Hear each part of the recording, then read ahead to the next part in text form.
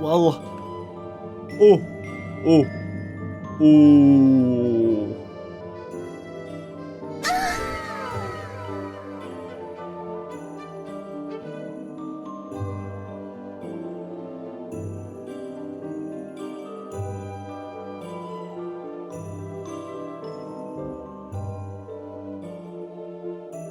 Yo, was that Santa Claus just now? That's crazy.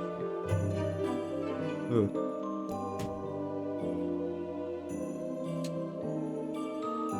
Fellas, we walk on the treadmill today. My glasses, they're dirty. Oh, hello. Hello, airy sublime. How does it feel to be frisked?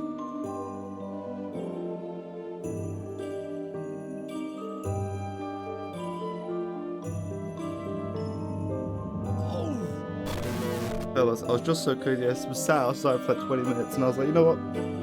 I can't bother going to the gym today. Well, this morning. I'm too cozy. There's something spiky in my sock. Why must there be something spiky in my sock?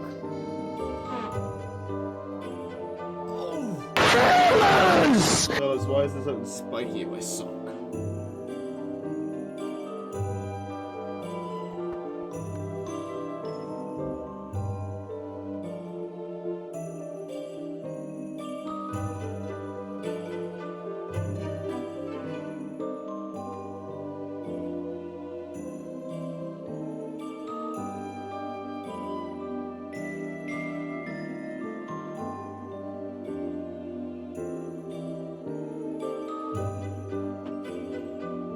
I think the spikiness is gone.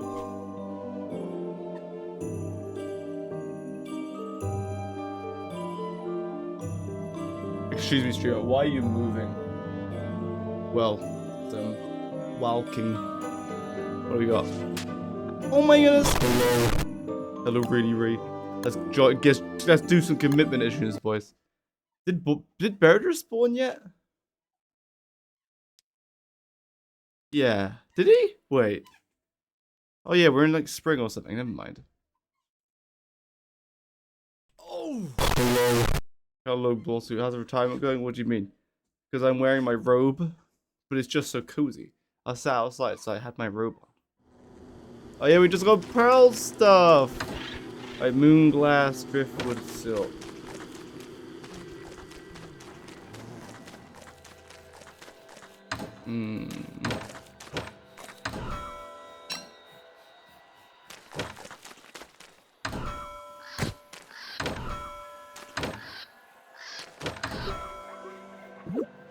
I don't have a lot of driftwood.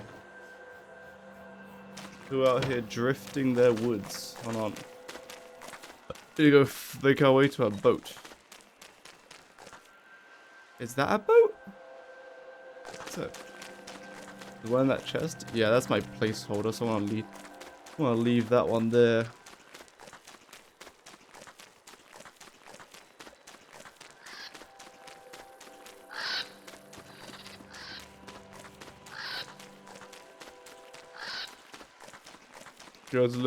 Don't tell me what to do.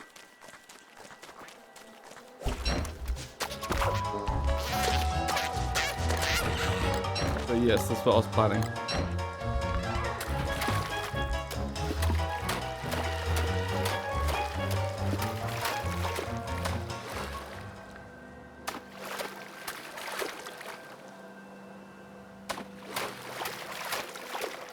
Oh, the monkey sucked my nuts. I can't. I have to go get more tree nuts. Ooh. Oh, I have another pinch punch. Nuts.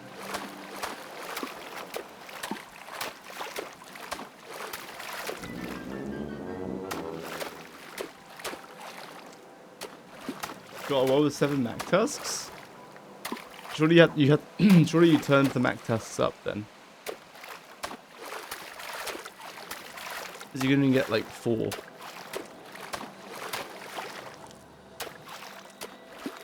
No, I think you're lying to me, Benedict.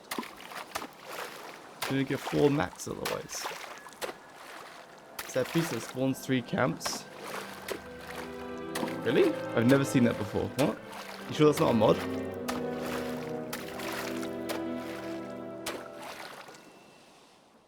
I've never ever seen that before.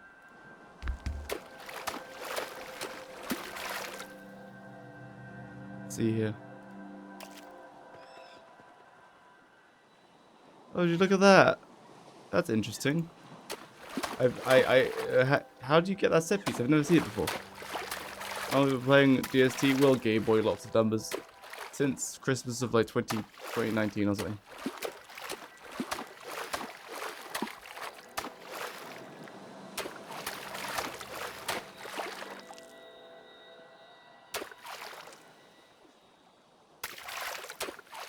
With Chaos World Gen? Oh. Yes, so you Chaos World Gen. That's... Check your Chaos World Gen settings. Pretty sure there's a MacTusk set piece like config there where you can turn it on. Verdict out here lying, saying no mods. But I was using Chaos World Gen.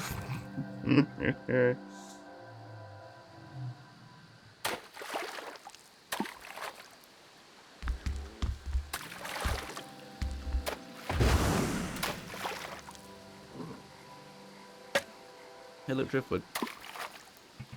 Just a mild bonk. Oh, almost for that.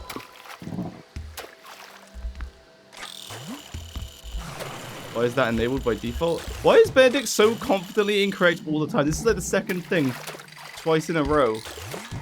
Where he's like, no, dude, I promise I'm being real for real.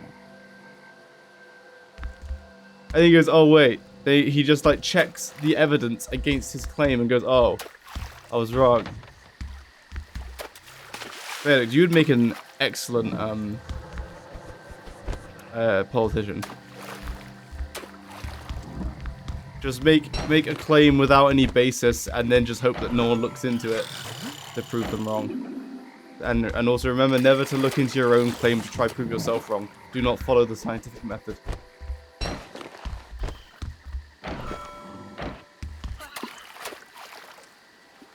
But it's all good. I forgive you, Benedict, because when you own 1 million bakeries, I'll be able to eat for free out all of them.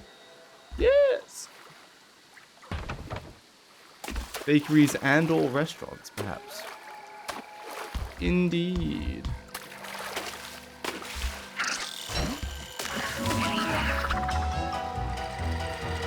Can I admit when I'm wrong? That is true. Being able to admit when you're wrong is a very crucial skill. Like, if I'm being for real, if someone can't admit they're wrong, I sure ain't gonna want to know them for that long. It's pretty insufferable.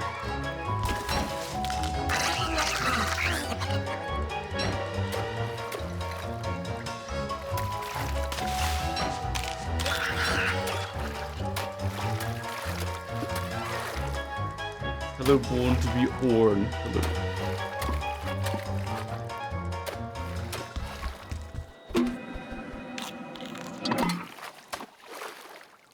Oh my gosh, is there some fresh driftwood over here for me? Have info on when new insights come out? Yes, actually. Clay gave all of the information to me. And they said, but Jake, you don't tell anyone. That is actually what happened.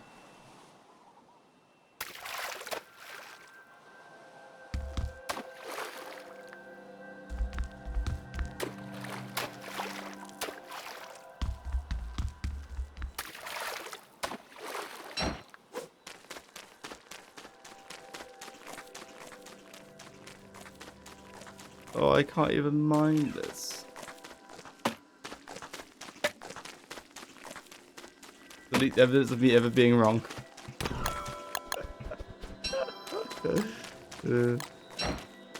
Amazing.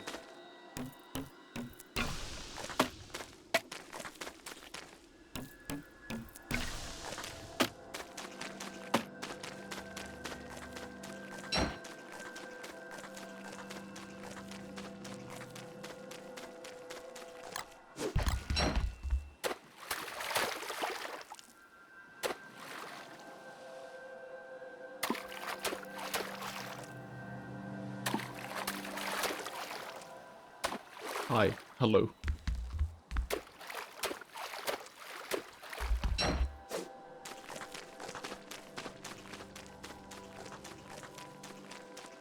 Did someone say Opera? Yo, we got 20 users yesterday on Opera GX. Nice. You know what that means? We're gonna get 2 extra giveaway things today. Good job, lads. Wow, I'm so proud. 20 users, that's crazy.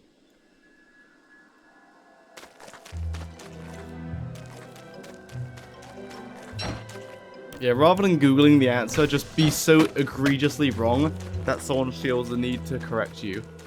Fastest way to get a good answer. Try pick up this kelp. I'm from Indonesia. Hello. How's it over there in Indonesia? I would like to travel to Indonesia at some point.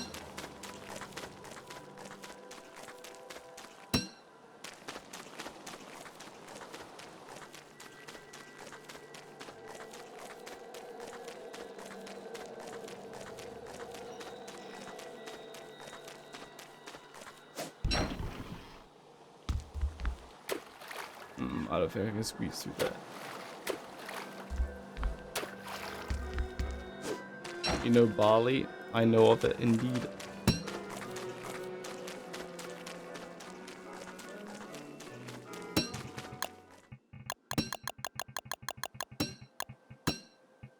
Hello, pups. So cool to have you streaming early. Holiday mornings were blend before you. Blend before me, eh? Is it nice and fitting? Yeah, I just didn't want to go. I woke up, because normally, right, I wake up, do some behind the scenes work, but I don't have any of that to do, really. Well, slash I don't want to do any of it. And then I go to the gym at around 12, then I come back and stream. But like, yeah, so I don't really want to go to the gym first thing in the morning, even though I did that for the last few days. The sun, once again, is not out in the UK. It is hidden behind a blanket of mist.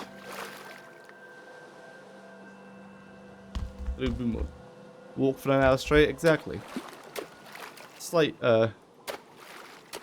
cardio differences between the two, but getting your activity level up by walking on a treadmill like I am right now. But like I can hear the treadmill, but I think because the way the microphone is, like I don't think you guys can hear it.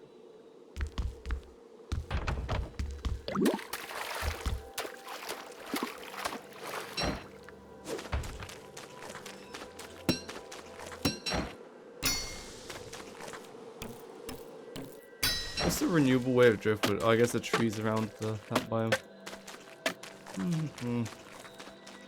You can't. Excellent. Excellent news indeed.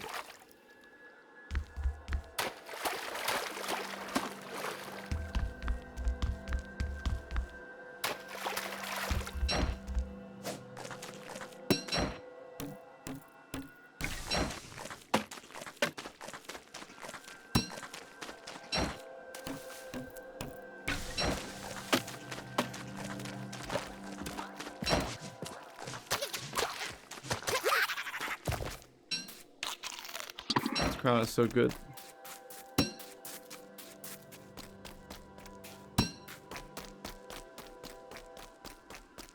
If I stand as my roof is just too low. Really? In my apartment, my ceiling is pretty low. Like for housing stands, I'm pretty sure mine's like the lowest you can do in the UK or something. It's not particularly roomy. But I can't really have much above. I can have like maybe 2 foot above my head. I don't know.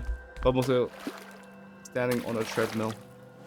Standing desk is good though. Alright, let's take the seeds back to Bass. Yes. Yes. It's slanted. Oh. Simply steal a different room in the house. Yes. Benedict is like being kept in the attic.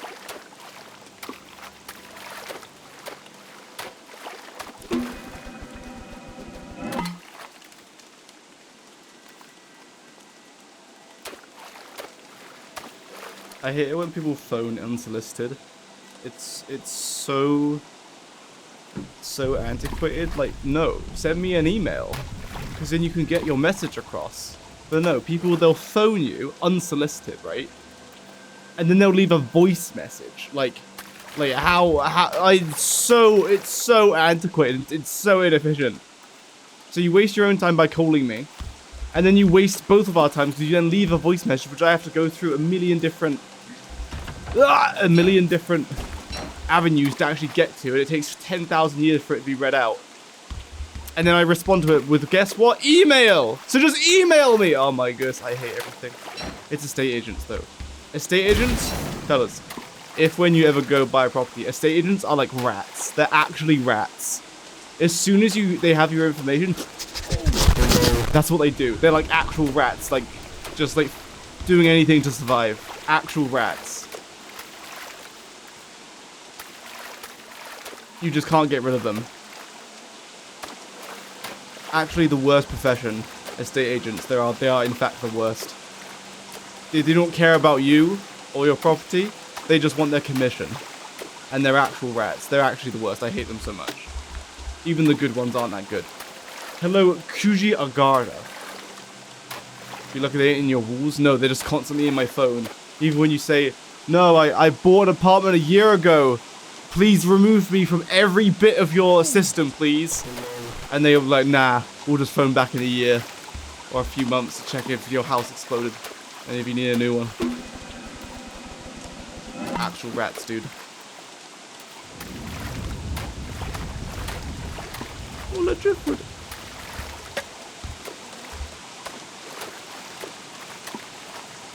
Yo, download Opera GX. Fellas, we got so many downloads on Opera GX. We've only got 22 users downloaded yesterday. That's so cool. Hello, sure.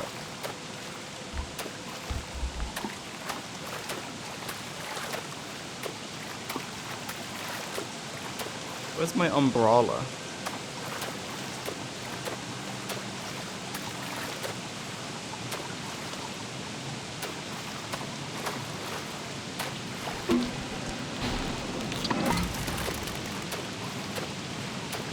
Cold. That's not allowed.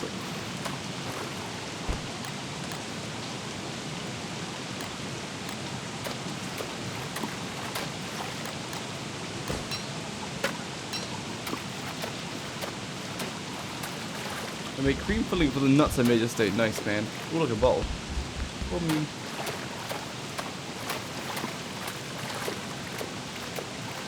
You know what's pretty good? Cannoli. Is that what they call their little, like, pastry? Not pastry. Like, ice cream cone circle things with filling in them. Pistachio cannoli. Pretty good. Have you seen the driftwood chair? I have not. Didn't know that existed.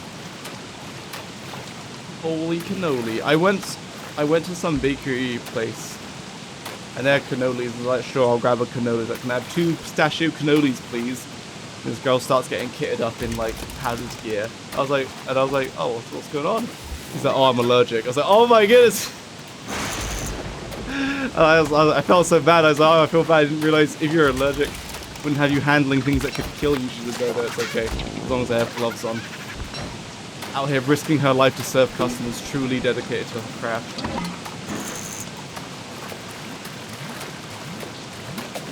Hello, Kulaka. Oh, well, 4 driftwood to craft it using the sawhorse. Is it just a chair though?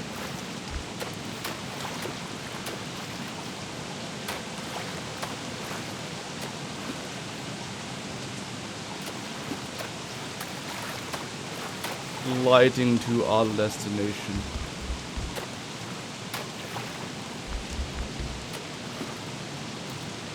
Gives decor points, eh?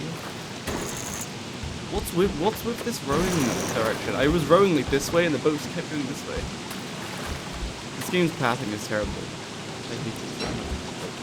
My face. Boy.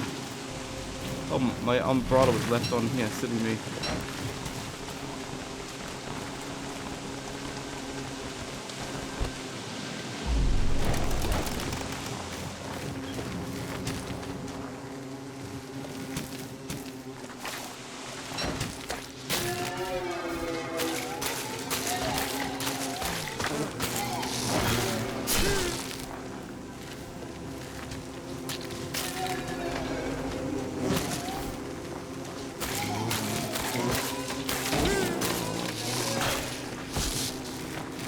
Where the old grandma? Oh, she's around here somewhere.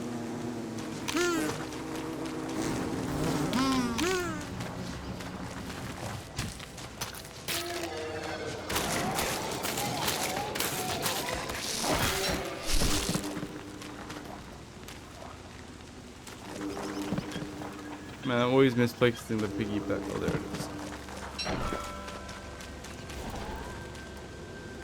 You ever just gotta do a little reap? That's some good reaping. A little reap. Reap.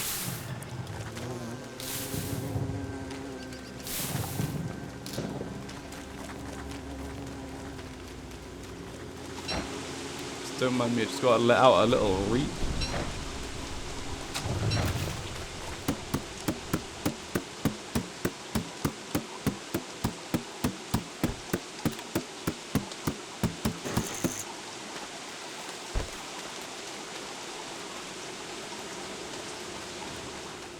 Where's my favorite clanker?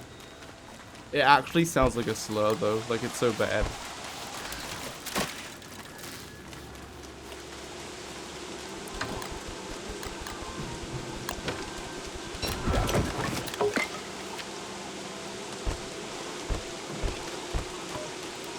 Alright, how do I get points?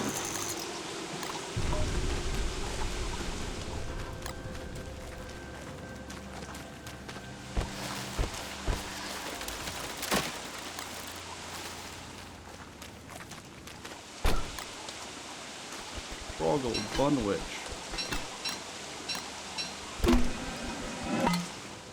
Will the Phantomazic voice some of your videos in Russian? Well, yeah, I didn't think about it, maybe.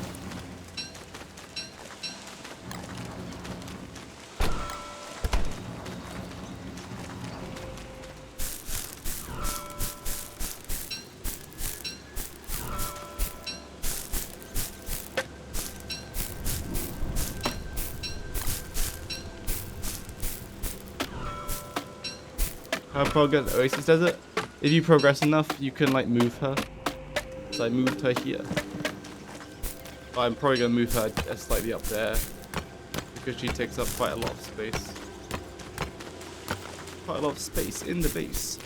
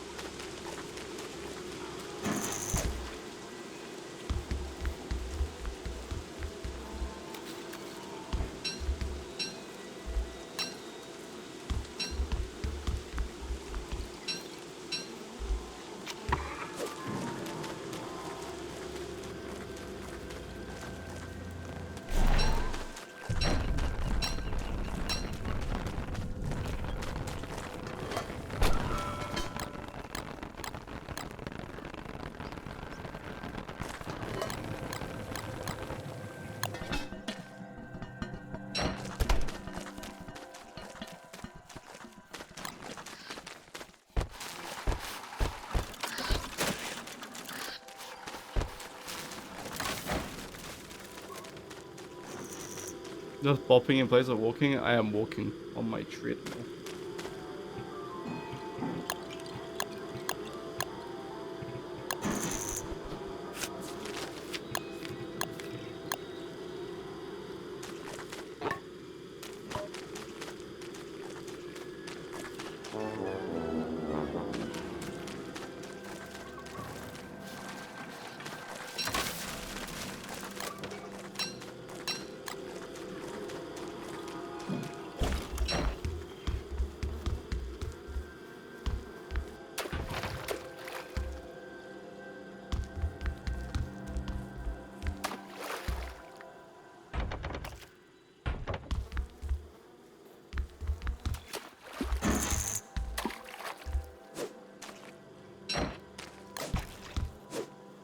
Yo, fellas. Where's Miss Skeleton with chat?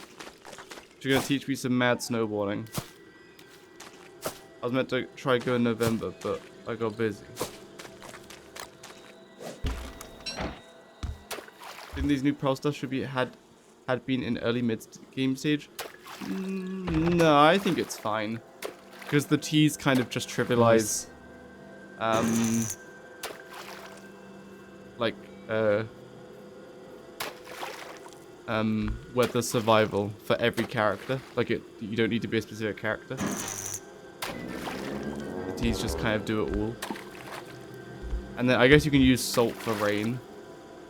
Like whereas Wally would have to make a specific dish to achieve the same thing.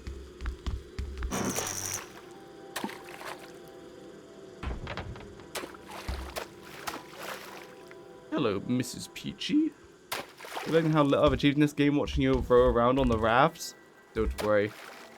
Remember, you will only earn noob once. Once you become very good at the game, you can't go back to being a noob. So, embrace being a noob. It's peak fun.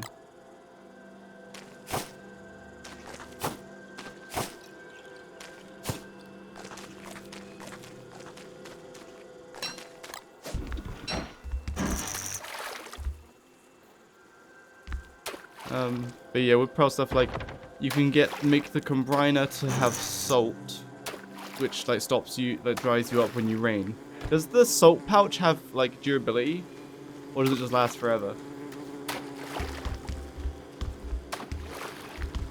What is this pathing, dude? Like I clicked over here and Wolfgang just starts walking all over the place. I don't get it. Pathing is so horrendous in this game.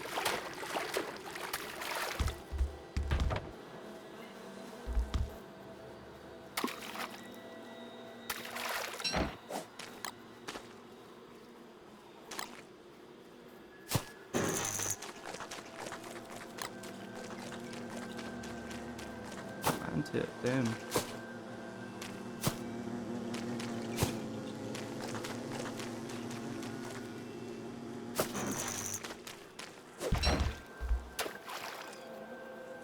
I will get soaked more and more until they can't absorb moisture anymore. I see. How much wetness can it effectively... Okay, no, but like I don't understand how this pathing works. I clicked row here, and it just clung the boat to the edge, rather than going forward. I don't understand. It's like when you're close to land and you hit the row action, it's like Wolfgang wants to get close to the row action, so tries to go on land, and then when he does row, he just rows in the wrong direction. It's crazy. It's infuriating, in fact.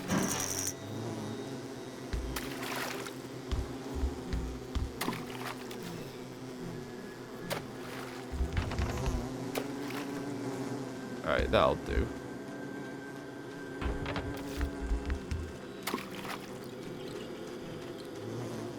Now I'm gonna plant a tree here somewhere. A knobbly tree nut.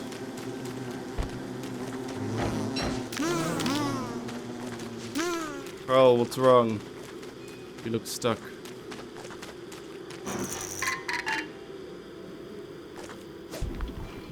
I think if her fishing spots are blocked, she's sad, so I need to move the boat out of the way.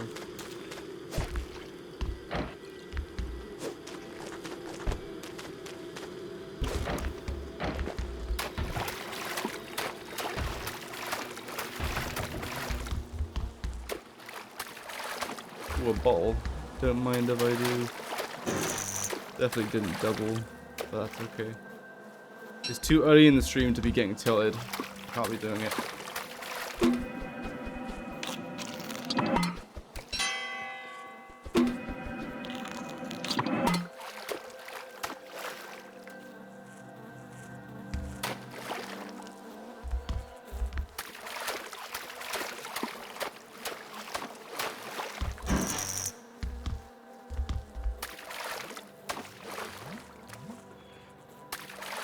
Never too early to get tilted, always too early.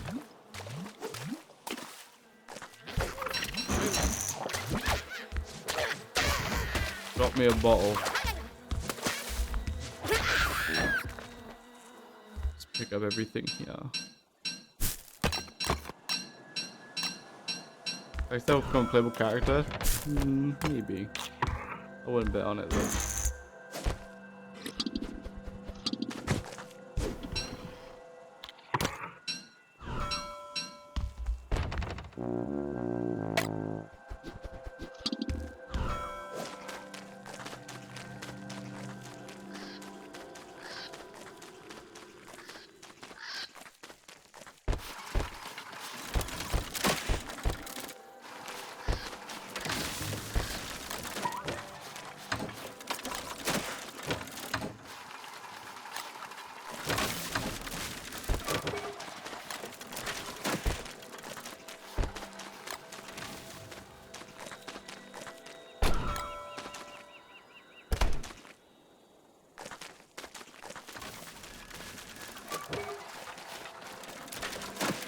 Hmm. Alright, what do we do? Pearl tasks? Oh yeah, we need to move her again.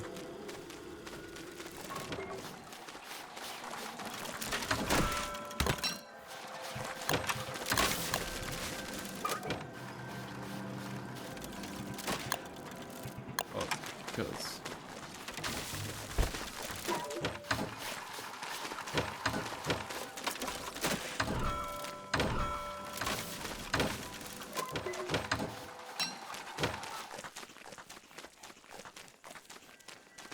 Wagstaff and Pearl a couple?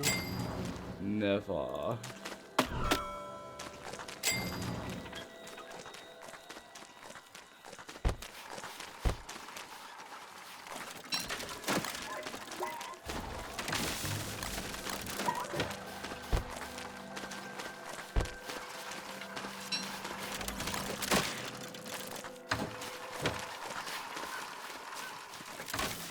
Let's go collect some wood.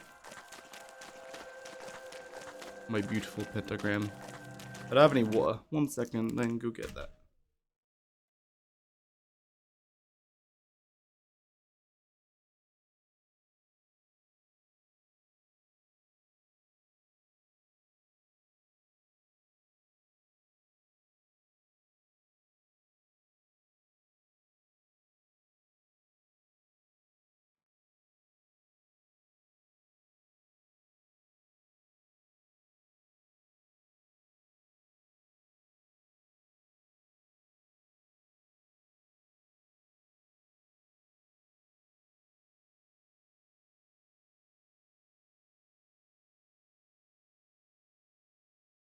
Nice.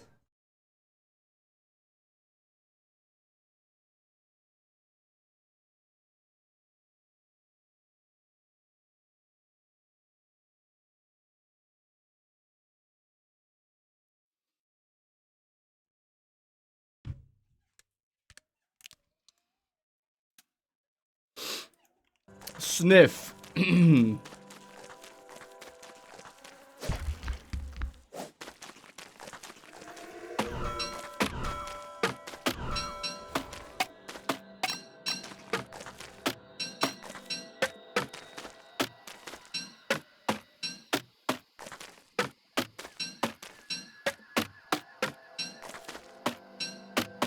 Tell me, what is the Wagstaff law?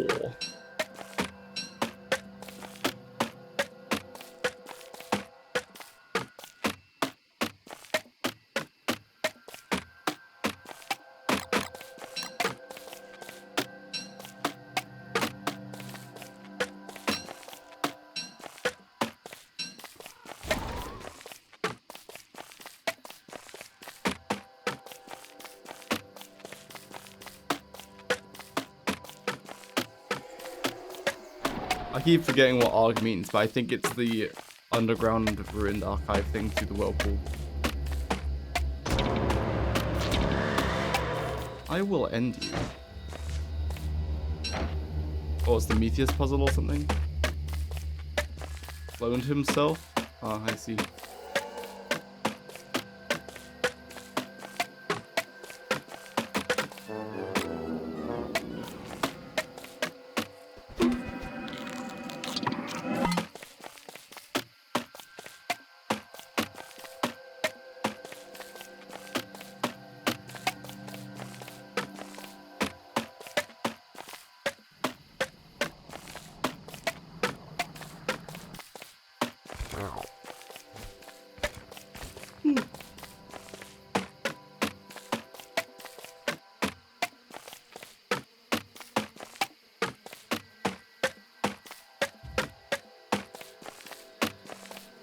Hello, Junaharu.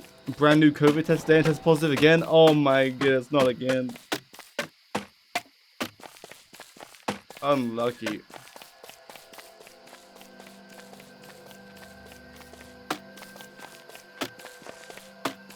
COVID in time for Christmas. Alright, let's go back to Pearl.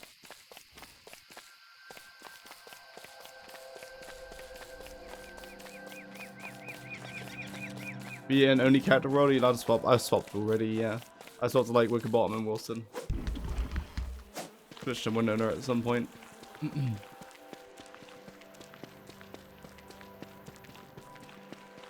Hi Jake in chat, hello, hi to you and your COVID, isn't it?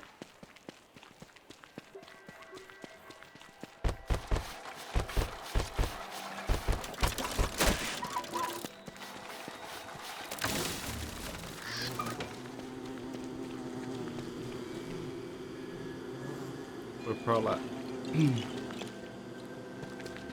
Why isn't Pearl out? Where is she at? Oh, oh there she is.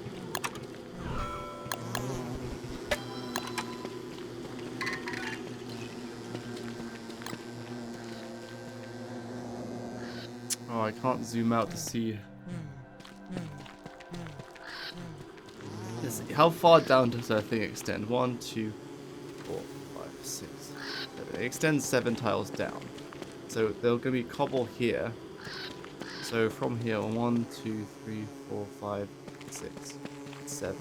So she needs to go here. I think.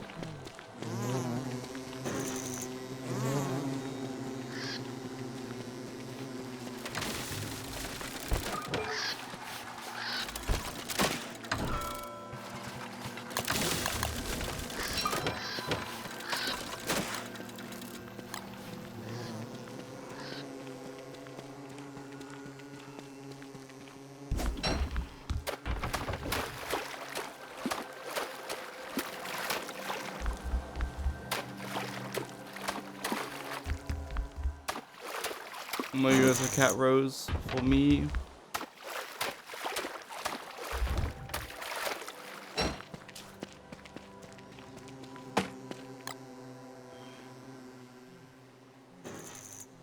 We could put her here.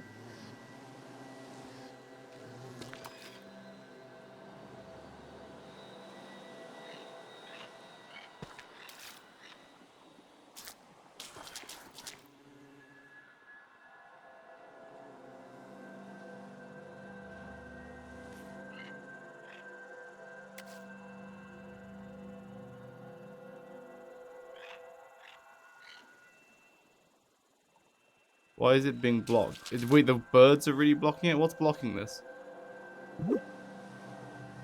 I can see the green, but then it's getting blocked occasionally. Oh, the stupid birds are actually blocking it. That's so annoying. Bruh.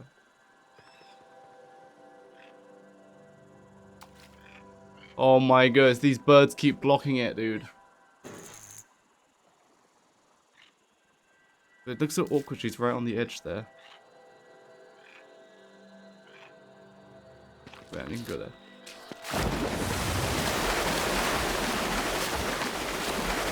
Alright, let me pitchfork to see if she's appropriately spaced.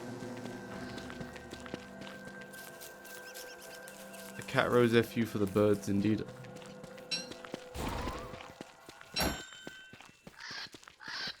Perfect. Wait. Oh, not perfect, actually. Her turf extends to there, which is my pathway.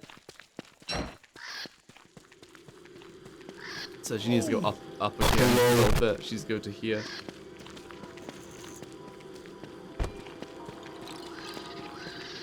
Or I put her down here and just let her turf infest my oasis. Nah, ain't doing that. Alright, fellas, I think it's time that we turf some stuff.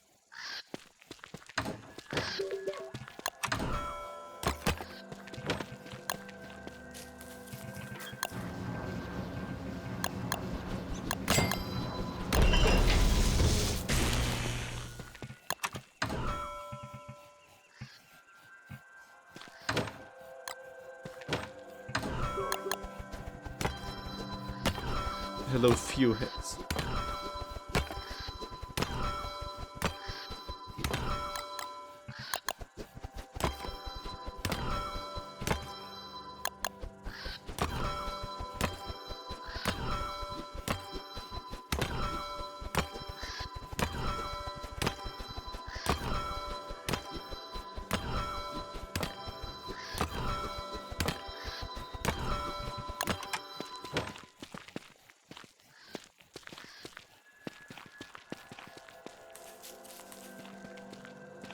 Where's my pitchfork? Oh.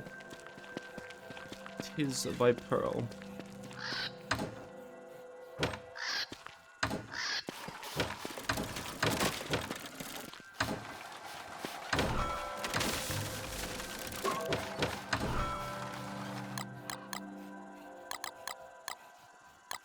What was it? Moonrock and cookie cutters?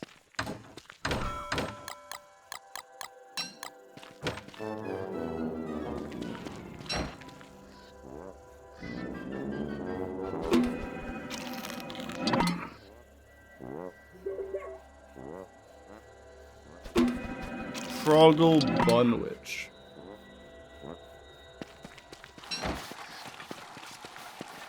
Ooh.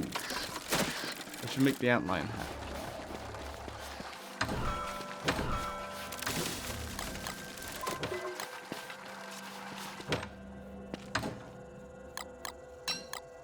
Is there like pigskin?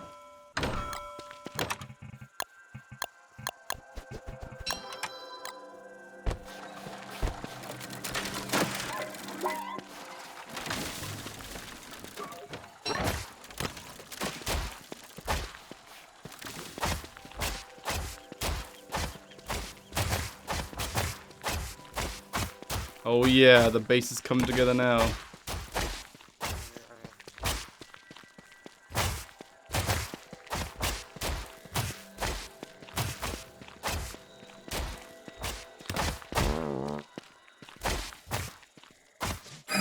Oh, I didn't mean to do that.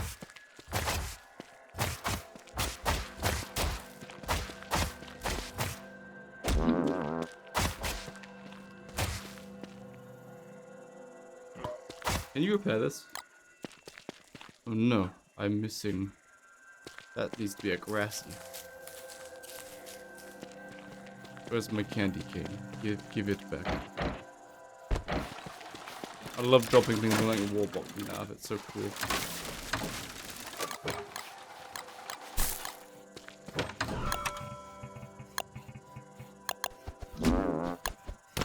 I should probably grab boulder bows, right? Honestly, just grabbing boulder bows just so I can farm rocks is kind of legit. What's the best way to automate farming boulder bows? I guess you ram Bearger through all of them. Because like chopping them is actually kind of hazardous. Oh, weather pain, I suppose.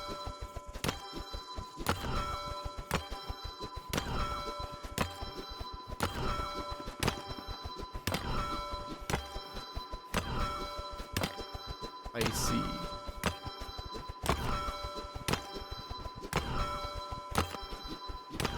Man, these infinite chests are so good. Like, they're actually so good.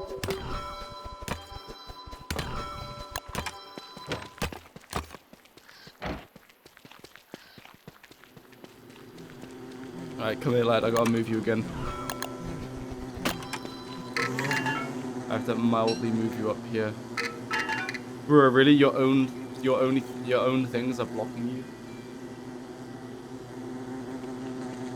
Oh, I have to move her twice then. That's so annoying.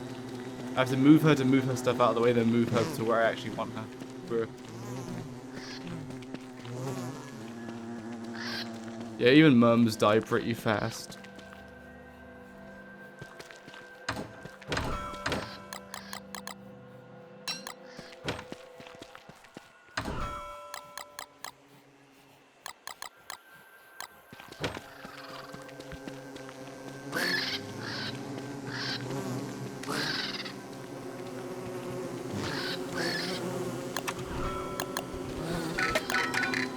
So I just need to rehome her temporarily just to get her out of the way.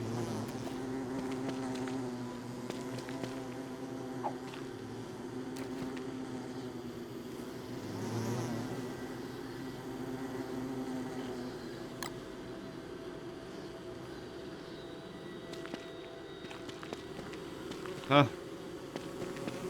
Cool. It consumed it. It consumed it, but nothing happens.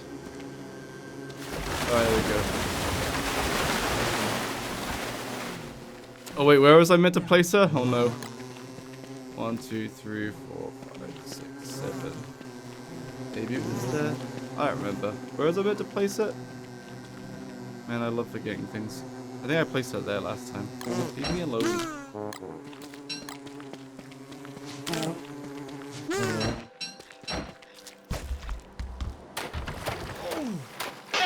Fellas, I forgot where I was meant to place her.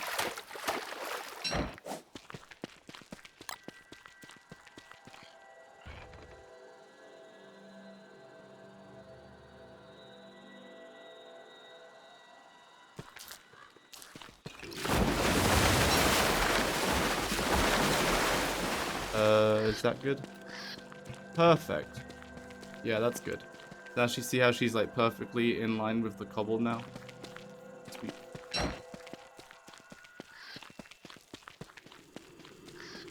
The anime cure guy has like millions, pretty sure.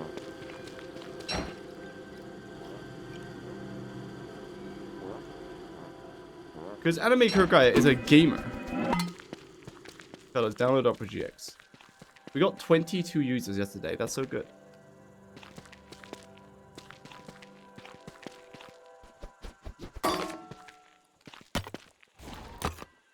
Alright, fellas, walk me through how to get... Actually, you know what? We're going to start kitting out the base, so I need to put down some stations and such. Oh, it's actually quite nice to see normal colors rather than enlightened colors. Maybe I'll occasionally take the crown off.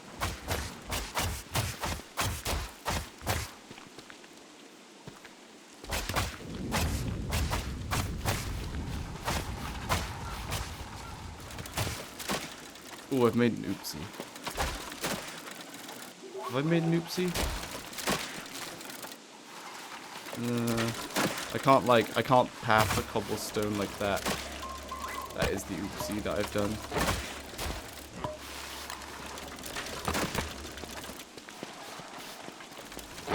Okay, I can redo it if need be.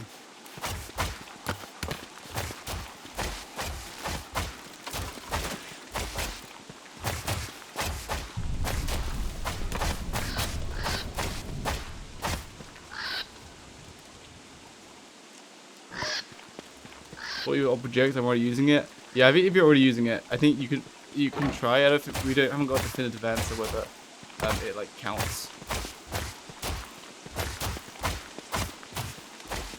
But it might if you download it with my link / uninstall it then reinstall it, or just download and install it. Or say you already have it. Are you sure you want to? And you do it anyway. I don't know. All right, the cobblestone's looking beautiful, lads. Oh wait, still a little bit more cobblestone to do. Perfect. Wow. Cobblestone looks so tasty.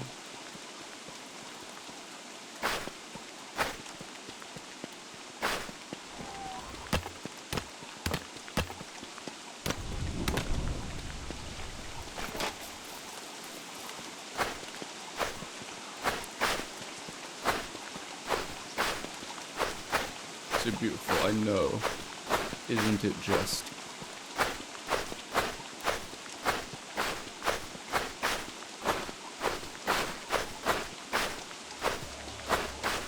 I think I'll just like slam crafting stations up here. And also what I'll do, I think, like in front of crafting stations, I'll just put relevant chests. Like in front of the shadow flint, I'll put the shadow stuff, because that doesn't make sense. Because you wouldn't want to pull out a chest and craft, just want to open the chest and craft. That makes sense to me.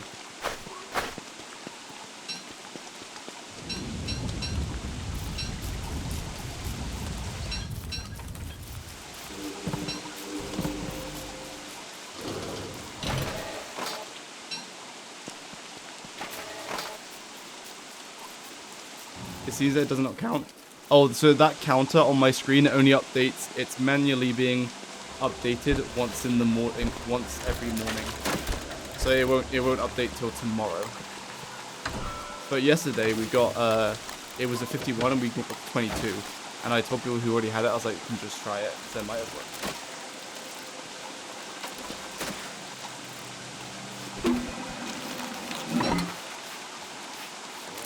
I didn't realize we would get so many new users, lads. So many new users on the Opera GX. I think we've got a new best friend sponsor now. We love Opera GX. Okay. So these basic stations are pretty good. I like basic chest stations. So, but like this, like Shadow and Luna one, I think I'll destroy these and just move them.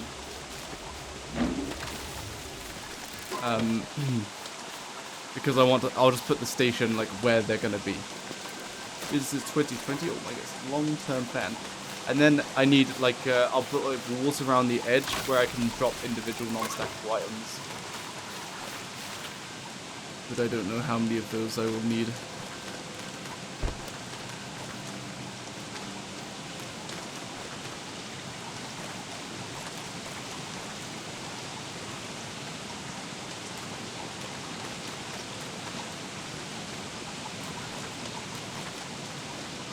There's a full set, doesn't it?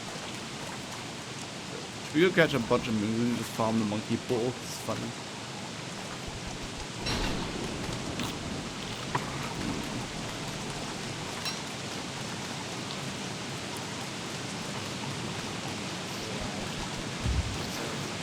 Oh, that's going the wrong way. Turn back into the oasis. No.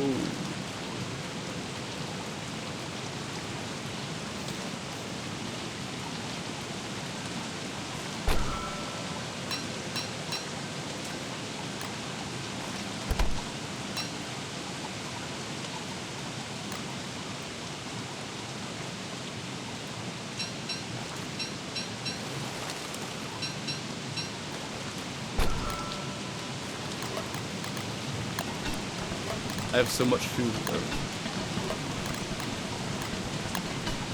Alright fellas, what's the most vulture-proof hound defense? It's gotta be statues plus, like, statues with very spaced out houndy shooties so they don't get hit by multiple vultures.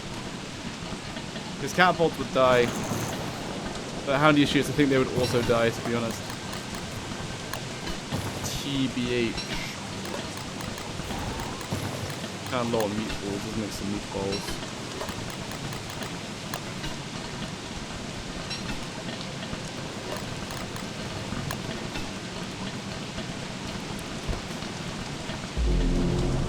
Example both interfaces for my 2 router. I don't want to work with the GX at the same piece of support with it. Oh my goodness, my guy has a whole setup that's very cool. Yeah, I looked into getting like a NAS setup for like storing videos, but I'm just like, I'll just put a hard drive in my computer. Like, it makes my computer like really loud. Like, all of my drives are NVMe SSDs, but then I have just 2 really big hard drives in it, and they're so loud. The computer is silent, but then I turn on the hard drives and I'm like, ooh, it's kind of loud, but it sounds like it's the fans making the noise, but it's not. It's the hard drives. So once I turn them off, it's like, oh, it's actually super quiet. You just can't hear it. What does Umbrella do? It creates a like force field that stops rain from penetrating through. And you can also just like pick it up and wear it.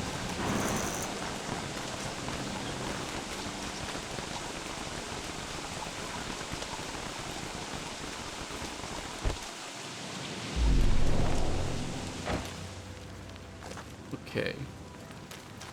Next, fellas, I need to make like a bunch of walls. Do I have the library walls? What walls will look the nicest? Victorian stone wall, Gothic pillar, ancient stone wall, classic. Oh, I don't have library. Is library maze wall? Ooh. I accidentally hit them though. Oh, massive flex. I could just make dreadstone walls. That's kind of legit. Anyway, so the point of this is I'm going to have little pockets around the edges to drop individual items. Ancient Guardian walls? Which one's those?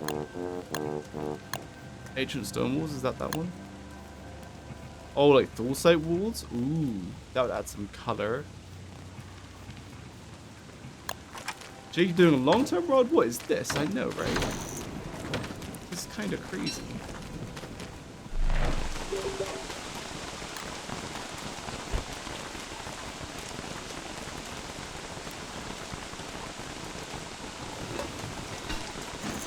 Hmm. 10 terabyte hard drive. I think my biggest one is only a 6 terabyte or something. But what do you store on all of that? I only store it personal. I need storage just because I make videos, and making videos takes storage. That's it.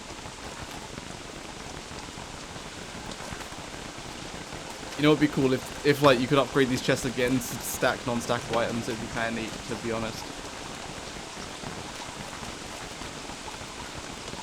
Right, let me move all of this stuff out. All of the non-stackable stuff.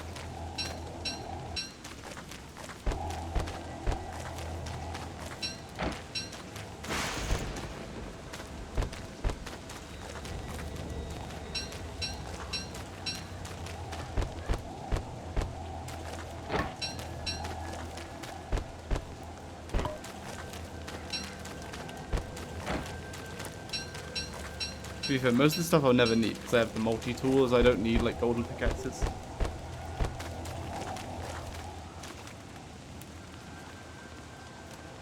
Rent it? That seems so bizarre. Surely just like use Google. It's going to be much more reliable than like someone's individual NAS. Crazy.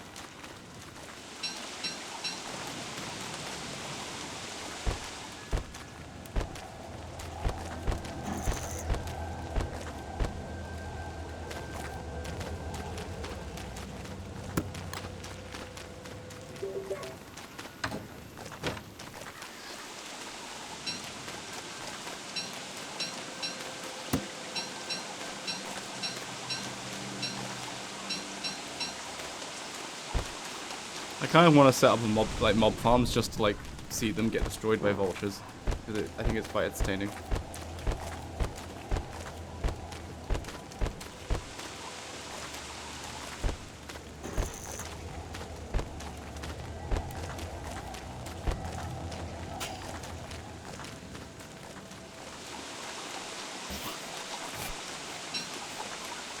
Chester in the chest zone. Oh yeah.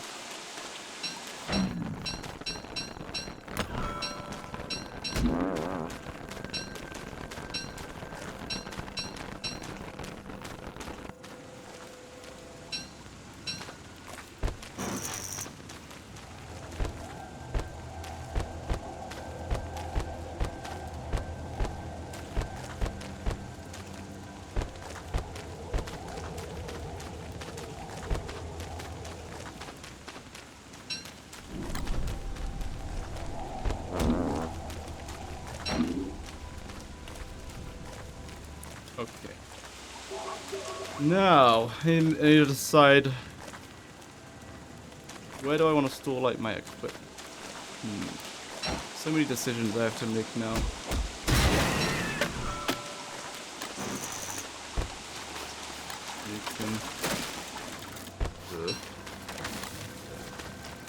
Yeah, let's go for a dragon. I need a furnace. I need to start destroying things. I want my furnace. At the animation cancelling using crowns. Goodness gracious.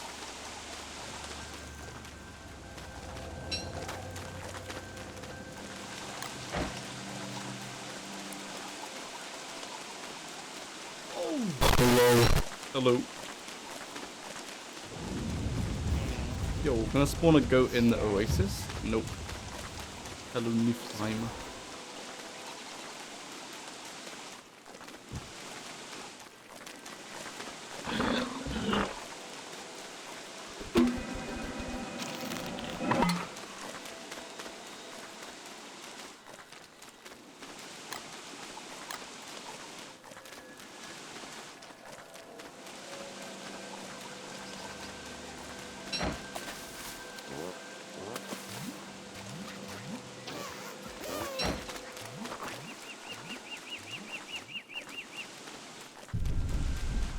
Nice.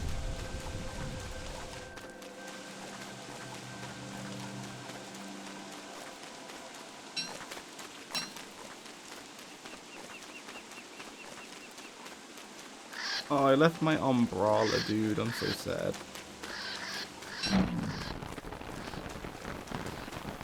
Man, Is there a mod that makes the enlightenment filter like turns it off? Oh, I think Insanity Begone can do it.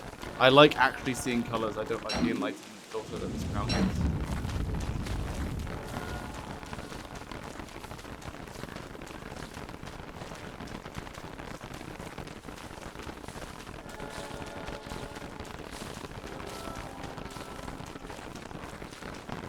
You're the coolest. Have a good stream. No, you're the coolest for watching. You have yourself a good day.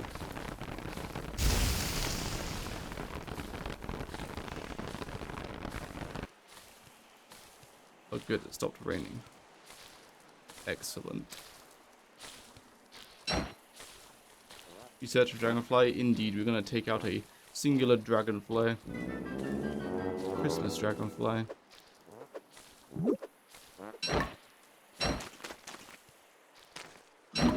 Oh wait, I can't. I have a jewels.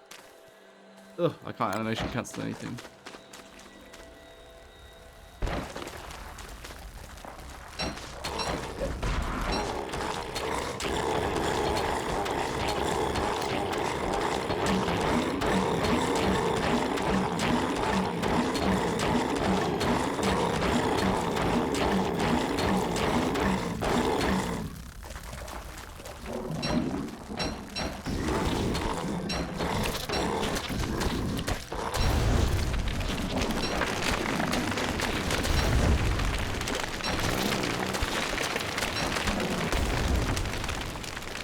Nice.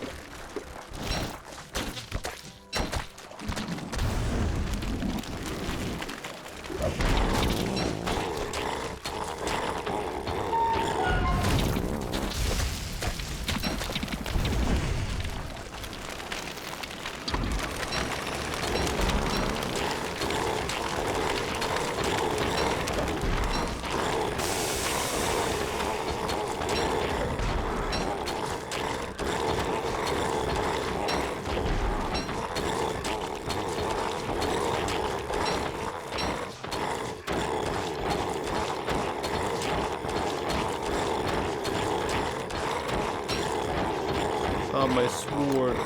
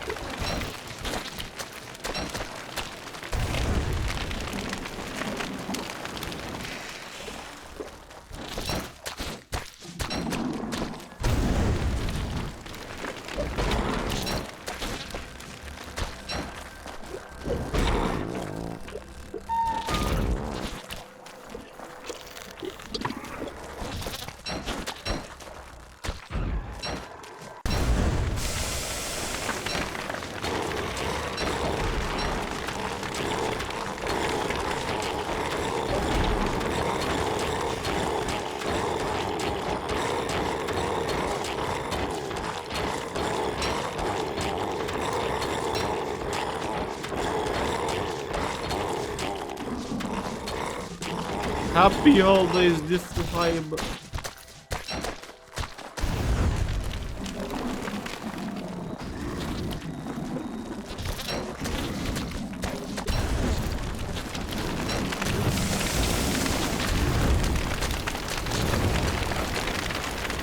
Goodness gracious.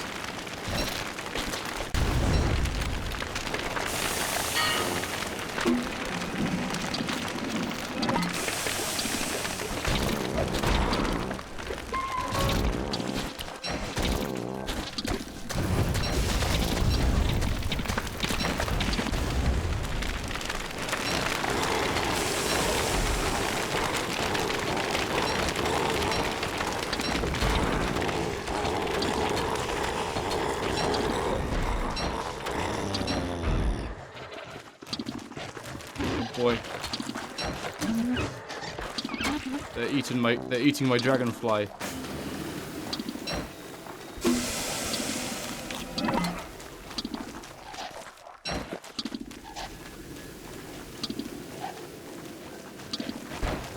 This is my dragonfly, you can't have him.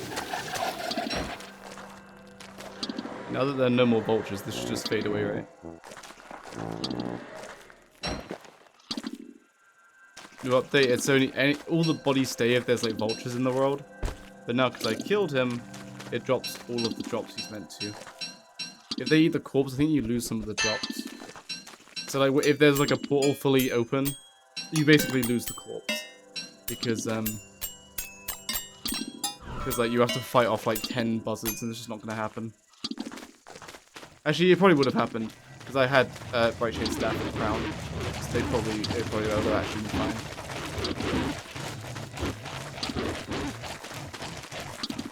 Oh wait, I left a scale.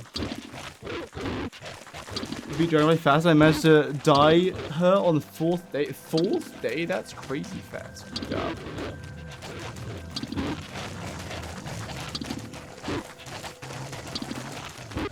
Time is it for you? 10:22 a.m.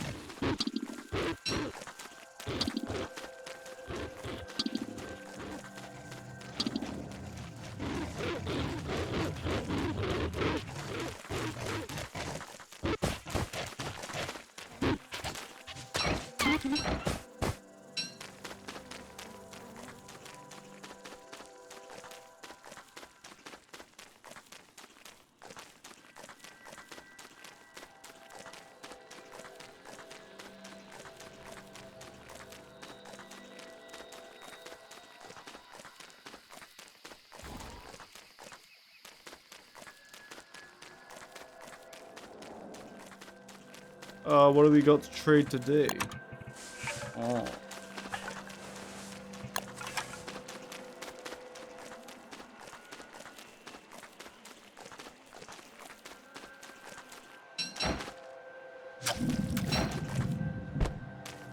Oh no, I reaped at the wrong angle.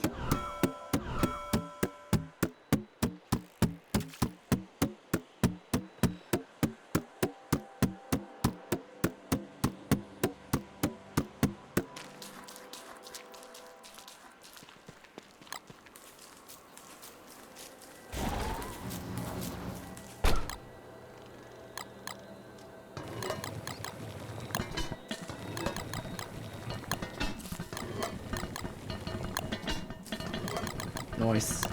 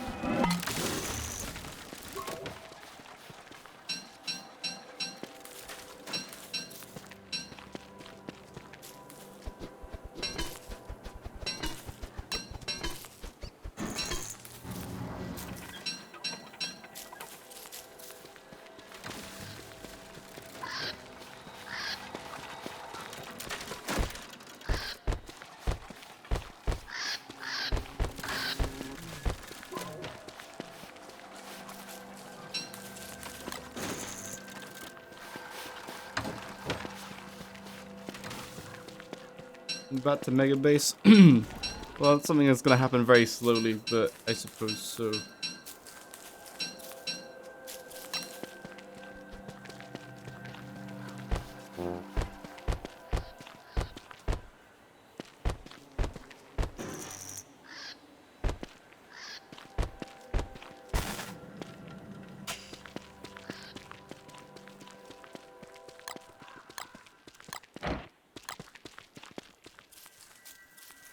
Hello, hello.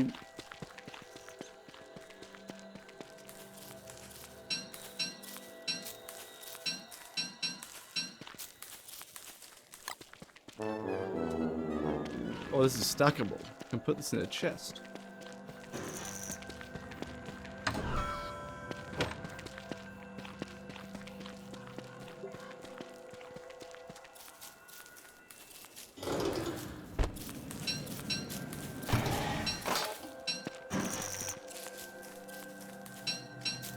Yeah, a lot of this I'm just not gonna need.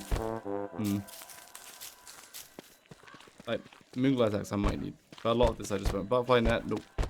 Desert Rolls, nope.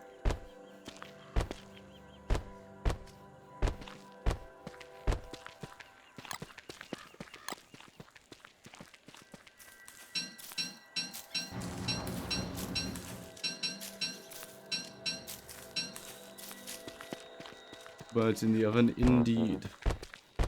Indeed.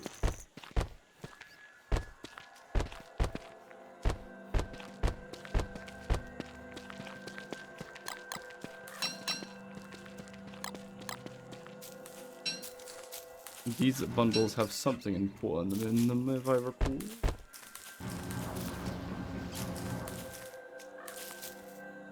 Alrighty.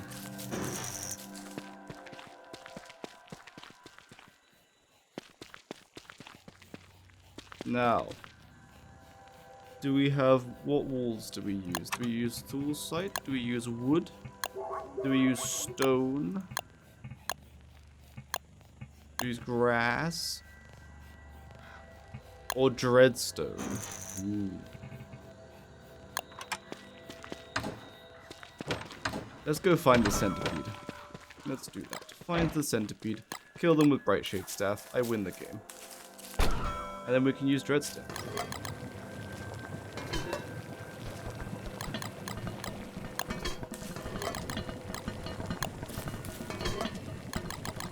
How do you make the Ichor Preserver?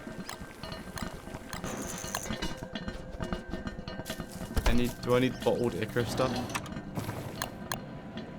Oh, I do need Ichor shells. Okay.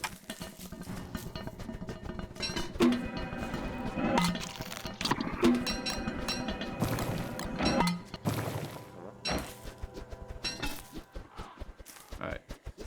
Don't know how many bottles I have to spare, but I would like to Ichor preserve like kelp fronds and such, rather than bundling them. For the ultimate endgame look.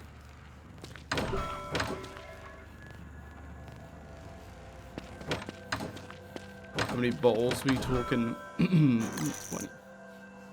Could be like fill up 3 of them. In the oven, can't destroy. Anything that's like it counts as a unique item. Like, as it is like a valuable item that you only get one of.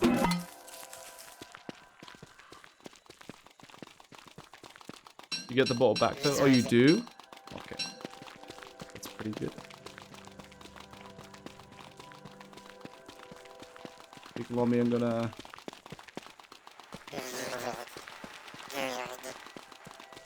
Yeah, like terrarium.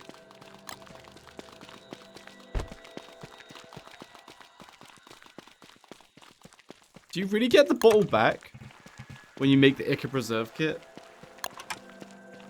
Oh yeah, I guess it would make sense.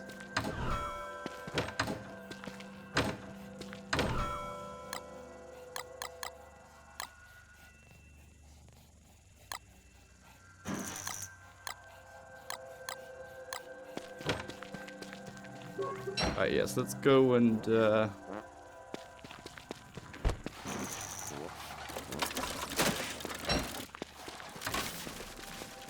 this summer we'll grab a beefalo, I think. Should be making, like, should be stockpiling like some mad steamed twigs. All the extra kelp.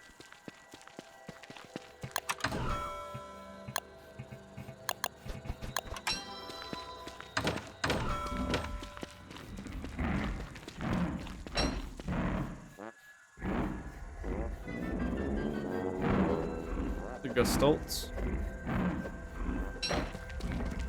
Watch this. Pro strategy. Hide inside pentagram.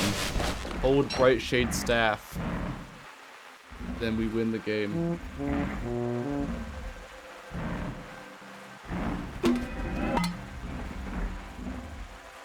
Nice. Yeah, anything stackable. So those are upgraded chests. They're not even biting the stuff. Look at that. And now we win the game. Yo, this is the best town defense. I guess you would use a Gloomrang as well. It's only have a few left now.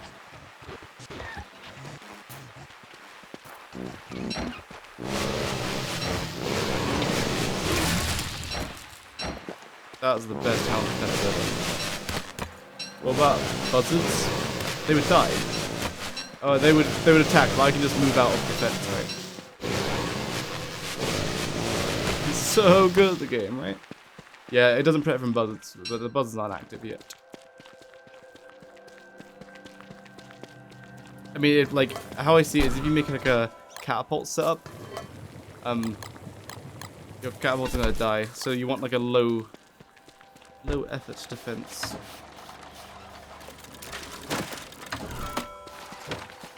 Maybe 1 day until Christmas. It's 9 PM yet. Nice.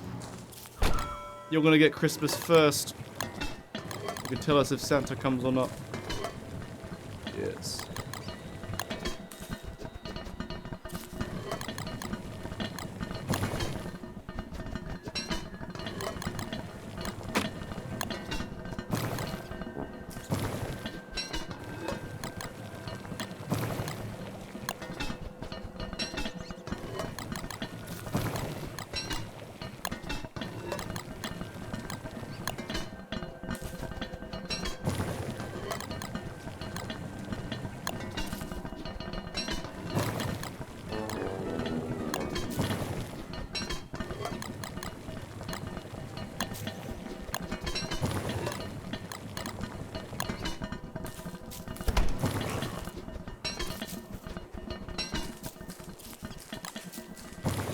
I put this in here. Oh, I can put them in there. That's so good. Oh my god.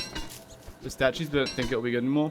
I think that is still the best way to do it. But it's just like if you get unlucky and like 10,000 vultures come down, and if like I think two or three flames stack onto one Houndius, the Houndius will die. But like that's the only bad thing. I think. Where's a driftwood ore? The motor on the treadmill starting to be sad. I can smell it. Oh, my umbrella.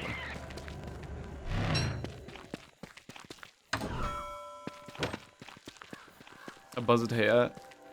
I think they're pretty cool overall.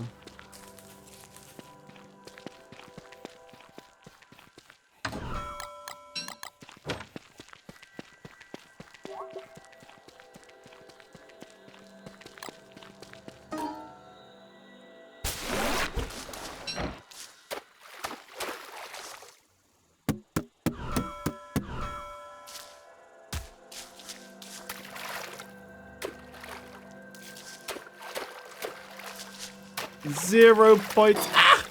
Ah! Ah! Ah!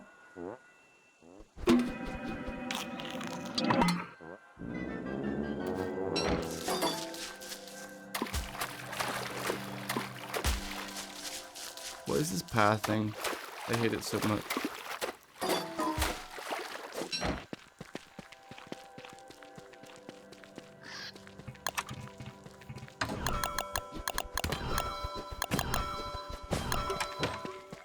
Let's drop a tree nut seed. Do I drop it right? I think, yeah, I'm gonna drop it like right in there. Right in there.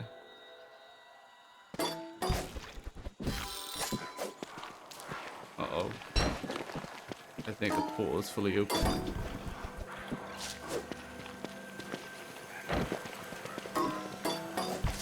The non-skill tree traits and craftables of 2 characters you pick. It'd be a Wolfgang plus like Warthog or something. That's kind of boring, but you have ultimate mobility and stuff. I think these trees grow regardless of whether you put them, so I think I can drop it there. So 1 tree there. And then the rest doesn't matter because it's in the sandstorm. Can I drop multiple of these trees really close to each other? Like, can I put one over here?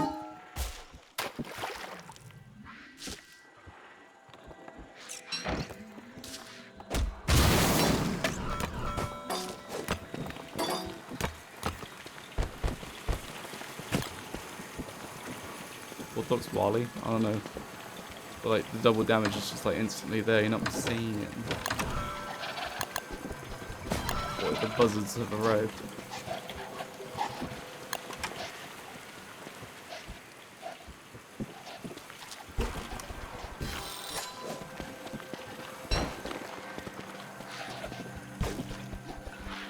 I don't really want to put one like there because it will be really annoying to grab the kelp because it will be kind of hidden. And I'm seeing it.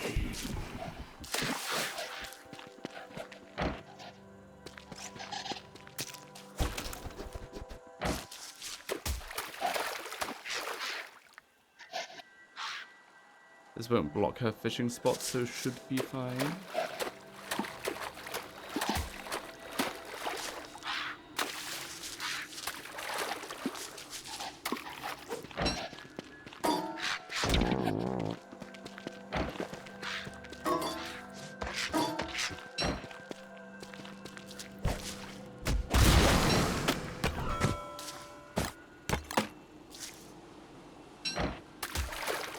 A bottle, don't mind if I do.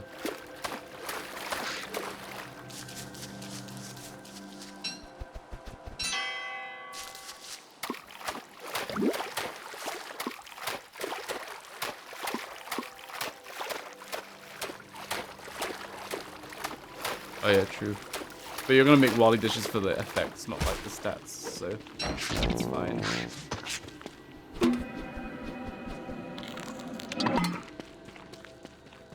Alright, the tree nuts have been planted. all your beef will be the rider one, so the one that goes fast.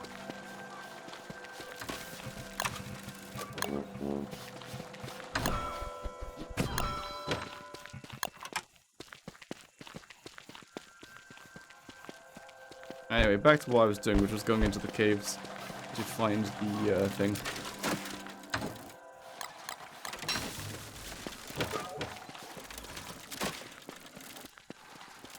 I agree, that is all you need to do to survive. Like, you just meaty stew, and then, like, if you're gonna face tank something, but then healing becomes a bit of a problem.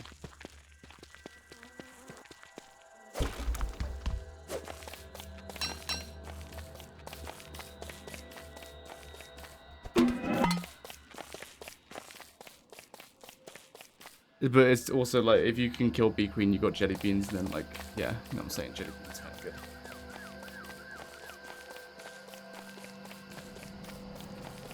Oh! Hello. Hello, amigo conmigo.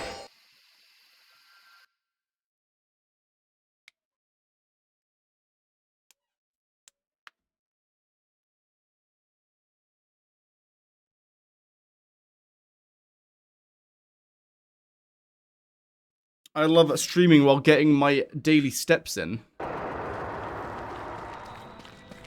Man, I can't wait to let this Bright Shade staff rip. Let's... It'd be nice if I had a beefalo, but let's go find the boulder bow biome and see if we can kill some pink blights on the way. If I kill these, do they respawn? Why die you build your base at Oasis Desert? Because Oasis Desert has a sandstorm in summer, so that you don't get wildfires, so you don't have to worry about wildfires. And also, it's just kind of a big biome, which is nice. That's kind of empty, so you don't have to clean it. Raving Crab, thanks for the subscribly, the bibbly.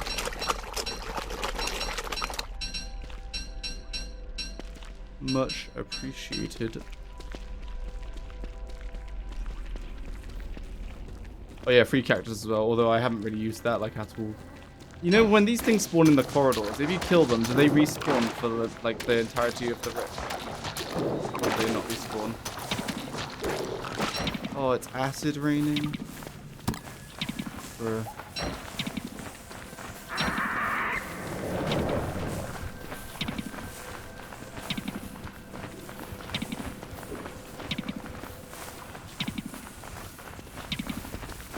Alright, where do we think the boulder bow biome is?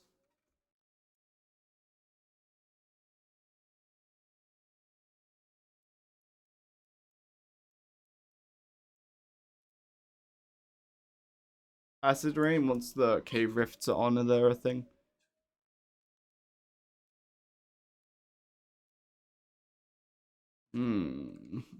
They're like either over there or they're in here. It's like it's quite a big biome. And 'tis the only place with space.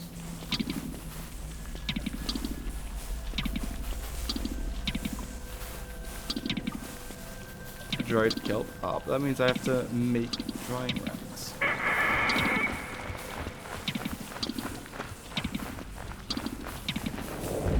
Yeah, some of this guy in the middle of winter. Yo.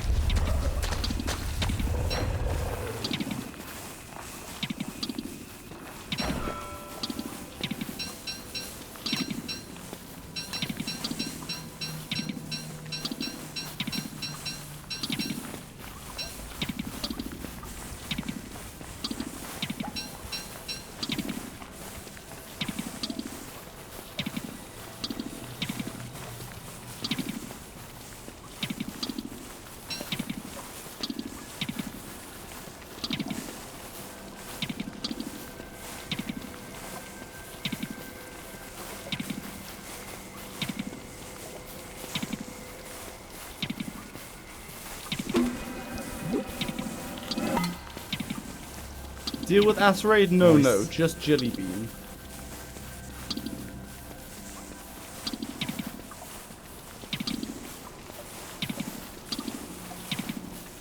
Thanks for the follow. Fellas, make sure to follow so you know when a giveaway happens, except that doesn't make any sense because I'll give away randomly during the stream. And because we got more than 10 or 11, we actually got 22 Opera GX downloads today, I want to give away 2 extra things, and the same thing applies tomorrow. If I get 11 or so Opera GX downloads today, and we'll only know till tomorrow morning, and then you'll give away extra stuff tomorrow.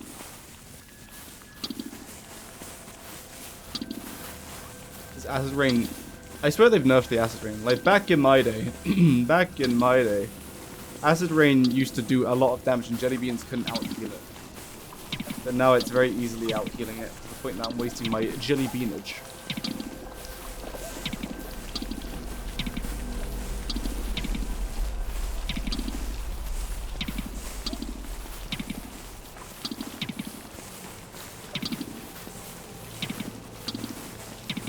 Jelly Beanage.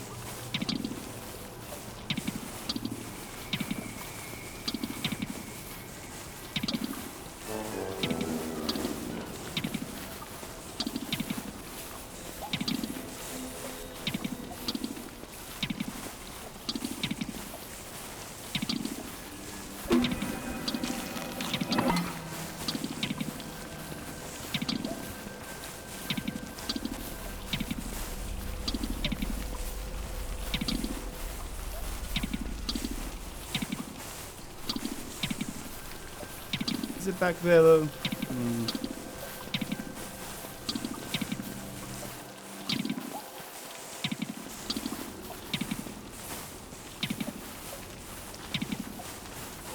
Hello. Hello, Zoe. The heck? Hello. Zoe, tell me, where is the boulder bow biome?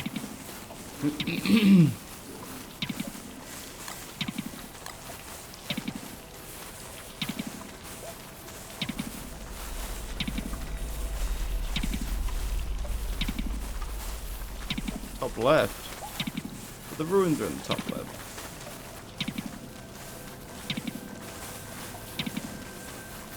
Oh yeah, I was meant to be collecting Ichors into my bottles, I forgot.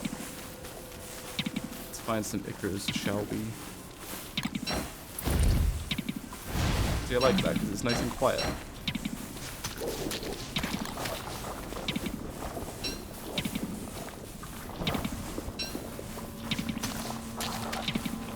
Did you know that once you collect an Ichor bubble, like, it doesn't regenerate that bubble. Like, you've just permanently taken away a bit of its health.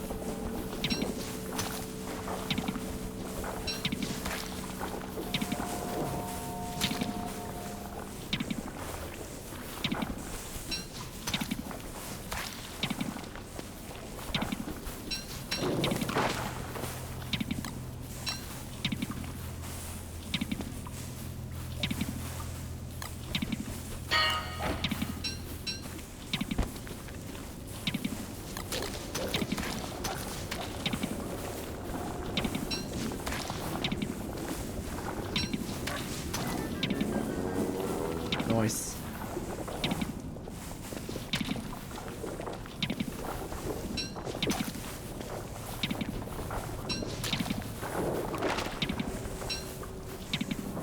Where'd that guy just randomly die? The rift collapse? Oh, the rift collapse, that's fine.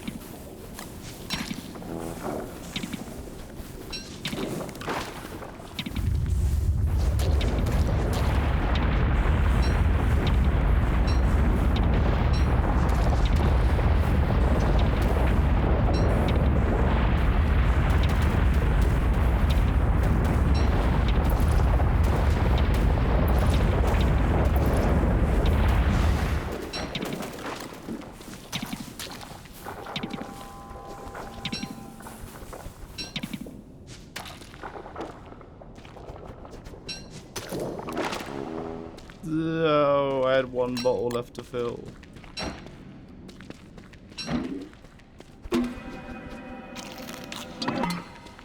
Anyway, moving on. Now we can safely traverse. Oh wait, I was going this way. safely traverse the caves without echoes.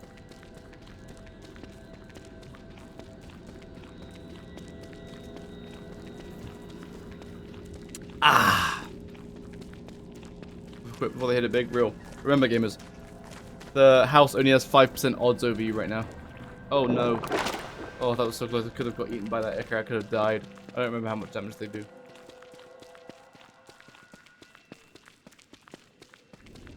But all the echoes had gone bye-bye.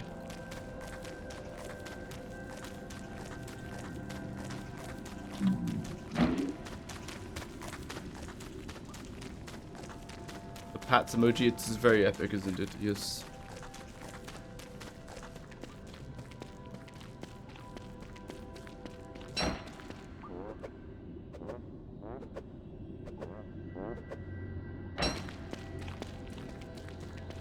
House is cheating? No, no, the house always wins. This is built into the game.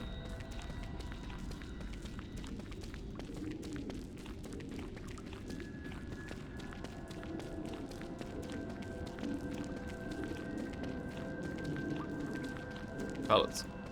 Where's the border bow? Why am hiding? And the rift just closed, so I can't even kill the centipede, but I can grab border bows still.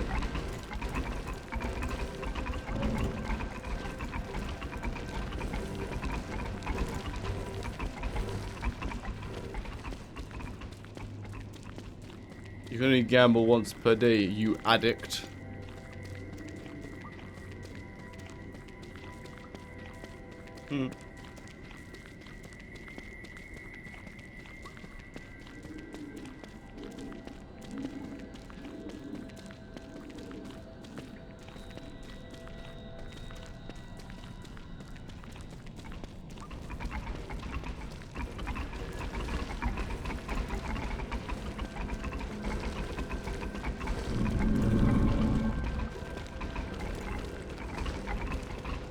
But if you keep trying, the bot will ignore you.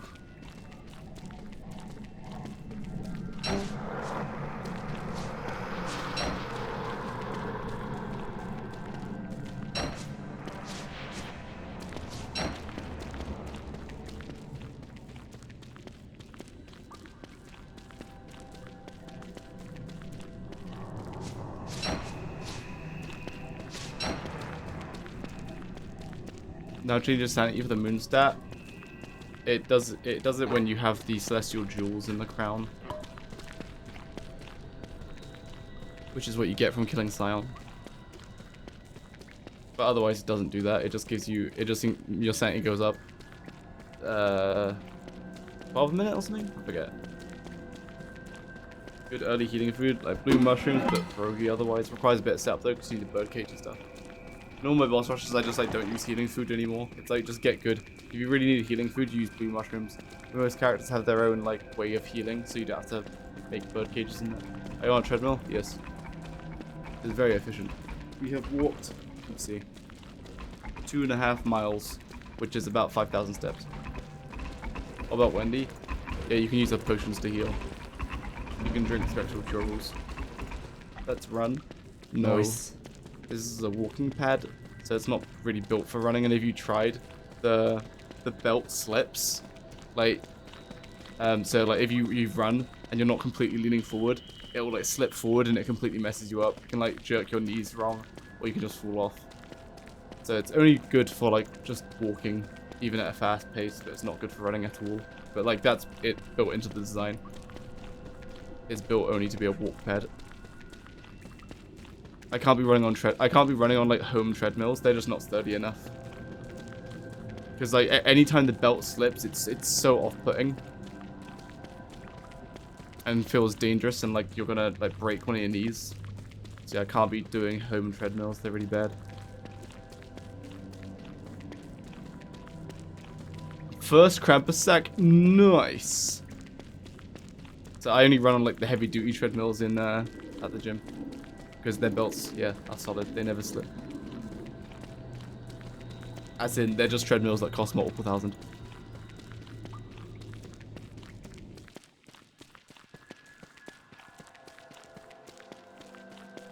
I don't think Boulder Bow is hiding behind there. Where is the room for the Boulder Bow? There's not all that much room. I guess if it's hiding back there or back there. Why not taming another beefalo? Because it's spring. I'll do it in summer.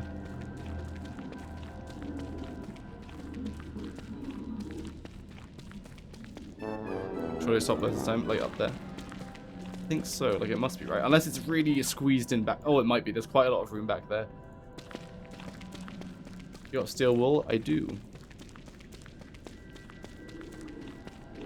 No way. Hello, Katarina TV. How's the life? Are you feeling very festive?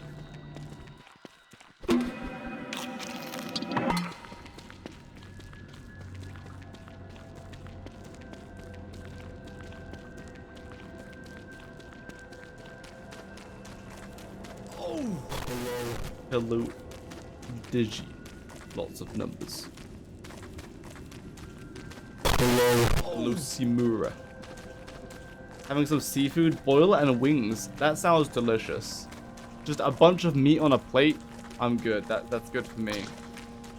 Although, I did go like vegetarian-ish. I think the most meat I ate was just like fish. But I went vegetarian-ish for like a month. Like by accident, I just wasn't eating much meat. Or any. And I realized, my stomach feels pretty good actually. Maybe I should cut down the amount of meat. Hey, we found the bottom of biome. Yippee. Oh, I don't have an axe to chop these down.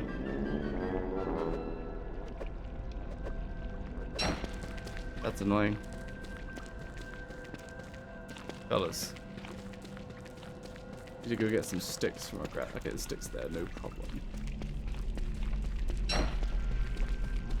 Are you vegan? No, I'm not anything. I just noticed though that like when I went semi-vegetarian, I was like, my digestive system feels so much better. So now I just generally eat a lot less meat.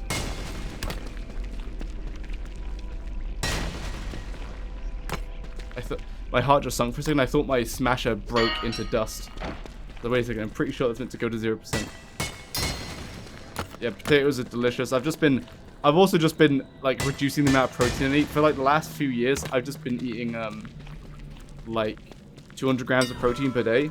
And you really feel it. It really hits your digestive system. It keeps it busy. Like you feel heavy the whole time. You feel not quite bloated, but like you just don't feel I mean, I guess you do feel kind of bloated. But now I just have like 100 to 150 grams of protein and like I haven't noticed any changes in strength. I.e. still getting enough protein. And I get to enjoy food more, so that's a chow down on a bajillion chicken breasts. It dropped wood? Yeah, they do that. Let's make a golden axe now. And steal all of the boulder bows. Nice.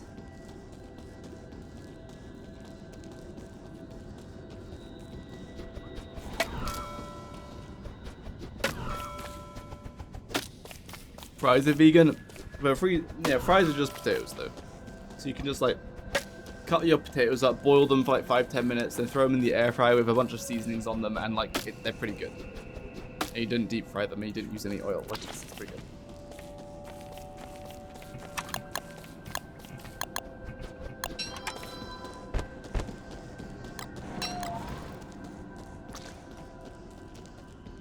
Will Martin just eat potatoes? My goodness, up until the Christmas period, I was eating like at least half a kilogram of potatoes every day. It was They're just so delicious in like every form.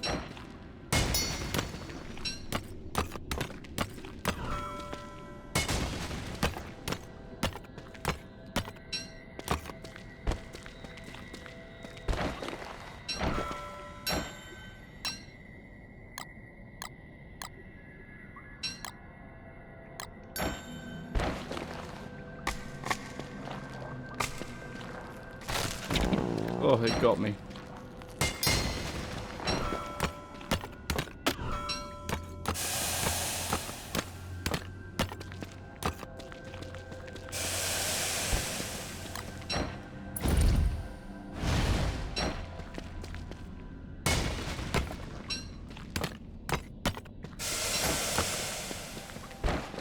much damage do these things even do?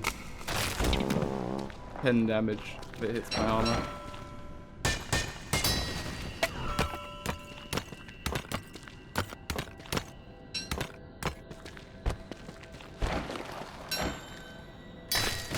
I can't tell when it's gonna fall because I have crits, of course.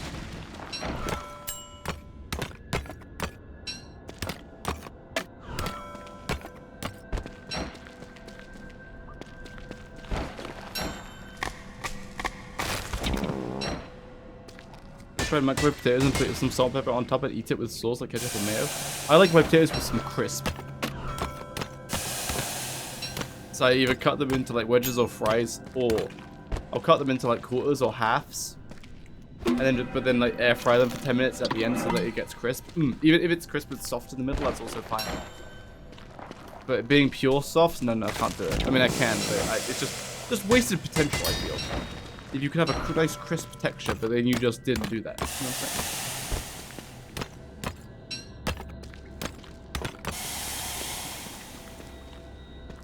I have armor on.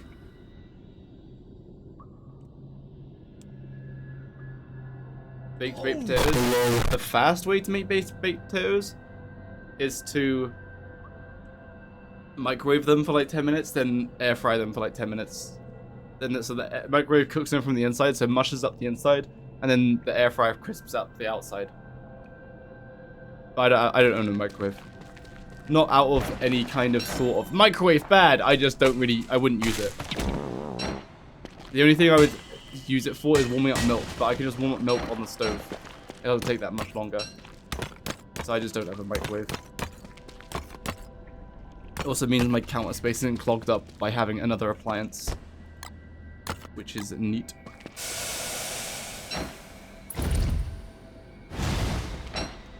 With the armor boost? No. Crown does not provide any armor. I remember someone in chat the other week was saying, they should really make the crown have armor, because it's really bad right now. I was like, huh?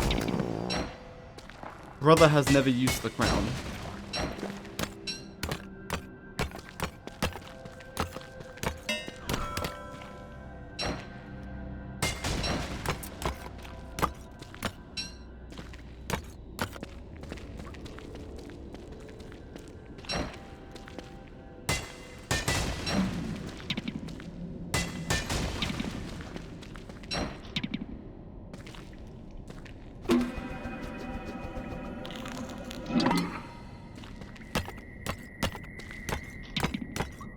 Massive DPS boost. Are you gonna kill Ripple before going back home? I don't think that the cave rifts aren't open, so I don't think he's here. But maybe you just have to activate them once and then he spawns in and he stays there. I forget.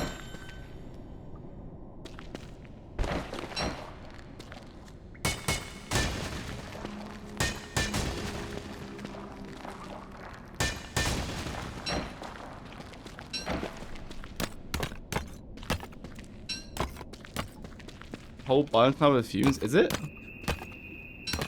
I mean, the rift isn't open right now. I don't think the whole biome is clouded with fumes, is it?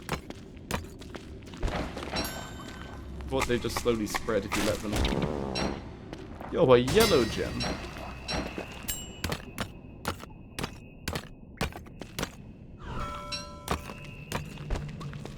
I don't remember.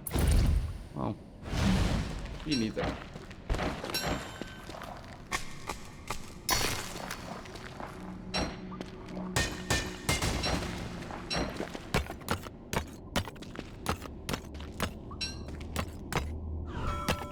How many boulder bow seeds are enough, though?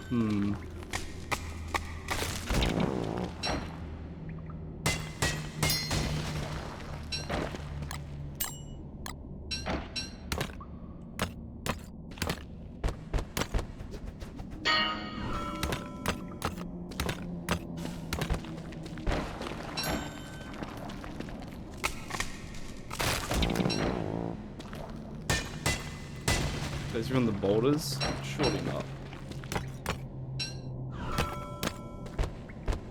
That wouldn't make any sense.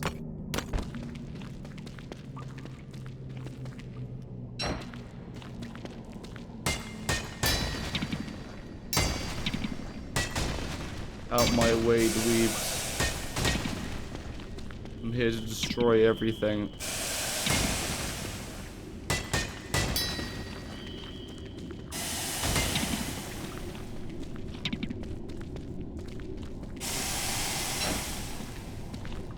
Let's see. Will the worm be here?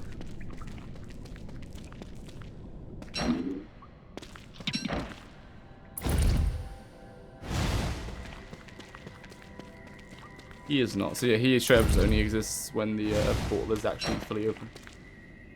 Alright, let's just plant some boulder bows in this arena.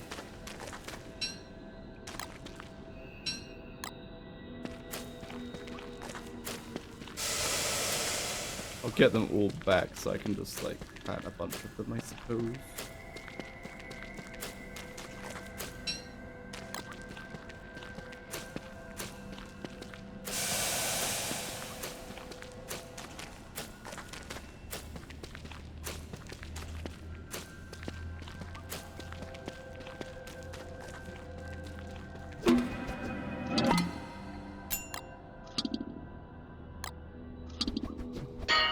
Look, hardwood hat. Oh no, maybe. Let's steal some more boulder balls, I think.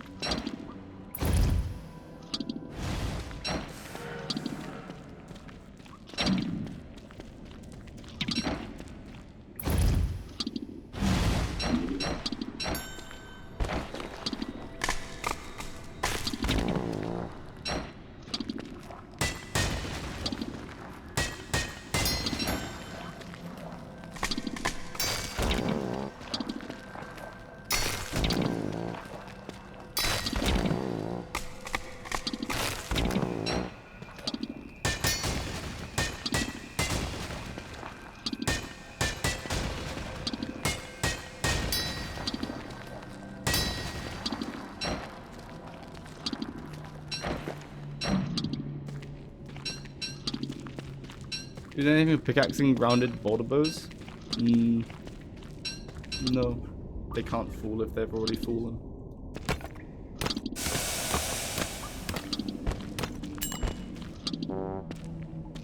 And I really have to put down multiple of these. Leave my boring office morning. Welcome. Yeah, I want that report by this evening. If I scream really loudly, will your coworkers be able to hear me through your headphones?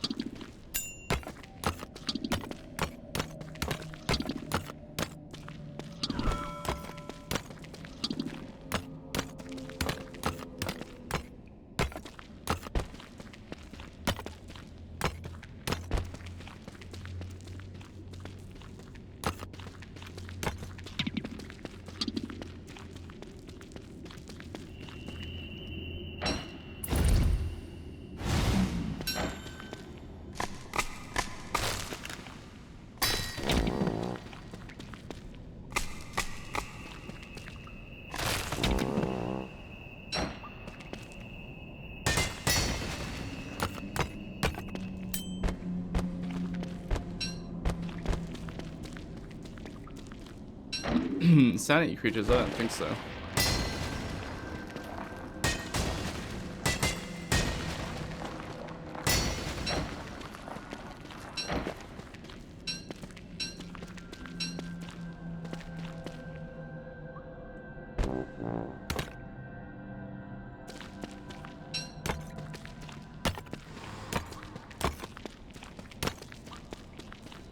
What in my inventory can I throw away? None of it really.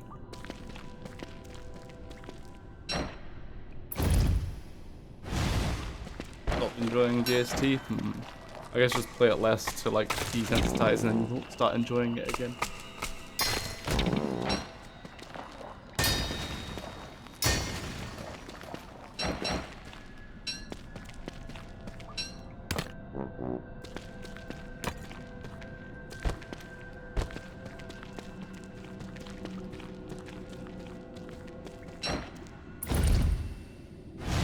Oh yeah, I could have just brought a bunch of gift wraps. I wasn't anticipating I would cut down this many.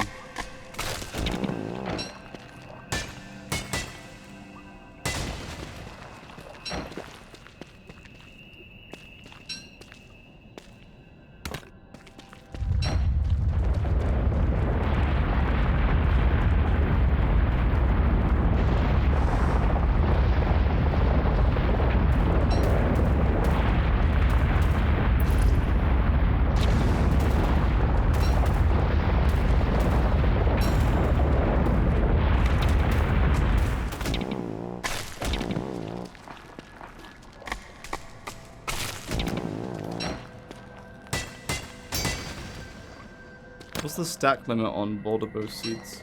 Is it 20 or like 40? We're about to find out.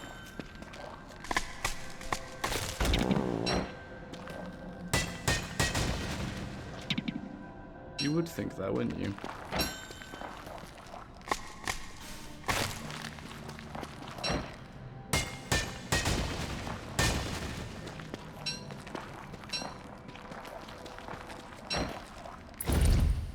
Plant them in the ruins? I think I'm just gonna plant them on the surface.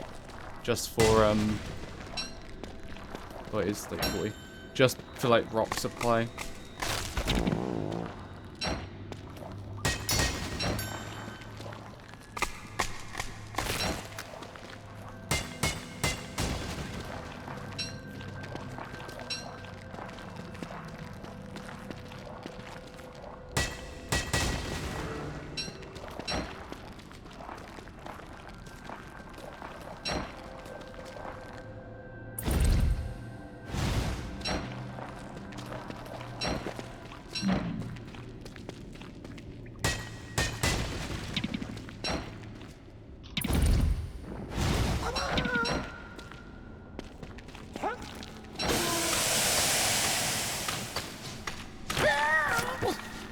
See you, idiot.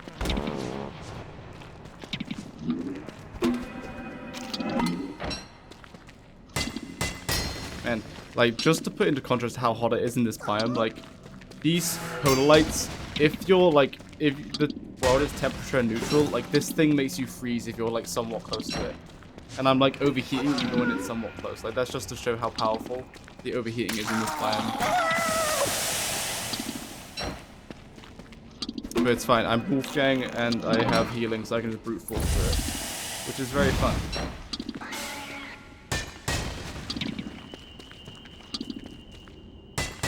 Yeah, you can run Beardra through a forest. Oh, that's a geotherm. Like, you might want to keep some geothermites alive. Because then you can spawn lots of these fumes to make your centipede really long. But, like, you can just kill it multiple times.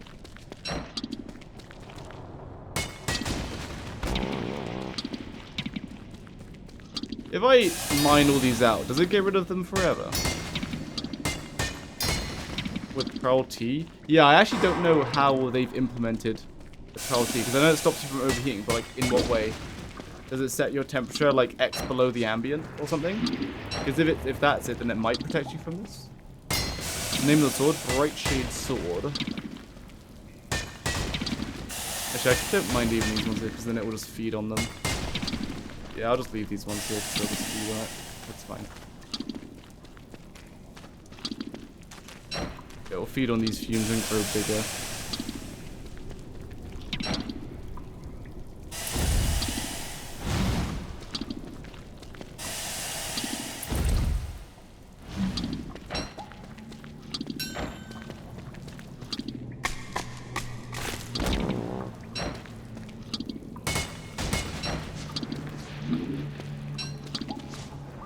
Those petrified trees, yeah. But yeah, like you're probably not consuming flint fast enough for that to run out, but this is just a bit more convenient.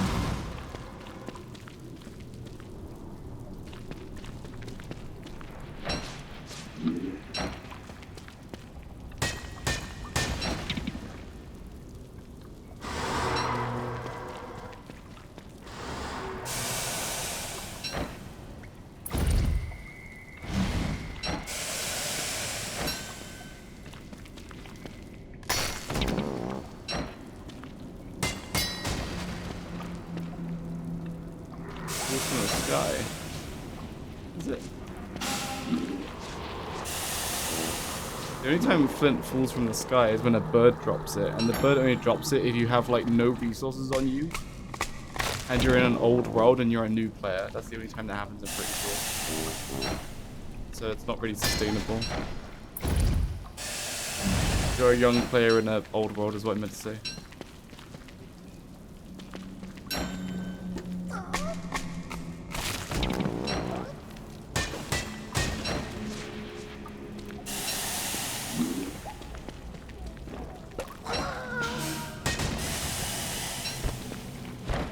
This thing says ooh, I swear. It's like the worst thing ever. Perish. Never ooh in this cave ever again.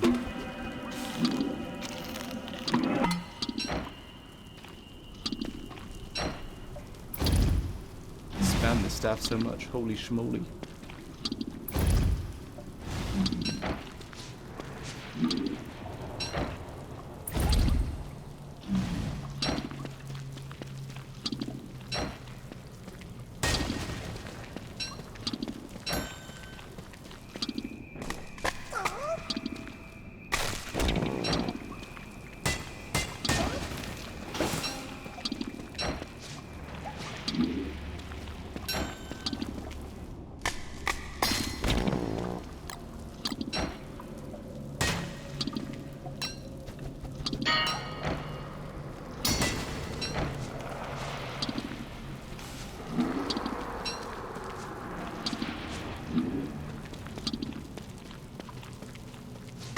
Good, they keep spawning.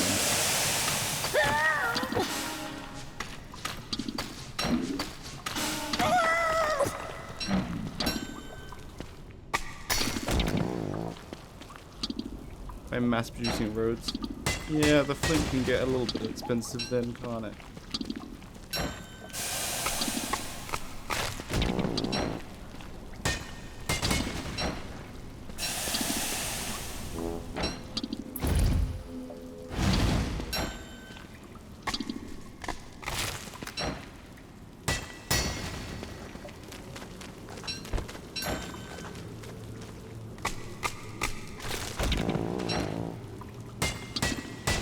That is the last boulder though. What he should do for a little bit, perhaps. And then I planted boulder bows here so I can come back and slaughter the worm.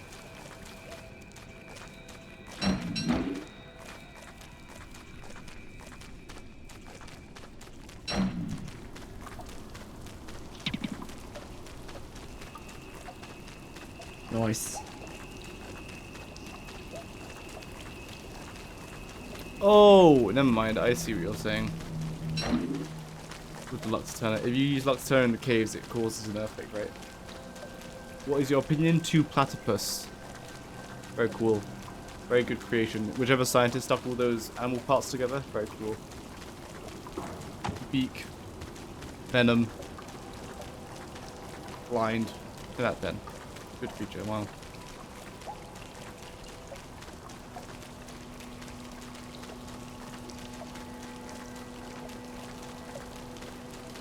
Where was my escape route?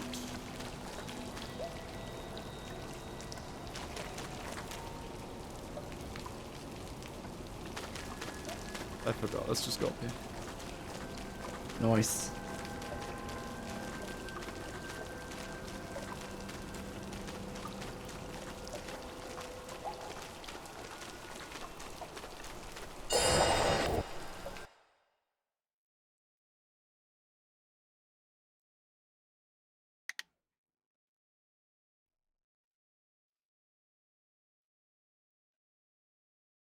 That's it.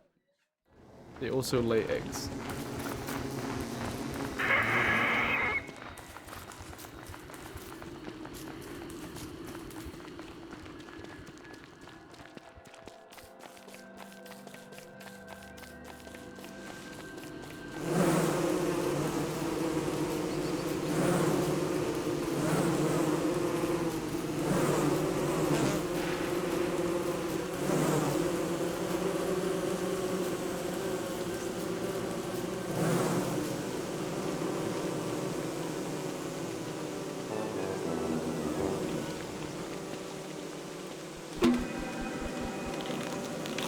Once again, I am out of jelly beans. This is not okay.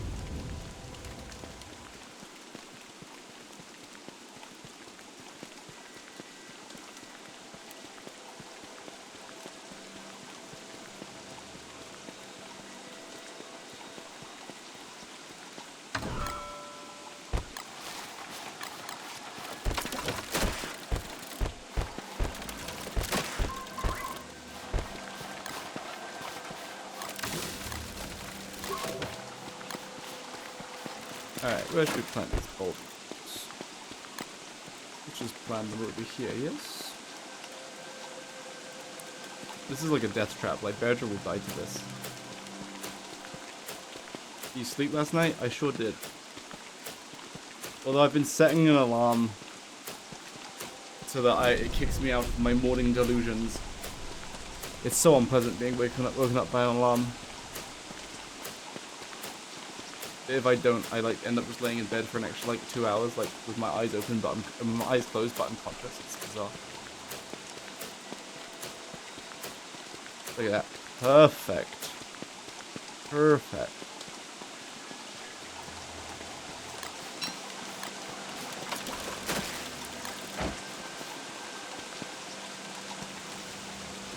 Let's go find claws, shall we? Oh, I need the one more deer antler. Could have grabbed more apples in the winter. Or bright shades.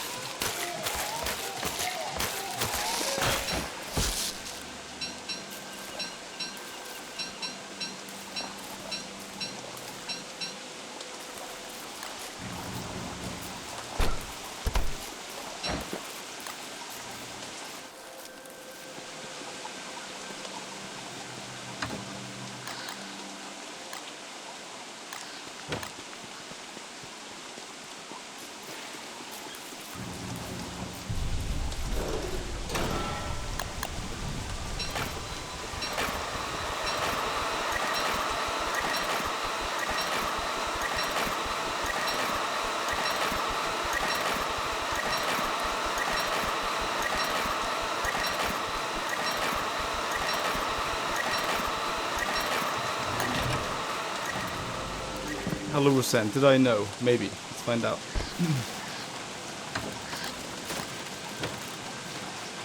Bring in the left ear. You're all so much love. So kind. Look at my knobbly trees. They're growing. Right. Swipe at the correct direction. Come back. Nice. Clean scythe. The where cat rose. I see the cat rose, I always have to stare at it for a second to make sure it's not a cat road effing.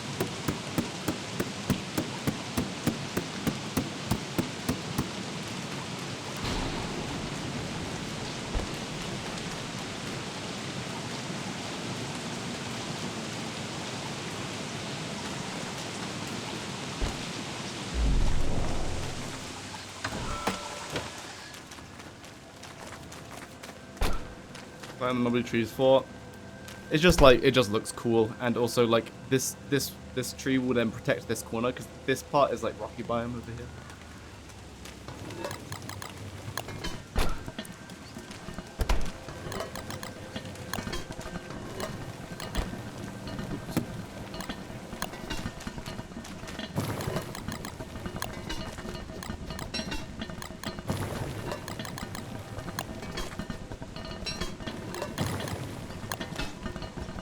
Yeah, I don't really care for pigs, but like, it's meat.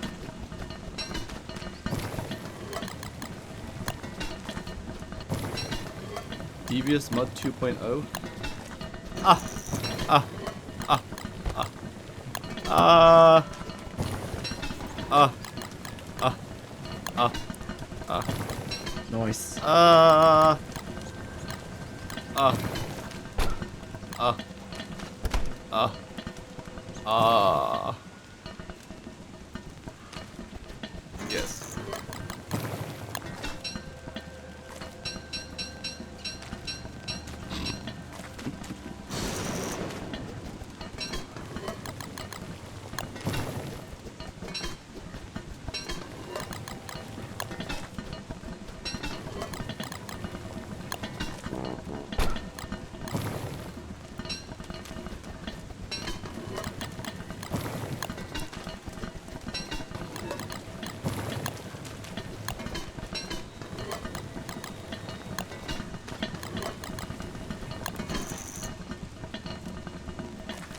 Spot acquired. Nice.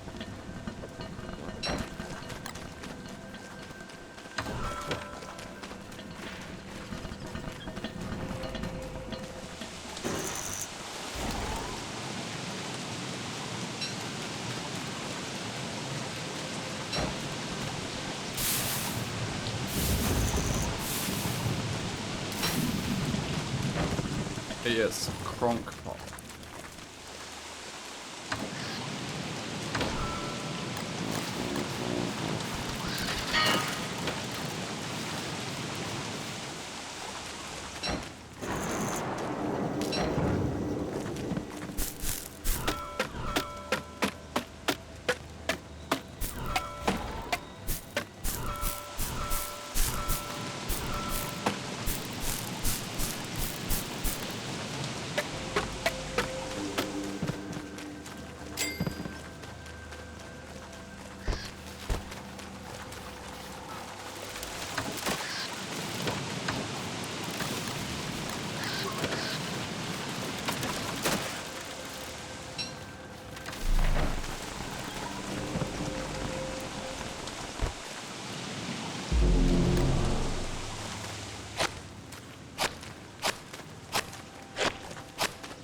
It just, while you're inside the sandstorm,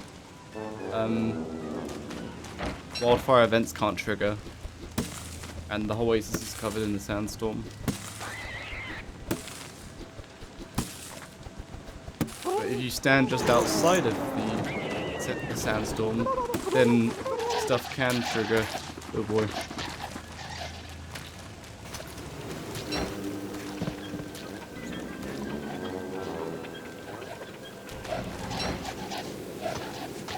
Yep, bright shade staffed idiots.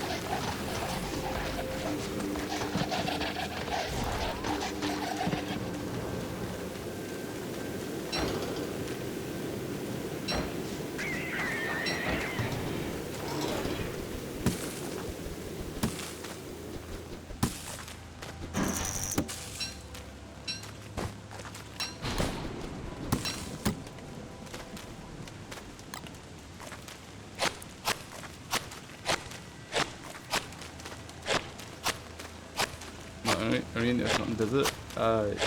Incorrect. It's the entire biome. The entire biome will be immune to the mark wildfires.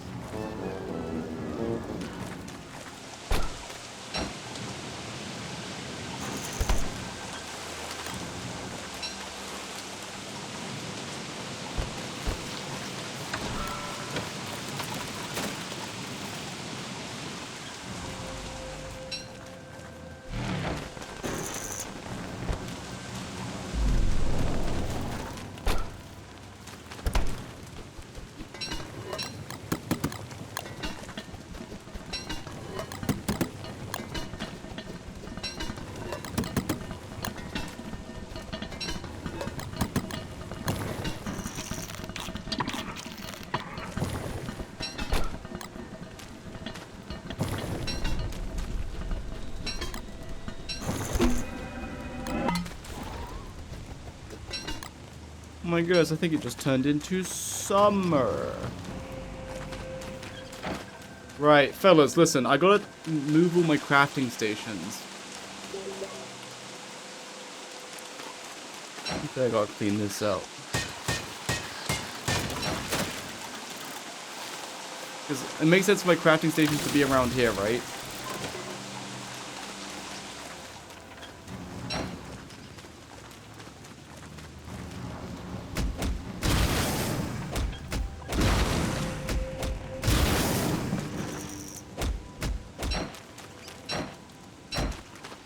Great. Usually we're going to still the faster the boss rush, probably Warthog, but like kind of depends what you're doing.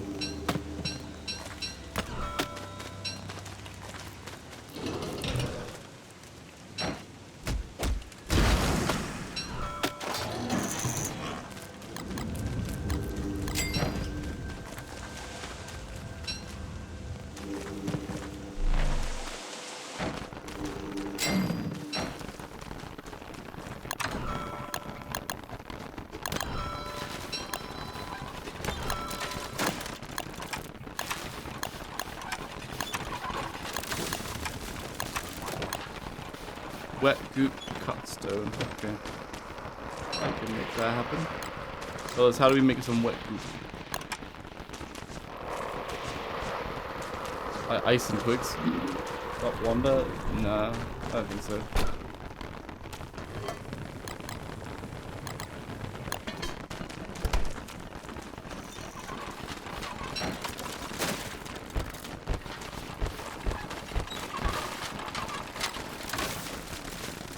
Oh no, it made steam twigs. Fellas, what's the guaranteed way to make some goop? It's like a bunch of ice.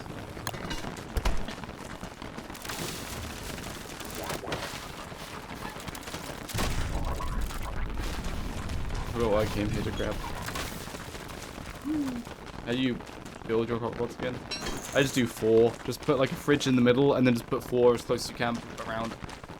I'm not really mass producing pierogies anymore. The only reason I did 6 before, 6 crockpots, is because if you're making a bunch of pierogies, you want to have 6. So you can constantly go around making more and more. But you just don't need to do that anymore. These chests are so good.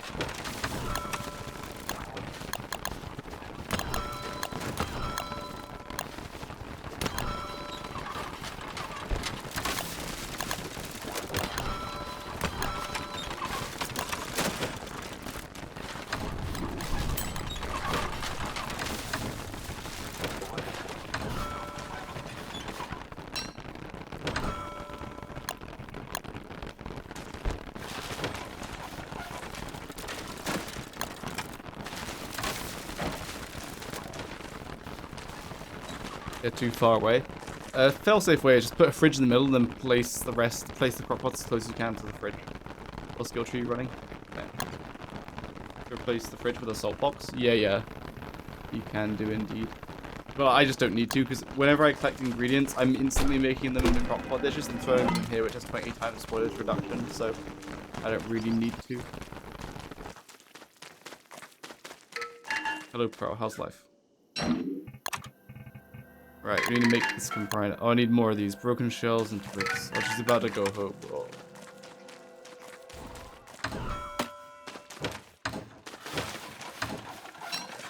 Oh no, don't go home yet.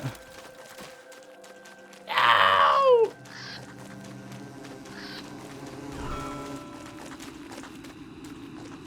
Yes, don't go home. Haha. Best of Vince Charm.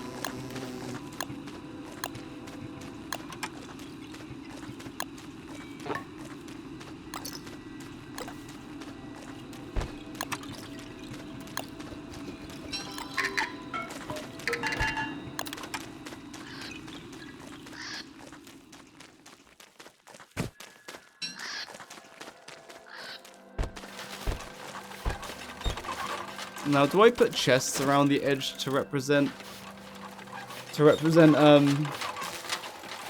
like non-stackable items and just put non-stackable items in them?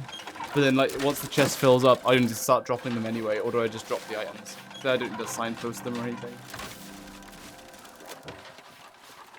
But if they're in a chest, you can see which one has good durability.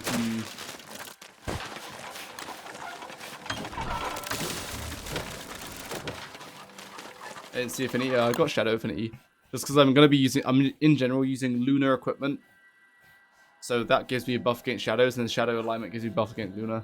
But it doesn't really matter. Just to be slightly balanced.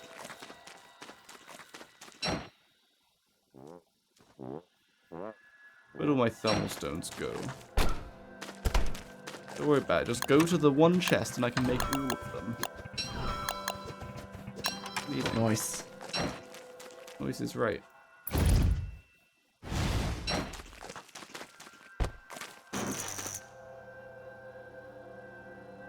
You make the mannequin things to hold the armor weapon that will be in the chest next to it. But I'm never going to need like multiple sets of Bright Shade stuff because it's just going to be me here. So it's like, I can just make the mannequin, I feel. You know what I'm saying? So, do I put my like alchemy engine stuff like around here? You know what I'm saying? Then magic stuff around here. I think it quite blocks the chests, that's good. And then up here will just be other things, maybe. Thoughts? Is that good, you reckon?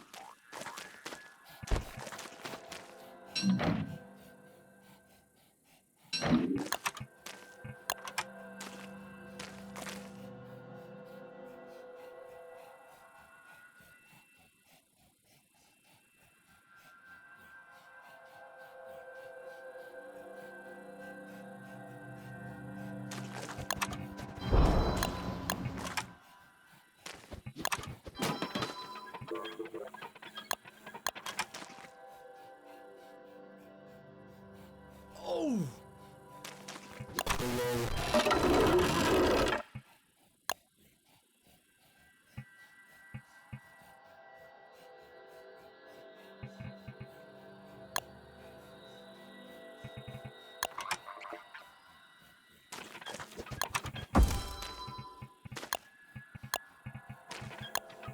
No, I put Potter's Wheel here, and Terra Firma Tampa elsewhere.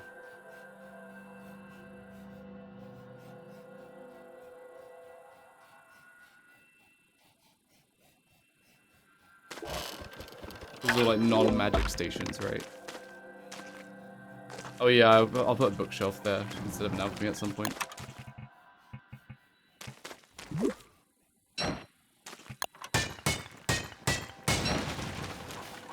Oh look, my boulder bows. Nice. Nice is right.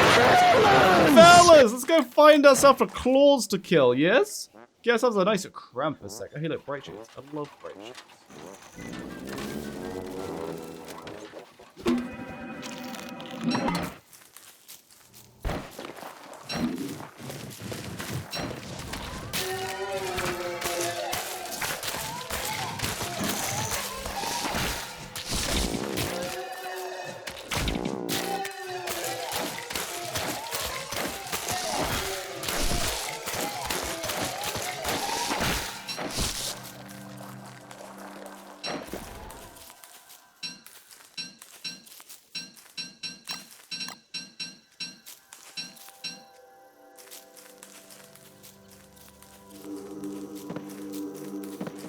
And then these, I have to go back and craft the shadow flint though, which is kinda annoying. Oh yes, my succulents. Oh yeah, I was blocking succulent spawners.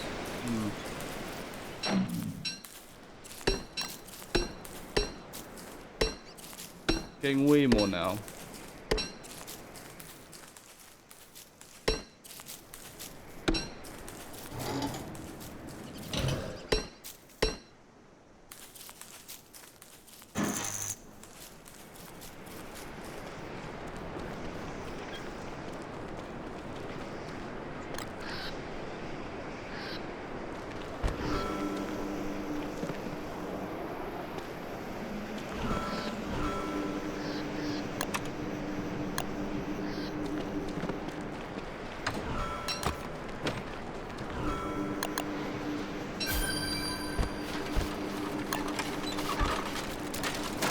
So I'll have like Bright Smithy somewhere.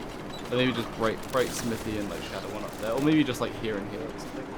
But basically I want to have the chests, like I want to have the chest right next to it. So I could put this like here, but it's not, that's ugly. I could have them at the top, I suppose, no, it's too close. You know what I'm saying? I have them like close such that I can just access it immediately to grab materials. Plonk that there for now.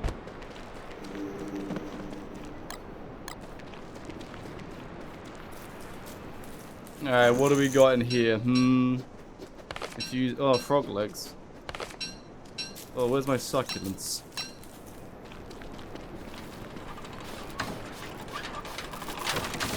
Well, but where's my succulents? Ah, I found them.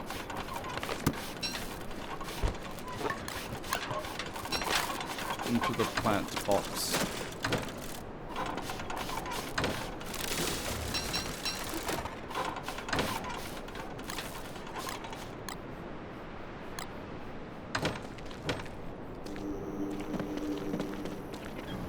I could just load up on all of the food.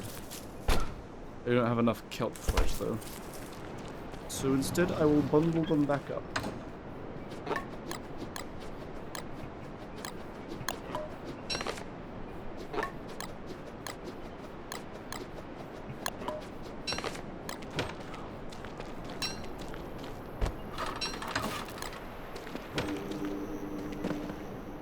Oh, but now he's gonna put all the bundles in there. Oh, just drop it there. Oh, don't put the bundle away. Oh.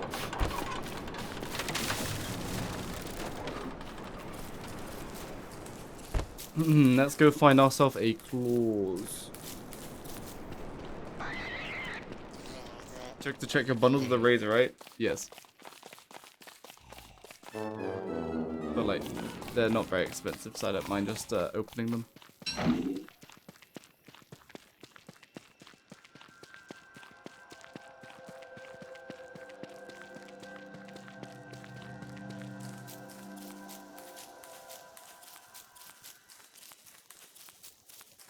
Ooh, a bright shade.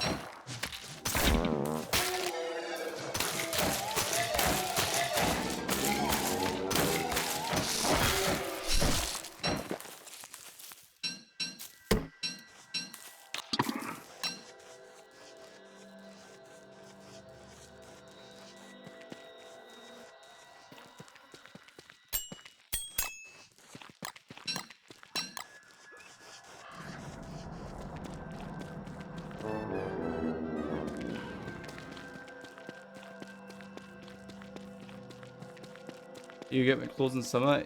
Yes. Because Winter's Feast is on, he spawns every 20 days. Including summer. Like, regardless of the season.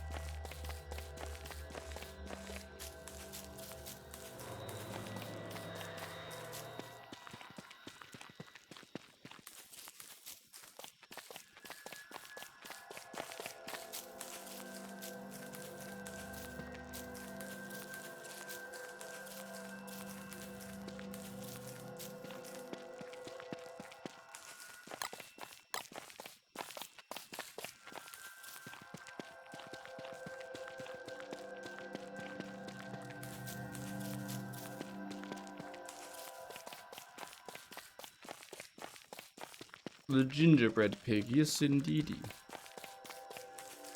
Got all kinds of crumbs.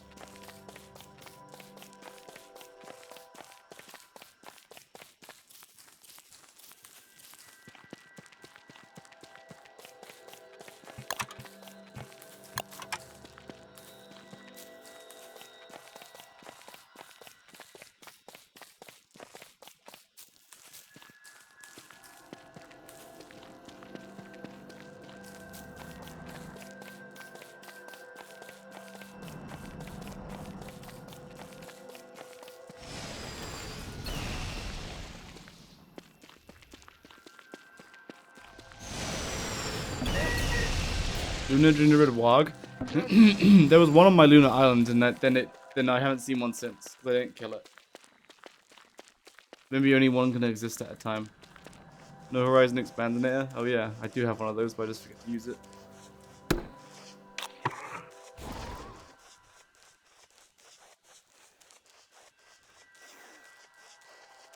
Infestation.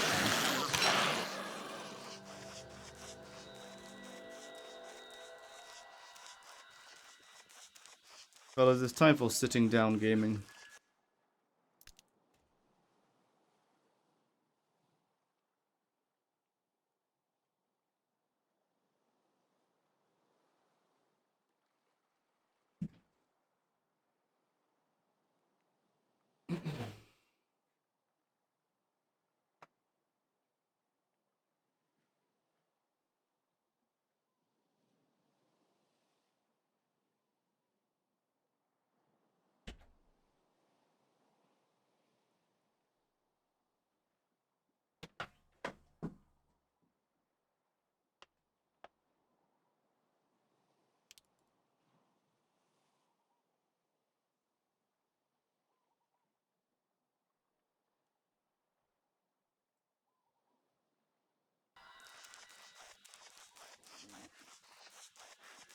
We did nearly 4 miles, which is nearly 8,000 Nice. steps. We shall do some more later, / in the evening. I'll just go for a nice crisp walk in the evening, you know what I'm saying? Where is Claus hiding?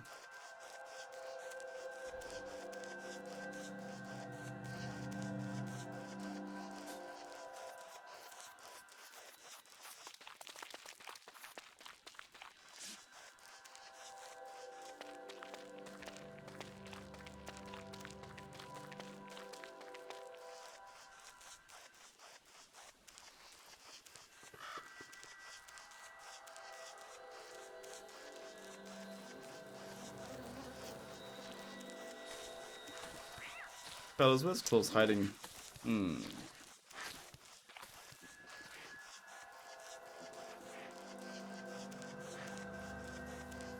me go grab a beef will.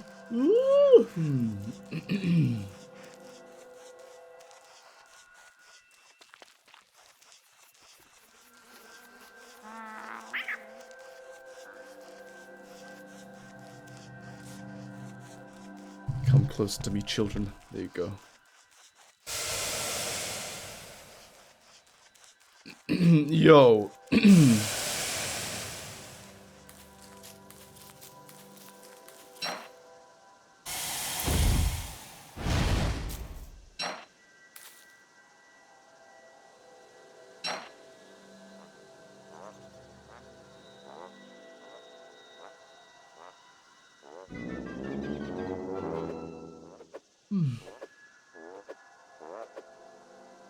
What Claus number is this time? I'm not sure, to be honest.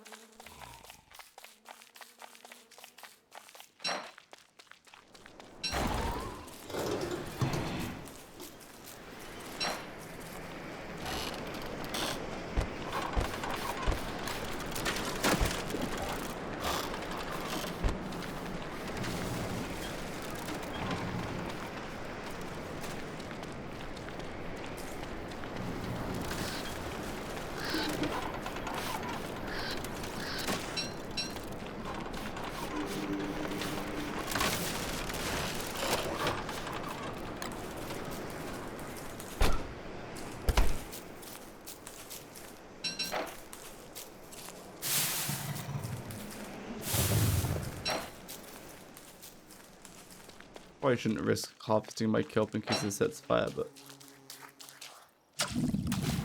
Yummy. Fix the poor Wobot, he's having a great time.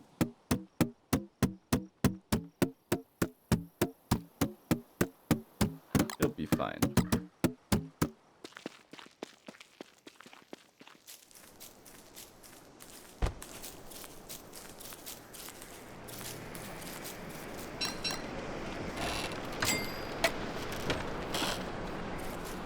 The scythe talks. I mean, nothing was talking, you're just going insane in real life. Yes.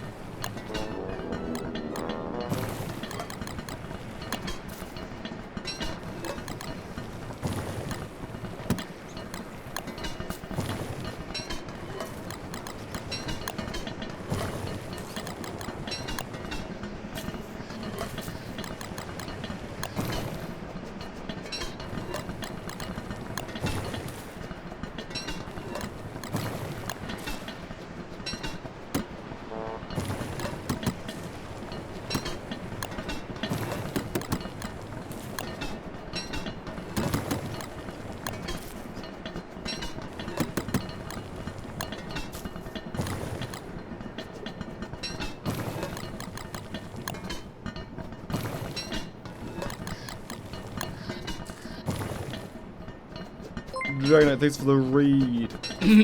Hope you had a good stream.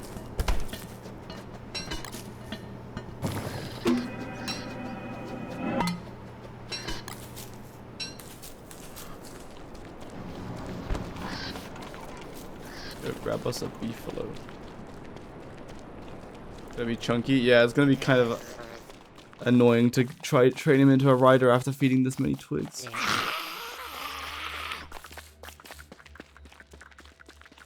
Oh wait, let me make a brush.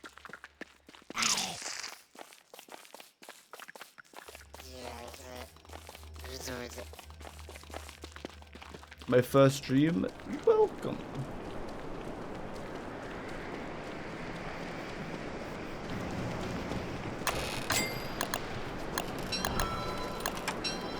Nice.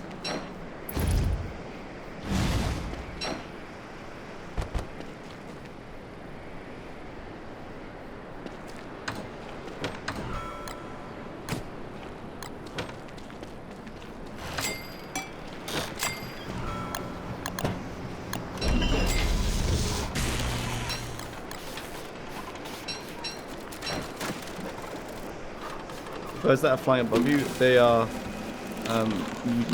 crystal crested vultures, buzzards. Whenever you kill something, they come down and eat it.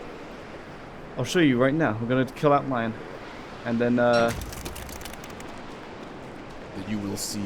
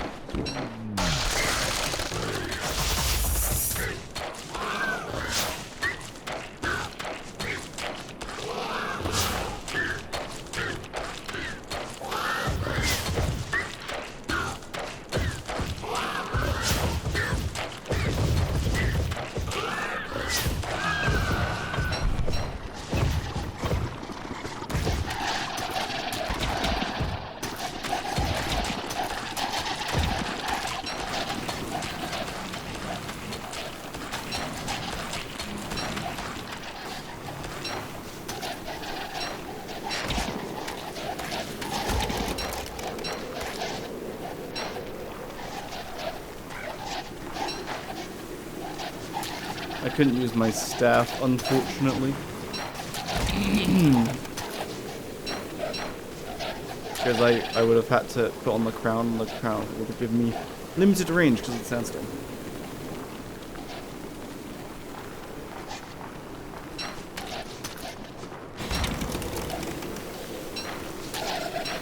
But here's the thing, like, when you kill buzzards, I don't think they actually die. Like, they just fly off. They fly off, but they don't die. But there's still loads of them following me.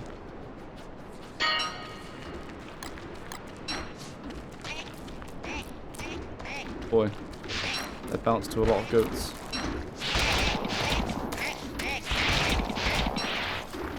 How many did I just get? Is that 5? Is there a 6th one over there somewhere? Make sure I'm not killing the whole herd. Yeah, that'd be cool.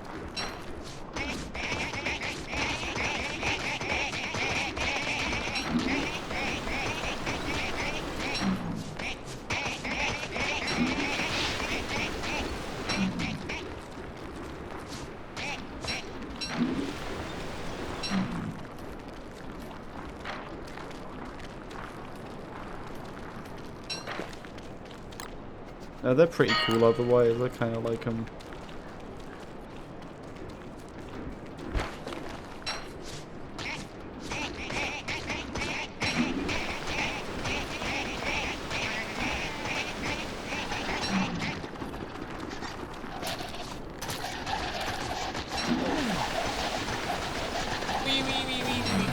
Madame, yes.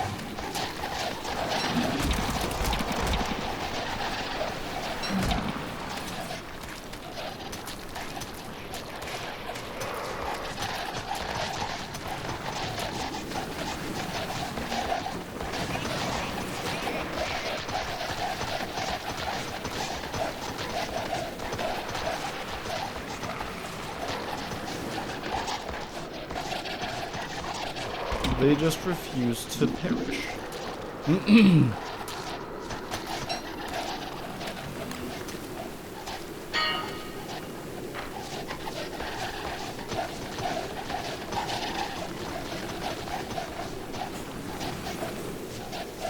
Because then once they get up to fly, like your projectiles like fizzle out and don't do any damage. Nice.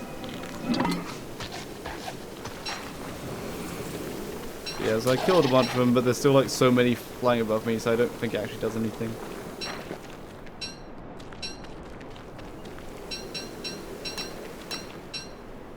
Anywho, that wasn't worth it. Basically, they're just not worth fighting against.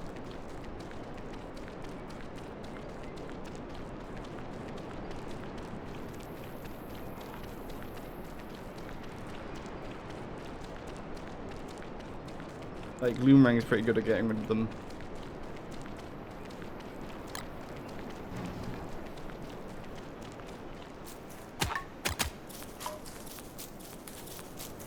More bright shoots, yes please. More spawn. No, only a set amount spawn.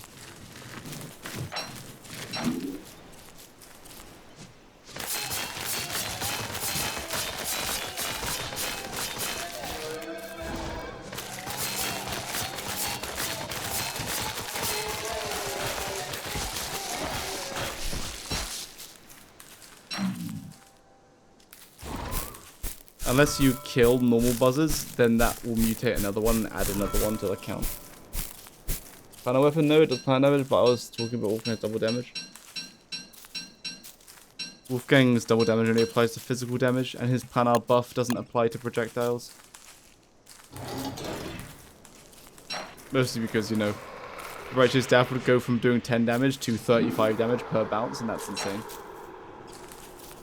Plus the crown on top of that.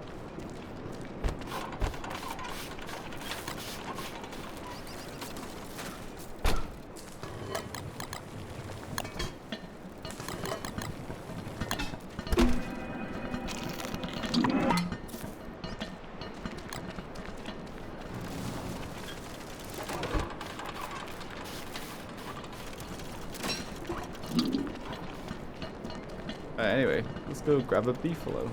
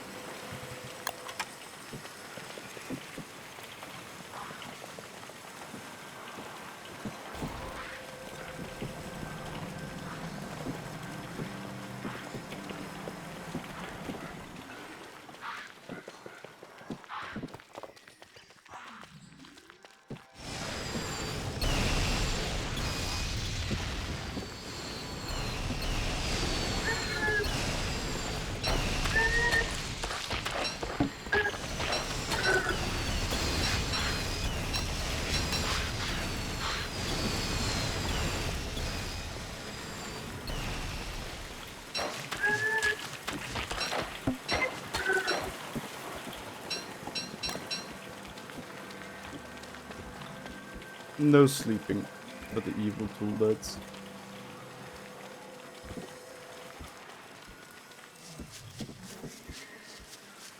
Right, what are we gonna call this beefalo? Hey, look, pure brilliance. What are we calling them? Oh, look, bright shades. It's a singular bright shade.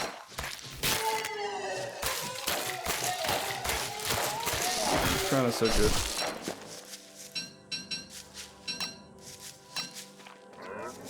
Buzzardo. I will call him Buzzard Food. Welcome, Buzzard Food.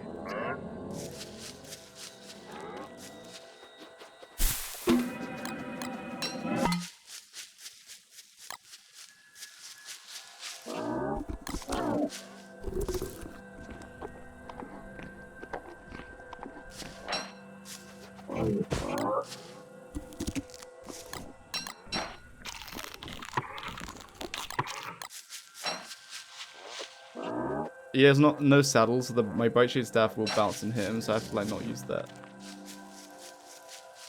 Where are the buzzards? Did they despawn? They circle above you. See the shadows?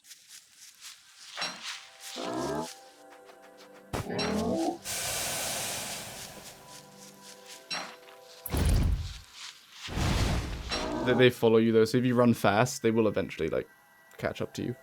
Pretty sure you can't run so fast that they unload and they just never come back. Also, not sure if telelocating them also gets rid of them.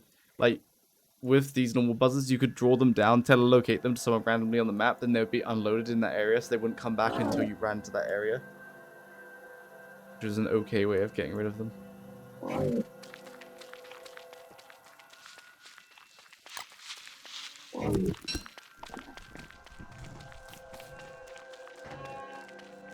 This guy's gonna get a lot of chubby points. Whenever I can't bother keeping a track of when 1/3 of a day is up, which is one steamed twig. So I'm just, every time he begs, I'm just gonna give him food.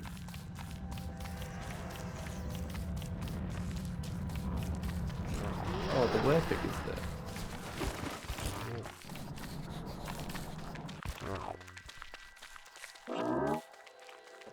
Luna possessed beeflo. It's very spooky.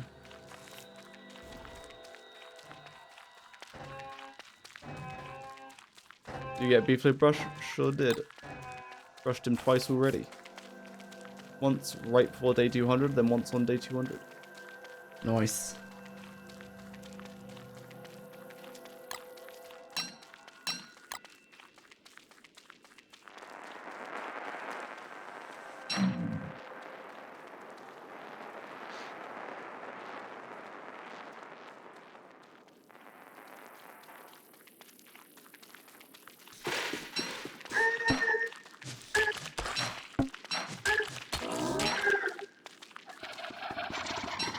Oh yeah, wait. Beeflo, get out of there. We can't be having you die this early to buzzards.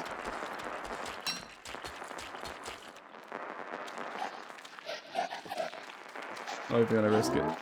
I don't want to health penalty myself this early.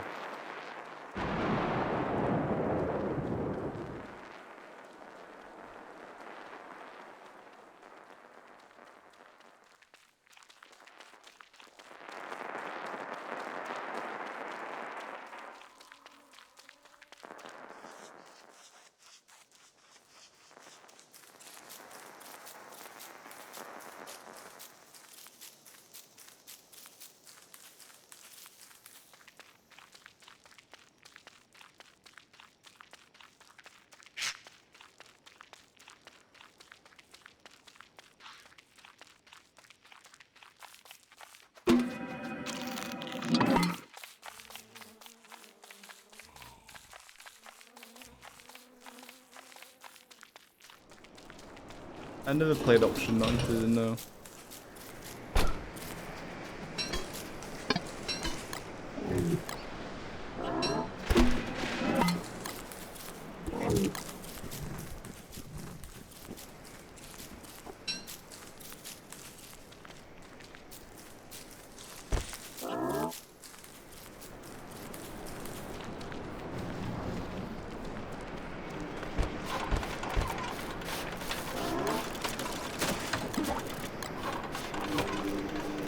Right, I was trying to find claws. Right. Let's continue the search for claws, shall we?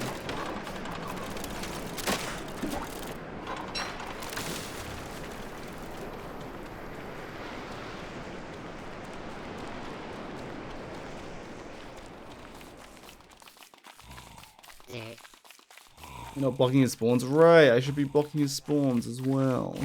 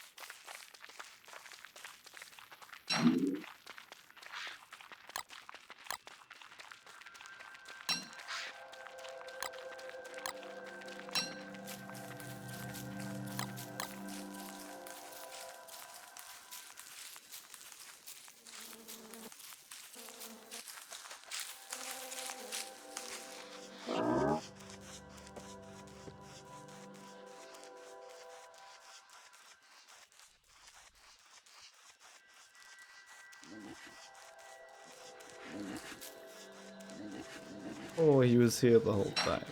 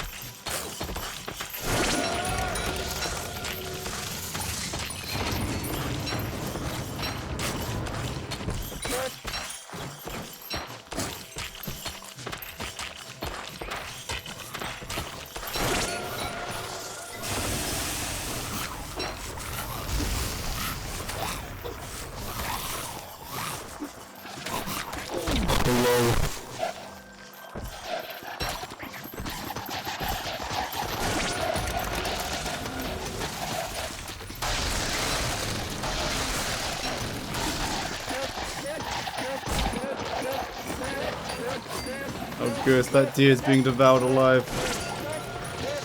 Yeah, get out of the flames. I think we're about to have a big oh dear moment. Oh, goodness. Claws is enraged. Full of anger. No, Buzzards, stay and finish what you started. I don't have the speed to dodge phase 2 calls, so I can't be doing this. And 9 Proud Crab beat Enraged Claws. The Ice Wall should last long enough for the next cycle? No. It would not last long enough.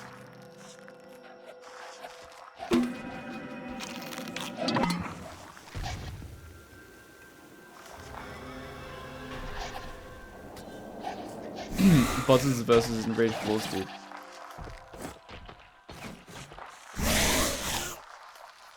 Yeah, that ain't happening. Oh my goodness, my piggyback is over there.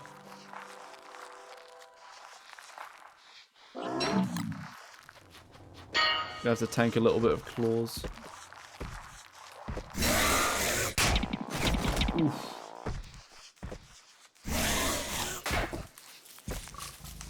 Yes, pigs be my heroes.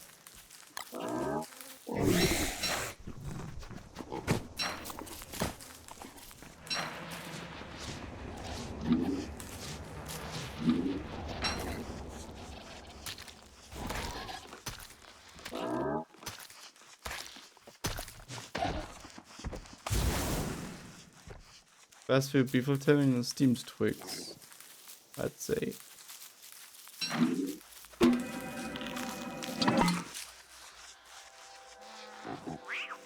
Alright, what is next? We failed the claws kill, but that's okay. I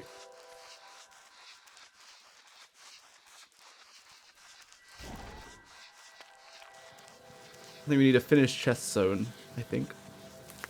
Now, I think what I'll do is I'll have chests to store the items, but then drop the item in front of the chest to show what it is, but then, like, because otherwise you have to pick them all up to get a good durability one, you know what I'm saying? Or I don't do that, I just drop them. Will he despawn? Yeah. His sack will stay, though.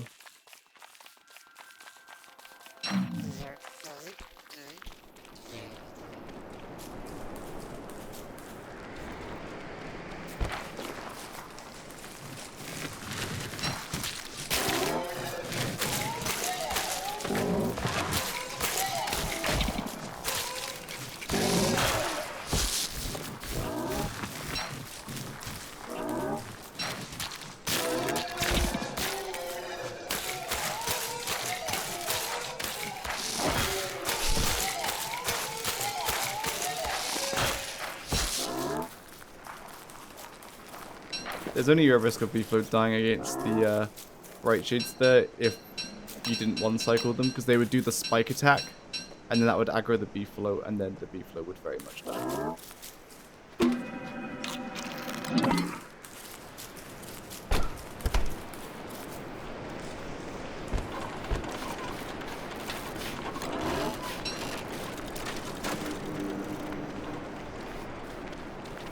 My beautiful boulder bows. Alright, chest zone. What are we to do?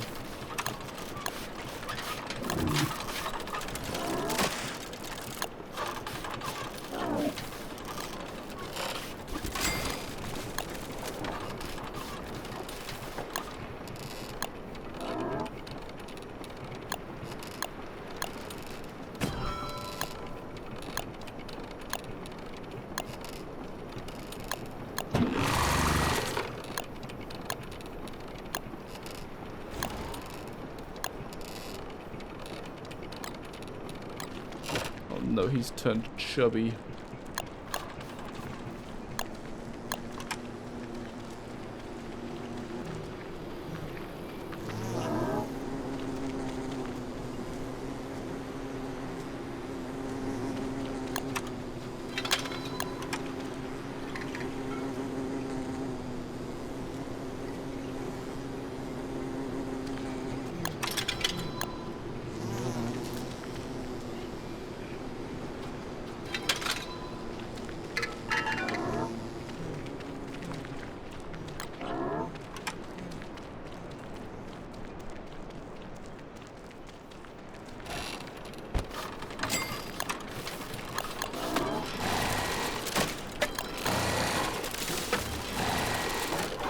Look how fast this is. I'm so good at the game, dude.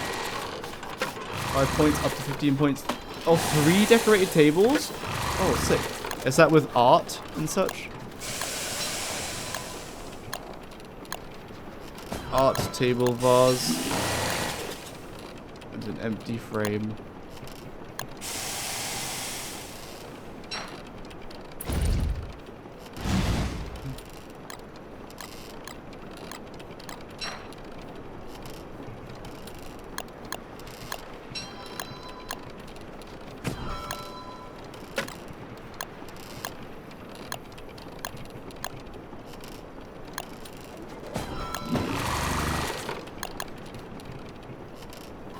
Separated points in the normal chairs, 5 points for it. Oh really? I'll do that as well then.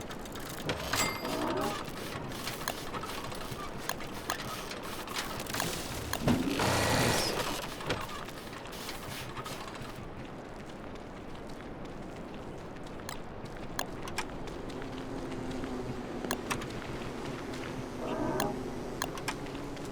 It just needs to be in her area, right?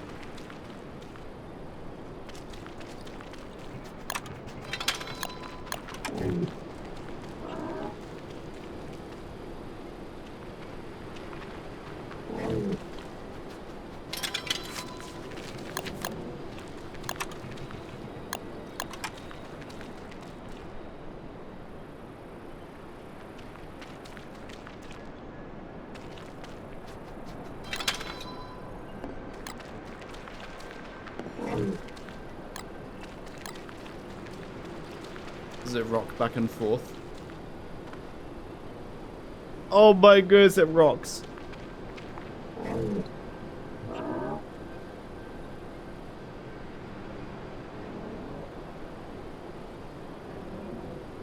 How many is it 2 chairs max to max out the points?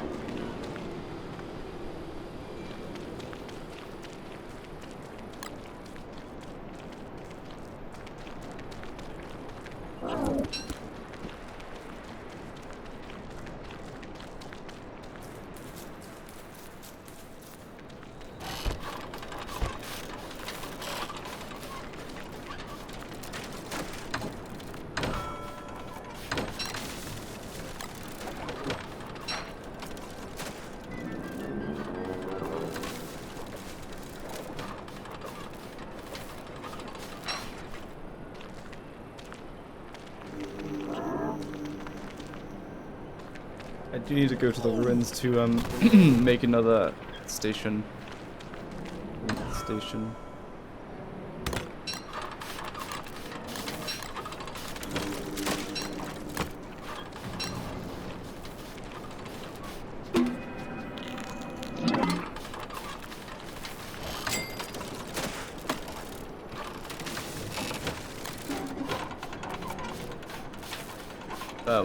You can move her once you do like Wagstaff stuff. You move her to Monkey Island, then you unlock a crafting recipe to move her again.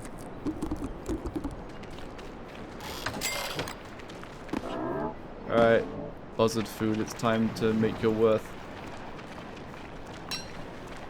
Oh wait, need to brush you, of course.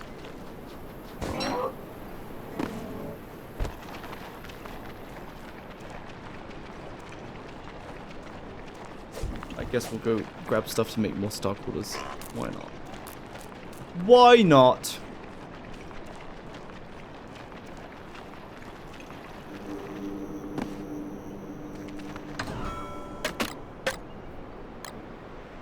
It's a lot of Starcrawlers.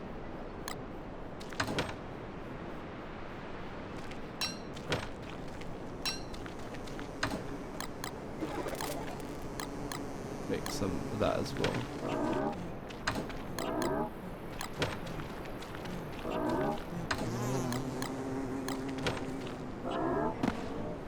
May I ask why Pudgy Bee flow? That's an accident. I've just been lazily training him by just giving him steamed twigs whenever he begs for food. When he begs for food when his hunger drops below half or something. Basically, whenever he begs for food, he's not actually hungry yet, and if you feed him, steamed twigs puts him above half hunger, which means he gets Pudgy points. So not ideal. But hopefully I'll ride him enough to get him out of being pudgy.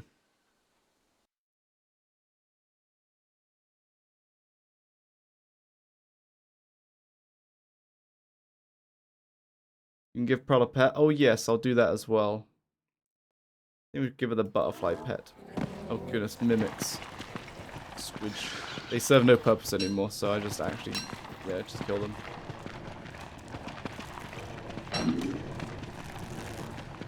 The rift's open? Oh, the rifts are open. Nice. Nice is right. Oh, I didn't bring my umbrella.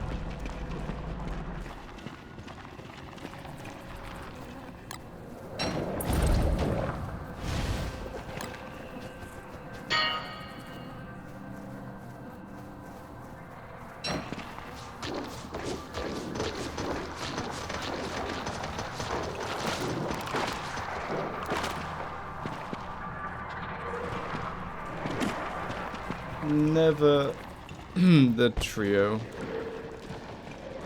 Always Rictus. And you just maybe get bitten.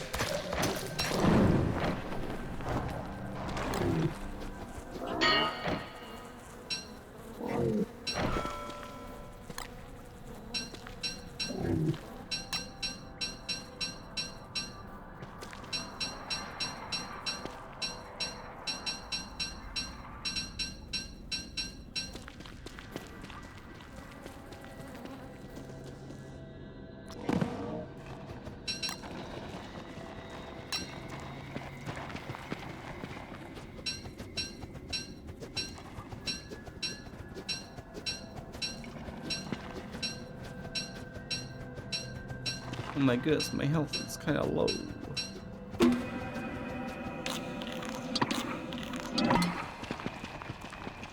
Why does he have black footsteps? Because of the fancy bell? I think that's the saddle that does that, and the bell makes the manure disappear when he poops. I think that's the way it is.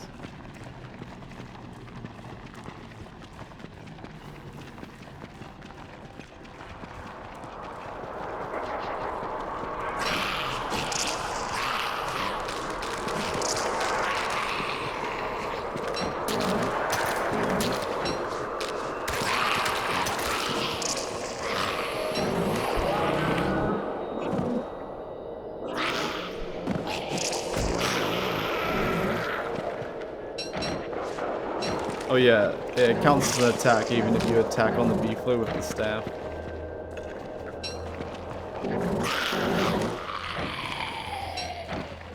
I forgot about that. I think Meteor Disappear, it's just like a common thing. Like if you're riding a B-flow around a mega base, there'll just be poop everywhere from it gradually pooping over time. But it doesn't disappear immediately, so if you pick it up, it stays on the floor long enough for it to be picked up before it disappears. And you want to pick it up. Let me grab light bulbs so I can refresh the right time.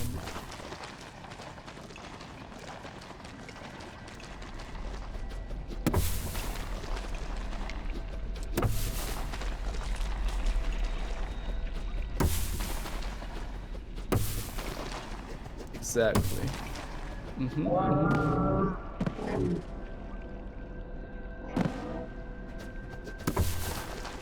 No way, it's Katara. Hello, Katara. Are you ready for Christmas? Are you feeling festive?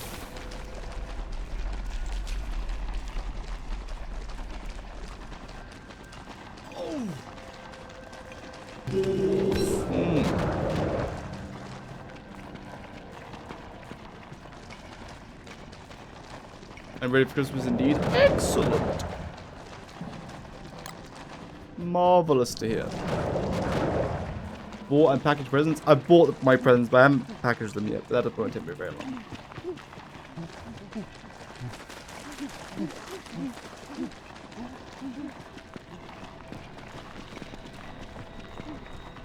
Why did I come down here? Oh yeah, I'm crafting something at a station.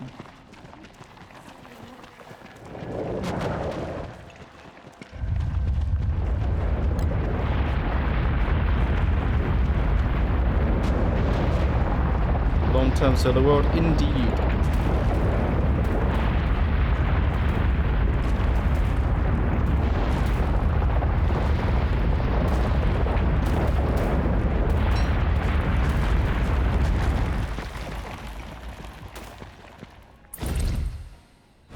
I've already brushed the B-flow today.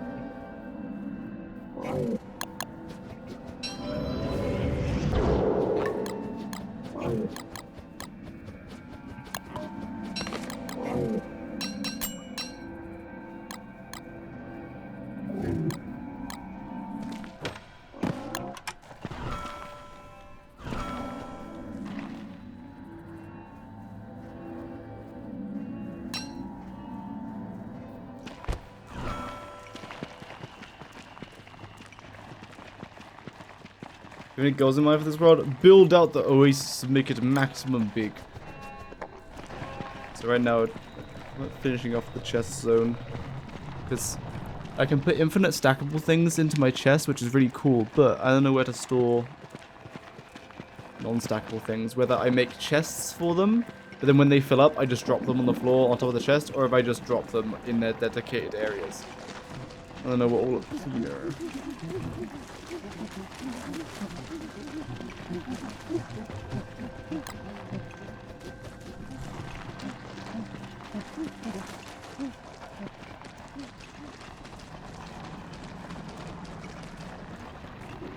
Nice.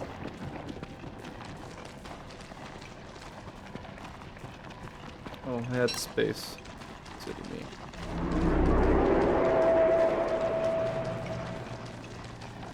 Oh, I can go do the boulder bow worm. Let's do that. Barely have space for it though. As in, I don't have space for it. But let's do it anyway. A little more Fario.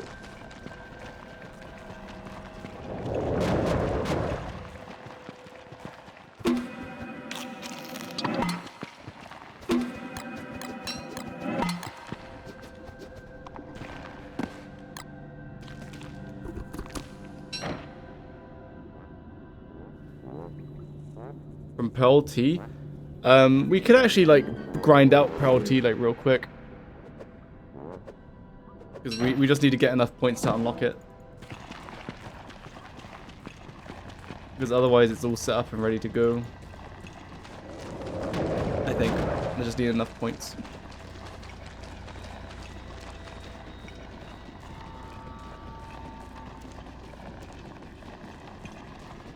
Here we go.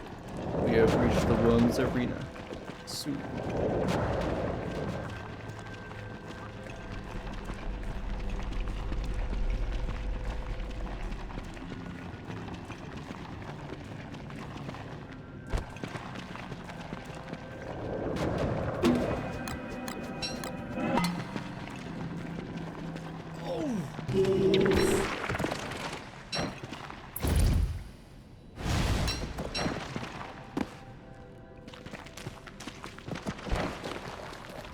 Brother, ram into a thing. I think Bright Shade Staff gives the gives my V-Flow a crazy amount of ornery points. How are you dodging all my border? Wait, you're really going out of the biome?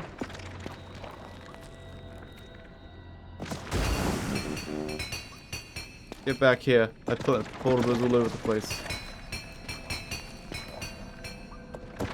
How is he perfectly dodging all my border bows? I put them everywhere. Oh my goodness, how? Okay, finally. Perish. Oh, so lucky. Oh. Got him again, boys.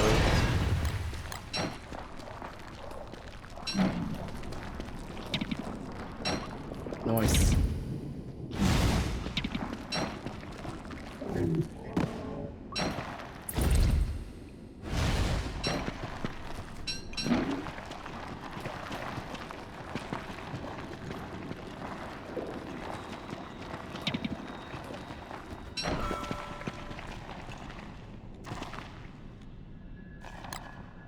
Nice. So we have this stuff to pick this all up. Oh yeah, this was for Dreadstone Walls for the thing. Yes.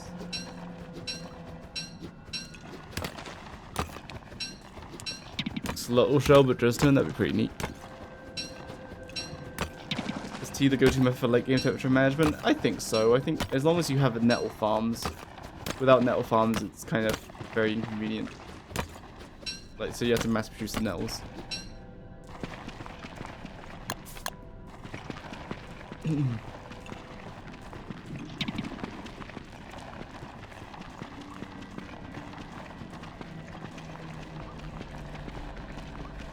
Tea, yeah, like Pearl opens up a tea shop and all of her teas are pretty good. But they require all kinds of, like, all the nettles to make, which are quite inconvenient to farm. Slash, you need to spawn Lord of the Fruit Flies. And then have him spawn a bunch of nettles.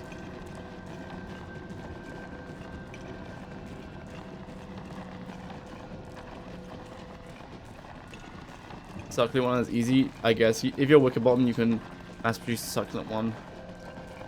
You just keep turning the rain on and off.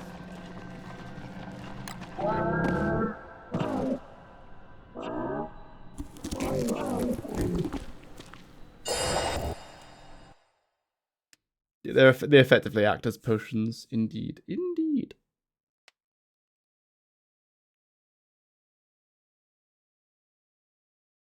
Using the event exclusive skins for Pearl Structures give more points. I'm not sure if I've done that.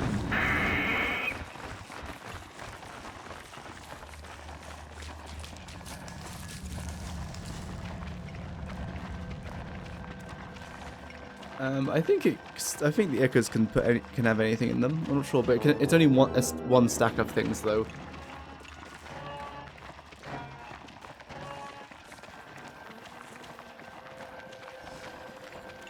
If fire nettles, tillweeds, you can keep picking them, they keep regrowing. But forget-me-lots don't, right? As soon as you pick them, they die, and you can dig them up to get another forget-me-lot. Christmas skins for Pearl stuff, do I have all those?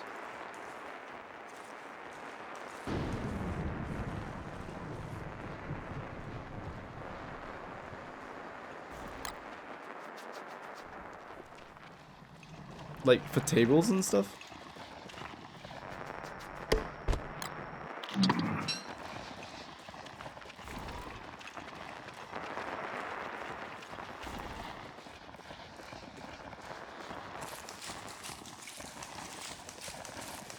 Pearl stuff only. So I use the clean sweeper on her dry racks.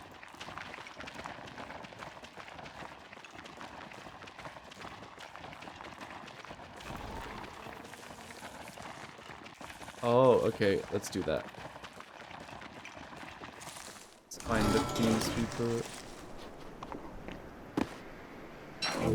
This beefler is halfway tamed.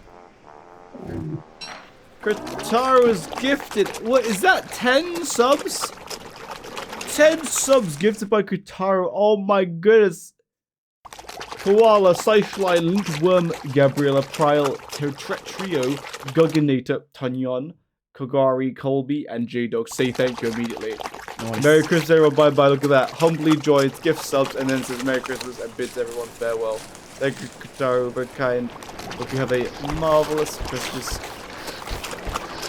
Thank you for dropping by.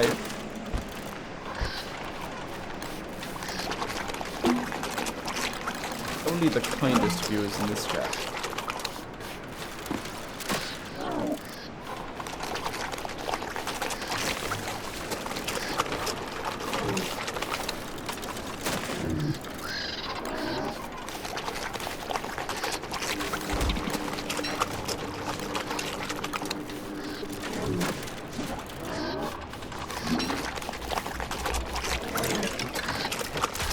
Oh no, he died.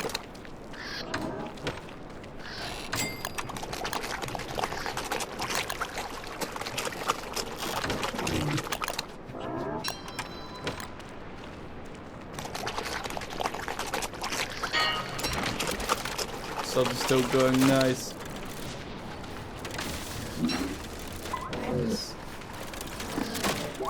Now, where did I put my clean sweeper? Kataro's so kind, wow.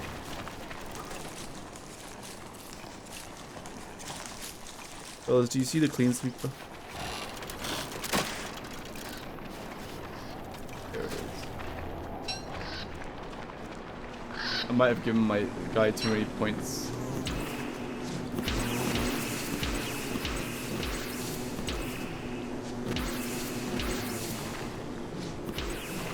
Alright, there we go, very festive.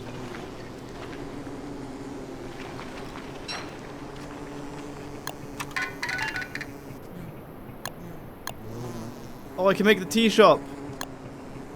Yo, nice. I can make the tea shop. Oh, I need barnacles. Let's make the Combrina, Moonrock, Shards, and Picos.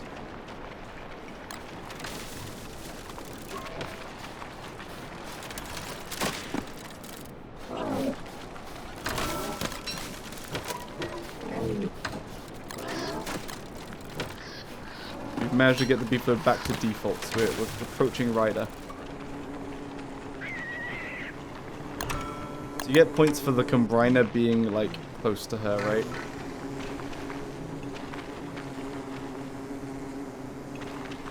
Could put this over here, I suppose. You don't need her for any of this.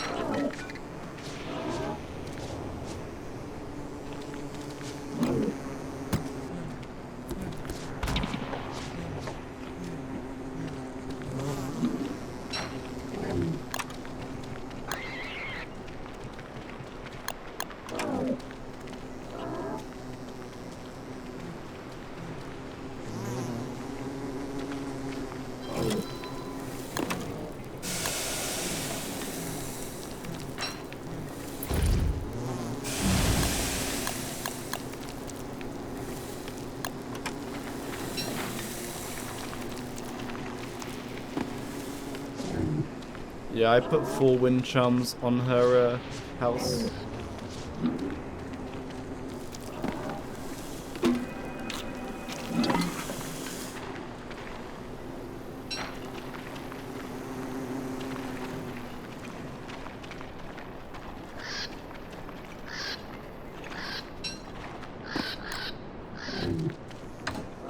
Oh, it's full.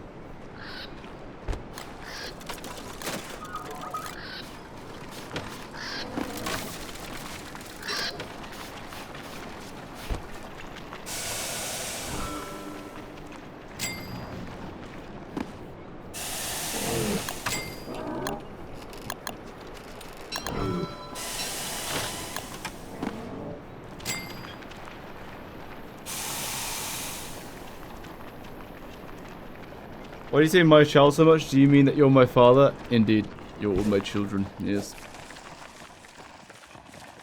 Dock stacks are an easy way to get points. Oh yeah, dock stacks, I have those unlocked.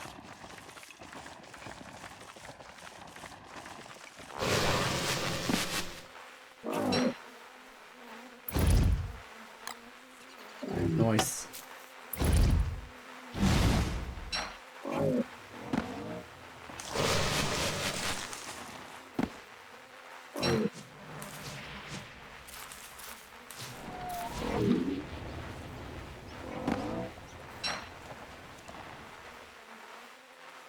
Crafting and tackle receptacle. Oh yeah, I make that one as well. Why does Windbot have no hat? Wait, what? He should have... Oh, I think I picked him up by accident. I forgot to put the hat back on. Indeed, I think that is what happened. I do not... As tempting it is to Brightshade Staff all of them, I shouldn't, because my Beeflo will gain too much ornery points. But I could.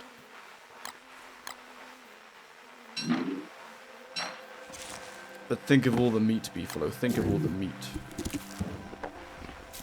I simply must.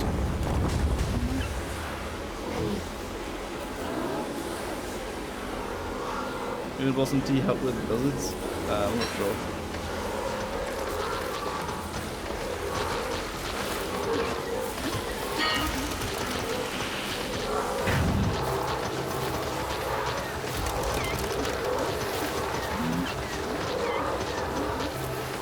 I love the stolts.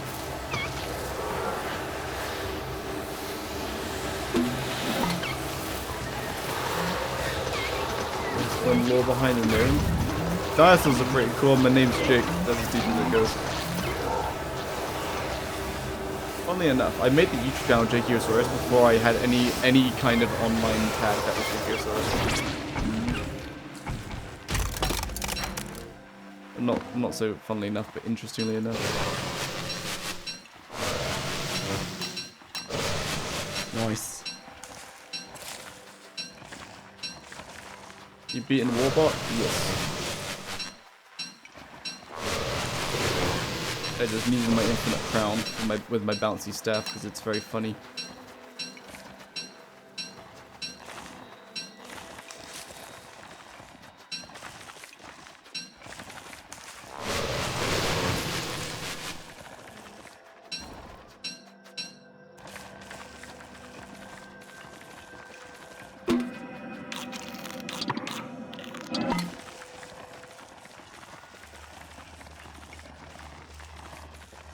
The 8 decor points. I think that's back on Pearl's Island. I can't bother going to get that unless I like need to.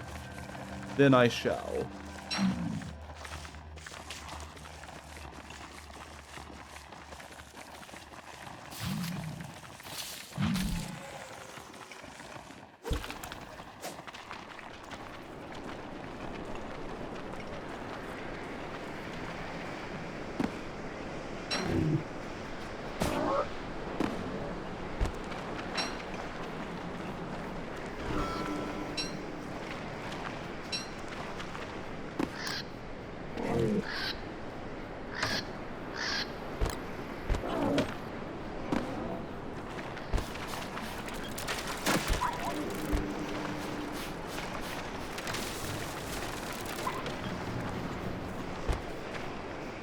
Do I want to steal that turf though? I guess I can. I was going to make the turf, but I guess I'll steal it. Alright. Give me pitchfork and iron hat.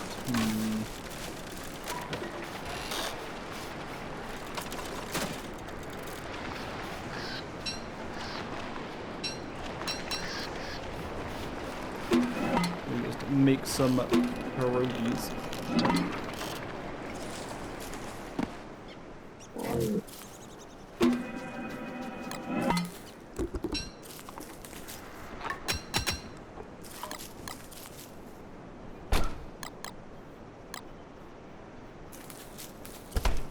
Shell fragments for her light posts.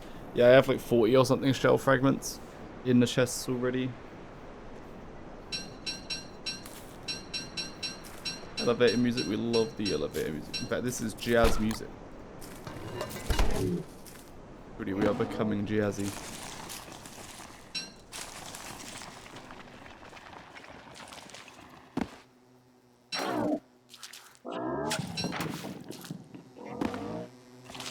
So we're gonna use 6 ads in a row. Oh, but the ad revenue is just so tasty.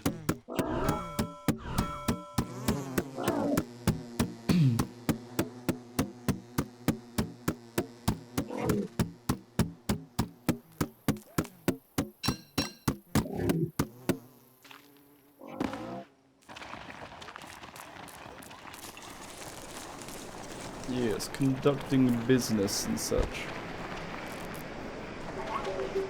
Here you go, have your shoulder trim back. Right. Yeah, let's go to Pearl then. Oh wait, I was making stuff. Wait.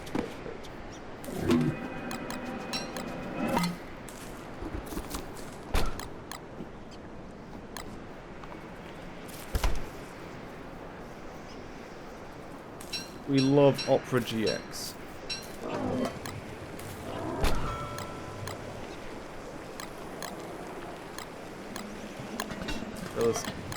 Since today we got 22, I think, downloads. So today we'll be giving away at least 2 extra prizes.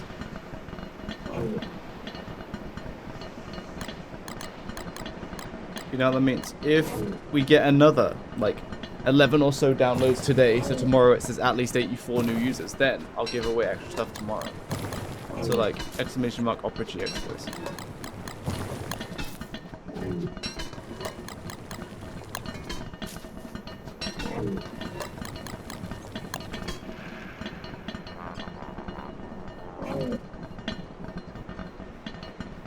This Beeflo is like almost 2/3 the way being domesticated, and it's still default.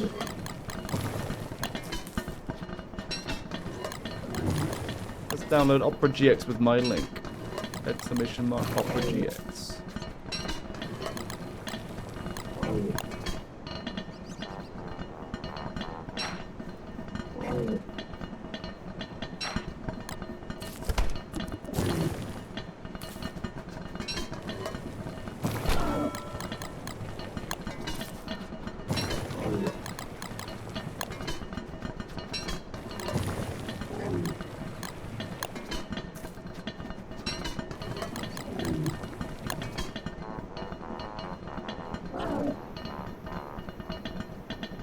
Does look pretty neat, eh?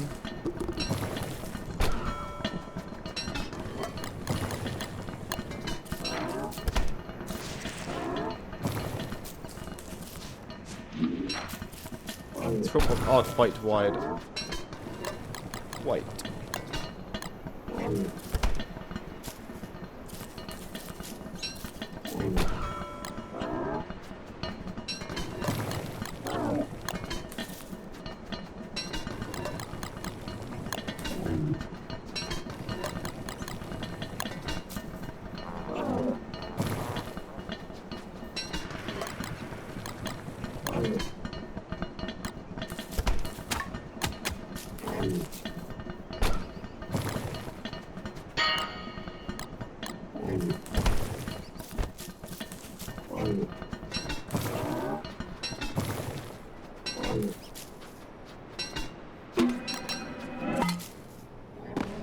If I had built a base spanning an entire DC, what would it look like? Crazy. Because like you wouldn't need that much space, but like that would be pretty neat, I suppose. need to make another boat.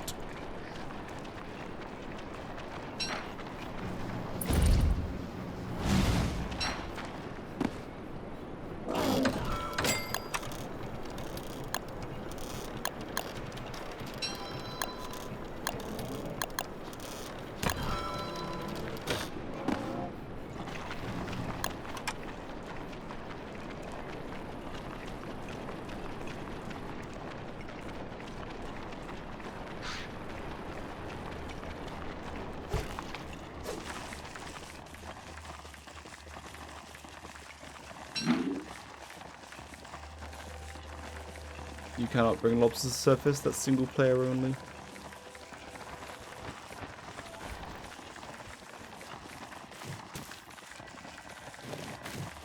He's overpowered. He's very powerful in the right hands.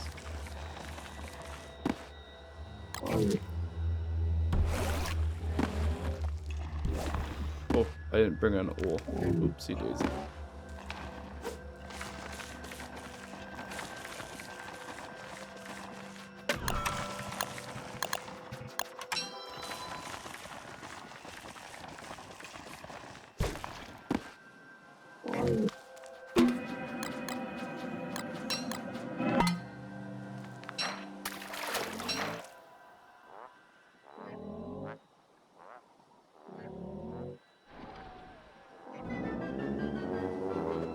Yeah, you can use followers to kill Crab King. When he spawns the ice, the followers go from being unloaded to loaded onto the ice flooring. But yeah, you can't bring lobsters to the surface. Easiest versus enraged claws. I guess you trap him and then just let your followers go crazy, as long as you can survive long enough. Is that right?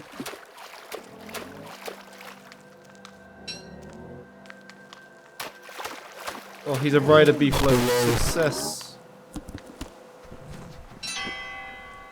He has become rider trait, and we still have 5 days of domestication to go. Excellent.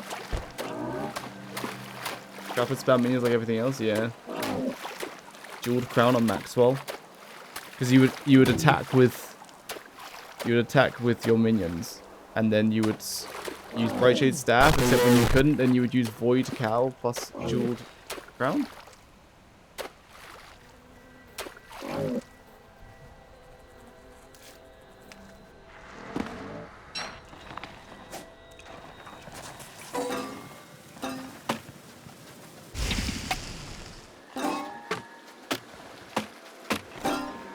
Beefalo, we got some things to do. Clean up this island and steal all the turf. And hammer all the shell bells for the shells. And then we need the glove. What about the clipboard? Or is it just the glove you use?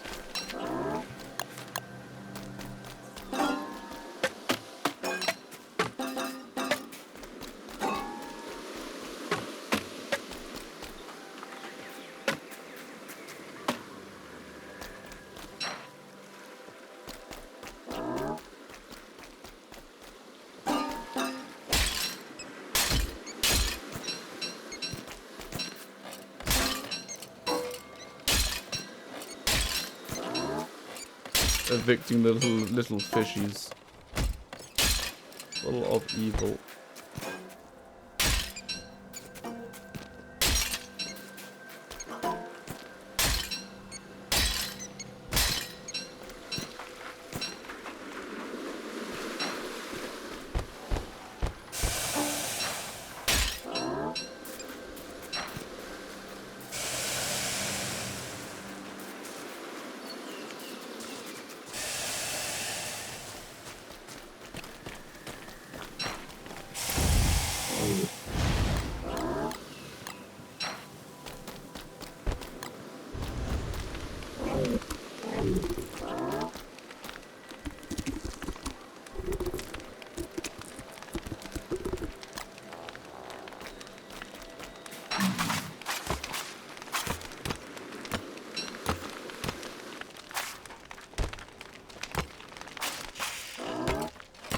This is my turf now.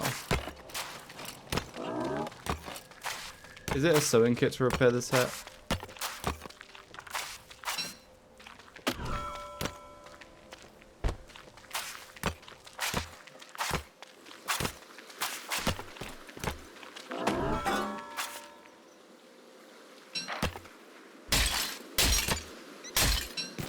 It is. Excellent.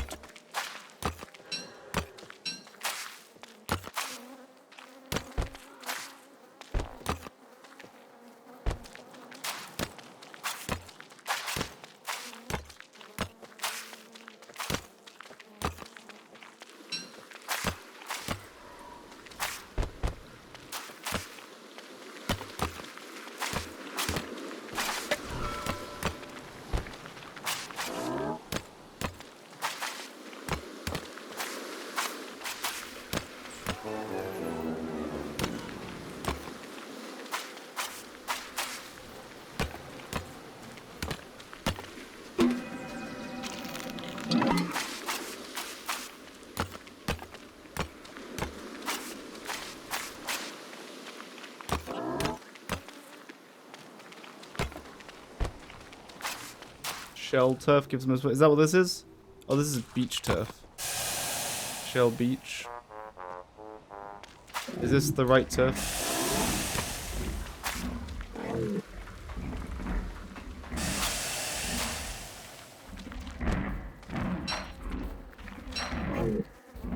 That, okay, cool.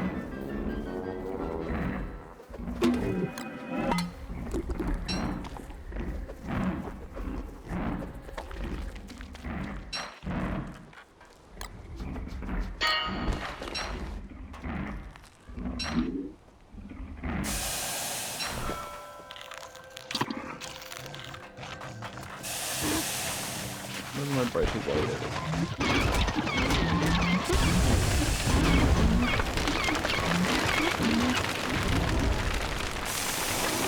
Okay, wrecked idiots.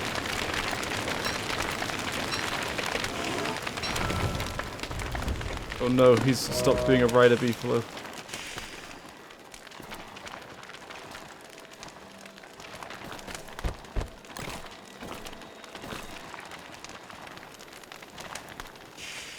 Oh, my shell beach turf.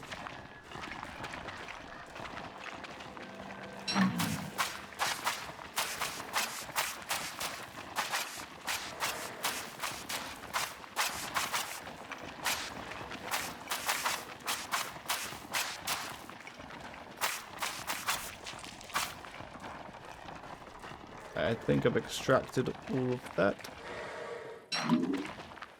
Man, I do kind of like having color on my screen.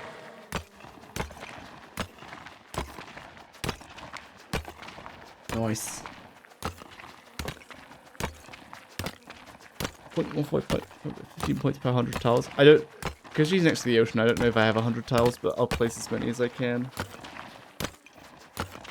Let's rewatch your wall buttons iron fight with Wolfgang and Holy Moly. What clean fight? It's hard for it not to be a clean fight when you do like Wolfgang damage. Because you just like, you chug through all the phases so fast. It's gonna be a video on YouTube. I wasn't planning on it, but maybe. Be a pain to edit, because I have to like watch all of the stuff back. It'd have to be like a recap series.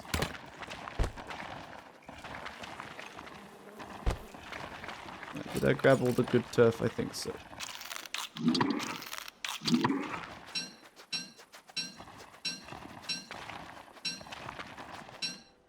Did I?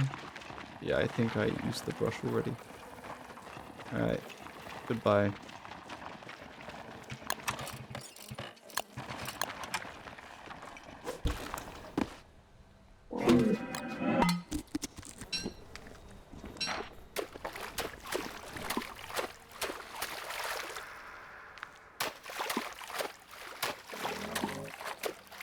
Yeah, I think Warbot Scion is the best boss fight. It's very cool.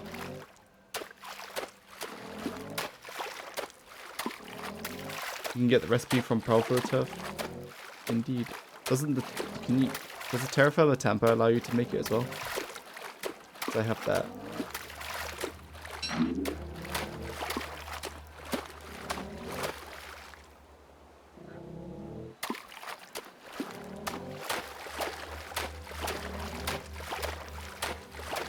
Okay, we're just gonna put the Terra Firma Tamper down.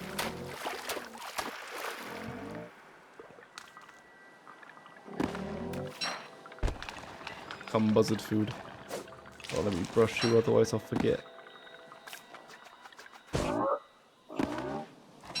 the happiest beefalo.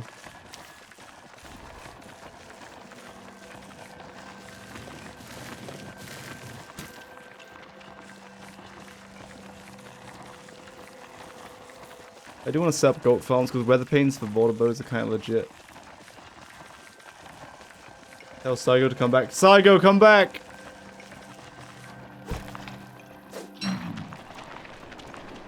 Saigo from Dino Court. No. Where did he go? Did he go to Germany?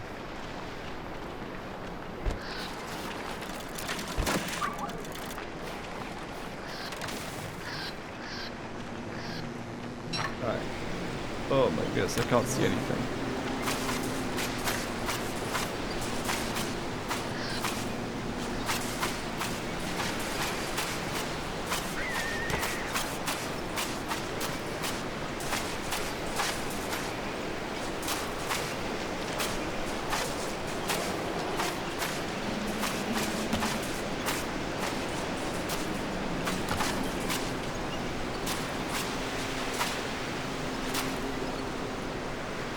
You can make the conch? Oh, I can.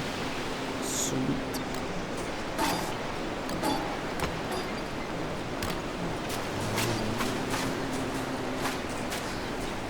Okay, I think I outlined all of her area, but now I do not have enough of that. I'll put moon craters turf everywhere else.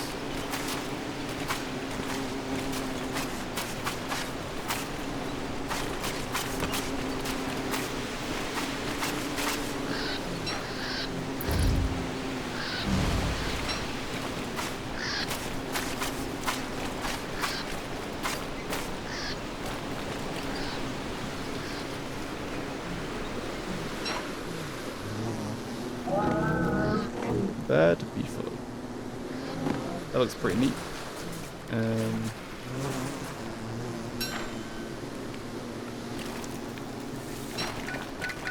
Did I miss anything?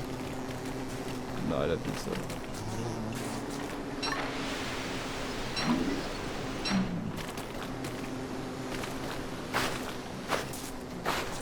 Besides the knobbly trees, yes. Each coverage gives points. Oh, it does? I didn't realize that, but that's cool. Yeah, I'll do that. I was gonna do it, but I didn't know it gave points.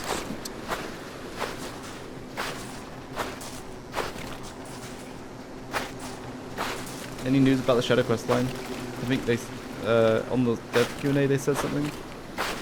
Either they were gonna do skill trees first, and then the Shadow Quest or something. Yes, for Pearl Ambient, we will of course have to just put her shell bells all over the place. So they scream at you all the time.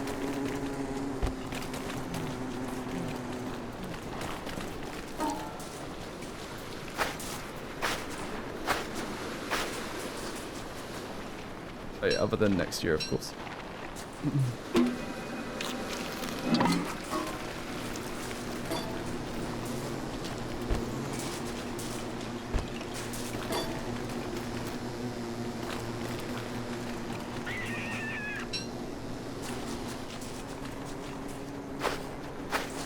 100 shovel, 600% volume. Oh yeah. Do you get points for putting turf other than the shovel? Because I just put the lunar turf because I didn't have any other turf.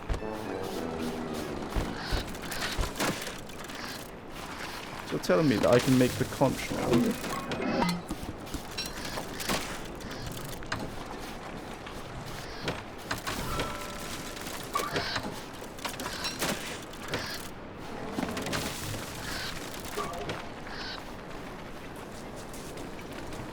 Howdy. Where's this conch at? Oh, I don't think I can make the conch.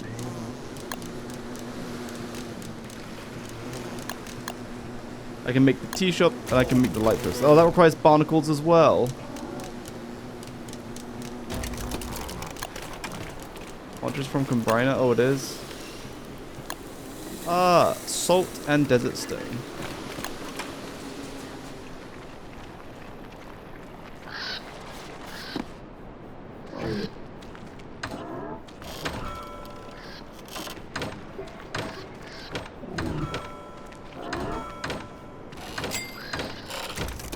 Where did I put my salt crystals? There they are.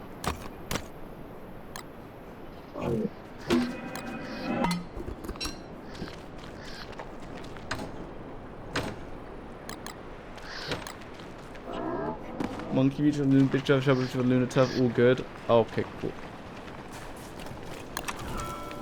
Yes. No, oh yeah, it takes a second, doesn't it? Why is night blue colored? Because it's a full moon night. May as well just make a bunch of these, I suppose. Does it puke out in the direction I'm standing? I think so. I'll just leave these on the floor here. Because it teleports you to Pearl's house, right?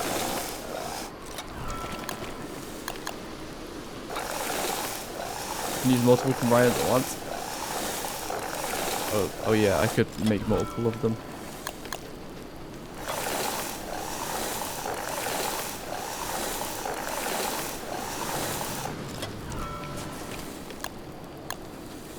But the bottles don't come with messages in them, do they? So I don't know if I would want to do that. Finally, I have a teleport back to Pearl Pool. I can always teleport back to the base. That's like so legit, dude. That's so legit. Oh, I'm not hungry, okay. What's the least festive wind charm? That one. Wagstaff glove. Did I brush you today? Oh, I did. I just wasted a bit of brush durability. Oh well.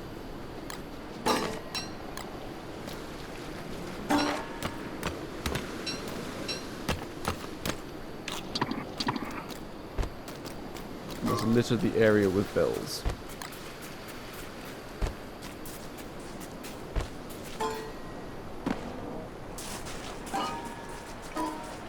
It is the Pearl way.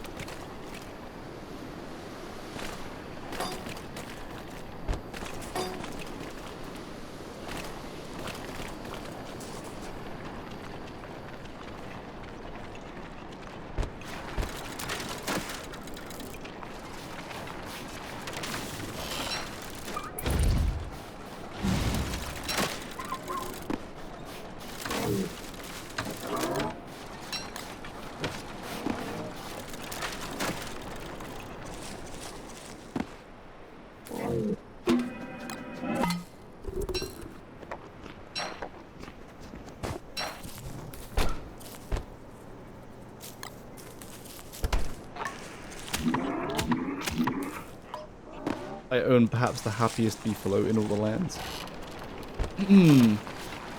Boulder and bones. Oh, she doesn't like that? Really? That's interesting. Let's do that.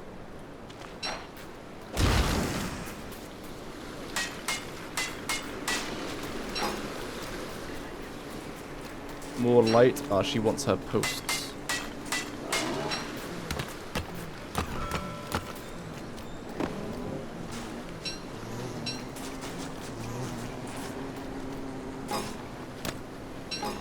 Dropped items, okay.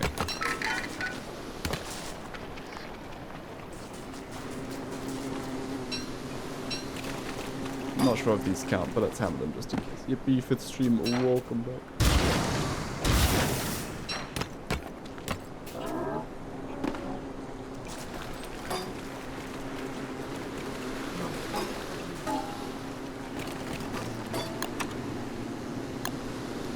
Oh yeah, right, so should I go hunt down some barnacles next?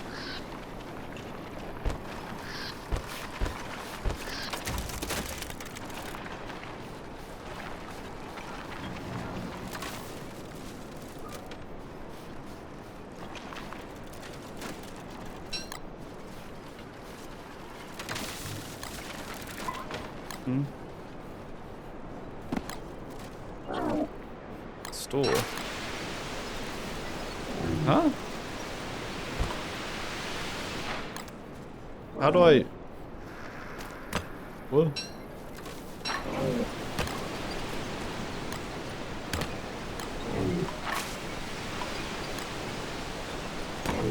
Oh, so you can't repair it. Oh, so the Twitch chat earlier lied to me when I said, can I repair it? And they said yes. Terrible. Naughty Twitch chat.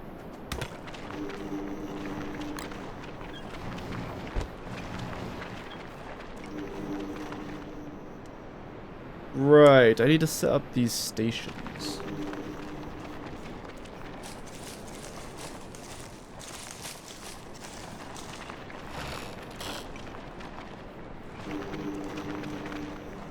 Where do we put these lads?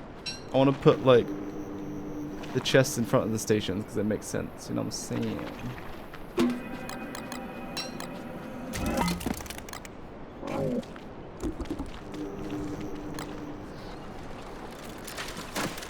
The Bright City is kind of big. Maybe the Bright City should have gone on the corner.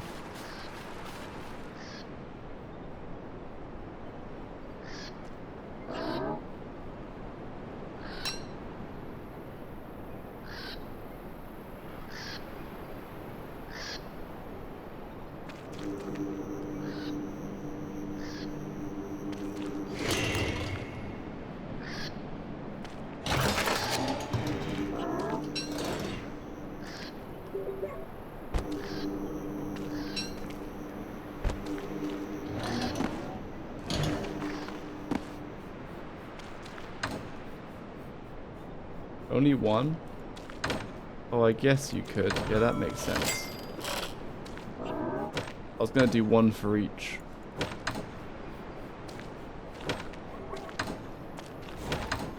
Where's the turf at? There it is.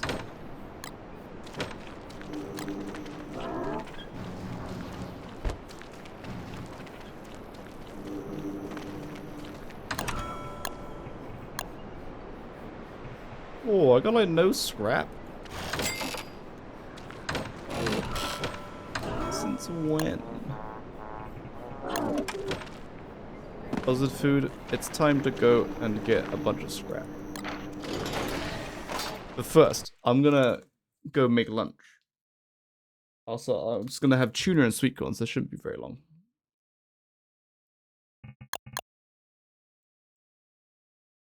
Alright, what video we're watching, boys? Gonna continue watching my ultimate guide, I think. Yes. As they're both good. And this is what I...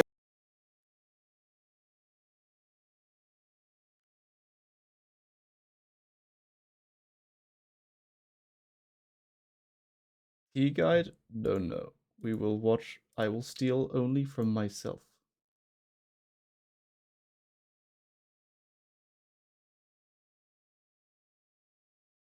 Just make sure Don't Starve is loaded. Oh, that's a lie.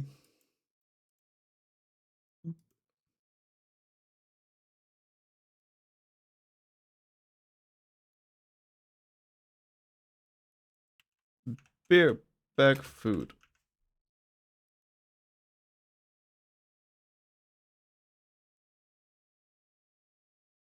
Alright, you can watch this. Bye-bye. Survivability, 5.5 out of 10. The beard helps in winter and has extra inventory slots, nice. Pretty useful. Utility, 6 out of 10. Being able to transmute between materials can be useful, but most notably meat morsels. Combat, 5.5 out of 10. It would be a 5 out of 10, but with his final affinity perk, he gains 10% more damage against some creatures. And difficulty, 4 out of 10. He has perks to assist in survival, but you'll still need to know fundamental game mechanics to survive. A very nice starting character which will teach you the game very well and with good habits and good progression. I'd recommend Wilson for beginners and intermediates, or of course, if you just enjoy playing him.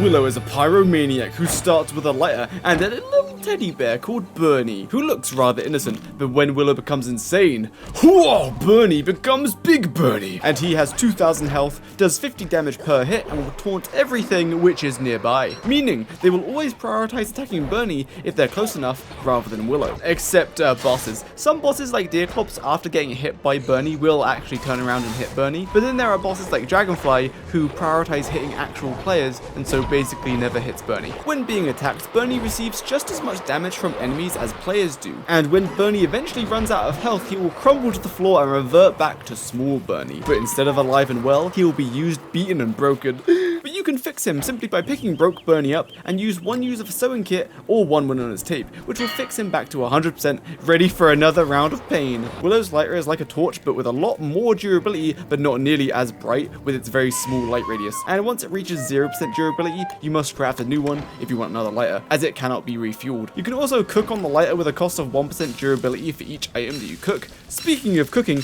Willow also cooks things on her lighter and fires significantly faster than other characters, taking half a second rather than one full second. Now let's dive a little bit deeper into Bernie's mechanics, because he becomes a little more complicated when there are multiple insane Willows or other insane characters who aren't Willow. So, the requirements for Bernie to transform into Big Bernie, which can attack enemies, is that an insane Willow must be nearby, a maximum of 2 tile radius away. But if there is one insane Willow, but that Willow already has a Big Bernie defending her, then the other Bernie won't transform into a Big Bernie. This restriction is easy to remember, only one insane Willow can have one Big Bernie defending her at a time. Now when there are multiple Willows, they can accidentally steal each other's Bernie, as Bernie is not loyal to one Willow. Now if the Big Bernie dies, the small Bernie will immediately transform into Big Bernie. It's also worth noting as well, small Bernie only has 1000 health, but when transforming between small to Big Bernie, Bernie keeps a proportional amount of health relative to the current form's maximum. So if small Bernie has a 500 out of 1000 health left, then transforms to Big Bernie, that Big Bernie will then have 1000 out of 2000 health. Also, I thought something someone said in my Twitch chat while we were testing this was quite funny. When Bernie doesn't transform, but he is taunting enemies, he does the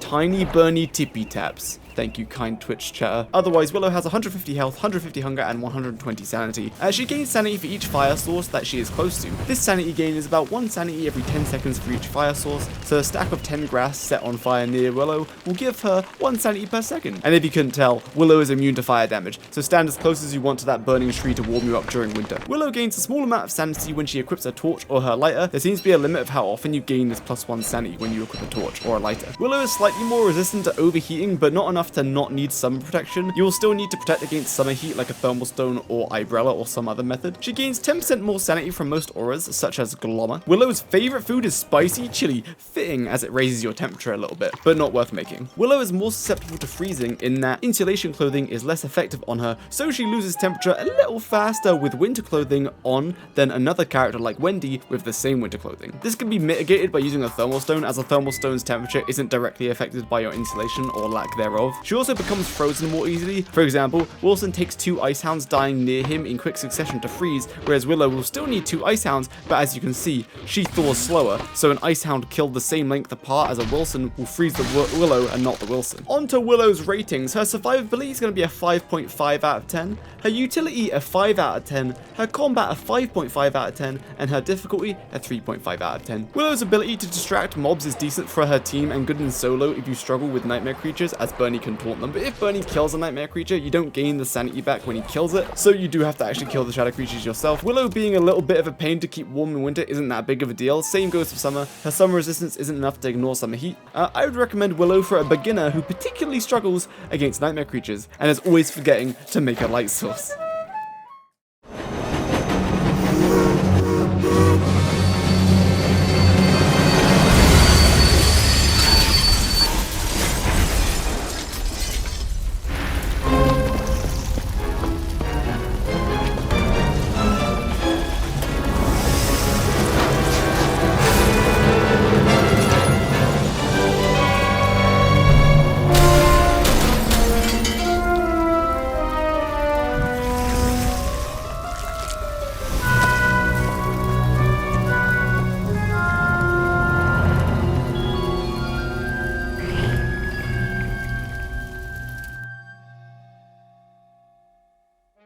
Wolfgang is one of my favorite characters, as his upside is one of the most powerful in the game, which is a simple yet effective deal double damage when he's in his mighty form. But how do you unlock Wolfgang's double damage? Well, Wolfgang has a mighty meter which increases when lifting any of his dumbbells and doing work like chopping, mining, and while fighting. Wolfgang becomes mighty when his meter goes above 75 mightiness, at which point Wolfgang gets a flat 2.0 times damage multiplier, meaning double damage, and he works more efficiently in that he will do work in less actions. This isn't just limited to working like chopping and mining, but also things like rowing your boat, allowing you to row a little faster than than regular characters. Wolfgang starts with a dumbbell made of rock. This is fine to use until you manage to find yourself some marble to make yourself a marbell.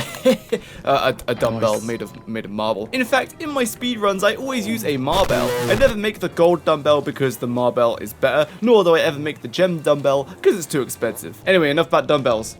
Okay, one last thing. If you're mighty, you can also throw them, which looks really funny, but it isn't very practical and costs a lot of durability on your dumbbell. But hey, you can aggro things from afar, and I guess, and you can kill birds. When Wolfgang's mighty meter drops to or below 75 mightiness, he becomes normal, which means he has a normal damage multiplier, and he will work at the same rate as a normal character. But if his mightiness drops to or below 25, he becomes wimpy. At this point, he gains a 0.75 times damage multiplier, so you're just as weak as Wes, who we will get to later. He will also have the opposite effect of being mighty when working, so when Wimpy Wolfgang works, he takes more actions to do the task compared to regular Wolfgang. When not lifting, fighting, or working, Wolfgang's mightiness drains slowly and drains faster the lower his hunger is, with a minimum drain of 48 mightiness per day at full hunger, and a maximum drain of 768 mightiness per day, but that's only if you're starving. Practically what this means is you should try to keep your hunger between 100 to 150 or up to 200, which will only have you lose 96 to 48 mightiness per day. The higher level dumbbell you use also increases his mightiness, but in game you'll find that you'll probably be staying mighty by doing work like mining, chopping, rowing, and fighting, while mighty Wolfgang has a very small chance of finishing a task in one hit. For example, breaking a boulder with one swing of a pickaxe. Unfortunately, this low chance to one hit something doesn't apply in combat, so you won't be one hitting Dragonflight anytime soon. Also, moving around while holding any dumbbell stops mightiness from draining entirely, so in the early game, it's useful to wear the dumbbell when you don't have a walking cane or anything better to wear. Note though that if you're standing still and holding a dumbbell, your mightiness will still drain like normal. Mightiness also goes up very fast when lifting using Wolfgang's own character specific crafted Mighty Gym. To gain mightiness the fastest from the Mighty Gym, you must put 2 boss statues on the gym crafted on a potter's wheel after defeating a boss and giving the figure sketch to the potter's wheel. After which you hop onto the Mighty Gym and click the gym when the indicator hovers over the gold section of the indication bar to gain a big chunk of mightiness. Wolfgang automatically gets off the Mighty Gym when his mightiness is full. I personally don't recommend the Mighty Gym as the marble dumbbell is plenty good enough, cheap and mobile. Wolfgang suffers 10% extra sanity drain from all sources. This is kind of a good thing if you like nightmare fuel, but if you don't, it's not a big deal because you deal double the damage, so you kill the nightmare creatures a lot faster. Wolfgang's favorite food is cooked potato, which is easy to mass produce and it heals for 20 health, with an initial low hunger value of 25, increasing to 40 due to it being his favorite. Quite a good food to make. Wolfgang has the highest DPS potential in the game, and with just himself and a dark sword, he could do a DPS of 272, with Wanda being a close second, though we'll talk more about this in Wily and Wanda's section. Wolfgang, while mighty, has a higher cold resistance, but at the cost of the equivalent negative heat resistance, though it isn't enough to ignore winter cold, and the negative summer insulation isn't that noticeable. Wolfgang, when mighty, can also carry heavy objects with no speed penalty, like the shadow pieces, the lunar altars, all of which give him the goofiest walking animation, I think. Wolfgang also does not suffer speed penalties from heavy items such as piggybacks and marble suits, meaning you can use them without their intended downside of reducing your speed. So you'll almost definitely be using a piggyback while playing Wolfgang until you get yourself a Krampus sack. Wolfgang has 200 in all stats, health, hunger, and sanity, and it is time for his ratings. Wolfgang's survivability is going to be a 7.5, his utility a 6, his combat a 10, and his difficulty a 4. Wolfgang has the highest DPS potential, and even then, just by himself, he is one of the highest DPS characters in the game, therefore his combat is 10 out of 10. Quick note about DPS in this game. Characters with normal weapons like a dark sword attack at an attack rate of 2 times per second. A default damage character with a dark sword has a DPS of 136. And also, just for fun, and a teaser for later, this is the highest possible damage you can achieve in the game with all buffs.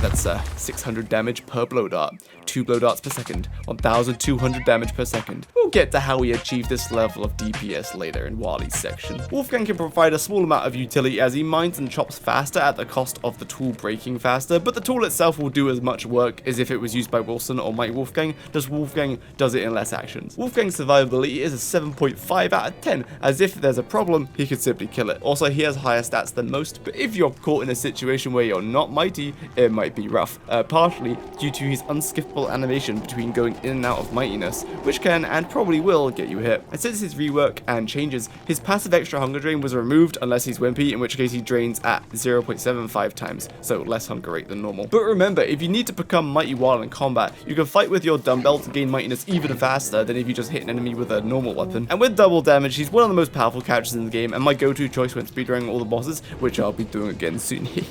Great character, very powerful.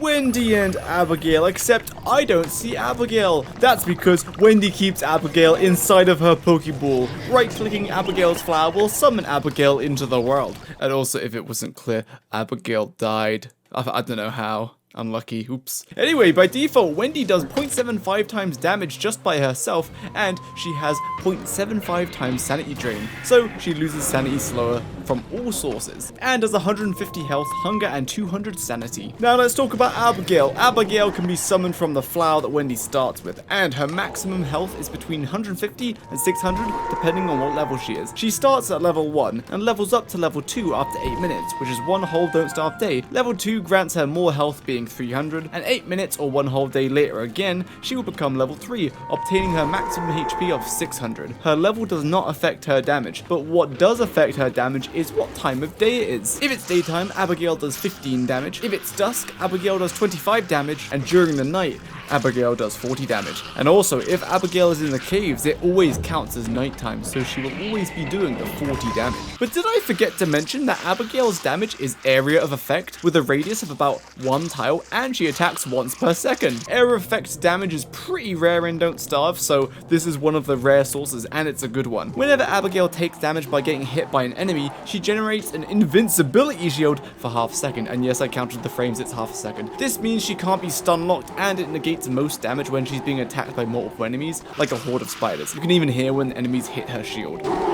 Abigail starts in passive mode, meaning she'll only attack things that are attacking Wendy, and Abigail will stay close to Wendy. But by riling up Abigail by right-clicking her flower, she will enter kill mode, where she will attack anything that gets too close and will roam around Wendy searching for things to attack. Good for preemptively defending you from enemies like hound waves. When Abigail hits an enemy, she vexes them, increasing the damage they take by 10% from all sources. Along with that, Wendy characters also deal 40% extra damage against enemies that have been vexed. So the way this is calculated is Wendy's 0.75 times damage multiplier is multiplied by 1.4 for the 40%, which makes Wendy's personal damage 1.05 times that of a default damage character. But since enemies also receive 10% more damage because they were vexed again, Wendy, when attacking with Abigail, has an effective damage multiplier of 1.155 times, plus Abigail's damage on top of that. So as an example, Wendy with a dark sword attacking with Abigail at nighttime gives them a total DPS of just over 197. Abigail also counts as a source of light to protect you from Charlie if you stay close. Wendy can craft a structure called a cistern, then can put 4 petals inside of it, which restores plus 25 sanity per minute when standing close by, and it levels up Abigail 4 times faster than normal. This isn't too useful, there are better ways to get sanity back faster, and Abigail already levels up pretty fast, but since if she dies, her level resets to 1, and if your Abigail is dying a lot, then I guess a cistern might be a little useful for getting her back to full strength a little faster. Wendy can make potions for Abigail that buff her in various ways. To craft these potions, you will need various ingredients depending on the potion, but all of the potions share one common ingredient,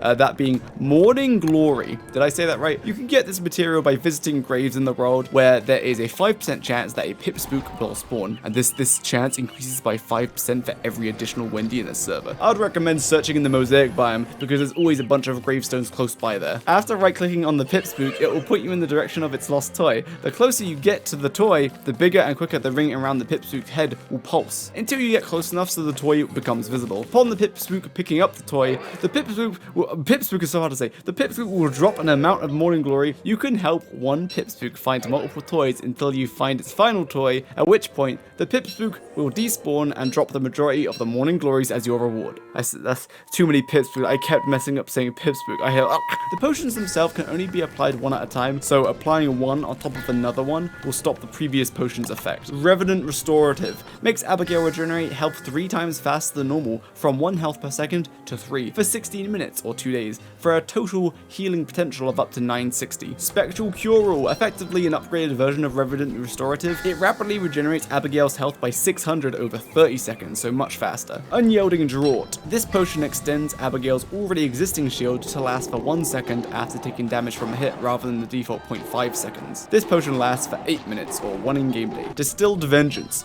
This potion extends Abigail's shield like before to 1 second, except any mob that attacks and hits the shield will take 20 damage back. This potion also lasts for 8 minutes. Nightshade Nostrum.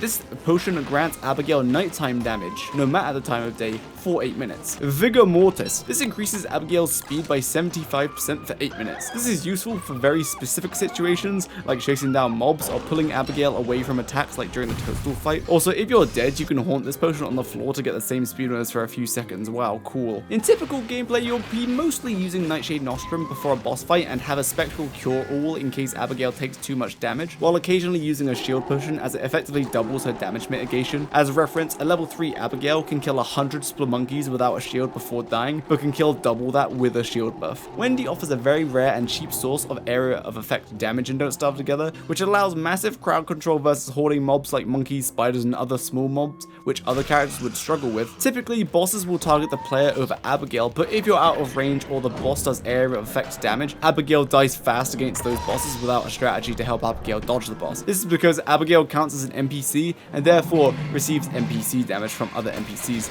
such as a Clockwork Rook hits Abigail for up to 200 health, whereas it only hits the player for 45. Wendy won't receive damage bonuses versus nightmare creatures, so shadow creatures are a pain to deal with as you deal 0.75 times damage to them, but Wendy's 0.75 times sanity drain modifier means she loses sanity slower than most. Wendy's favorite food is Banana Pop, which gives 33 sanity, 20 health, along with a boosted hunger of 27.5. Pretty decent if you've got a lot of spare bananas. Now it's time for Wendy's ratings. Her survivability is going to be a 7, her utility a 6.5, her combat a 6.5, and her difficulty a 3. Abigail serves as your personal bodyguard and she'll die for you before you die, probably. Abigail's area of effect damage can mean some bosses just can get stepped on by Wendy, such as Bee Queen. Although bosses like the Twins of Terror will put Abigail back in the ground faster than you can put her back in a Pokeball. Speaking of which, to put Abigail away because she's in danger or she's being too slow or whatever reason, simply use the flower on Abigail. This can be used for some trickery like I used in my Wendy All boss run, having a mob target Abigail, then recalling Abigail by attacking her with an ice staff. This causes the mob to target Abigail, but then Abigail's recalled back to her flower, so the mob doesn't hit anything. Wendy and Abigail's total damage per second combined is effective to a 1.45 times damage multiplier, with a portion of that damage being AoE, meaning higher DPS than a character like Wickford, but not as high as Wolfgang. Great for beginners, as you will never be alone, until Abigail dies again.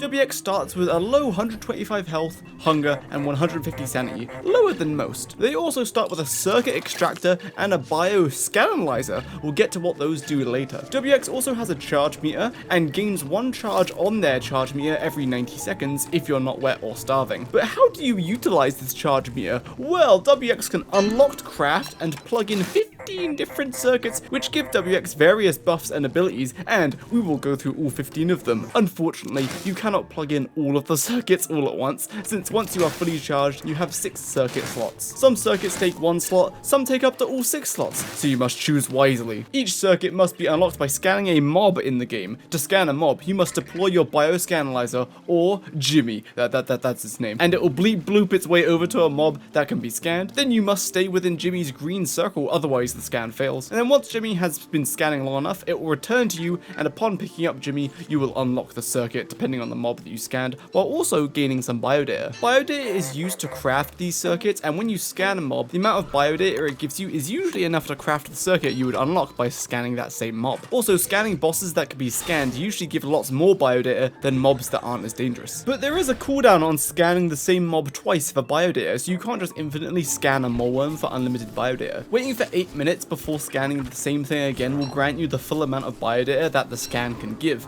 Otherwise, there is a minimum cooldown for every mob, which seems to be anywhere between 30 seconds and a few minutes. It seems to be different for each mob. Scanning before this 8-minute cooldown will result in a proportional biodata return based on how long ago you scanned that mob. So basically just wait 8 minutes before scanning the mob again. Now we know how to unlock the circuits, let's go through all of them. What you need to scan, what they do, and how to craft them, and my opinion on them. Hardy circuit. Increases your maximum health by 50, fills 1 circuit slot, unlocked by scanning a spider. And to craft requires 2 biodata and 1 spider gland. This circuit can be cheap to fill a slot if you have 1 spare and you want the extra health, but I'd rather save the slot for another circuit. Super hardy circuit. This circuit increases your maximum health by 150 while taking up to 2 slots, and is unlocked by scanning a nurse spider, which is spawned by spider queens. It requires 4 biodata, 2 spider glands, and a hardy circuit, the previous circuit, to craft. Same opinion as the hardy circuit. If you want more health, it's good, but I wouldn't use it. Processing circuit. Increases your maximum sanity by 40 and fills 1 circuit slot. Unlocked by scanning butterflies and moon moths on Lunar Island, and requires 1 biodata and 1 petal to craft, so not too good. Super processing unit. Increases your max sanity for 100 while also providing +2 sanity regeneration per minute, or 16 sanity per day. Fills 2 circuit slots and is unlocked by scanning any of the 3 shadow creatures, Crawling Horror, the Terrorbeak, or the Terror Claw. You can even scan the ruins generated shadow creatures for this circuit. It requires 3 biodata, 1 nightmare fuel, and 1 processing circuit to craft. This circuit is decent because, you know, sanity regeneration, if you don't like being insane, is good. The average autumn and evening night will make you lose about 20 sanity, while the circuit generates 16 sanity, so after 1 whole average autumn day, you will net -4 sanity per day, but without the circuit, you would have lost 20 sanity. Gastro Gains circuit. Increases max hunger by 40, fills 1 slot, unlocked by scanning normal hounds. Requires 2 biodata and 1 hound tooth to craft. Increases your max hunger, isn't very useful. Super Gastro Gains circuit. Plus 100 maximum hunger and 20% less hunger drain, and fills 2 circuit slots. Unlocked by scanning Slurper, found in the entrance of the ruins, and Berger, the autumn boss. Requires 3 biodata, 1 Slurper pelt, and 1 Gastro Gain circuit to craft. Contrary to the name, starving probably won't be the thing that kills you in Don't Starve, so not too useful. Though an interesting note is that if you plug in 3 of these circuits, you won't need to eat for about 11 days. Chorus Box circuit. Gain a +5 sanity aura per minute around you for you and your team. Also plays music to make sure that you go insane in real life while also tending to plants in game. Fills 3 circuit slots and is unlocked by scanning Crab King or the Krabby Hermit. Requires 4 biodata and 1 baritone shell bell, which is this shell, this one right here. A sanity aura is decent for you and your teammates if you really don't like going insane. This sanity aura is enough to not lose sanity from the passive sanity aura from evening and night. The last few circuits have not been too good, but don't worry, we're about to get to the good circuits.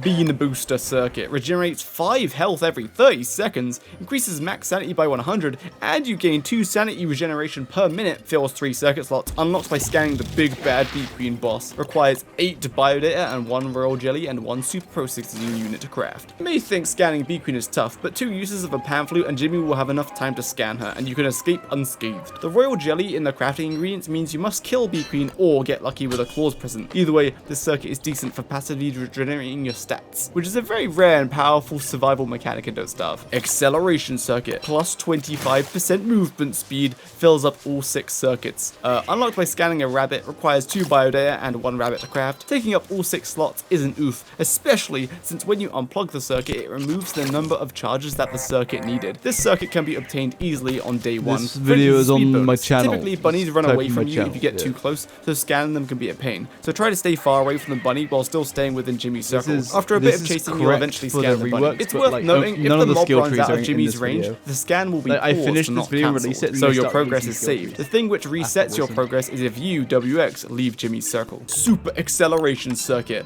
One circuit gives 25% speed bonus and takes up only 2 circuit slots. Equipping 2 of these gives 40%, and filling up all of your circuit slots with 3 of these will grant you 50% speed bonus. Unlocked by scanning Clockwork Rooks, broken Clockwork Rooks in the ruins, and the Ancient Guardian in the labyrinth. Requires 6 biodata, 1 gear, and 1 acceleration circuit to craft each of them. This is one of the most powerful circuits in WX78's arsenal. Speed bonus can simply trivialize most boss fights, so if you get lucky and find a rook on the surface world, you can scan it, and after amassing enough biodata and gears, you can craft 3 of these circuits in the first few days for an insane 50% speed bonus. And if you have no rook on the surface, you can simply rush the ruins where there will definitely be a broken Clockwork Rook for you to scan. But if you can't find them, you can always scan Ancient Guardian, but be aware, scanning Ancient Guardian is kinda hard because you gotta stay close to him for long, so bring a pan flute or some armor and healing. Most circuits stack without diminishing returns, but as you can see, the more speed circuits you equip, the less speed they give individually. So you might find one circuit giving you 25% speed bonus is enough for you so that you can pair it with one of the circuits coming up. The Optoelectronic circuit allows you to see in the dark exactly like Muggles. They automatically activate during nighttime and the dark like in the caves. Fills up 4 circuit slots unlocked by scanning a mole worm, requires 4 biodata, a mole worm, and 1 firefly to craft. This circuit, granting infinite night vision as long as you don't lose charges, is insanely helpful for new players and not as experienced players, as something like a lantern doesn't allow you to see very far in the dark, but now you can see everything while also freeing up your armor and weapon slots for whatever you want to wear. Tip for scanning a mole worm: you can drop a mineral like a flint, wait for the mole worm to approach and pop out the ground, then as it begins sniffing your rock, pick it up so he doesn't steal it, then after he digs back underground, simply drop your rock again. This keeps the mole worm above ground so Jimmy can keep scanning it. Illumination circuit: you glow with light, similar to a default torch radius. Fills 3 circuit slots unlocked by scanning a depth worm in the caves, or a light bug in the lunar grotto biome, or a skitter squid found in the ocean, sometimes near the shores. Requires 6 biodata and 1 light bulb to craft. You might think, why would I make this circuit when I can just have the Moggle night vision circuit? Well, this one takes up 1 less circuit slot, and it keeps your friends safe from darkness. Whereas with the Moggle circuit, you will simply watch from the comfort of your Moggles as your friends are slain by Charlie. Wish that were me. What? Playing solo, I'd rather use the Moggle circuit. Even if I was playing with others, I'd still probably just use the Moggle circuit. Thermal circuit gives you a heat radius of plus 25, increases your minimum temperature by 20. Anything that spoils will spoil 25% faster in your inventory, and you dry off 10% faster. Fills 3 circuit slots and is unlocked by scanning Firehounds or Dragonfly. Requires 4 biodata and a red gem to craft. Giving you a heat radius means you can keep your friends slightly warm in winter, but it really isn't effective in testing, and your teammates will have to snuggle up real close to you to get warm. Increasing your minimum temperature by 20 means that the default minimum temperature of minus 20 is changed to 0, so you cannot take ambient freezing damage during winter, although your screen will almost always be frozen as you are sitting just above freezing. Food spoiling faster in your inventory is not good, but you can simply just store your food in your backpack, that way it doesn't get affected by the accelerated spoiler trait. Refrigeration circuit gives you plus 25 cold radius, decreases your maximum temperature by 20. Things that spoil will spoil 25% slower in your inventory, and this also excludes your backpack like the other circuit. And upon reaching 95 wetness, the wetness turns into 2 ice on the floor and resets your wetness to 0. Fills up 3 circuits and is unlocked by scanning Icehound and Deerclops. Requires 4 biodata and 1 blue gem to craft. The maximum temperature decrease means you are safe from ambient overheating in summer. After testing, regardless whether you have any charges left or not, the ice circuit will still turn your 95 wetness into 2 ice cubes, even if the circuit's charges it's connected to have been deactivated. Interesting. And also after testing, despite being wet causing you to take damage, on average you'll get struck by lightning enough to heal any damage you will be taking from the wetness damage, so long as WX is taking the lightning bolts and not a lightning rod. Then you can probably survive spraying purely with the circuit, but I wouldn't rely on it though. Sudden changes in wetness on the other hand, this circuit could negate, such as your boat succumbing to a rock causing you to drown, or a teammate griefing you with water balloons. Lastly, electrification circuit. Anything that hits you takes 20 base electric damage back, capped at only dealing damage once every 0.3 seconds. Also grants lightning insulation, fills 2 circuit slots, unlocked by scanning a Vault Goat, requires 5 biodata and 1 electric goat milk to craft. This circuit delivering electric damage complicates the damage it actually deals, as electric damage deals 1.5 times damage by default against against non-wet targets, but against wet targets deals 2.5 times damage. So if a dry pigman poked you, he would receive 30 damage back, 20 multiplied by Still on 1.5. WX. If the same pigman, but wet, poked you, he would instead receive 50 damage back, 20 I've made my multiplied by food, now I'm 2.5. eating You it. probably shouldn't plan to get hit I'll while be fighting back bosses, soon. so this circuit is more of a gimmick than, actually practical. But despite that, me and my Twitch chat did this where we killed all the bosses, or most of them, only using these circuits and other types of thorn damage, and the video is linked in the card in the top right in the description. It's very stupid and impractical, but funny. And that's all the circuits. WX78 has a few other perks, being they can eat gears to restore 60 sanity, 75 hunger, and 50 health. Eating gears used to buff your maximum stats, but that doesn't happen anymore since WX78's rework. WX has half the aggro range for clockworks and broken clockworks because they are also machines, and I guess they need WX to be closer to them before they realize WX is not a friendly clockwork comrade. This means in the ruins you can mine statues and hammer broken clockworks without engaging in combat most of the time, since you must be a lot closer than other characters for clockworks to aggro onto you. The best circuit combinations are completely up to your personal preference, but my personal favorite combinations are triple speed for maximum speed running, single speed with single moggle, single speed with single heat or cold depending on the season, and single speed with a B Queen circuit for the ultra passive playstyle. To take circuits out, you need to use the circuit extractor, which will always take the circuit out at the top of the circuit meter first, which then causes the circuit itself to lose durability. And when plugging a circuit in, it will always go to the lowest point available first. So it'd be best to keep circuits you plan on taking in and out at the top, such as heat and cold circuits,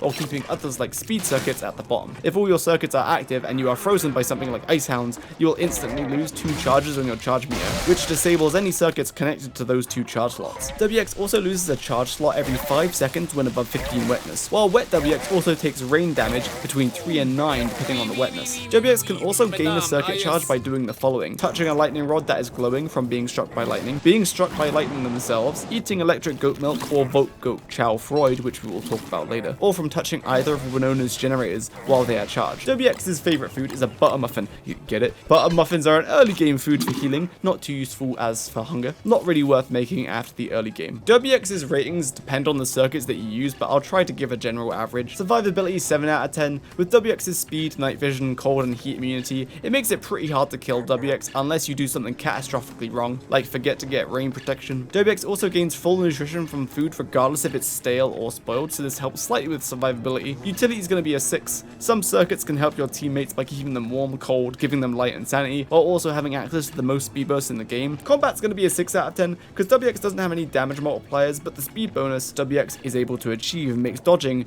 every mob a breeze. And WX's difficulty is going to be a 4 out of 10. Pretty decent character with a lot of different buffs that can be applied to them.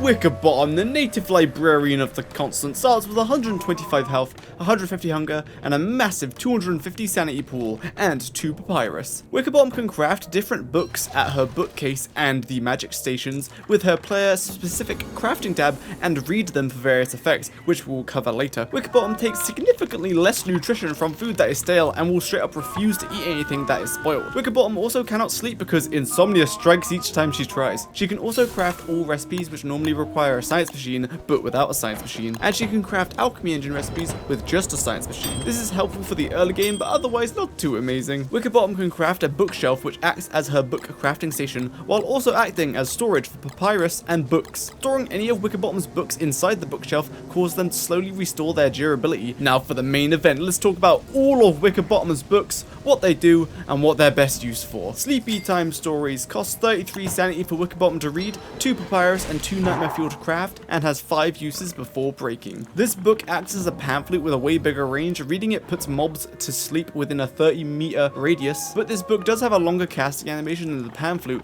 but can be mass-produced, unlike the pamphlet. Birds of the World costs Wickerbottom 50 sanity to read and costs 2 papyrus and 2 eggs to craft at the bookshelf and has 3 uses before breaking. Causes 20 to 30 birds to fly down from the sky in an area around the player who read the book. You can use this book in combination with the previous book, Sleepytime Stories, to make an easy bird farm for various colored feathers, meat, and Krampus farm. Simply read Birds of the World, then read Sleepytime Stories, then go around killing all the birds before they wake up. Once you kill enough birds, Krampus may spawn close by. Make sure to fence off an 8x8 area to do this farm so the Krampus don't get in, and so they don't scare the birds away from being too close to the birds. Also be sure to drop a twig or something close to the edge of the fences so Krampus will get stuck on the fence trying to steal them. Then whenever you're ready, kill the Krampus. Changing the turf in the area you spawn the birds will cause different birds to spawn, also dependent on the season. Here's a screenshot of a Wickerbottom feather farm, but if you want more details, you can check out my Wickerbottom video in the card in the top right or in the description, where I talk about the mechanics and other ways to kill the Krampus en masse. On Tentacles, costs 50 sanity for Wickerbottom to read, costs 2 papyrus and 1 tentacle spot to craft, and has 5 uses before breaking. Reading this book will spawn up to 3 tentacles between 3 and 8 meters from the reader. These tentacles are the same as naturally spawning tentacles. If a tentacle chooses a spawning location which is blocked by a wall or structure, it will simply not spawn, so sometimes you may get less than 3 tentacles per read. This means you can build walls in a 7x7 or 8x8 wall unit square, like this, knock them down, and then read the books from the center. This will keep you safe from the tentacles that spawn around you if you're in the middle of the square. This is useful for making traps for bosses like Bee Queen, which I used in my Wickerbottom wall boss run, which you can find in the description. The end is nigh. Costs 33 sanity for Wickerbottom to read, 2 papyrus and a red gem to build,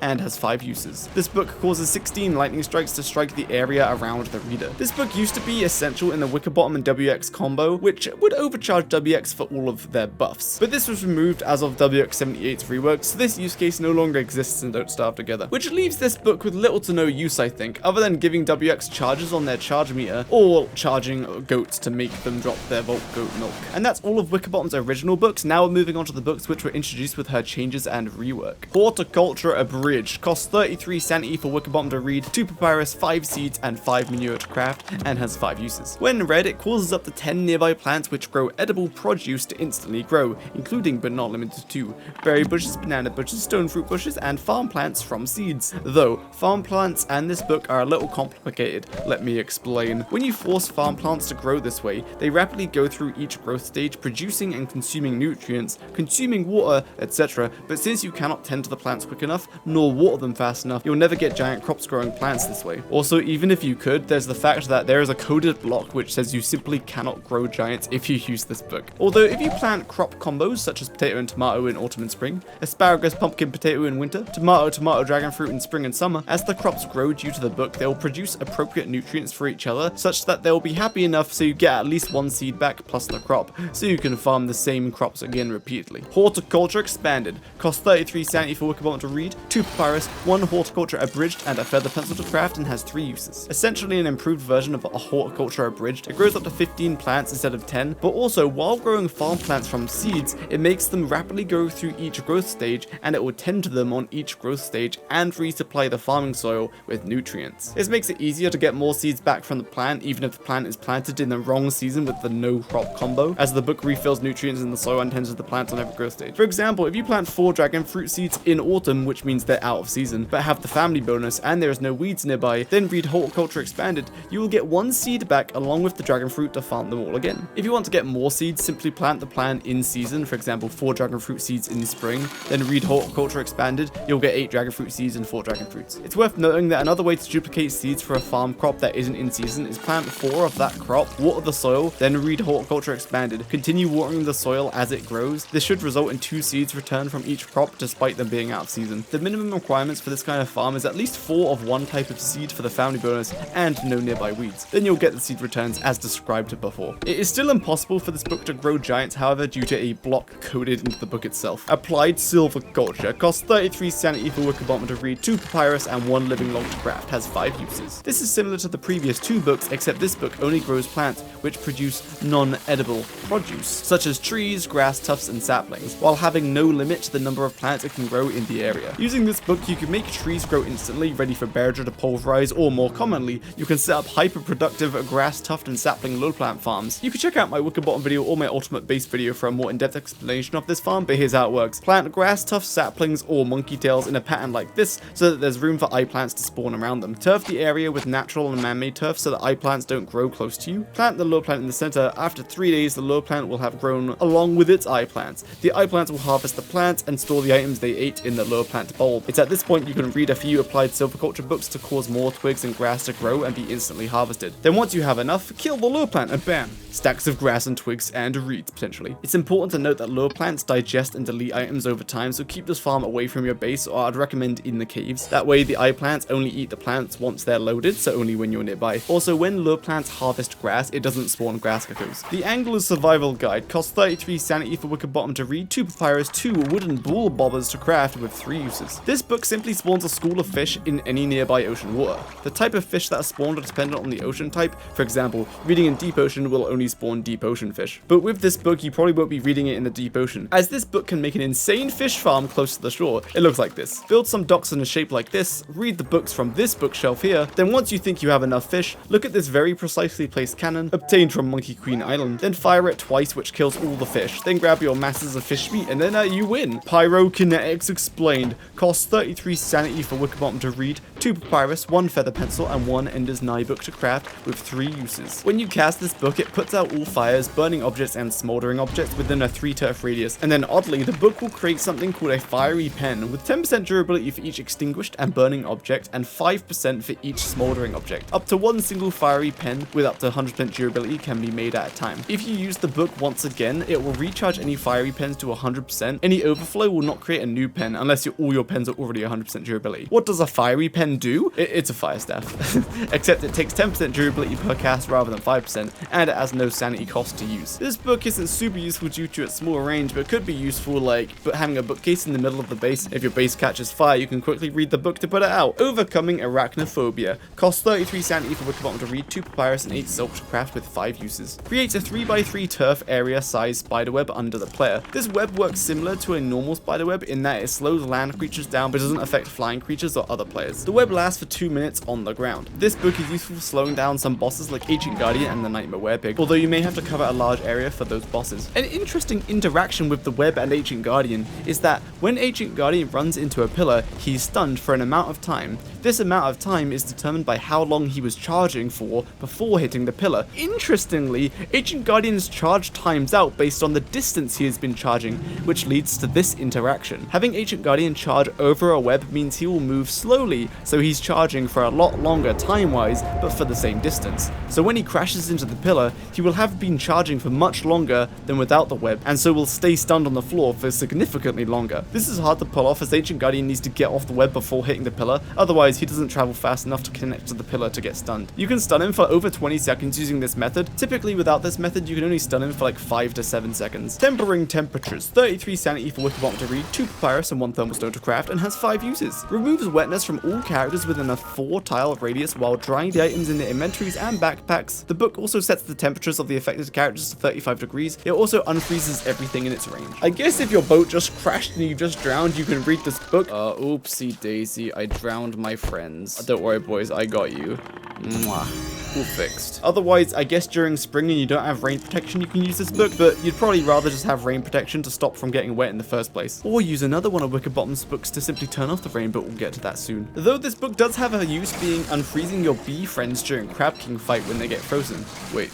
Wicker Bottom's bee friends? We'll get to that later, don't worry. Lux Eterna. 33 sanity for Wicker Bottom to read, 2 papyrus and 2 light bulbs to craft with 3 uses. Upon reading, a beam of light shines down from above onto the character, where it will remain for 4 minutes. This book does not work in the cave and will simply cause an earthquake. An interesting note about this book is that if farm plants are within the light created from this book, they will continue to grow during nighttime. Typically, farm plants do not grow during the night without natural light, which means this beam of light is natural light. So Wicker Bottom can create suns? Lux Eterna Redux. 33 sanity for Wicker Bottom to read, 2 papyrus, 1 Eterna Redux, and 1 feather pencil to craft with 5 uses. Effectively an improved version of the previous book, beams down a ray of light which lasts 2 days instead of half a day. Reading this book in the caves causes an earthquake too. And in our testing, the light radius seems to be the same. Practical rain rituals. 33 sanity for Wickerbottom to read, 2 papyrus and 2 down feathers to craft, with 5 uses. When you read this book and it's raining, the rain will stop. When you read this book and it isn't raining, the rain will start. It also increases the humidity of nearby farming soil upon casting for rain to come. This is one of Wickerbottom's most useful books. Being able to turn the rain off in spring makes spring basically a second autumn. Being able to cool rain during summer stops wildfires and stops the sandstorm in the Oasis Desert, so you can walk around without worrying about wildfires, antlion, or wearing any desert goggles. Though all of this will resume once the rain stops and everything dries off. An interesting way to kill antlion with help from this book is doing the following. Find antlion, feed him a cold thermal stone, then once he's frozen,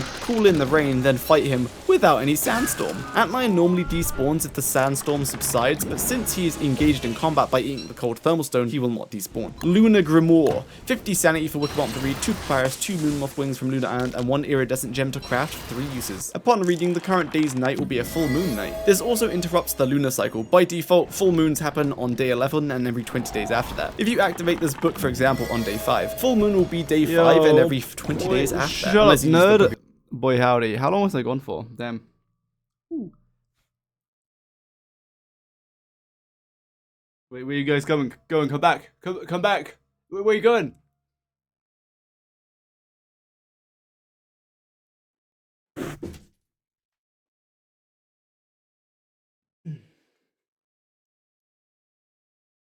So when I was making my food, I have a bag of frozen vegetables that I was pouring into the pan, and like the whole bag fell into the pan, and I was like, well, so I ate like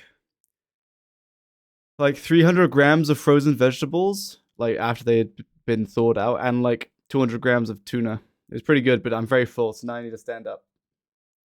Yippee. Right, yo, listen, gamers, right? I want to do this really cool thing. So only like the top tier fans were actually paying attention that whole time while I was gone. So you know what we're gonna do? That's right. Impromptu giveaway! Quick! Exclamation mark Opera GX will enter you into the giveaway as of now. Exclamation mark Opera GX. And I'll draw the winner in like 2 or 3 minutes. So only those paying attention, you know, the people who hung around while I was AFK, they're the winners. They're the real wieners. You know what I'm saying? The best wieners. Also, I made tea, and it was okay.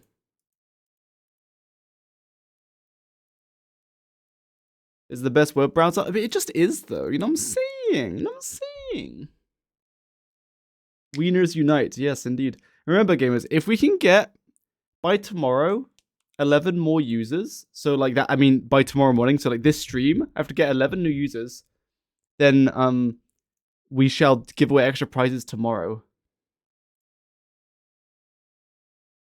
So make sure you download OperaGX using my link. If you already have it installed, try like download it with my link anyway. Then you run the installer, and it will say you already have it installed, and it might update it or something and count. I still count, so I'm not sure. I'm gonna roll the winner in less than a minute.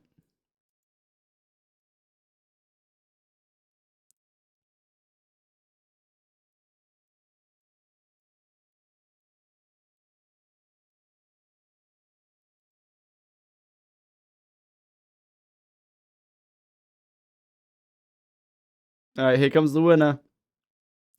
Now, whoever wins, this is the question you have to answer correctly to win your prize. Your question is, what should people do? Actually, you know what? This is the question. This is the question.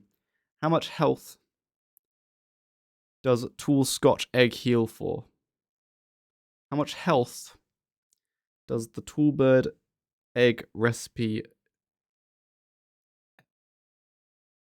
heal you for? Here comes the winner. Kotick. Congratulations. Oh my gosh, the chat is helping you with the question. Say something so we know you're here, then answer the question correctly to claim your prize. Heh.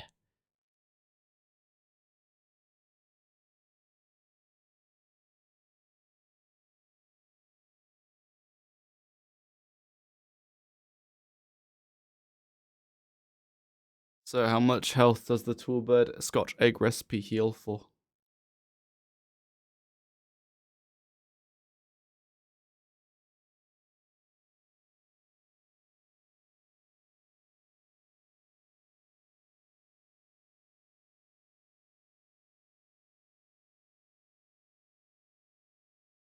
150?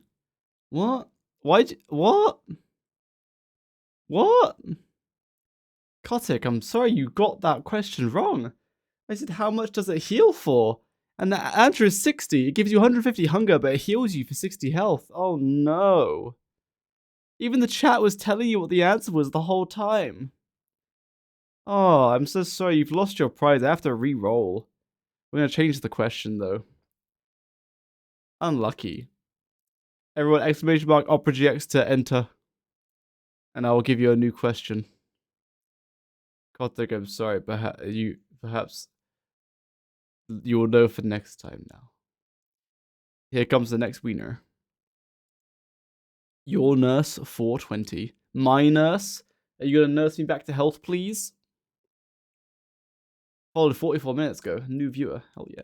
Oh no, Kotick is sad. It's okay, Kotick. There might be another time. Your nurse 420. Are you here?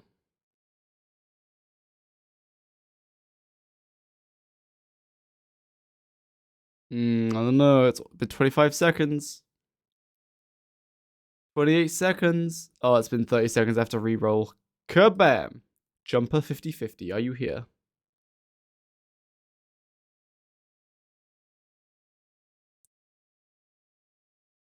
English is not my native language.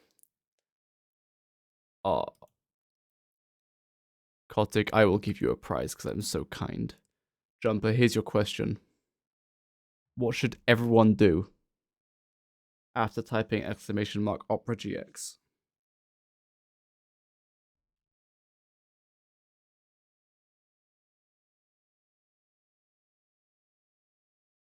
Oh! Hello, Matu.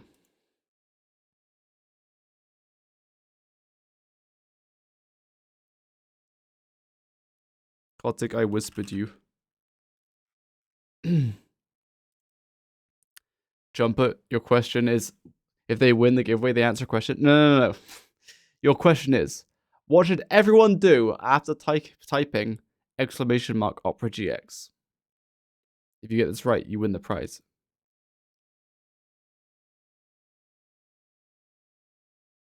The Stream Elements bot is giving you a big hint.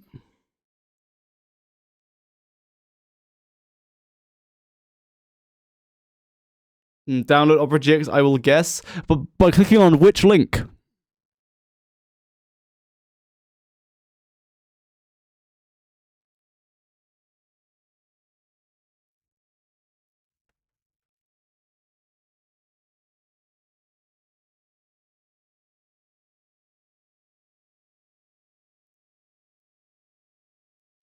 The Stream Elements special link. That's right, my link. You're darn tootin' you're right. Alright, Jumper, what prize would you like? Here are your options. Start Pack 2286, Complete Merrymaker chest, Clay Points, Spools, Winter's Feast chest, Moth Eaten chest, or Auction Not Included Neutronium Cosmetics pack.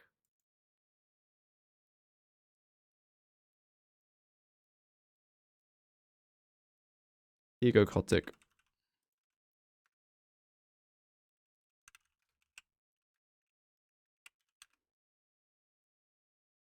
Spools, excellent. I will give you your 5,000 spools link. Let me just redeem that.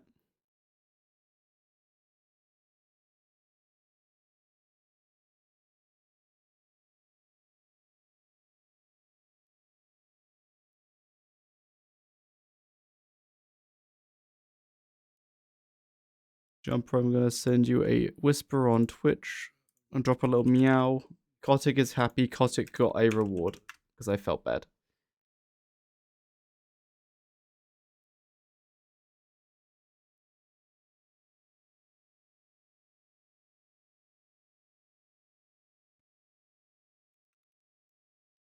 There's your 5,000 spool code. Make sure to redeem those codes, otherwise I'll be sad because they would have went to waste. And we'll hold another impromptu giveaway at some point TM. Now let us resume commitment issues. I already have Opera. You mean Opera GX? If you already have it, you can try downloading it anyway and running the installer and just say to reinstall it or to just repair, and it still might count as a download. So you can try and see how far you get. Because I also already have Opera. Only worth 2 giveaways. Are you complaining? Are you complaining? Are you... Where are the other 2? Are you complaining? Is the arrogant Twitch viewer complaining that I didn't do all the giveaways at once? Fantasy Llama, I thought you were a good guy. But you're being arrogant. Yes, we do giveaways throughout the stream. We do 1 throughout the stream. So 3 to 5 throughout the stream, and maybe a couple at the end. Terrible Twitch viewer. So entitled. Entitled Twitch viewer. I'm sorry, it's okay. I forgive you. Use your own link to download Opera GX. I actually didn't. Terrible, because I already had it. Right, what was I doing, lads? Why is the sandstorm so loud? Oh, it's because you have to re-equip.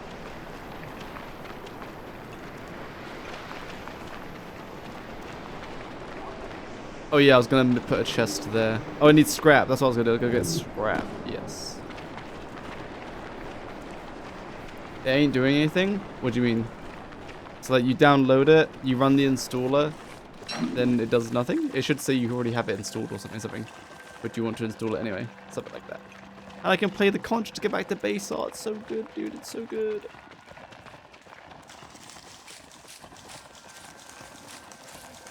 Oh yes, I need lots of barnacles, right? Which barnacles equates to use a razor on the plants, right?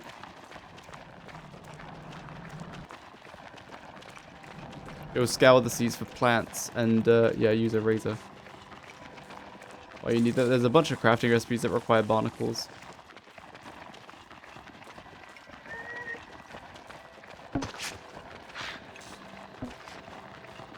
Do you need a razor though? I don't know, do you? I forgot. Well, YouTube vids, are you planning? Can we expect in the future? Work guide, Wendy guide, end game survival guide, and complete guide. And if they do a skill tree, I'll do the boss rush for that skill tree as well.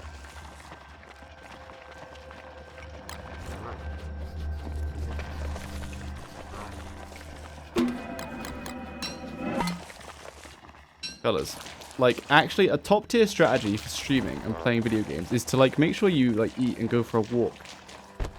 It's a very goated method. Wow.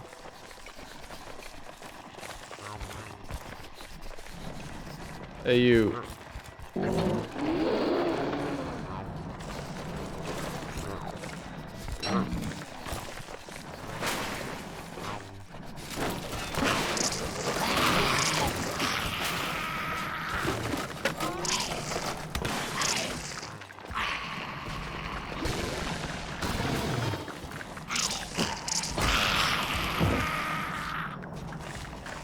I've got the Chipoldron. There's one here. I specifically left it here, you see.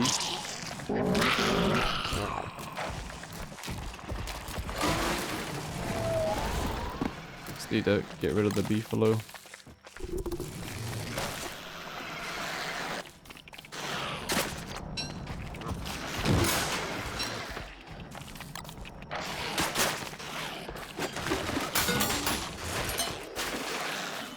So wait, can't I to farm this? Can't I like use teramites or something? But like if you have the Chipoldron, like you can just AFK. Like it's so legit. Like this is so good. Like surely you don't need to automate this more than this. This is like so good.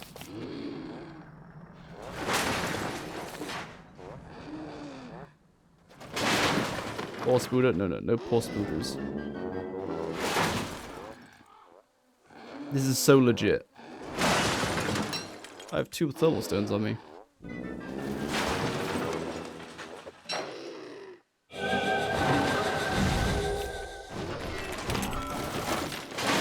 Yeah, it protects you from falling scrap. It's so good, dude. I've already unlocked this, I think. Oh no, I didn't.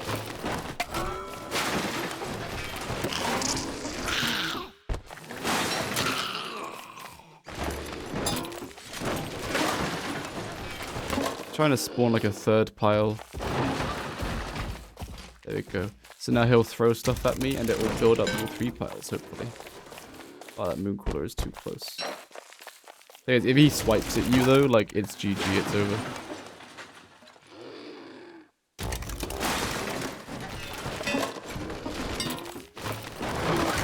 Look at this, it's so legit. Just constantly rotate between the 3 piles. This is so good, dude. Oh my god, this is so good. Look at this. You don't need to automate this with the termites. That just complicates things.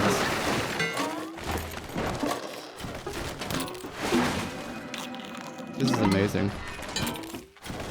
All because like a Giga Genius in the chat told me that the Chipoldron gives you immunity to the debris.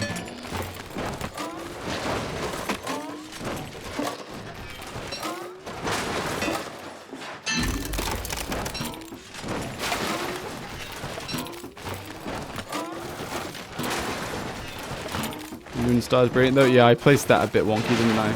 Make it be too cold. Leave all 3 so you know where to stand next time. Exactly. The thing, when he throws the scrap, it can spawn like 1, maybe 2 piles, I think. Or if it lands on an existing pile, it upgrades all of them. But it looks like you don't need any more than 3. Oh, my Chipoldron is about to break. That's the only thing. If you get a spider and break your Chipoldron, can you repair the Chipoldron or whatever it's called?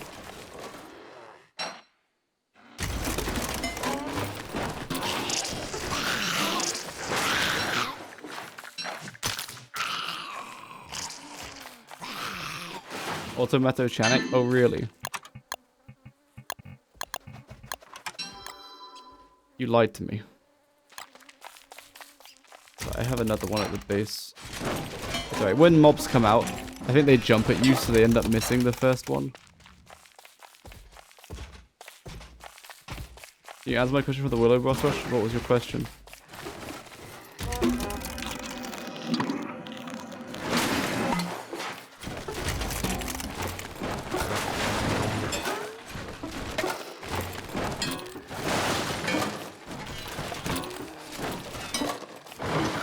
I'm gonna go feed my beefalo, hold on.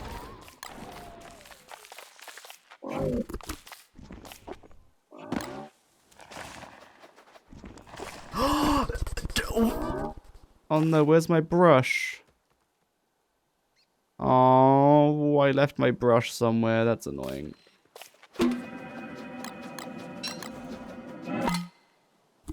Man! I left my brush somewhere. Man.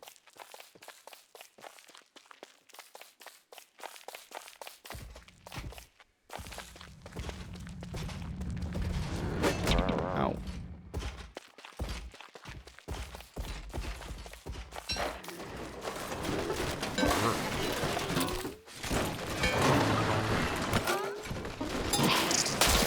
Oh no. You broke my hat.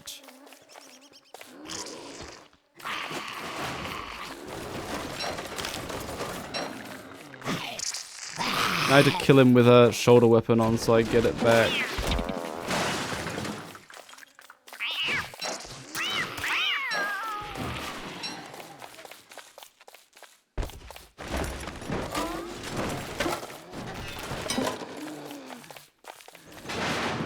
Just conch? What do you mean? Why am I conching?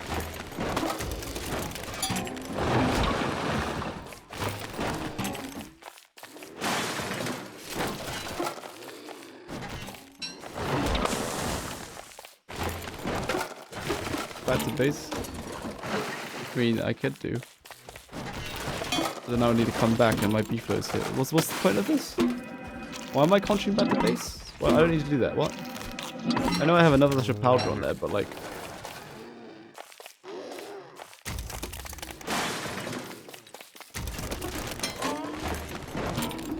Oh, true. I did forget the brush as well. Yeah, okay, sure. Good thinking. Come beefalo.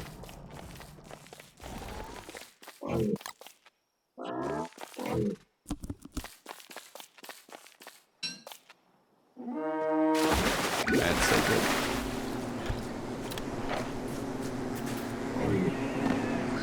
Come buzzard food. No, but where did I leave my brush though? That seems so silly. wouldn't have dropped that.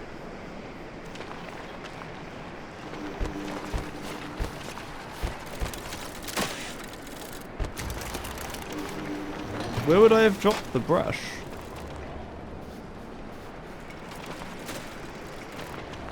Nah, like I wouldn't have dropped it.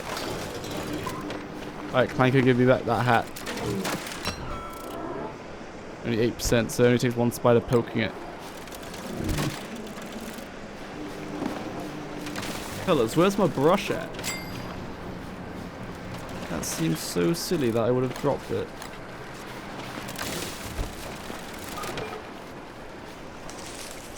I no way I would have dropped it on purpose. I actually just don't know where it is.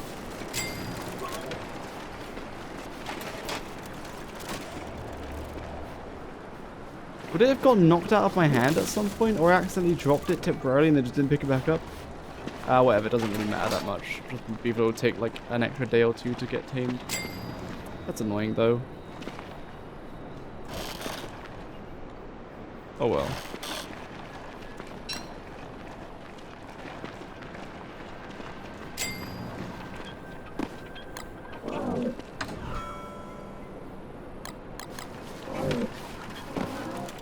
Man, that's kind of annoying though. Yo, Chester, do you have it for some reason? No. I reckon I dropped it to make space for something temporarily, but then just forgot to pick it back up. And so it's just in the middle of somewhere random. Man. Maybe at Pearls? Yeah, probably. Yeah, that's probably right. Oh, is it worth a shot? Let's go get it. I'm pretty sure that's where it'd be. Or on the boat.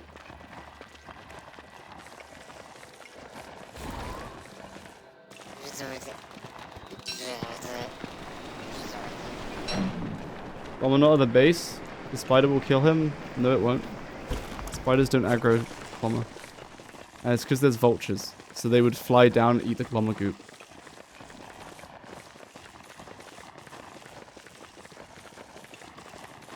He's been there since like day 11. Or when did I get him? Like day 31.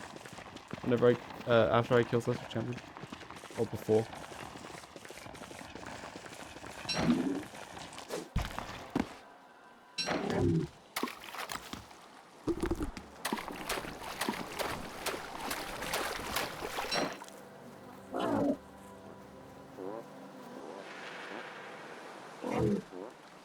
Chat it at Crockpots. Wait, is it at Crockpots? Did you see it? The brush?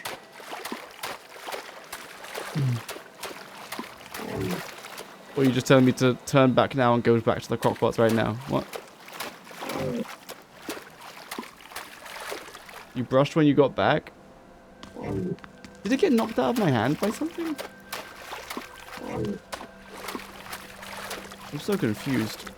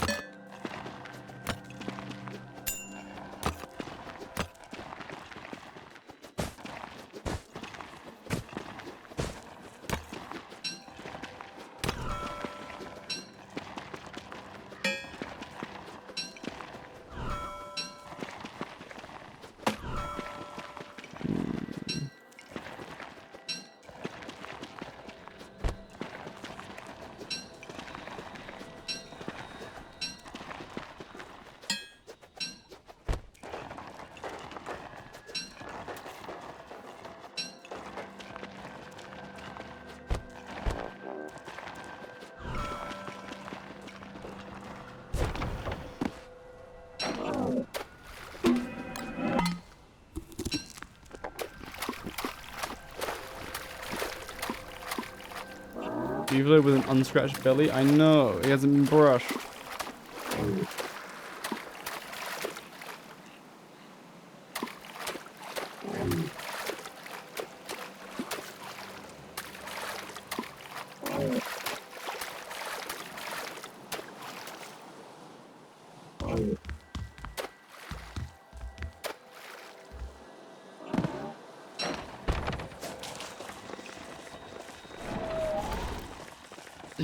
Do you reckon I've dropped it at the scrapyard or something? I thought I would have seen it.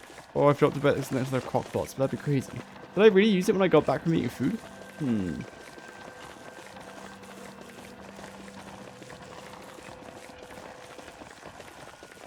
So I guess I should wear like bright shade body or something to split the damage absorption.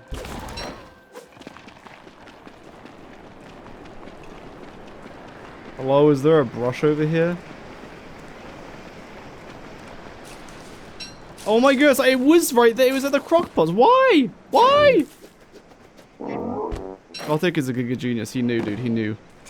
I, for some reason, dropped it there.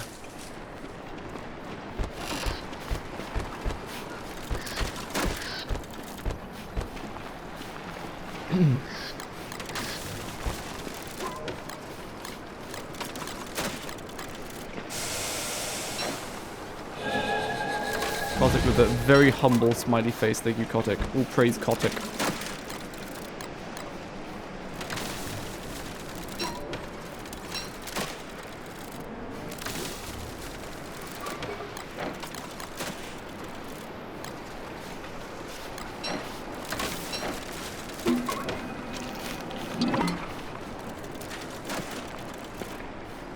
Alright, let's head back. Except now we're going to be an absolute machine.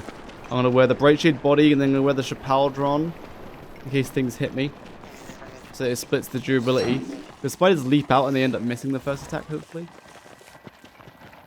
That was Kotick's thank you for me giving him a reward. Hell yeah. See, karma, it comes full circle. What does brushing a beefalo do? It adds a flat amount of domestication so that if you, rather than it taking 20 days, if you perfectly domesticate a beefalo, instead it takes 15 days. So it significantly speeds it up. It just adds a flat amount of domestication, whereas normally you get it over time.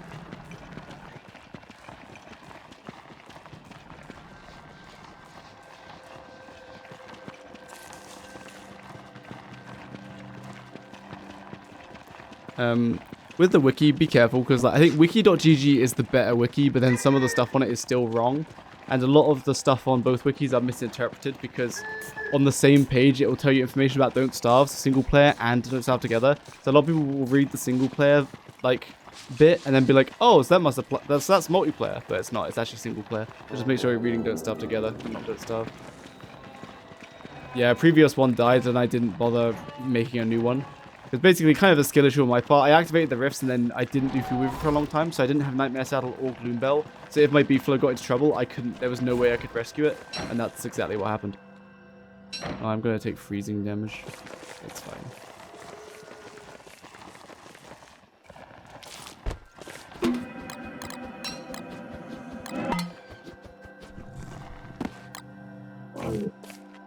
There you go. Increase your obedience by feeding you some twigs as well.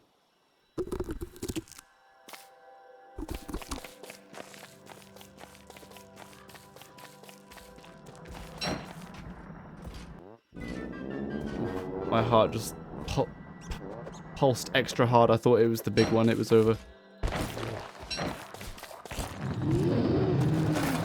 Alright. May the rummaging continue.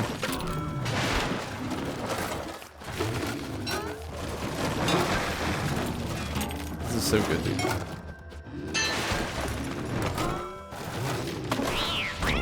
You can't know.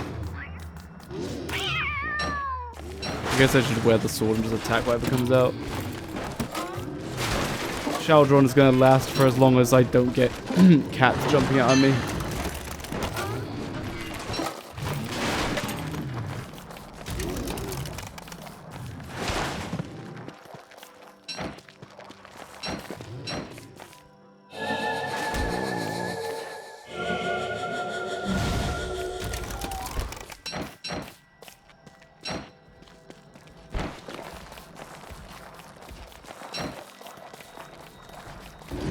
No! Oh my goodness, I'm so sad.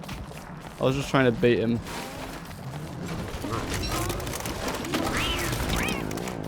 Bone armor? Oh yeah, I could use bone armor. I forgot I had that. Yeah, that's the foolproof way. I should bring bone armor next time. Alright, so you need to die now because I need the thing that you have.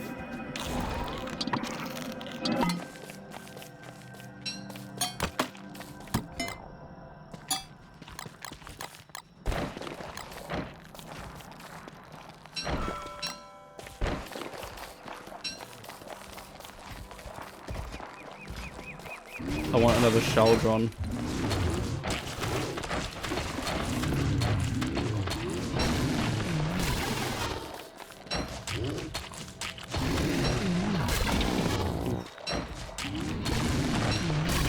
Oof.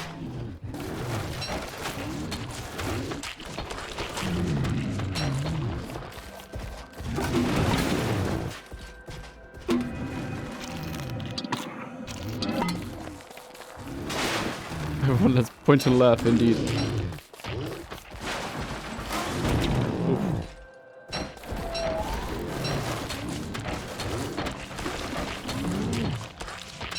He's got that triple attack unlocked now, baby.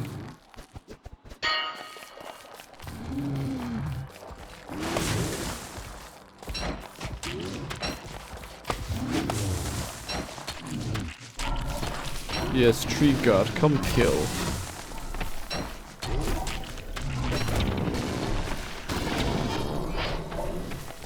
But like, maybe should let him grab a shoulder thing again. Oh yeah, he's basically always gonna drop a shoulder thing because he always goes back to grab all 3 things again.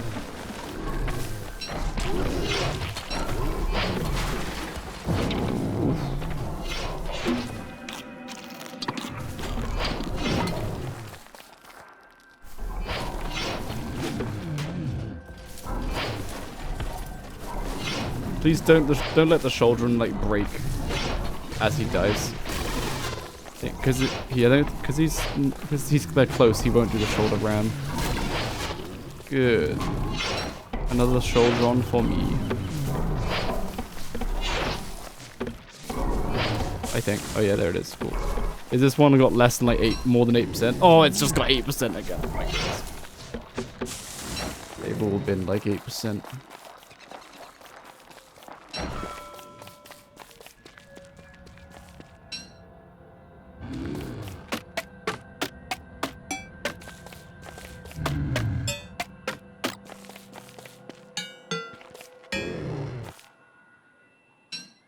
Pretty sure I unlocked the head again. Indeed.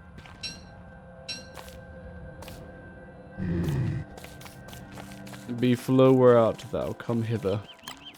I have a potato for you. Oh, he loves the potato. It's his favorite thing.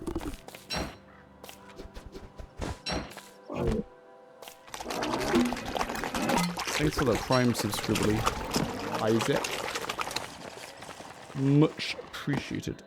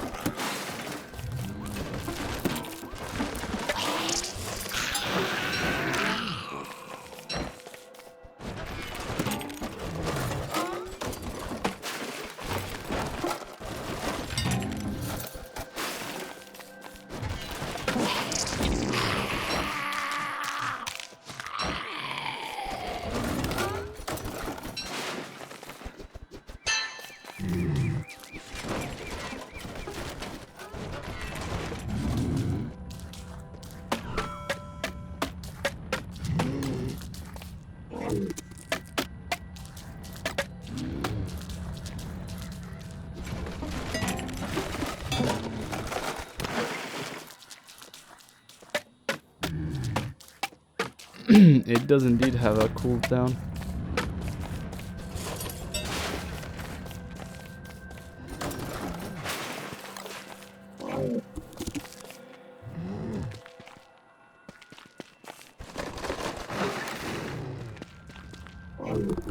Alright, oh look, we can just play the conch. Bye bye. Oh, is it not summer anymore? Sweet.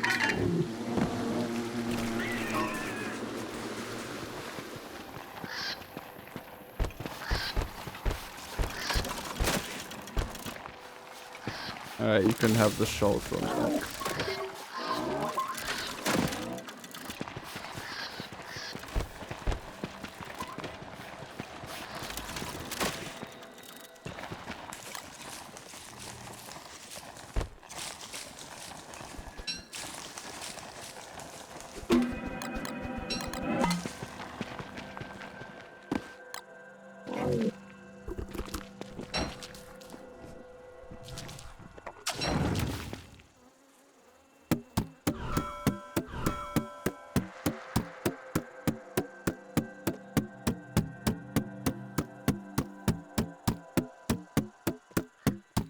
Oh yeah, right. That's what we're doing. Dock stacks, then tackle receptacle, then barnacles.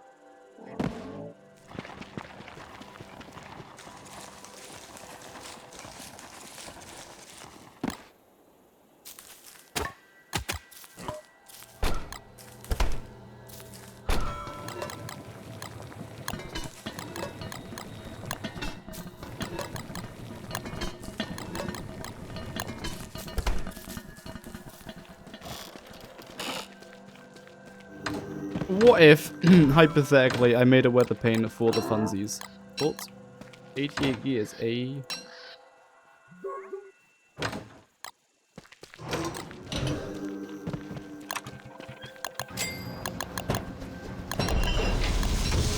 Fellas, watch this. It'll be fun.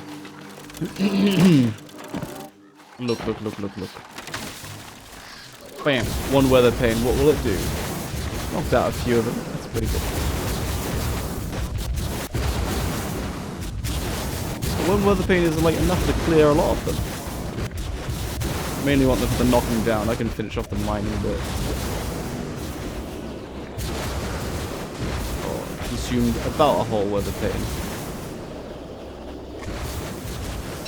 Perfect.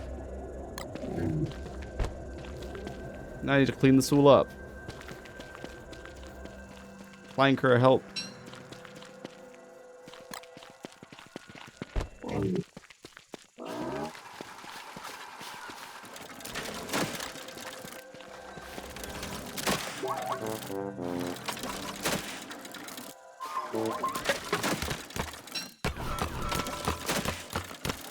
Look at all this rocks I just got.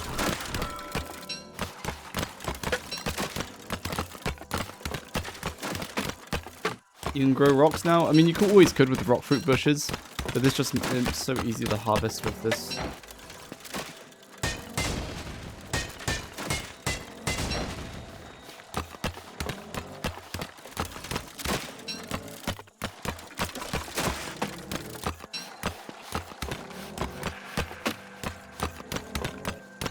So you need some special ground for gems, or it's just rock farm? Yeah, so there's multiple trees, kind of. You've got these ones which just, they grab stuff out of the ground. Like, they grab rocks, niter, twigs, flint. And they also grab things that are, like, that belong to that biome, kind of.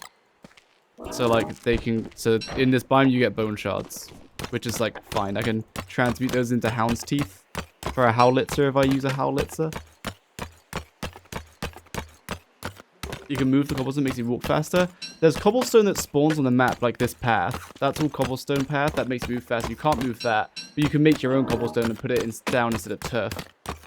There you go, like Poopin Savannah. Ancient Guardians Arena, I think, is the best chance at ruins gems, which is like kind of legit. Like if I was Wanderer or Winona, you could very easily teleport there, use a weather pane to knock them all down, get a ton of gems, and then leave. Which is like extremely legit.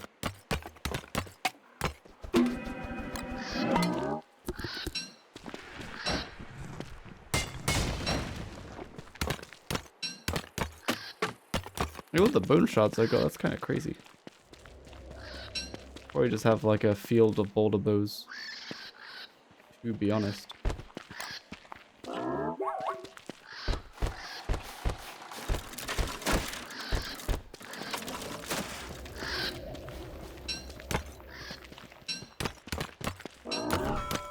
Nice. The next event, what should it be? Thanks for the follow.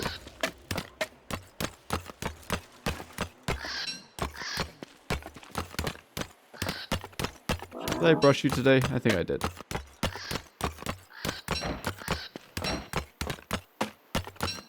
Oh, look at no filter. I have this filter where it's all blue. This filter where it kind of greens it and cuts off the edges. Or no filter where it actually looks nice.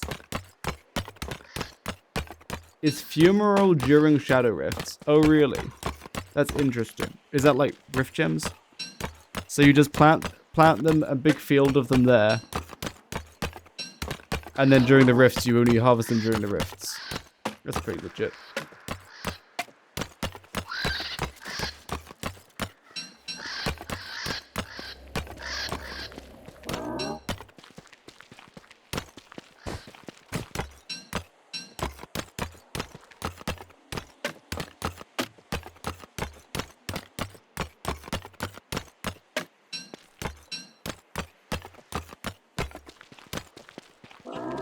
what are all the like biome unique drops you get from these? Like bone shards are like okay, because you can turn them into hound's teeth, and bone shards are kind of hard to get, except unless you rot fish.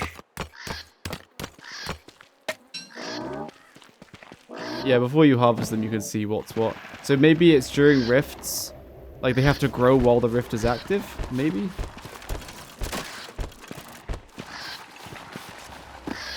I don't know if I brushed you. Oh, I didn't. I did.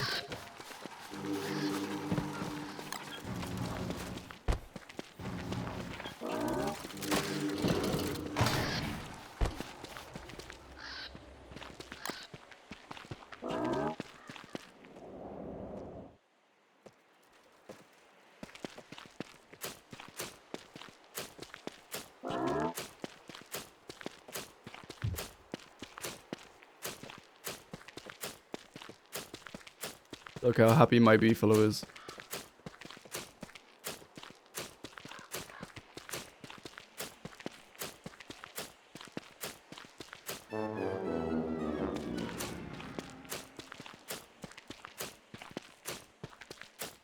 Shell friends from from the muddy biome moon rock. Oh, shells, eh? That's something. So Malfaria, like when you say highest chance of gems from Fumarole during Shadow Rift, do they have to hit their final growth stage with the Shadow Rift open?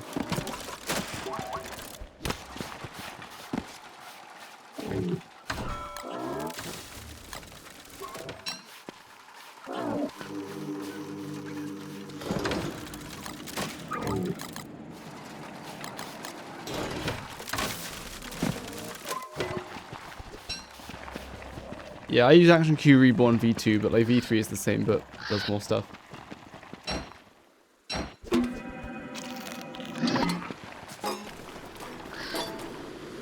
Alright, yes, stockpilings. Let's keep going. I just need logs for that. Excellent. Easy enough.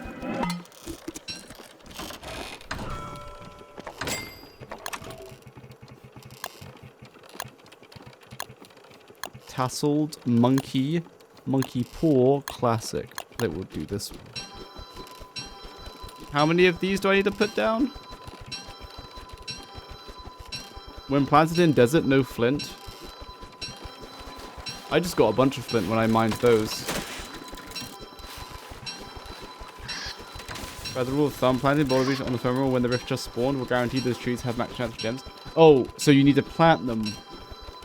You plant them when the rift is open. I see. How many of these do I need for max points? I'm saying vines. Oh, the vines can't drop flint, but the border itself drops flint. I see. How many dock plugins do I need for max points?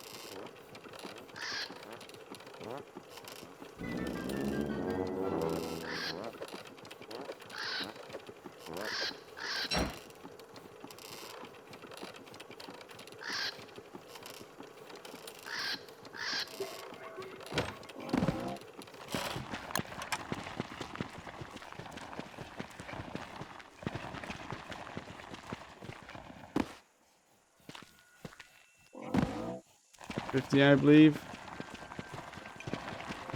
Okay, I got 25.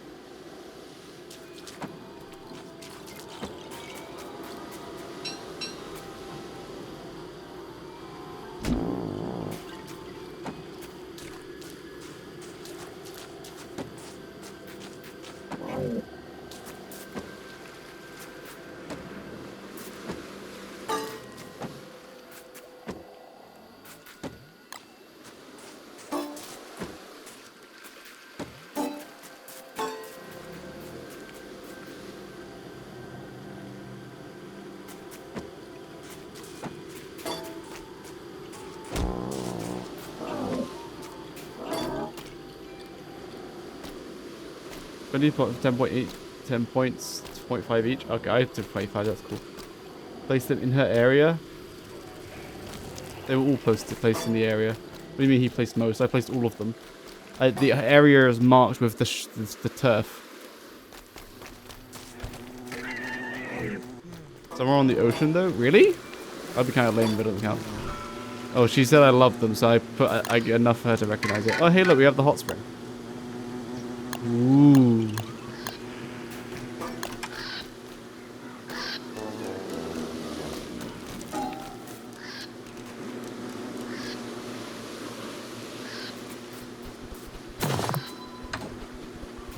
More barnacles? My goodness, bro.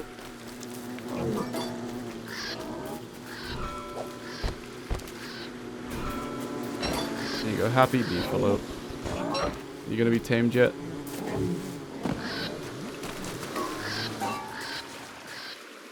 Can you put a hot spring like outside of that area? Try playing trying to look at the turfs. What do you mean? All of it is marked. Like where you see the beach turf, that is Pearl's area.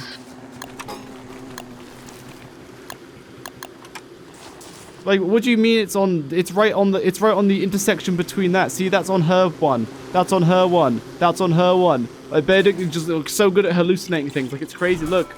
See, when you're on the corner, it's on this one. Benedict's so good at hallucinating things. My goodness. He'll have a question in his head and he'll ask everyone else rather than answering it himself.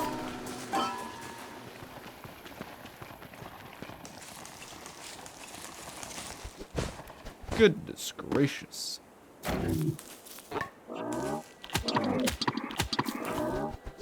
You want steamed twigs? Happy beefalo.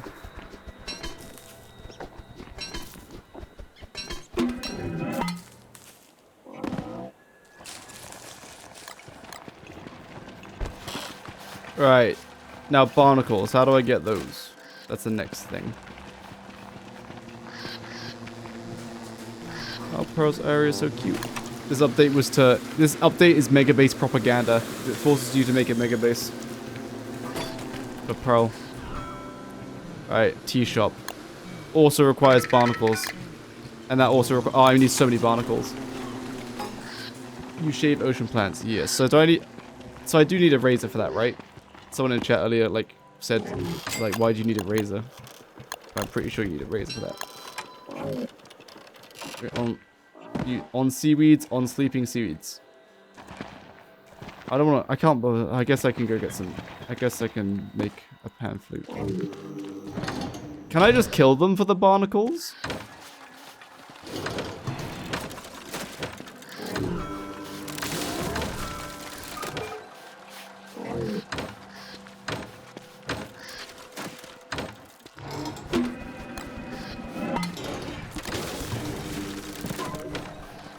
Razors so they don't aggro, but do they have to be asleep?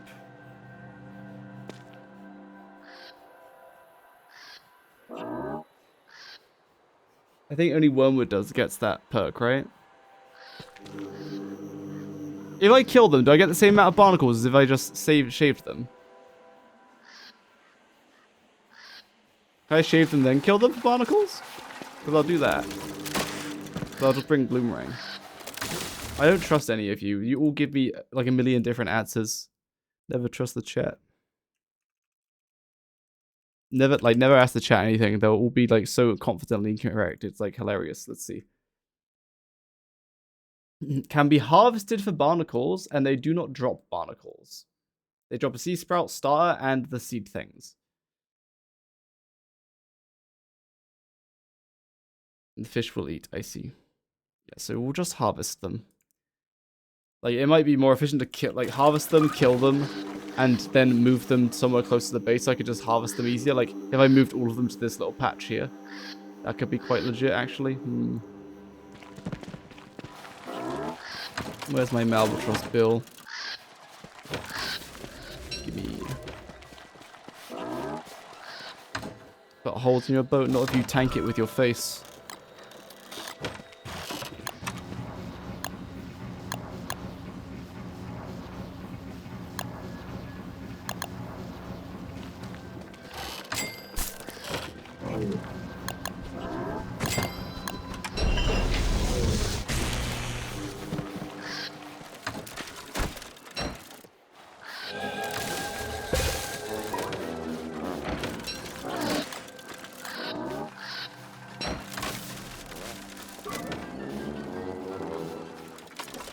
It was beeping? Yeah, but otherwise I have to wait and time it properly. You say get there, I'm going to need to scour all over the ocean. I need like many barnacles. To the point actually that I'm just going to grab void gear.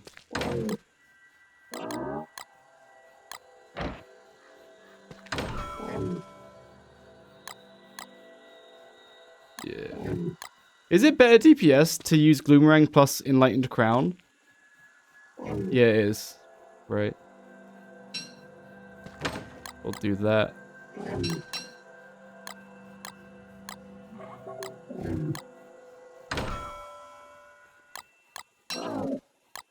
Nice.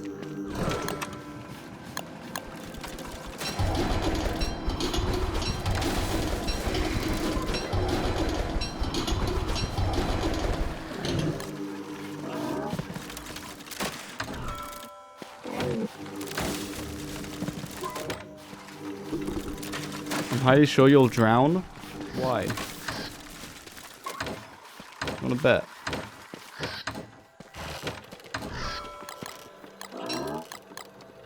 Wanna bet?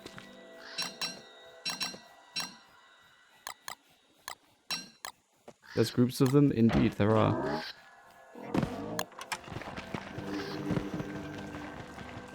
Come Beeflo, we must brave the oceans and kill all the seaweeds. Oh wait, I want to make a mandrake so I can pamphlet them if need be.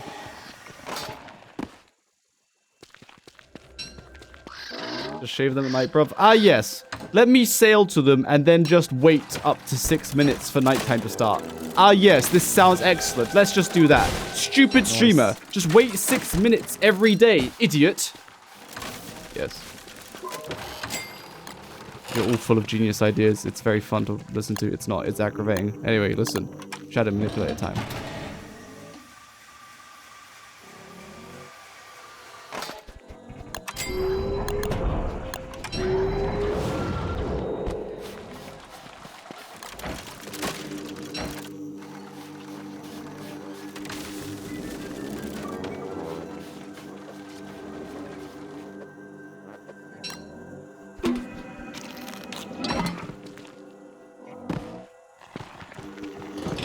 The whole small. I'm gonna need all of you to stop.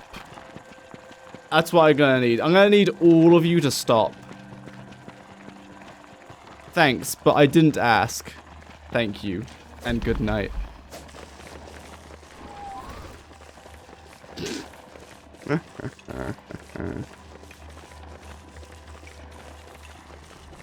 Right, let's find some seaweeds, shall we?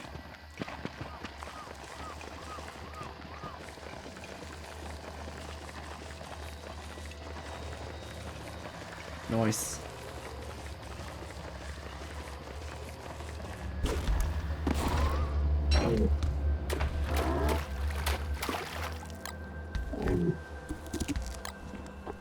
So easy to rage bait, bruh.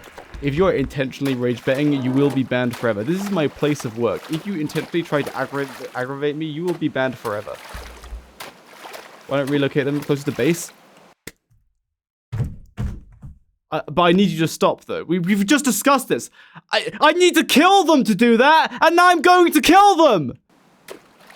Stupid streamer! Just reload, just get them close to your base, idiot! Just move them right now close to your base! No, don't kill them! Just put them next to your base! Idiot!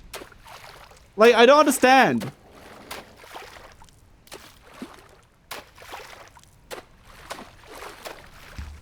Yes, I imagine Moonstorm speeds it up because it's just full moon makes it move to the next stage, right?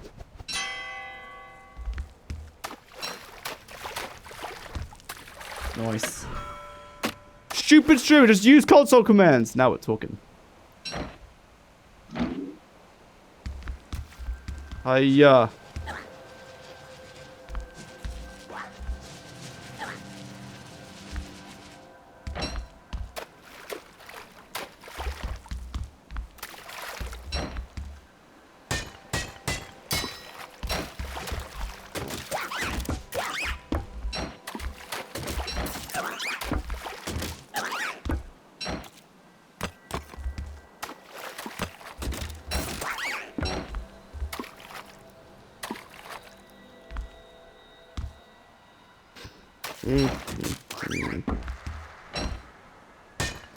Excuse me, streamer. I think it would be faster if instead of killing the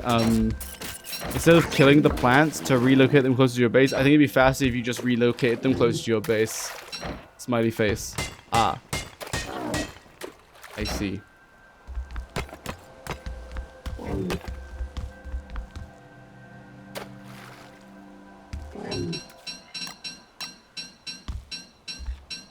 Are you a hungry beefalo? Do you want to be brushed?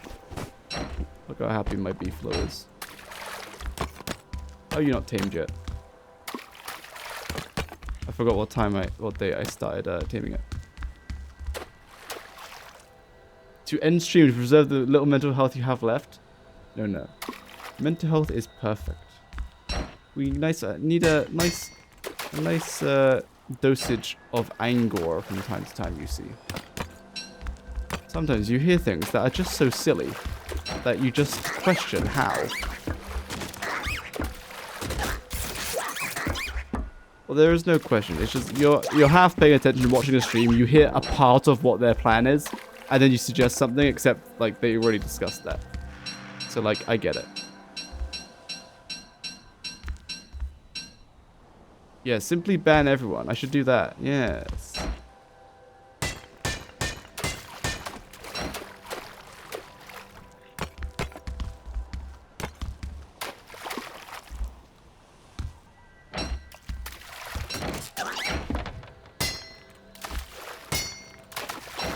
Excuse me, streamer. I think it would be faster if you just did spawn salt command rather than like getting salt. Like, I'm just saying though.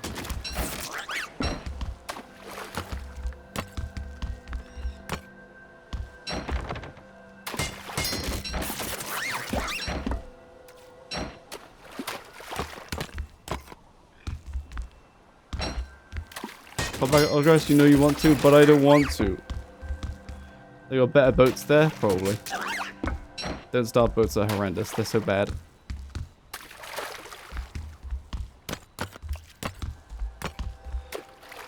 They're not bad. I just like complaining.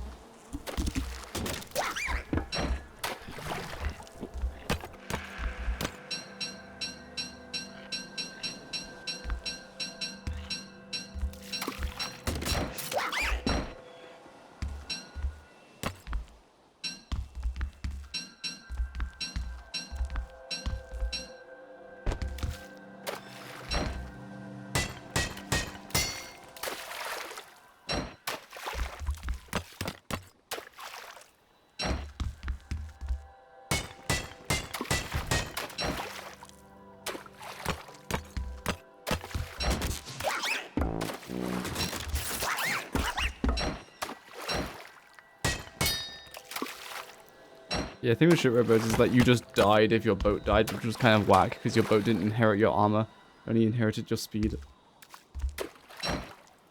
Salt regrows, they do indeed regrow.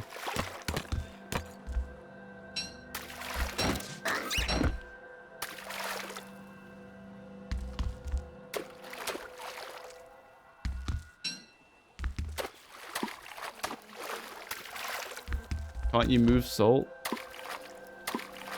Not that I know of.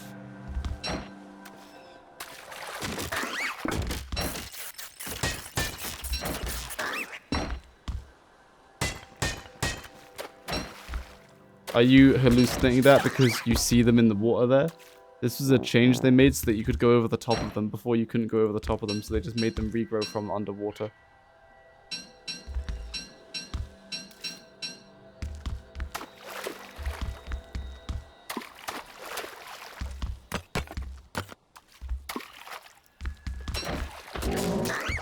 Good job, Beefalo.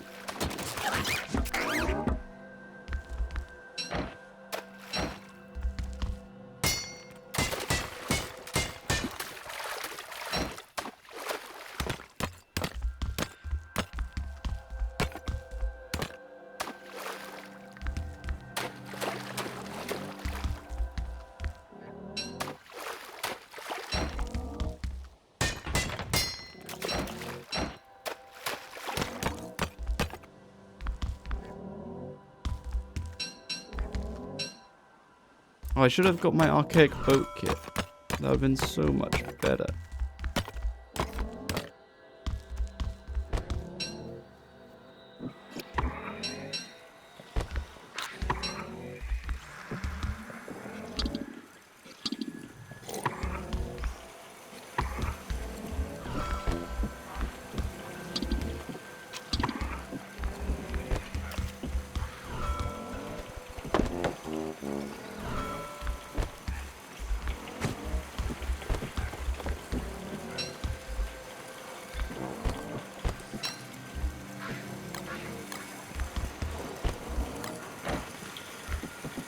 Alrighty.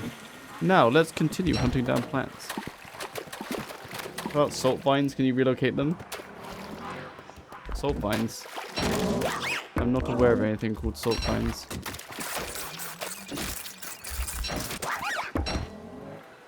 There's a sign here to get full control over the commands of that world that you... What?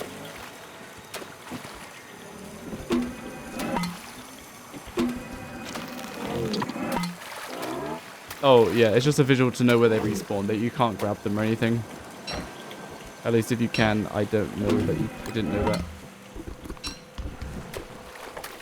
A little brush beefalo. You tamed yet? Wow! Happy beefalo! Yippee! My beefalo is so happy. Benchmark, thanks for the subscribble. Look at my happy beef. Wait. Are you a default beefalo?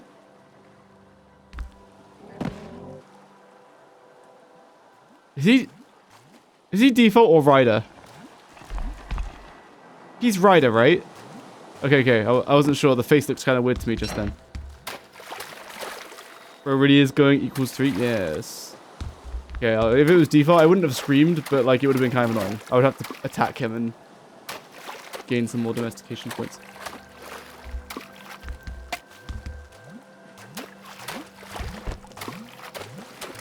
Cannot catch up to me. I will gloomerang you to death.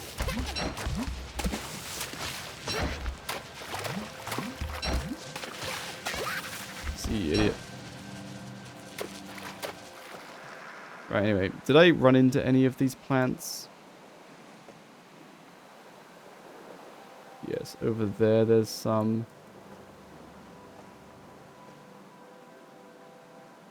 That's all I found for now. Usually in deep water. I'm taking my socks off, lads. We need to get lots of barnacles for pearl stuff, which means hunting down some of these flower things. And we spawn in deep ocean. Excellent. We shall explore the deep ocean then, shall we? Spawn rockjaw. And when a shoal of fish spawns, you have a chance for that shoal of fish to in anything that isn't coastal ocean. It will spawn either a narwhal or a frostjaw. Like, there's a chance that can happen.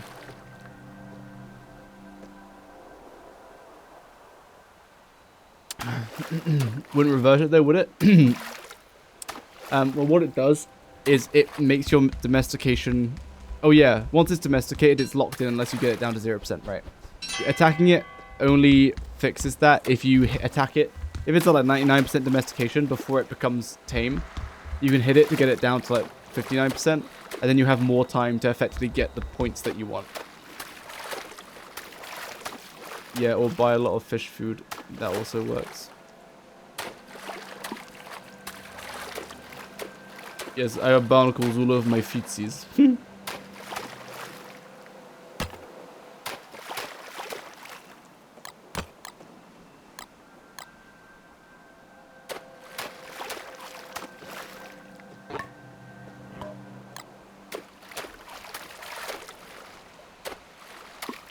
Oh, I don't have anything for the monkeys to steal if they try to steal from me, which they almost definitely will. It's fine. I have boat patches. I'll just give them, like, salt or something. That's fine.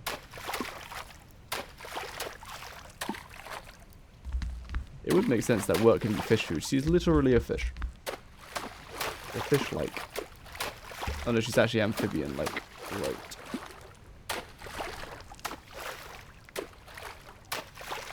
Have I cruised past any treasure? I don't think so. Oh my goodness, look! barnacle things. So, can I shoot? These guys are like sleeping, right? Find out. Uh-oh, they're angry. You know what? You will perish.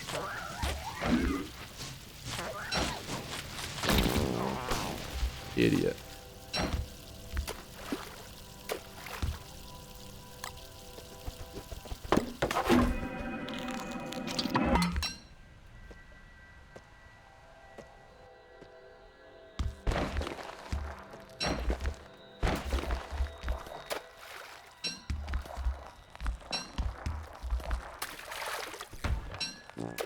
Oh, I see a frosher.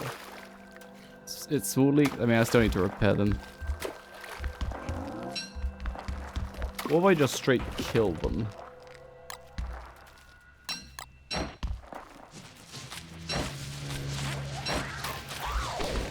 Oh, I think I outranged them slightly. Oh, it drops the barnacles. Nice.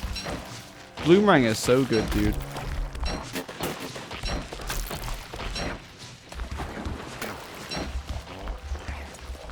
Get back here, there's no escape from me. Jakey, you're gonna die? No, everything else will die.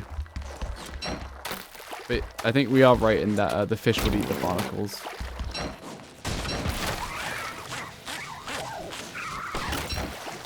Kill everything.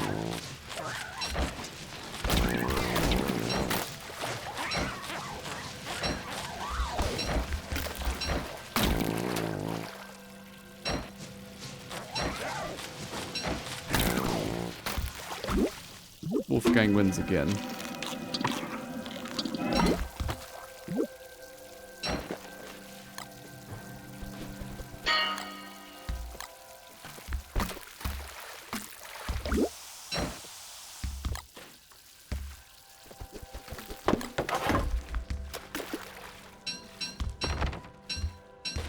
No, I think they're aggroed on the shark, so I'm like safe for a second.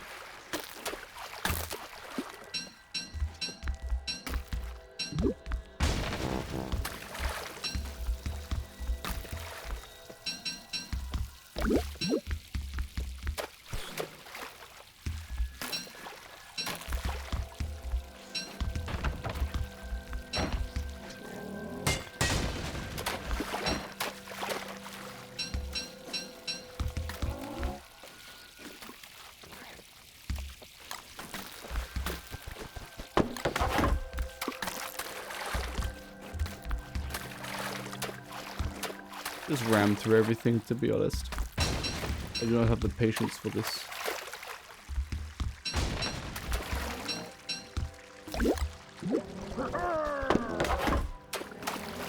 I don't have bananas, so I'm not gonna kill them. Oh, it's treasure. They could one-hit me with that cannon, so I'm just gonna stay away. I don't feel like getting trinkets. Oh wait, Monkey Iron's there and there's bananas growing on it. Let's see, let's chase them, see what happens.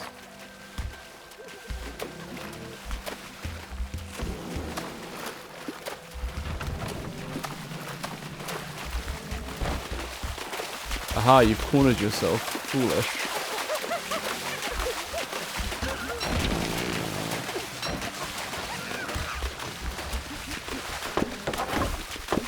That did so much damage to my boat, holy moly.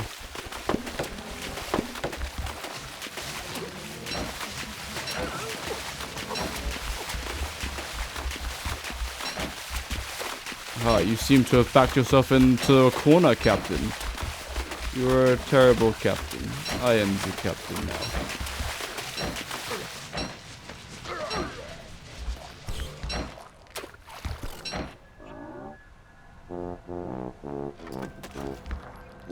Can you attack the monkey? What's happening? Why can't I attack the monkey?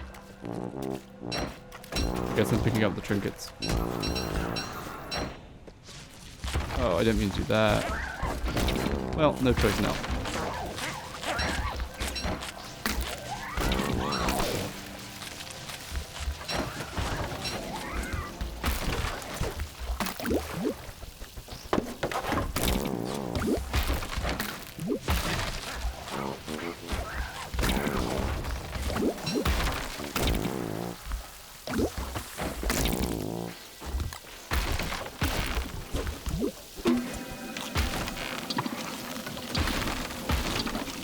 being careful of so many things right now.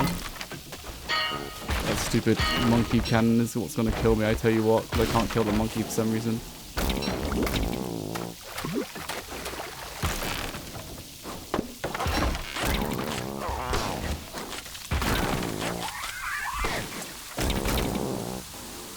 Repair the boat, Wolfgang!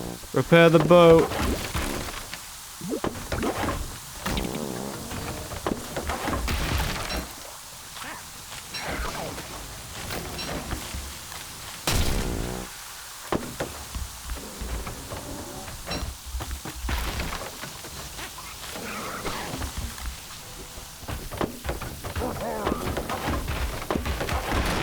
Huh? My boat didn't hit 0? I couldn't use the monkey's boat. He had a cannon on it. His cannon was on the edge, so as soon as I hopped on it, he would have killed me. My boat definitely didn't hit 0, but that's okay. It did. Obviously it did, but I'm just being mad.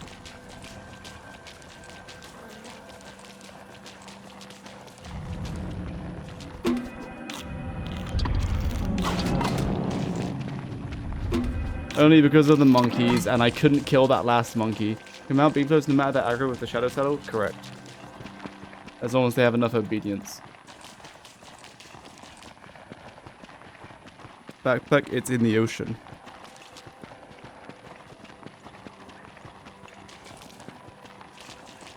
So with a ornery beef flow, that's not always the case. Because like you'll go to get on it and its obedience is 45%, so you can't hop on it, but then you can't feed it because it's in combat, so that it just dies. So it's stupid. But Rider and default beef flow or pudgy beef flow, they're all good. Can't survive winter. Ah yes, me too.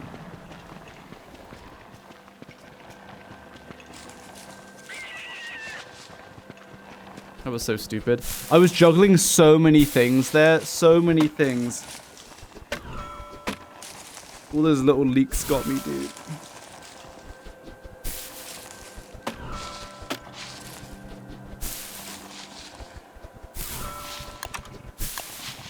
And the whole time I was being worried because that monkey could have or would have one-hit me.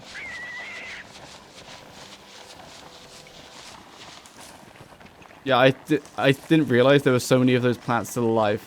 I threw so many boomerangs, I thought they had died, so it's unfortunate both my boomerangs broke, and there were still 2 left, and they kept just poking me.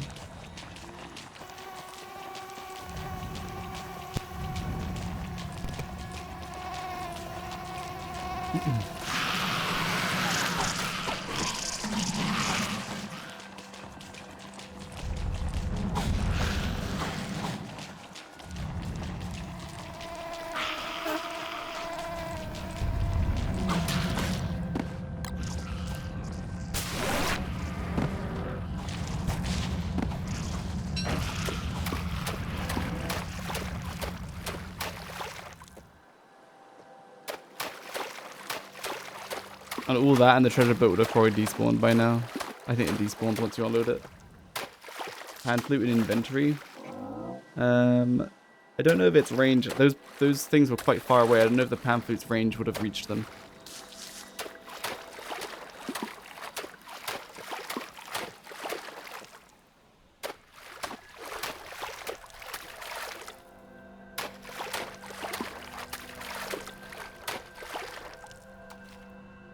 Hopefully nothing's sunk. Anyway, back to catching barnacles.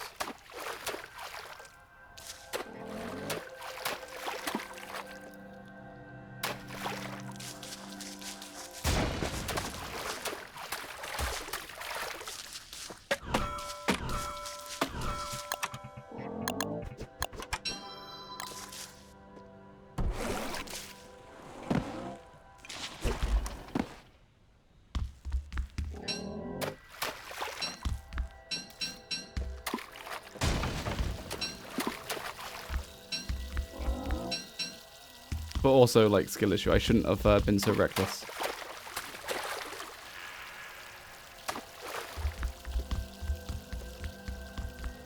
Armor? Yeah, I have, it's here somewhere. My bright shade armor.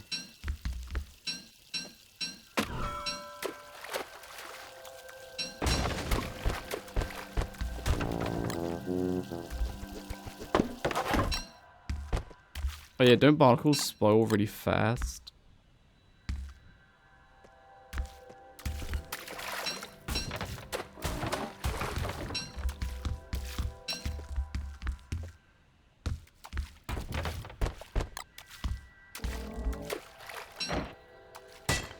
It sinks? What, Bright Shade armor?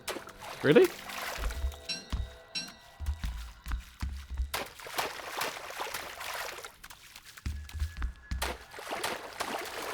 Like, why they... Like, I actually hate the Twitch chat. They just like hallucinate everything, I swear. They just make stuff up and be like, wait, isn't this correct? Like, no, you're just like making things up. Like, it's crazy.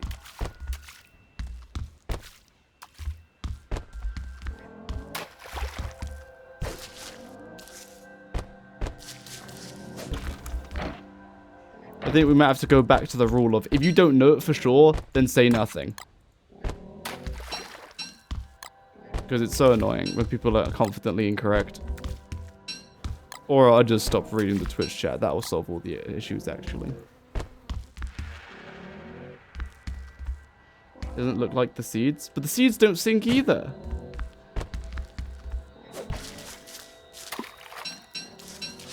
Like, here they are in the ocean. They're not sinking. Should have made the world public? No, I would have, like, actually banned everyone by now.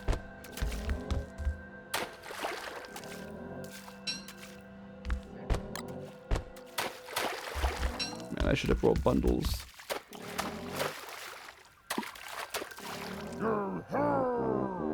Again. Do you have a cannon? They're not. Yeah. Don't steal my Bloomerang. You can steal whatever else, though. Okay, cool.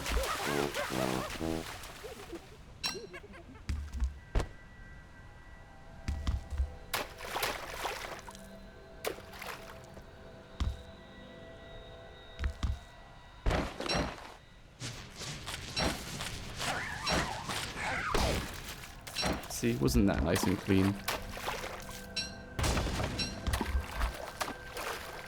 Stupid fishies.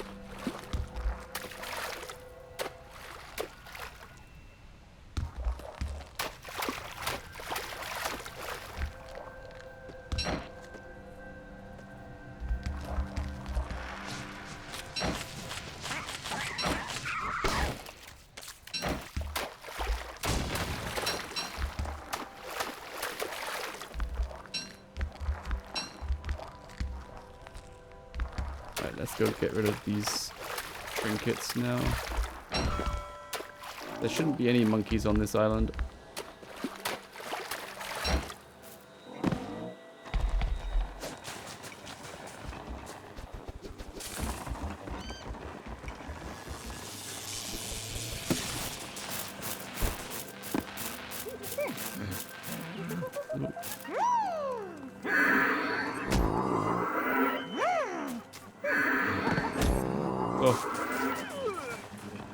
Yeah, you can take those for now, it's fine.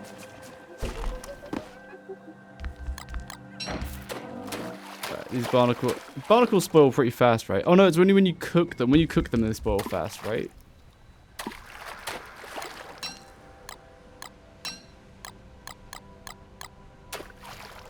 Alright, do we have any more plants?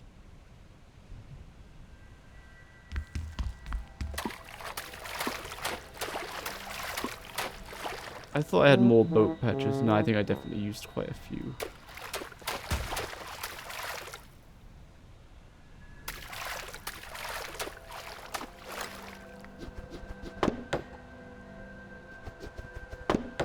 That wasn't worth it.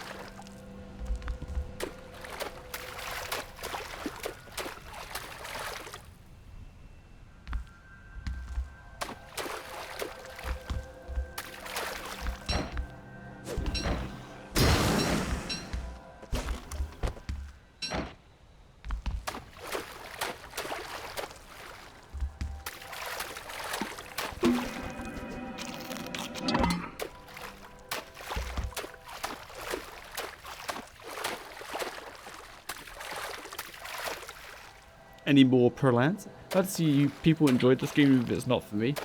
Ah yes, enjoyed the game. You must couldn't have been watching like 20 minutes ago. But if we were to talk about that, yes. Yes, it is very enjoyable. Different kind, like a progress grindy kind of enjoyable, I feel.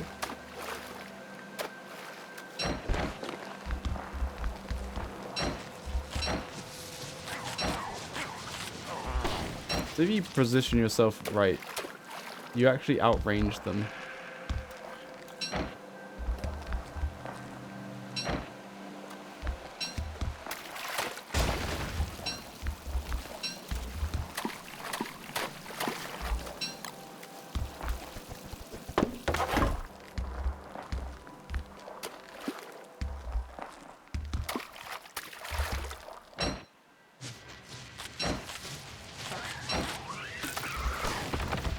They fire their seed shells even if they don't reach you.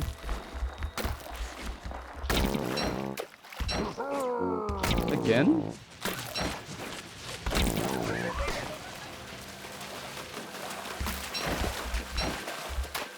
Oh goodness, they've got a cannon.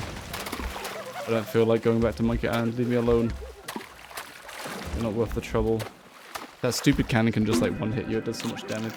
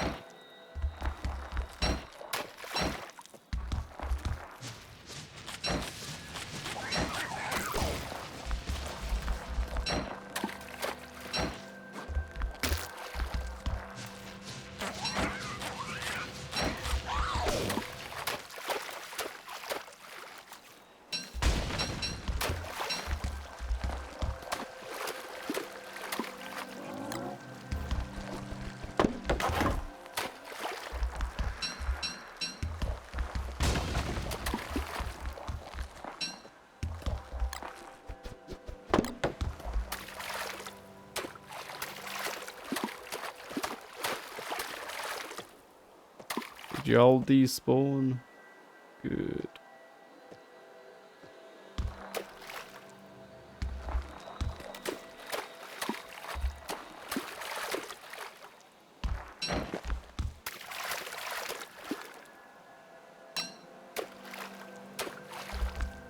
How many barnacles do we need? Because I have a few now.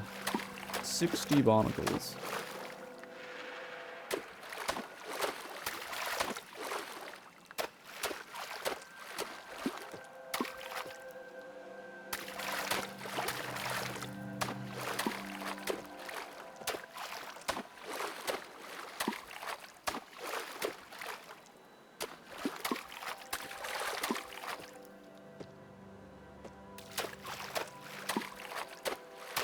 Are they for the granny? They sure are. Ooh, a bottle.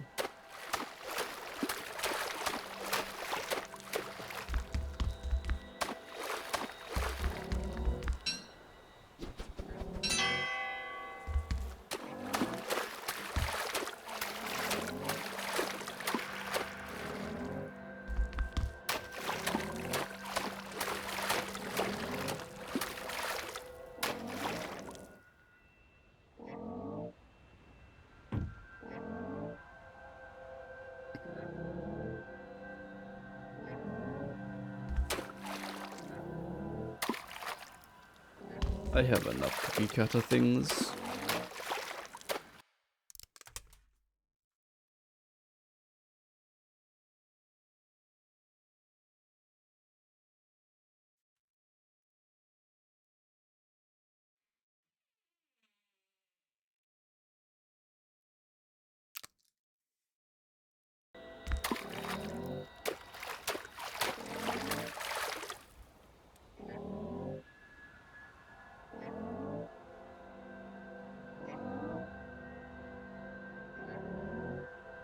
Ah.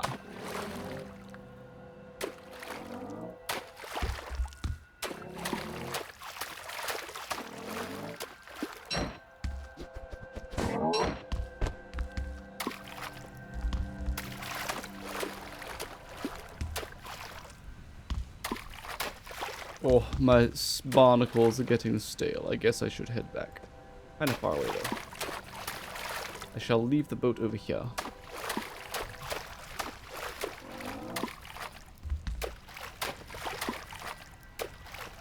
No way, it's Quirt Beam.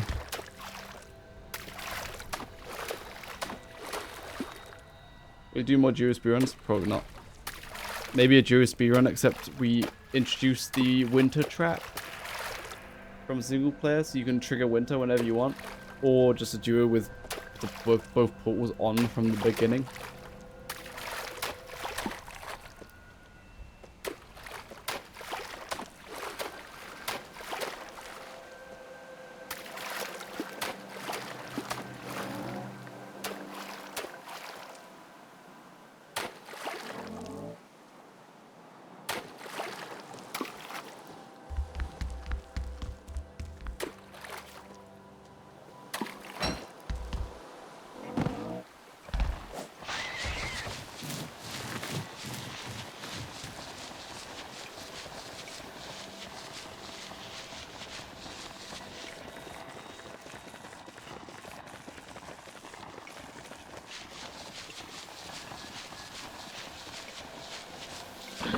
Pretty sure this wormhole's useless. Punch? Oh yeah, I could punch. Right. Smart switch checker.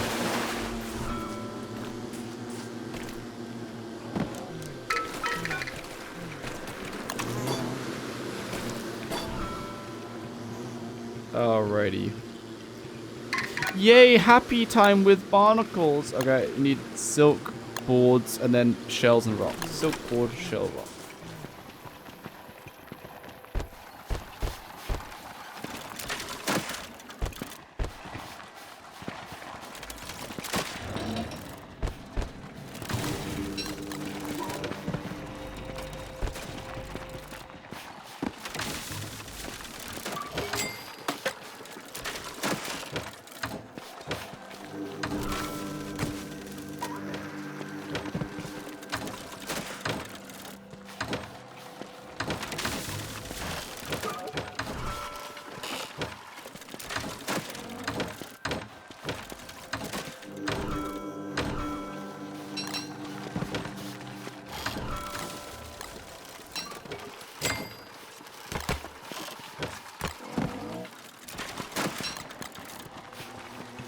Wow. Wow. Tea shop. And that thing.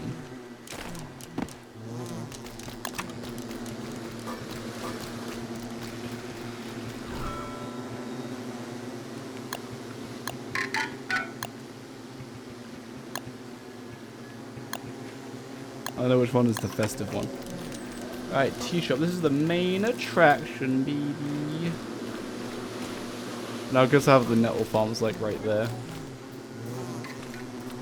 Main attraction. Pearl's tea shop.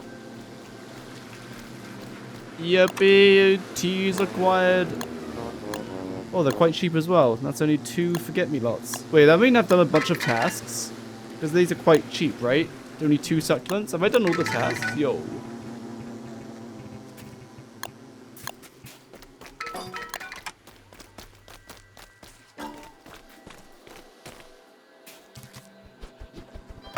I have to keep going back to Pearl to make new ones? That's a bit silly.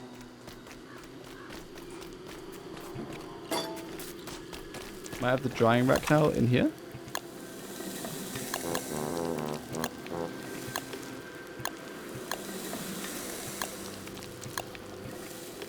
I don't really care about this. This is okay, I suppose. Cage her? Or do I just cage her in with the tea shop? It's kind of barbaric.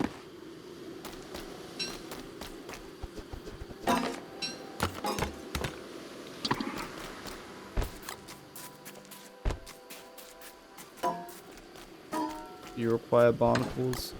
You do. Shovel and cookie cutters.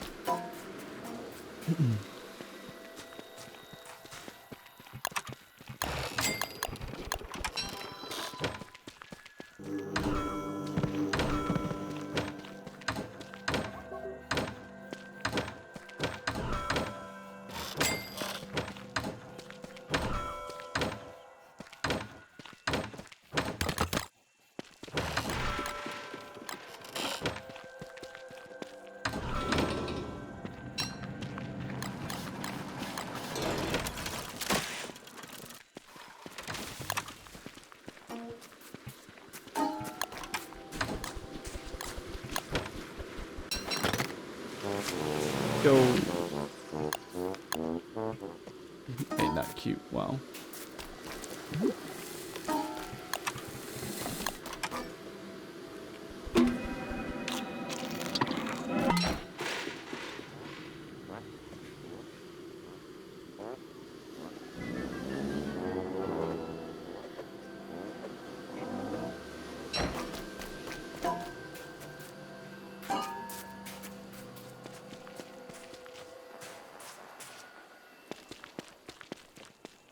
Oh, bright shades.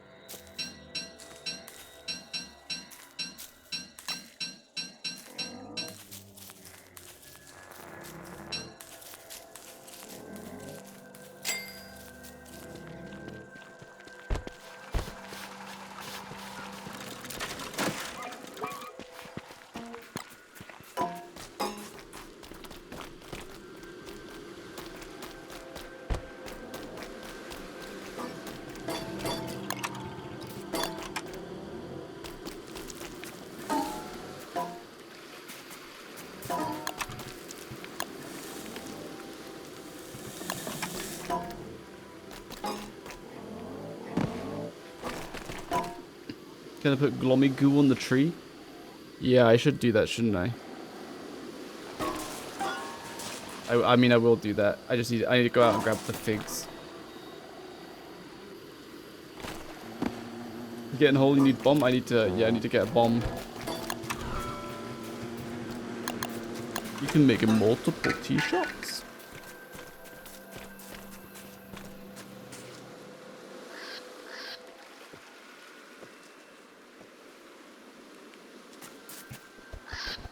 Oh, it's so silly you have to keep going back to Pearl to build each new one.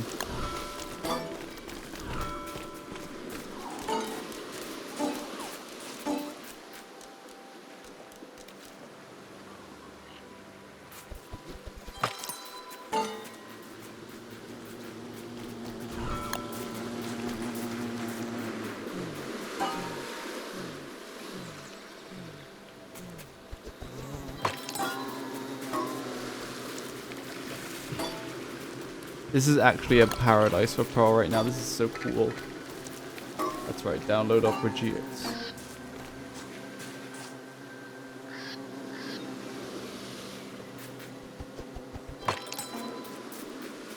Connected with house? Does it need to be connected with house? Don't know.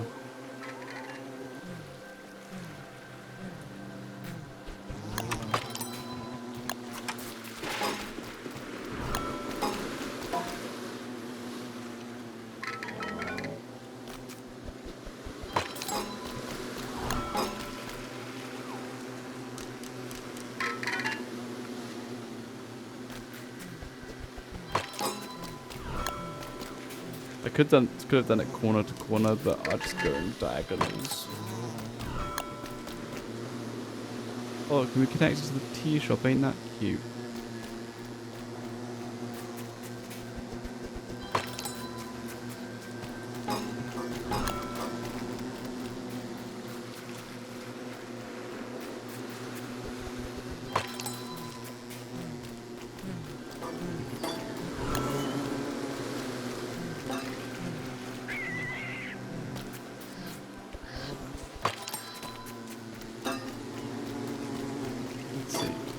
They go in between. Oh, it can connect to the house. Look at that. Ain't that cute? Oh, they're one space. Not enough. Let's do that.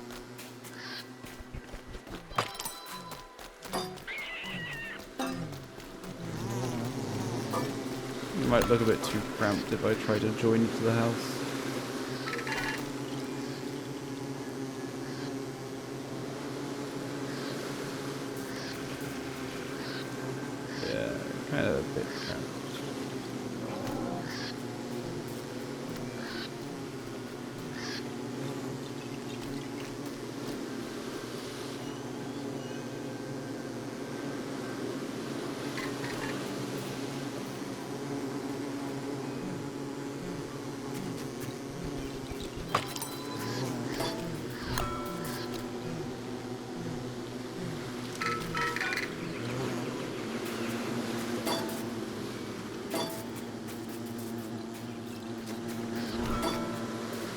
You know what, that's all you get. I can't fit this one in. That would look a bit weird. Do I stuff it in there? Bro, that's all you get. And I can put shards in here for light, right? We did it, boys. The barnacles is done. We got it all.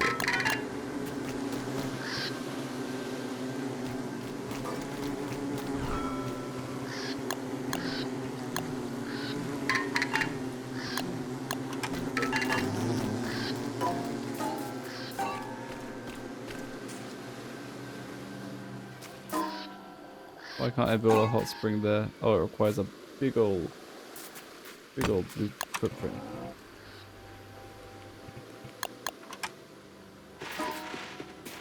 Can you get out of the way? Oh, Bertha's coming. My boulder bow's ready. Sweet.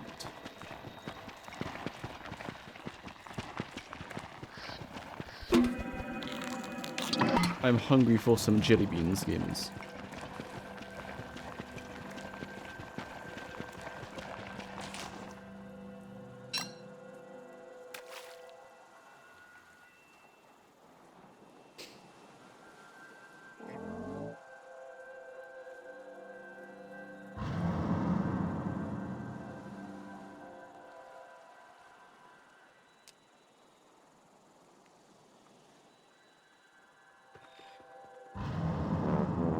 Mods you use, just don't starve alone. Epic health bar in this world, and some client mods.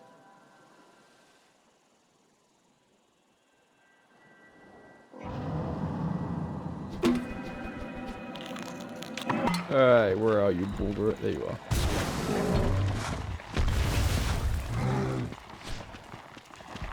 And I am blasting as normal leg day Wolfgang. Like, I go so fast.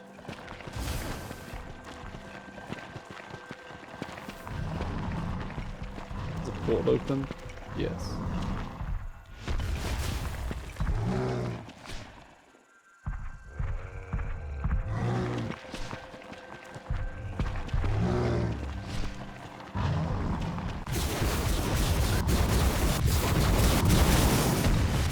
Oh my goodness, Bear's so good. He didn't even take any damage.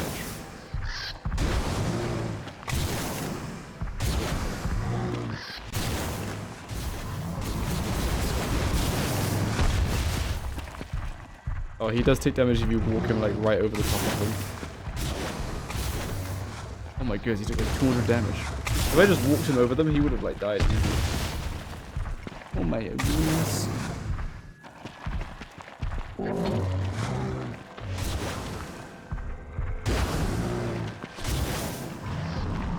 Alright, let's take you to a forest. Oh. Hello. Hello. Just a look, new friend.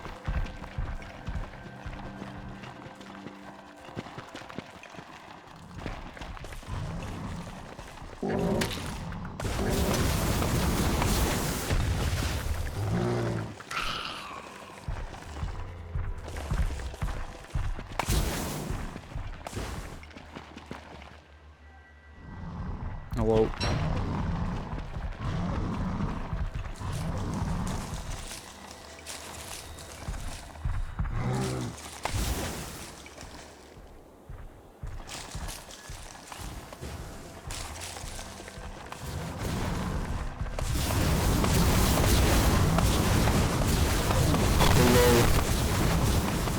Sweet port. Uh-oh, Bulger. You've enraged the foes.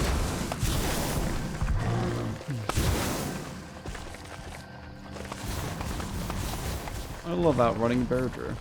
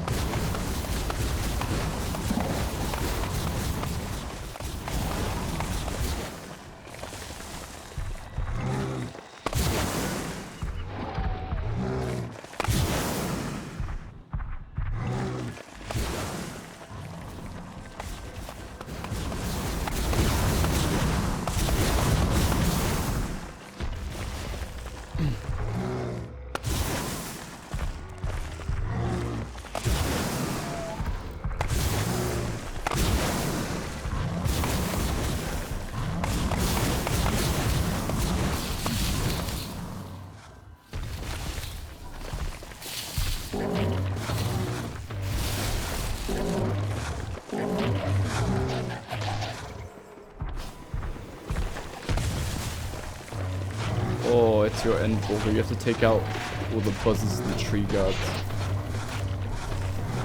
I'd appreciate staff. This is so tragic.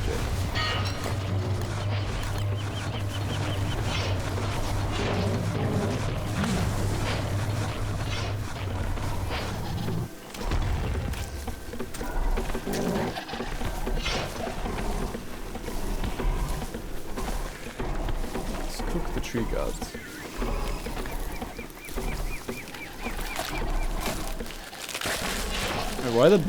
How did the buzzard aggro onto the tree guard? Yes, Beardra, kill everything.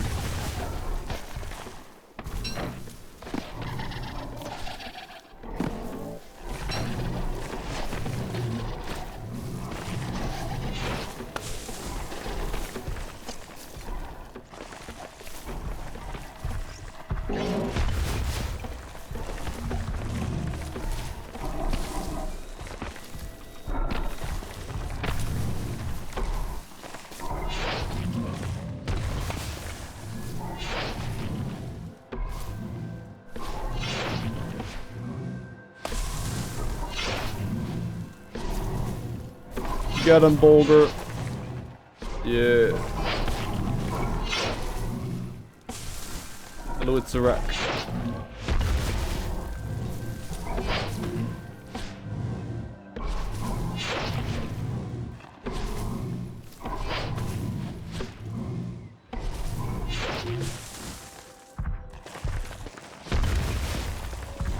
Alright, do you want to come to B Queen and kill B Queen for me? I require my jelly beans. My jelly beans. Oh, I'm just gonna leave you here for a bit. Actually, I need to drop stuff off at the base. 'Cause I'm too fast. So actually, I'm gonna finish whatever I was doing at Pearls. What was I doing at Pearls? Oh yes, I was getting excited over that. I've unlocked all the tea. So, have I unlocked all the tea at the best points? 'Cause some of them still require 4 leaves. And I have the drying rack now. Oh, that requires barnacles too. Perfect. Driftwood and rope.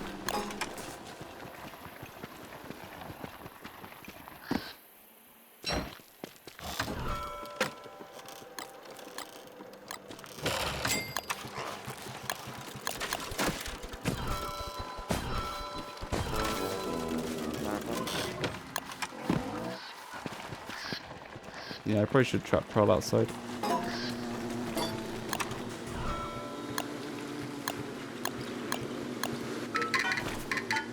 Oh, oh, wait.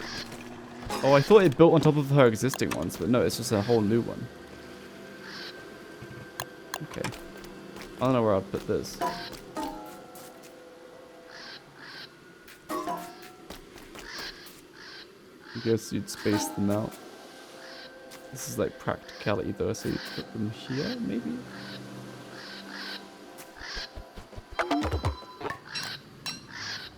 Nice spaces.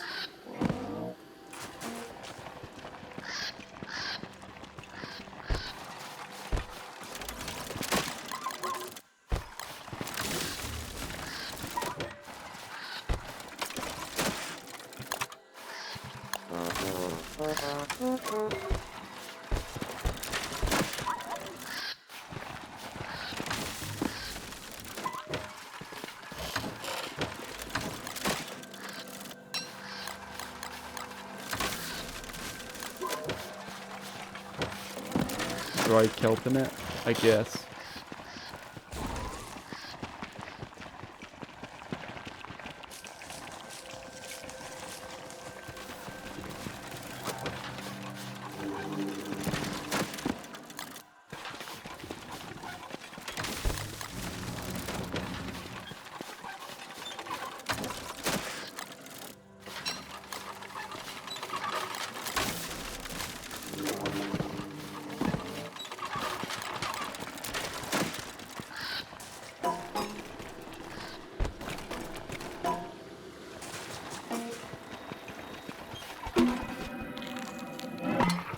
Doesn't it generate? So I heard some people saying that, yeah.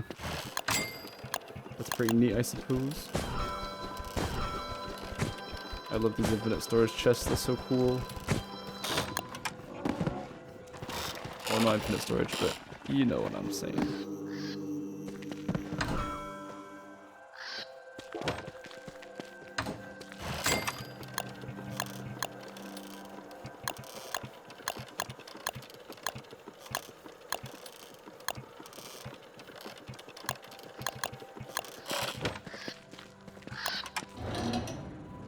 See, I was gonna put this like here.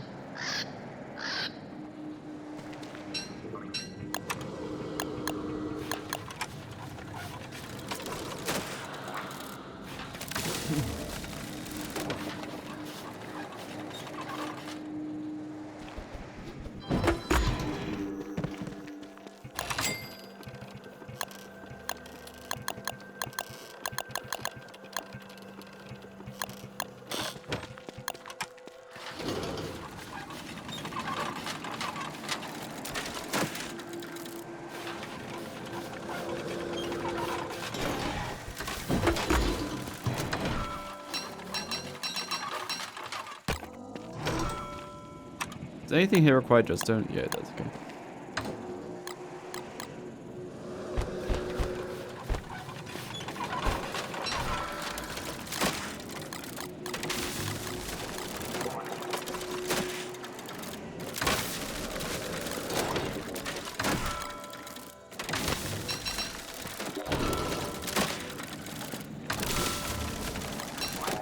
Oh yeah, I need that elastic space to fight. Alright, that's why I got scrap ages ago. Oh yeah, I'll get her a pet as well.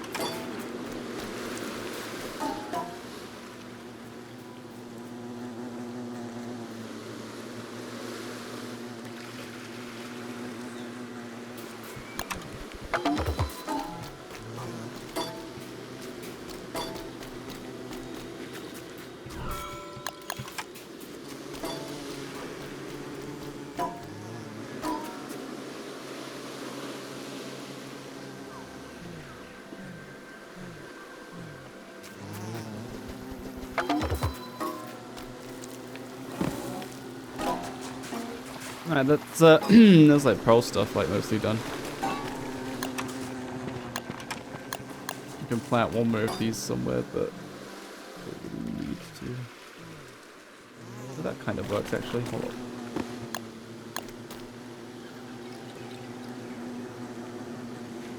Oh, it doesn't connect. It just connects that to that.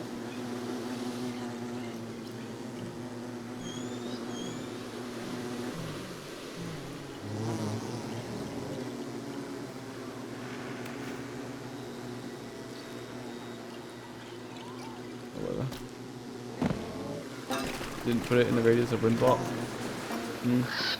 Didn't put what?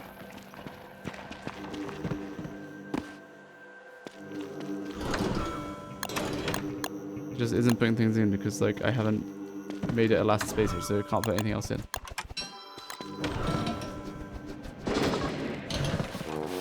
And now it continues to work. The bubble goes. I did. Actually.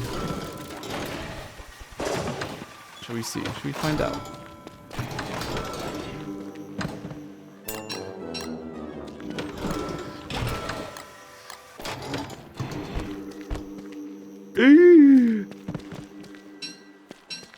Guys, remember, always place your chest around Woebot. Don't just move Woebot. No, no.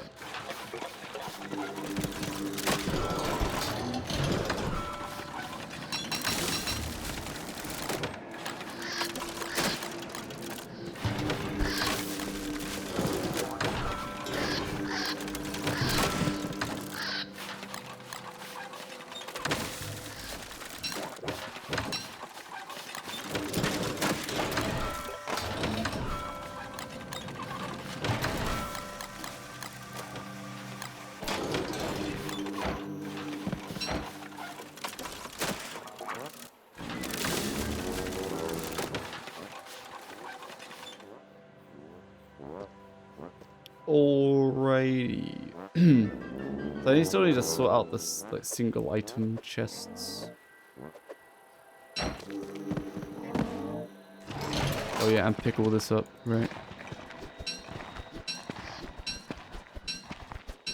Oh my goodness, these seats spoiled. That could have been close one. Oh my goodness.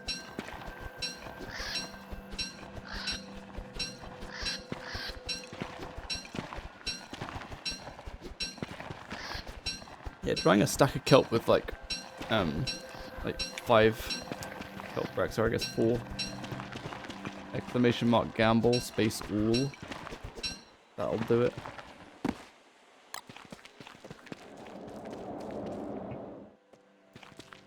Lazy forager. Everyone loves the lazy forager. By the time I went out and got it, like, it's just not worth the time. I just don't, like, because you end up cancelling your own actions. Because, like, you'll go to pick something up, but then the lazy forager will do it. But, like, overall, it's faster. But, like, I just don't care for it. In all the time I spend in the game, picking items up is, like, 2 minutes every, like, 2 hours.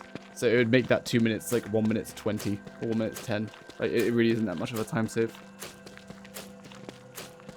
But it is still a time save. I just don't care for it.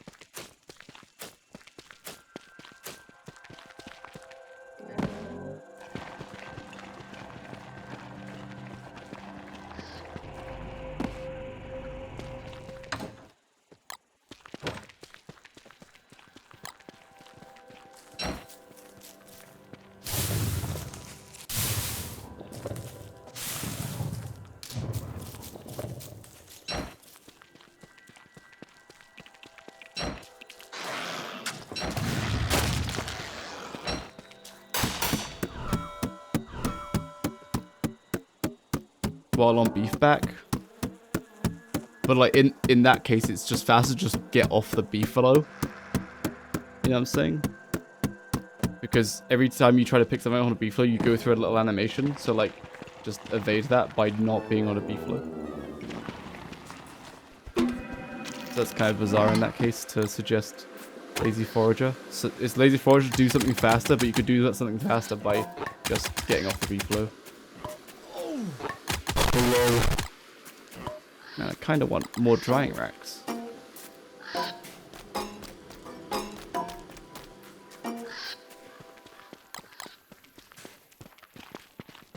Oh, but meatball's good though, and I can't put kelp in my. Oh my goodness, I'm gonna be putting that kelp on drying racks.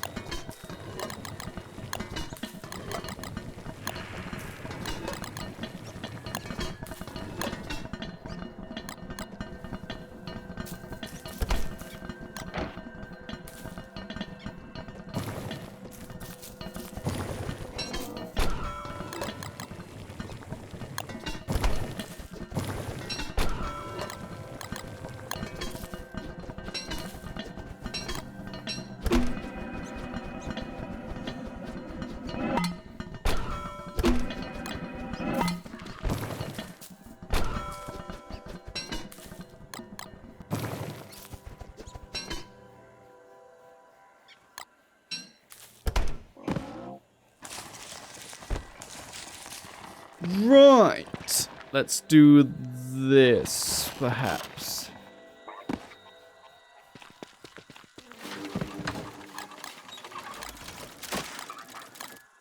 Doesn't it require an outline stone or something?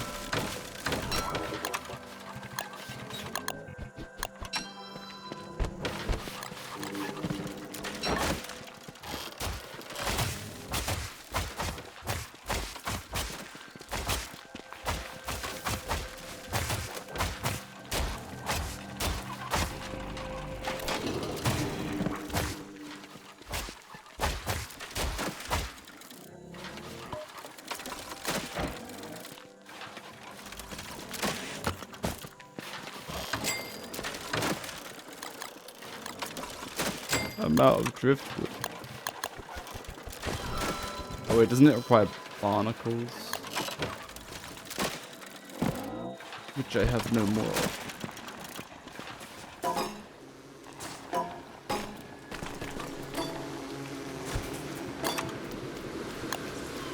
quest bar, please.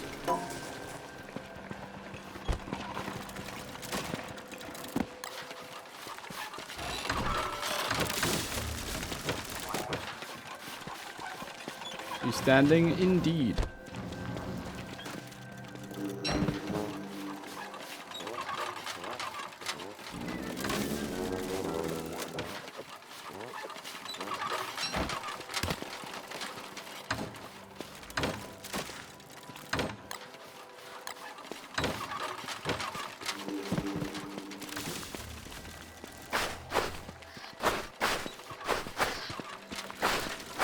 Why are you standing? Because I want to. Why are you sitting?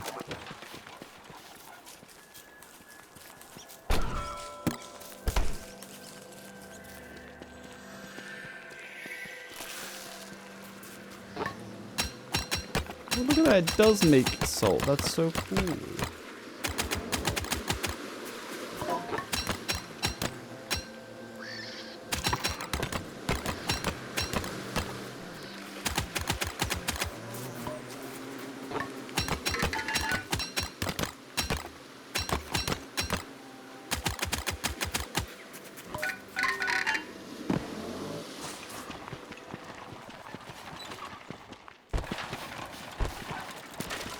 Ooh.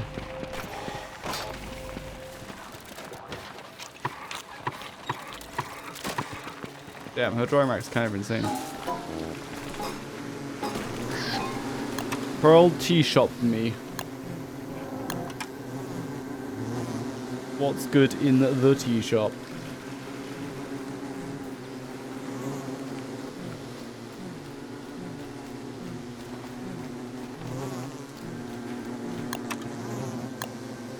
Forget me lots. Tillweed, that one's good. Fire, that one's good. And that one's not good. That one's good. I think I've got all of them. These ones could be a bit cheaper, but those are the ones I'm not going to use.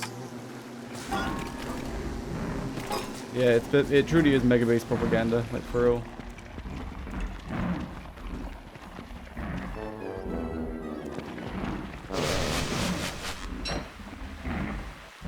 Watch this mess with the vultures.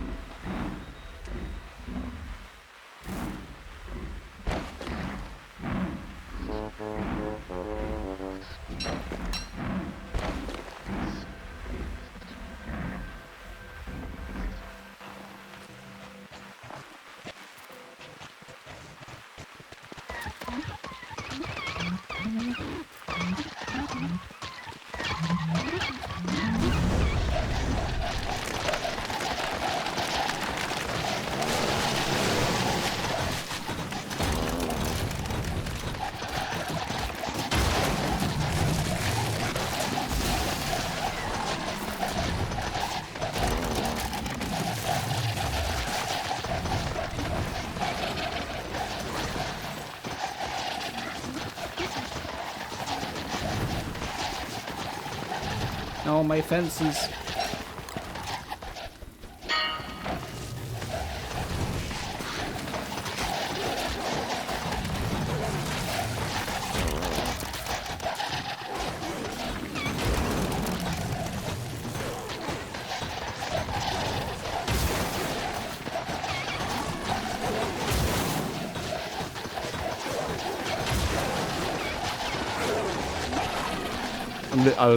Wait, are they all... Did I kill them all?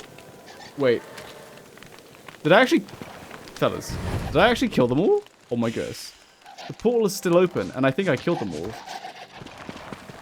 It's official. It only takes almost 2 Brightshade staffs and the Endgame crown to get rid of your flock of buzzards. Because see, the portal's still active, so if it collapsed, they would disappear, but it's still active. So I actually killed them all. Wow. We did it, boys. It did cost me some fences, but that's okay. It is possible. Just hold F really hard.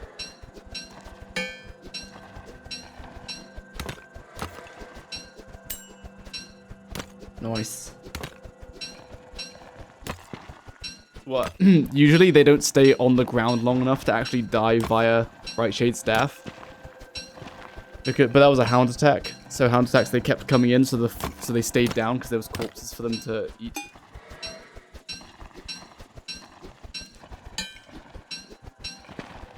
Because normally if they get hit and there's nothing for them, there's no reason for them to be on the ground, and they'll just fly away. Oh, wait, there's one buzzard. He just came in new. I definitely killed them all. That guy wasn't there before.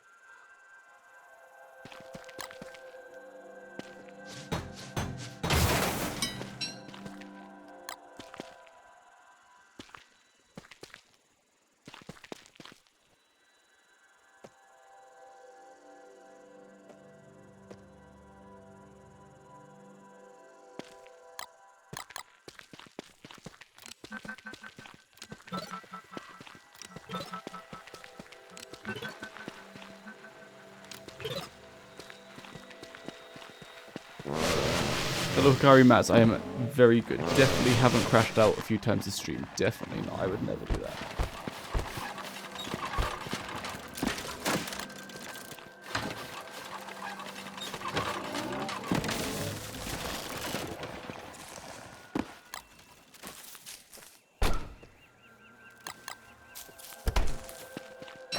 Nice.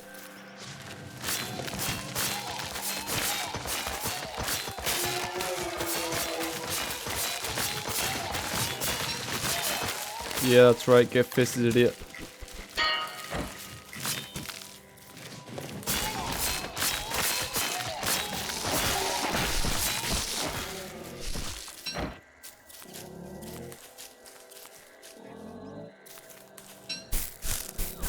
Base is very big now. It is just turfed now, you see. It's beautifully turfed. So you start this chest zone. That's what I've been saying for the last 10,000 years. You finish this chest zone. I think what I'll do is I'll put a bunch of walls around the edges so they have little sections. And then put a chest to store things, but then also drop the item in front. But first, I'm about to kelp myself real good. Gotta get my crockpot skin. Okay, I found your crockpot skin.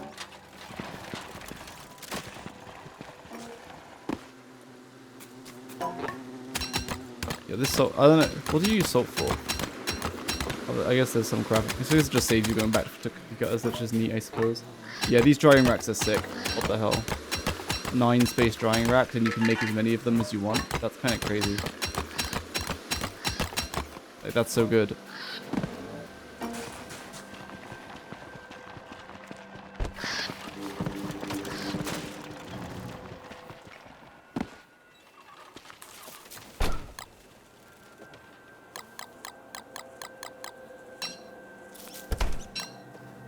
If you don't mind me asking, will you try Maxwell?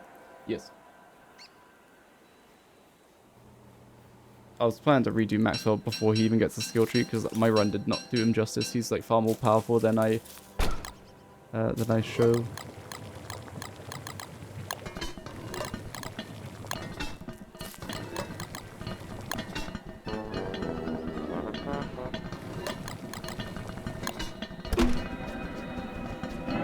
Need a pierogi refill. See ya, drying rack. I got better drying racks now.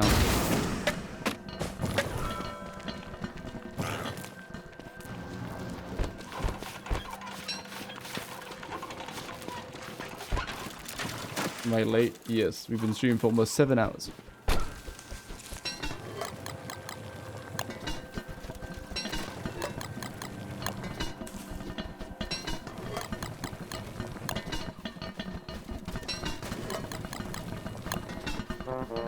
Next we want like a meat farm, to be honest, so maybe toolbirds? Maybe a toolbird farm-ish?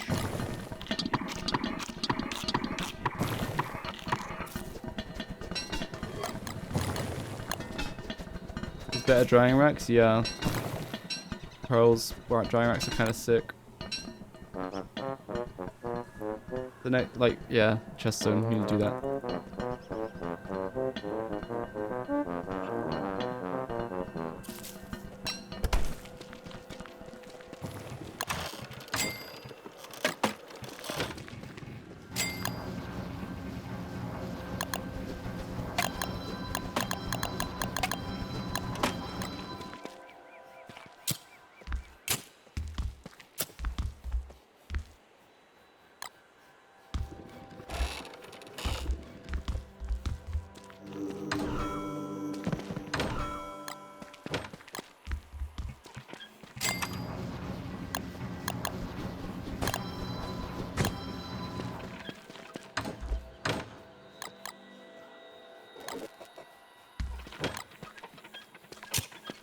Ugh. Terrible.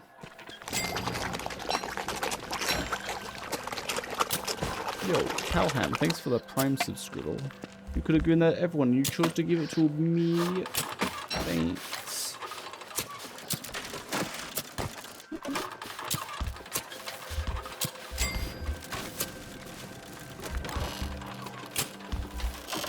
Oof, might have to reposition those. Those are kind of rough with that flooring.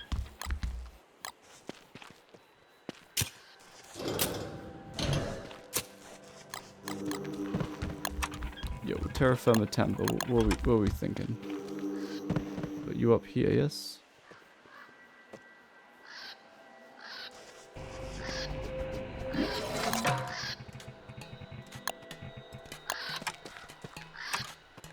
Hmm.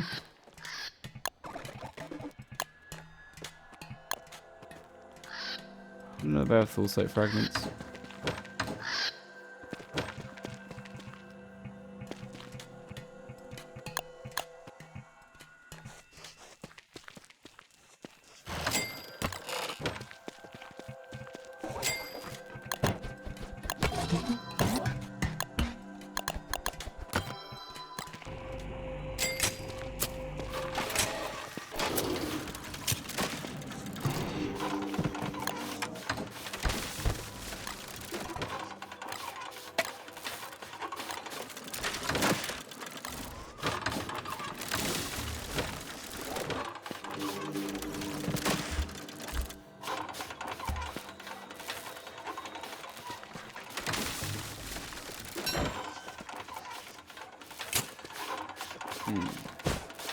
If I move all the chests down a bit, it wouldn't look quite as awkward, but it looks kind of awkward, so I'll have to leave that like that.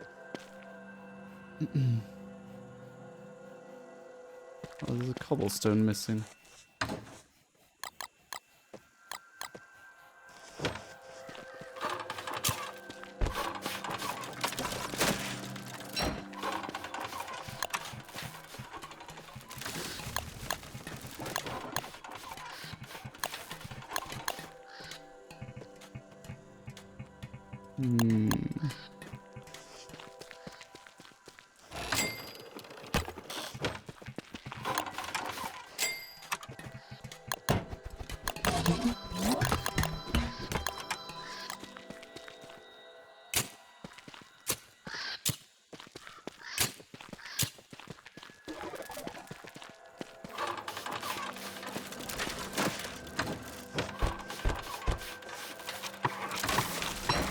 Still a bear draw somewhere.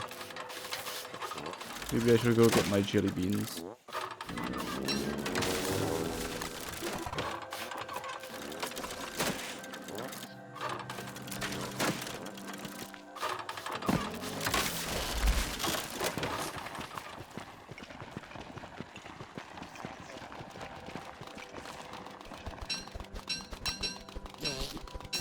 Good job, Glommy. My goodness.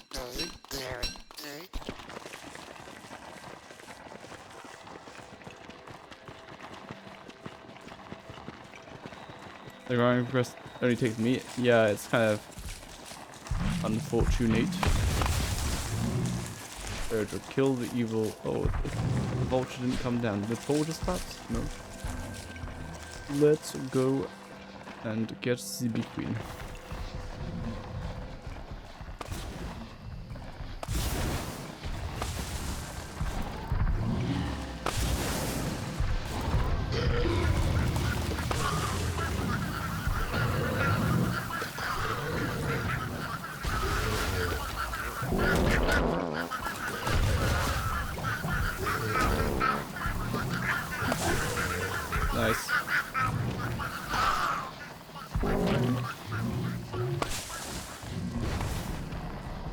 don't know why they changed Beardra's sounds. Like, he sounds so less menacing now.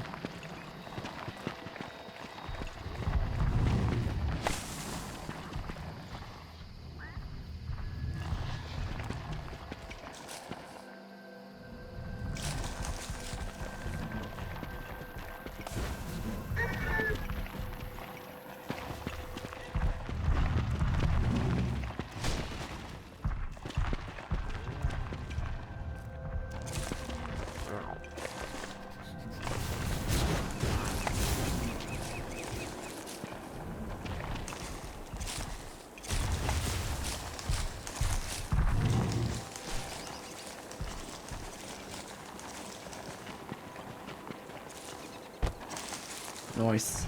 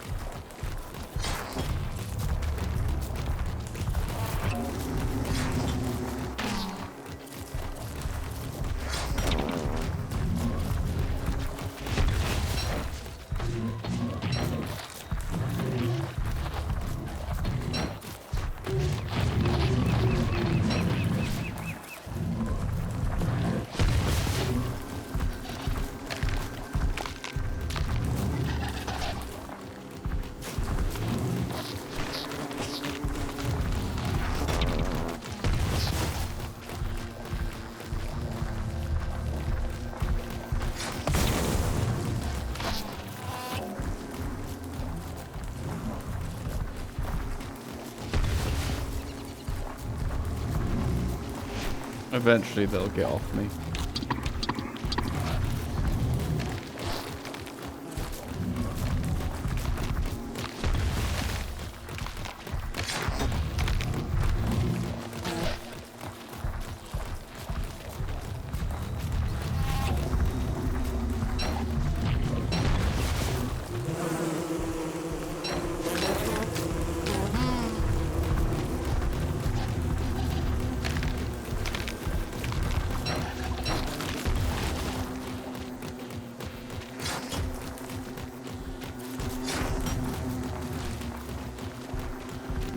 Attack the evil beacon.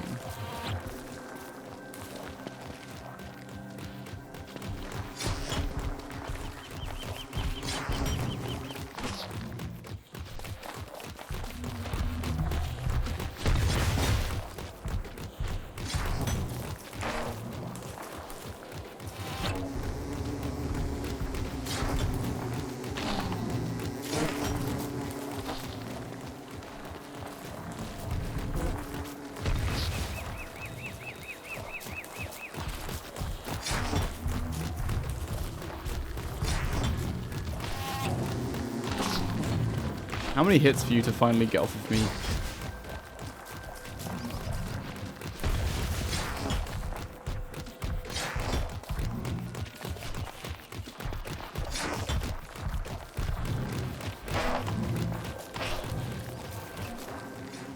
Got him.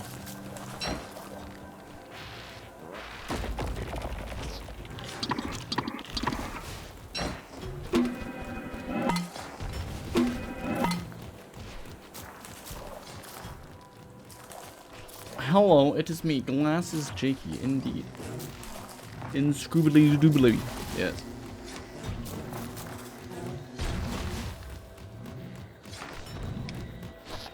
Get swiping Bulgur.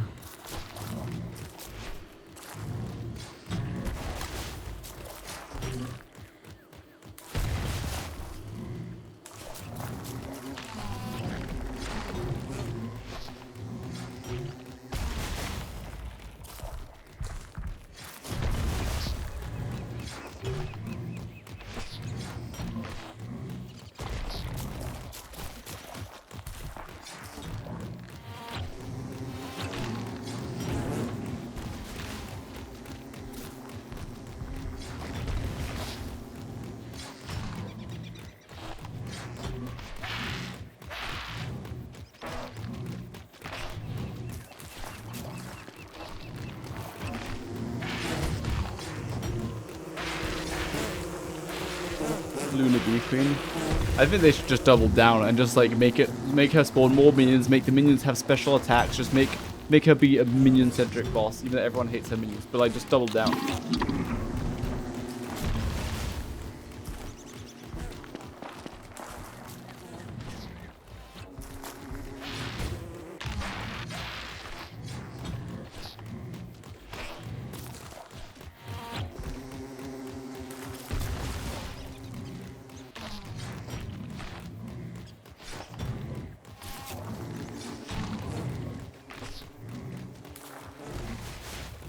I love Armored Pauper. He means I haven't had to kill Bee Queen once this run.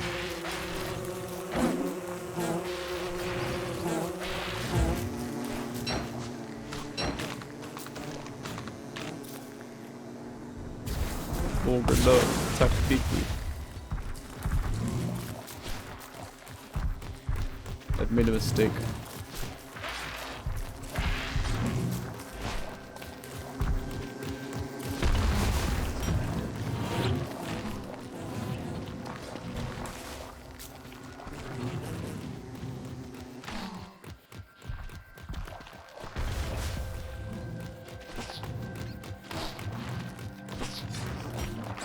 Nice. Augur, the ultimate menace.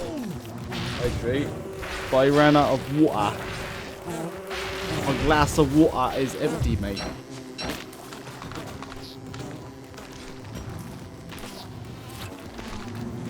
This is Bright Shade Staff wins again. No shot, we actually stunned him.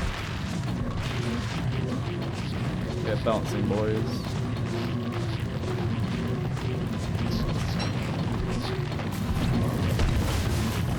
Wait, no, kill Bee Queen first, don't die.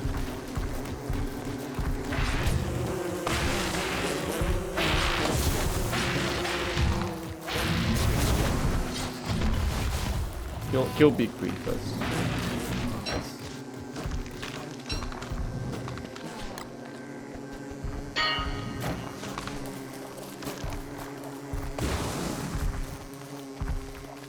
Come hither. Oh boy.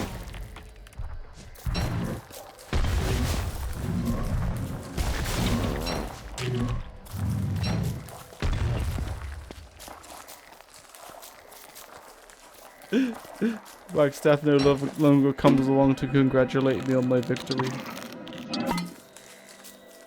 He almost had a chance at the end there. He started flying and butter bouncing.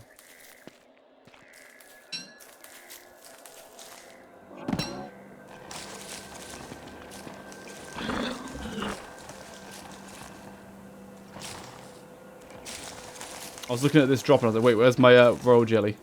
But I was looking at the wrong drop. Nucleation fluid. What do you think that tastes like? Interesting.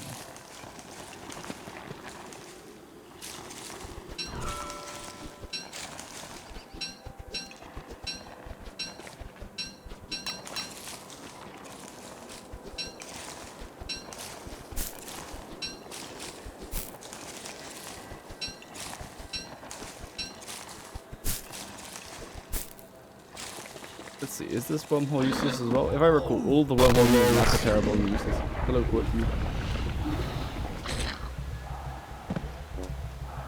Where does this take me? Oh, okay. So this wormhole isn't too useless. Where does that one go? I think that goes to there. I think those two are connected, and this one actually takes me to... Where did this take me to? I forgot. Oh, look. Somewhere to use my crown.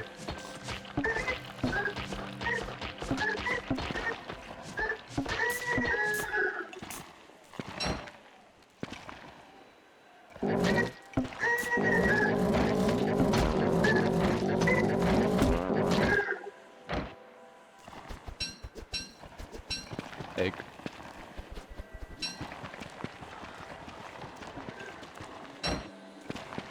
Go.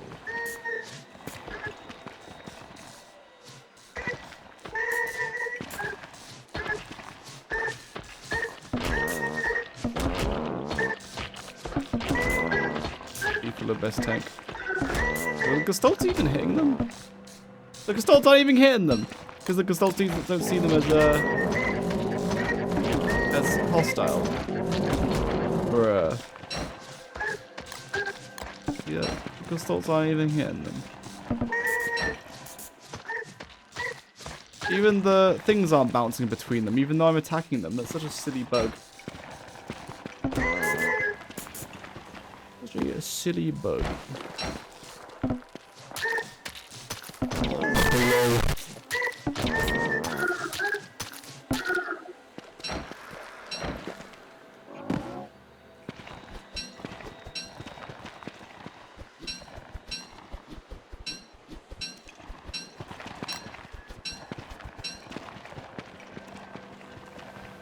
Bear with me, I need to go to... You know what, I need to get water and I need to go to the toilet as well.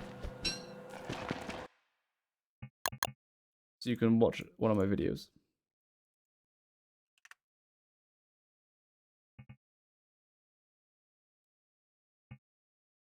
Lunar Grimoire. Shut up, nerd. Lunar Here you go, I'll be right back in a bit. Be right back, toilet.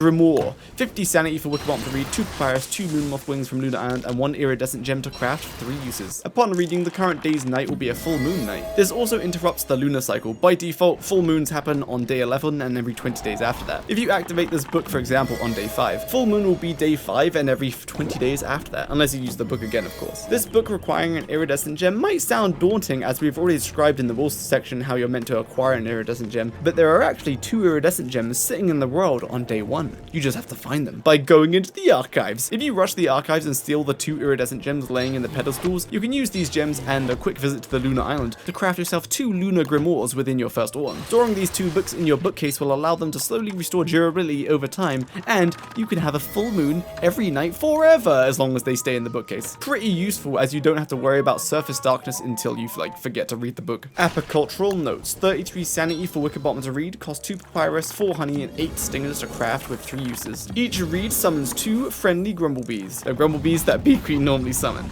These grumblebees act like normal followers, they protect you from harm and are passive to your teammates. You can summon up to 16 grumblebees before Wickerbottom will refuse to summon more, so you can't have a game-chugging horde, unfortunately. Funnily, but not surprisingly enough, if you attempt to fight Bee Queen with your treacherous grumblebees, Bee Queen will yell at her subordinates before their resolve crumbles and they serve their original queen once more. So basically, your grumblebees simp harder for Bee Queen than Wickerbottom. What the hell? In my Wickerbottom run, I use these bees for almost every fight, and it's a similar playstyle to Weber. They're good or even great against some bosses, but are squished by most AoE attacks. Still a very powerful book. 16 grumblebees have a DPS of 120 plus Wickerbottom with the Dark Sword, increases that DPS to 256, so 94.1% the DPS of Wolfgang with the Dark Sword. The Everything Encyclopedia. 33 sanity for Wickerbottom to read, 2 papyrus and 1 electrical doodad to craft with 3 uses. Upon reading, lower the science, magic, and think tank tiers needed for crafting recipes, meaning anyone around you can craft anything which is normally locked behind a science machine. Alchemy engine, think tank, or prestidigitator. To unlock shadow manipulator recipes with this effect, you only need a science machine or a magic station. One read gives 1 effect per person around you in a 1 tile radius, and this effect stacks. So if you read this book twice, someone can craft a football helmet and a pamphlet without having already learnt the recipes, nor being close to the normal necessary science or magic stations. This book is useful if you're in a small team. For example, you really want to access shadow manipulator gear without needing a shadow manipulator, like a Wickerbottom and Wanda in a team trying to rush Wanda's weapon without a shadow manipulator. This book is very cheap to make, so can be somewhat easily produced for unlocking lots of recipes for lots of players. Normally you get 15 sanity when crafting a new recipe for the first time, but if you craft a recipe for the first time using this book, you don't gain the 15 sanity. And that's all of Wickerbottom's books. All have their uses, some more useful than others. Now we must discuss the act of casting these books. As you know, each book has a sanity cost when read, but what happens when you're insane? Surely I can just keep reading the books with no sanity cost because I'm already 0 sanity. Well, yes, but every time you read a book while you are insane, or the reading of a book causes you to go insane, 1 shadow creature will spawn, which means if you stay insane and keep reading the books, you'll be greeted with an army of shadow creatures by the time you're done. There's multiple ways around this. Either keep eating sanity food, but as the books can cost up to 50 sanity or so per read, this would be pretty expensive to farm all the sanity food. The other workaround is to read on Lunar Island or during a lunar full moon on the main island. In both scenarios, your sanity is replaced with lunacy and shadow creatures do not exist during this time, so they won't spawn. The final workaround is defeating Ancient Fuel Weaver to acquire the Bone Helmet. This helmet artificially drops your sanity to 0 while your real sanity value is hidden,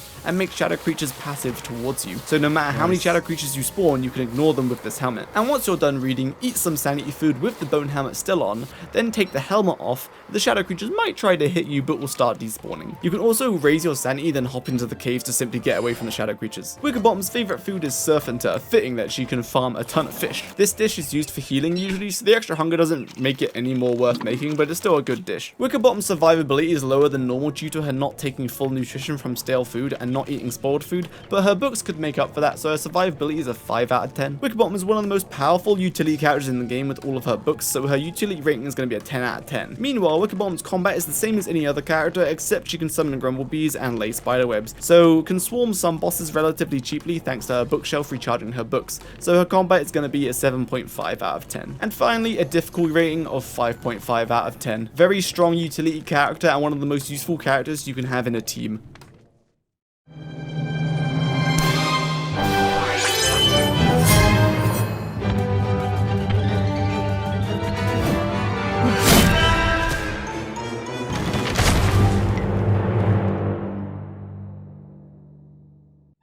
Woody is a character who can transform into many different creatures, which we will get to, but firstly, he has 150 health, 150 hunger, along with 200 sanity. He has a beard which you cannot shave, so provides insulation in winter but works against you in summer. Woody is also a lumberjack and starts with an axe with infinite durability called Lucy. Now is the time you ask yourself whether Lucy is actually sentient and talking to you, or you've just gone insane from watching too many of my videos. Woody chops faster than normal characters and at a higher efficiency, so he chops faster, like a faster animation, and he takes less chops to chop down a tree. Being a natural enemy of the forest, tree guards have a higher chance to spawn when Woody chops down some trees. And finally, Woody's transformations. On a full moon, or when Woody eats 2 monster foods in under 4 minutes, Woody will randomly transform into one of 3 were creatures. Were-goose runs with a 1.4 times speed modifier and can run on water. Were-moose, 90% damage reduction, deals 59.5 damage per attack, and without animation cancelling, it attacks at a rate of 1.75 times per second, which is 12.5% slower DPS than Woody using Hambat, so not too good. Also has a 0.9 times movement multiplier, so moves a little bit slower than Woody. The Were-moose also has a charge ability, which hits everything in a line that is hit by the moose. If the moose hits an object, he will damage the object like a hammer, and will walk slowly as he recovers from the impact for a few seconds. Were-beaver chops more efficiently than Woody, can mine, dig, and hammer but at a low efficiency than a normal player, doesn't summon tree guards when chopping trees, has a 1.1 times movement multiplier, and has 25% damage reduction. All of the were forms have night vision, and all of the were forms drain your sanity by 6 per minute. All were forms have partial weather protection, being 240 insulation from cold and heat, along with being 70% waterproof. Upon transforming into any of the were forms, your hunger meter is replaced with a were meter. When this were meter runs out, you transform back to Woody with 0 hunger. All forms slowly drain your were meter unless you're not doing the corresponding activity for the creature, then it drains extremely fast. For the moose, you need to be in combat, the were-goose, you need to be moving, and the were-beaver, you need to be working. The longest you can stay transformed is 4 minutes if you keep doing the appropriate tasks, or 8 minutes during a full moon. As all forms' were meter drains half as fast during a full moon. All forms cannot pick up items nor interact with the player's inventory. For example, you can't eat food to heal or gather items from the ground while you're a were creature. You drop worn items except for backpacks when you transform. Now, to control what you transform into, Woody can craft the corresponding creature's idols. The were-beaver idol requires 3 monster meat and 2 logs. The were-moose requires 3 monster meat and 2 grass. The were-goose requires 3 monster meat and 3 seeds. Since when you transform back, your hunger is set to 0, you can also utilize this to fend off starvation. So you're about to start starving, instead,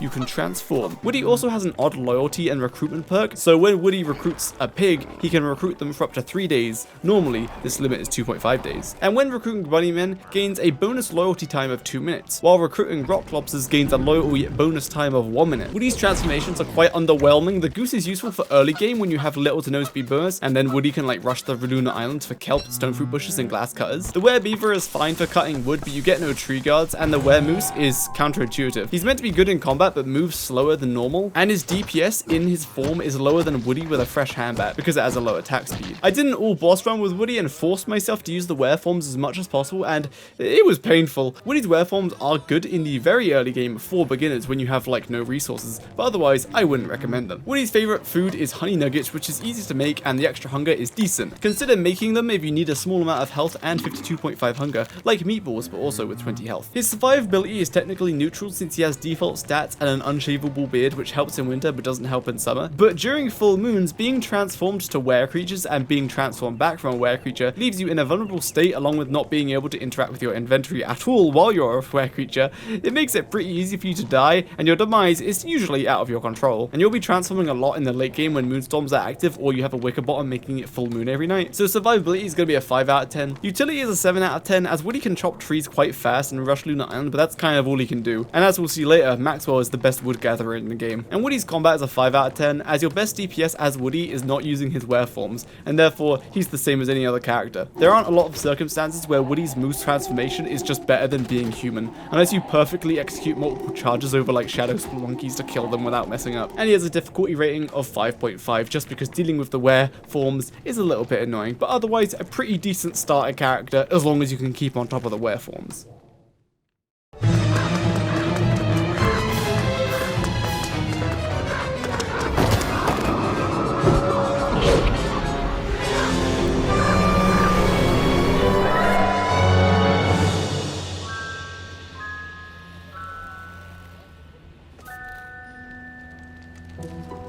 Wes is the best character in the game. Wait. Oh, sorry, I got my notes mixed up. Wes sucks balls. Not literally, he's just bad. He's designed to be the challenge character in the game, and so if you want a challenge, you play Walter. I mean Wes. Wes cannot talk because he finds it difficult to express in words how much he would like to grab your face and begin peeling off your skin. He's a mime.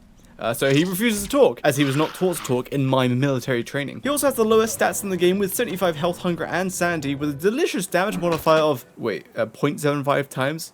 Oh no, he does less damage than Wilson. On the upside, Wes has a balloon crafting tab at the cost of 5 sanity, which at this point you have none left to give. You can make balloons with various abilities. Pile of balloons. Wes starts with this, and Wes can craft default balloons from it, costing 5 sanity each. These balloons can be attacked. Upon being attacked, they detonate. Wait, no. They pop, and they deal 5 AoE damage. Speed Balloon. This balloon is actually kind of good. Equipping this balloon increases your movement speed by 30% until it reaches 66% durability, at which point it provides 20% movement speed, and finally at 33% durability it provides 10% movement speed. The first being the total durability of the balloon is only 2 minutes, 1/4 of a day. If you drop this balloon on the floor while it has durability left, it will float away into the sky where it will finally find peace.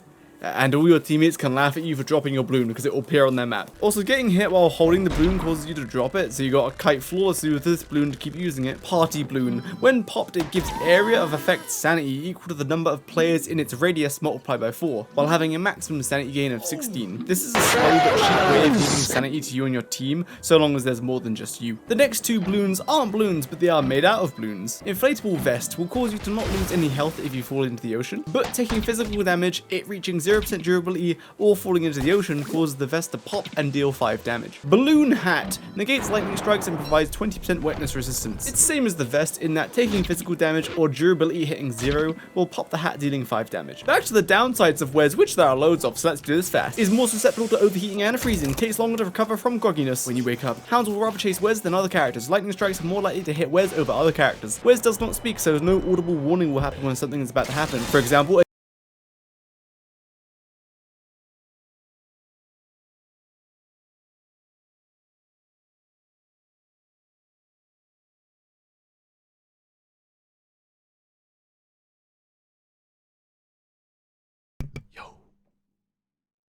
I'm gonna tell you something really cool, right? oh, Exclamation mark Opera GX to enter the giveaway. Only the real viewers who are paying attention will get this because I was AFK for 5 or 10 minutes. Everyone, exclamation mark Opera GX to enter the giveaway. Oh my goodness. I'm gonna roll the winner in T minus 60 schmeckens. That's right. 60 schmeckens.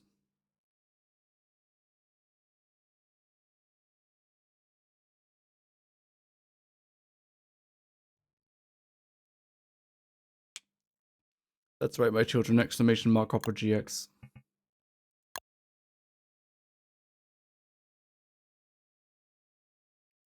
"30 seconds until I'm gonna roll it. 30 schmeckens.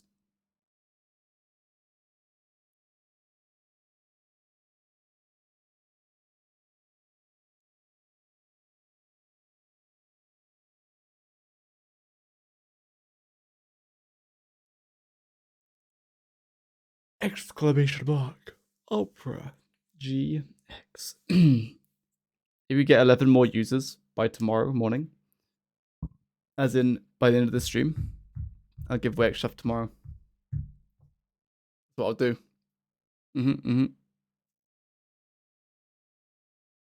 Nice. Ooh, I've done 2 winners so far this stream, right? Yeah, pretty sure. So here comes the third. Come here! Saraseed? Hello, are you here?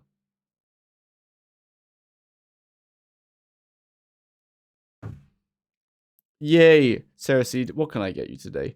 This is what I've got on offer. Starter pack 20. Oh, hold on. I need to log back into my Clay account. I've got a starter pack 2026 complete Merrymaker chest, clay points, spools, Winter's Feast chest, Moth Eaten chest, and the oxygen not included Neutronium cosmetics pack. That's what I've got to offer today. What can I interest you in?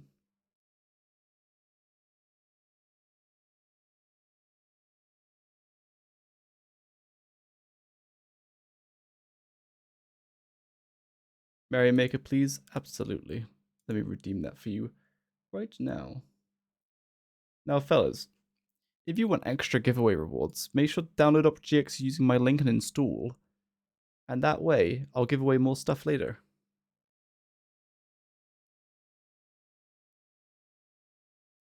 Seriously, gonna drop you a little meow in the whispers, and then here comes your code.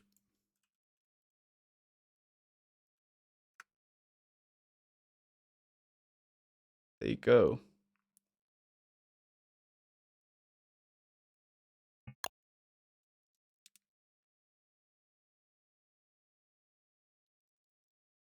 Meowsers, indeed. Thanks, Jiggy. No problem. Thank you for watching.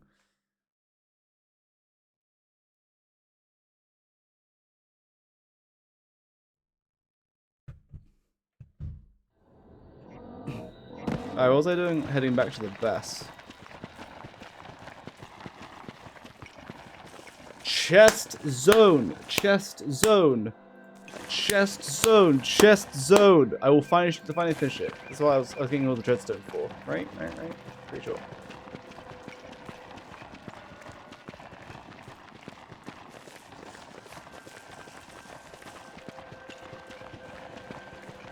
Oh, I could have just used the conch to teleport back to base. I forgot I had it.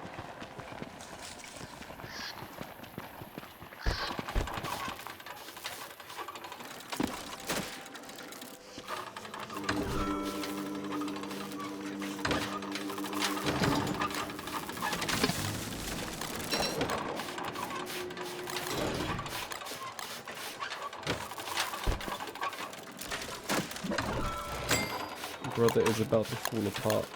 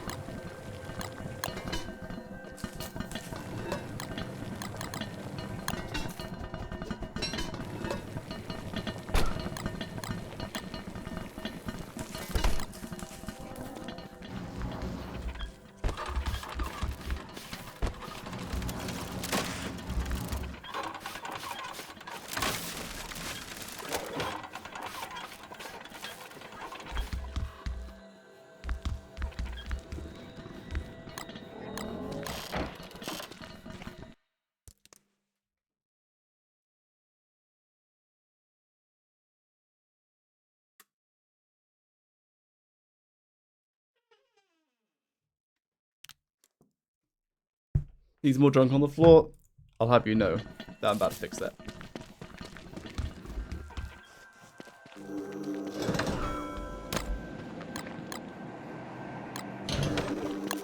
I'll make some mad redstone moves.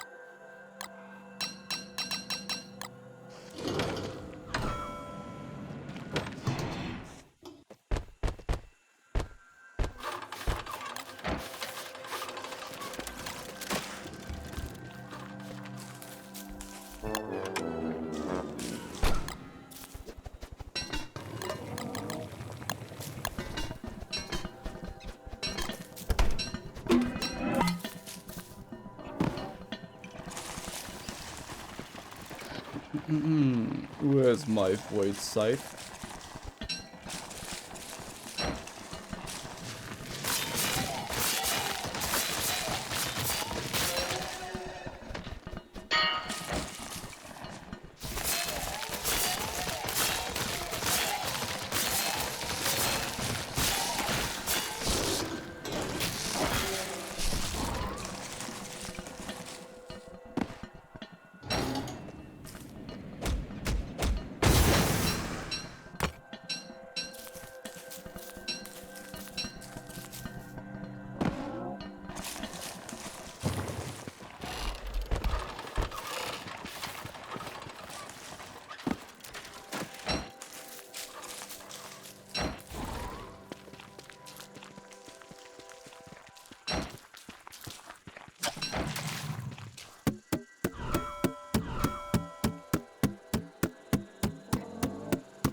You what, mate?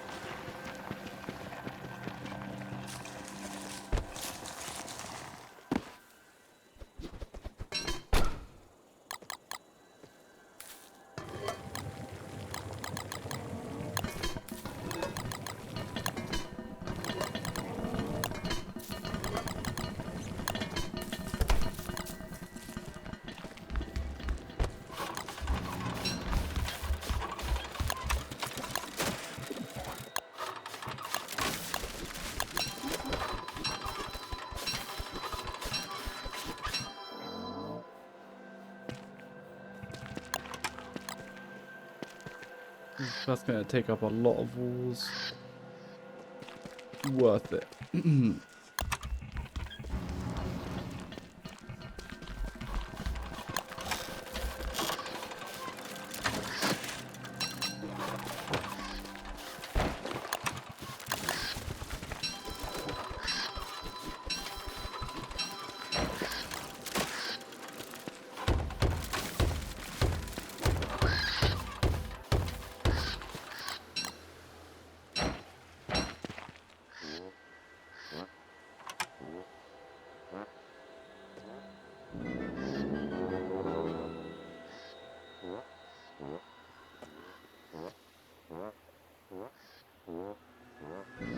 Nice.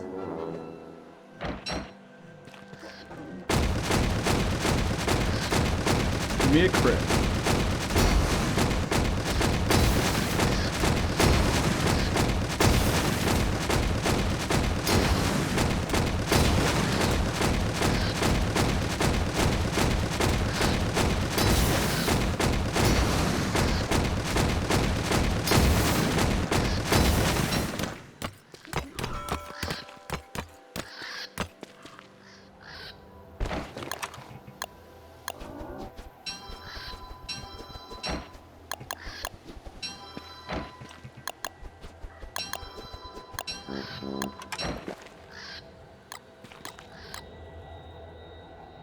One, 3, 4, 5, 6.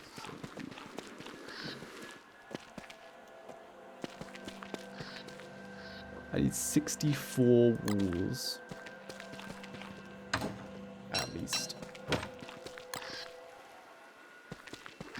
Incomplete fuel weaver to destroy the walls.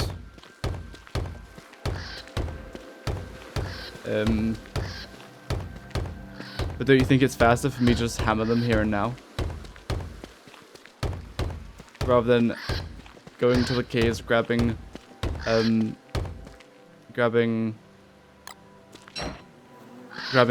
skeletons pieces, then going to kill then I need to go to Lunar Island to kill Celestial Champion to turn off the full moon so I can activate a new moon, then kill the shadow pieces to get a heart, then use the heart to reanimate the skeleton. You know what I'm saying?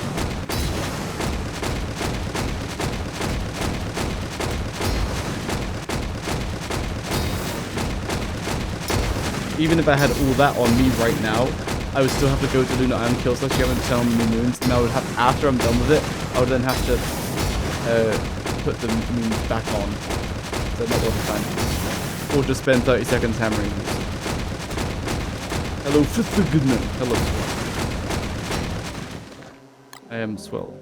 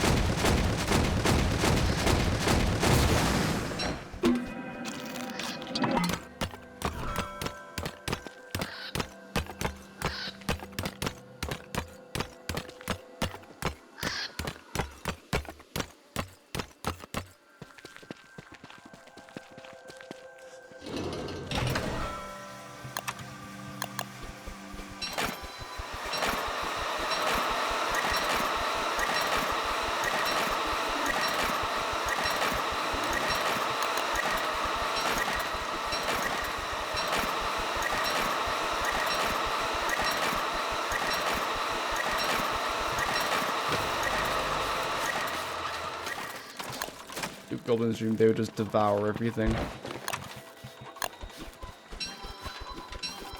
Okay, favorite character? I don't think so. But he's just like Wilson, but with double damage. So it just expedites a lot of things. And his critical hits are pretty good too.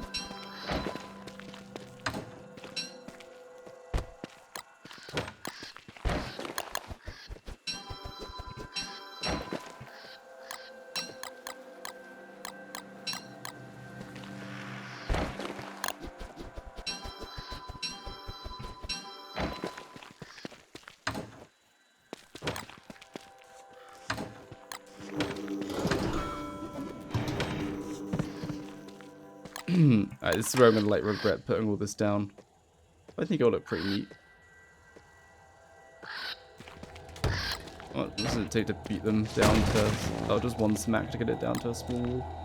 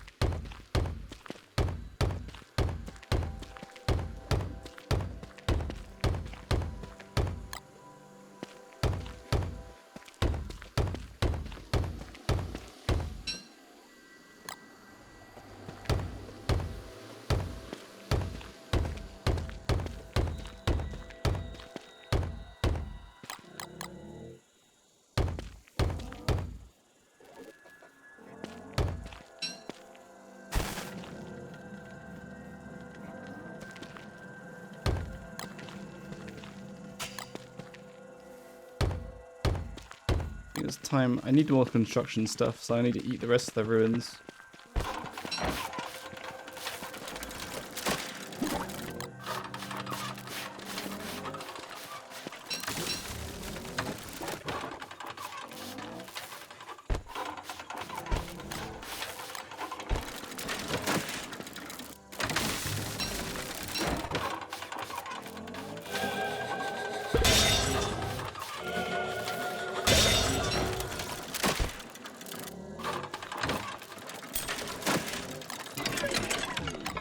No, my favorite clanker.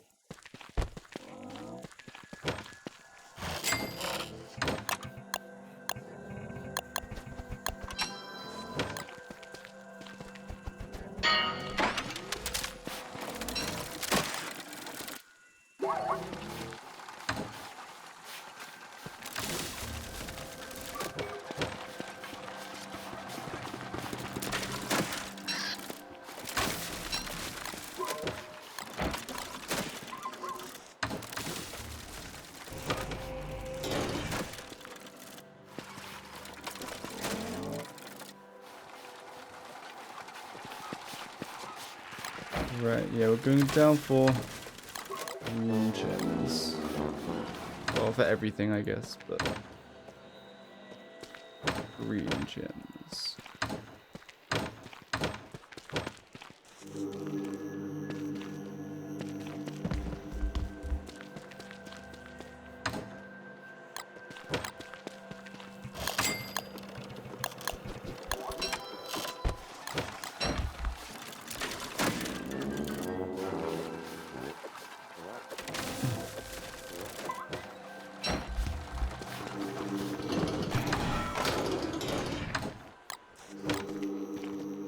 And now my beef won't get obliterated, so I can let it actually help me a little bit. Is winter? Yeah, winter is in 3 days. Should bring a thermal stone.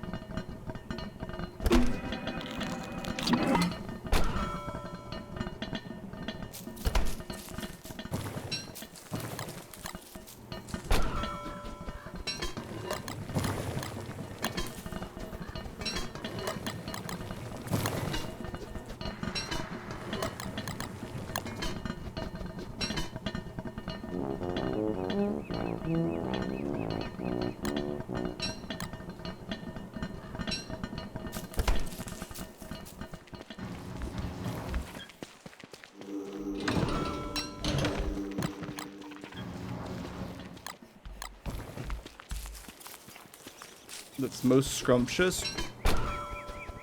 Waffles. Surf and turf.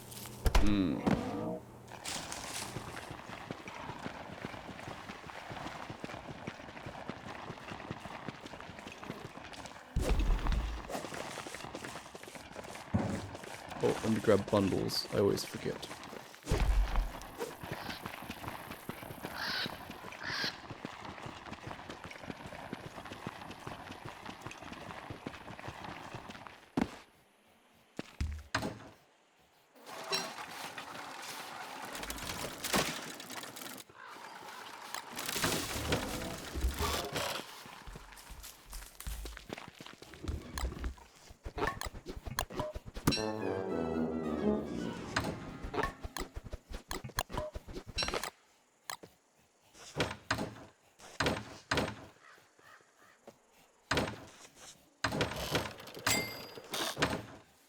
Made a bunch of bundles. Where did I put them?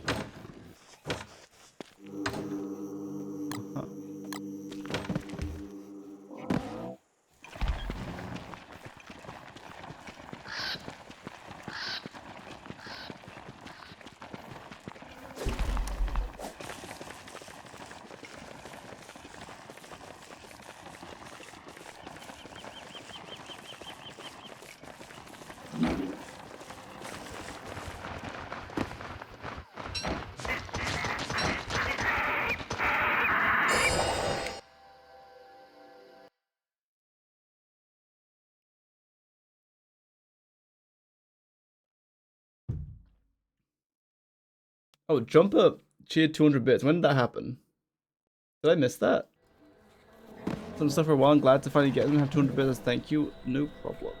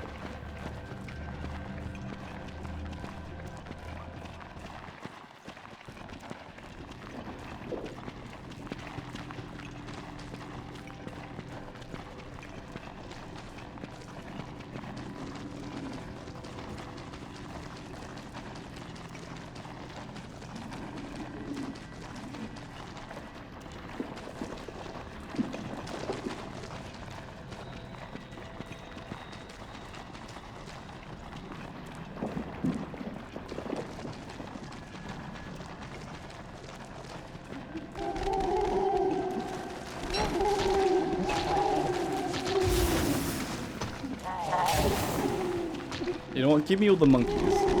Give me all your monkeys. Bring them all to me. I wish to destroy them all. Come, monkeys. Come.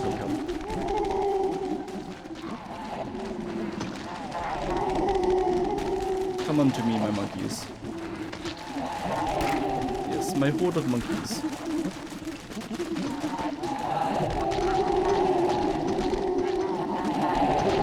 Oh boy. Oh, Beeflo, no. Oh my goodness. I didn't know how that Beeflo even survived that. That was a lot of monkey bites. Yeah, they don't stay still long enough for my Gestalts to kill, I don't think.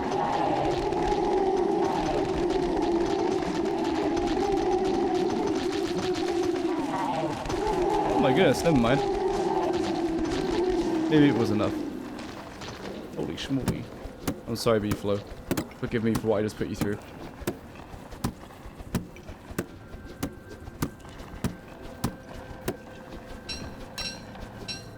That was crazy. He just took so many bites, but I somehow got out of it. I don't know how.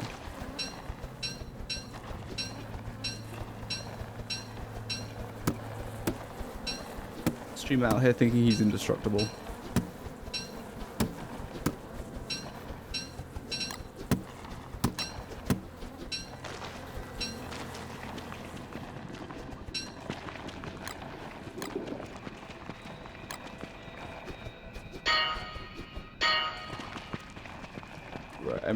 That's clean, it's just they didn't touch this side. Also, I can bright shade bounce all over the nightmare creatures as well.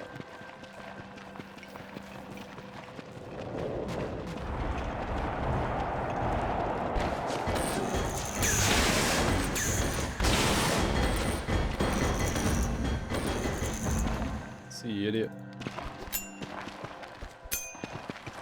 You're gonna cause me problems.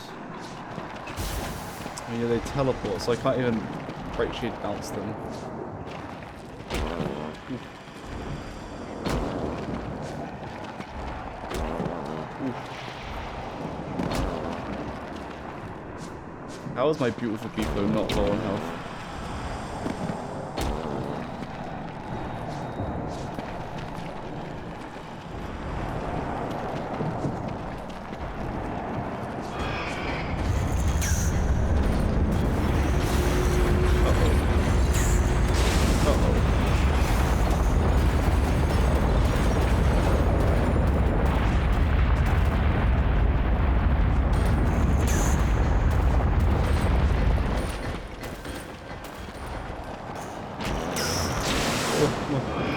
I need to stop attacking these creatures, they keep knocking me off.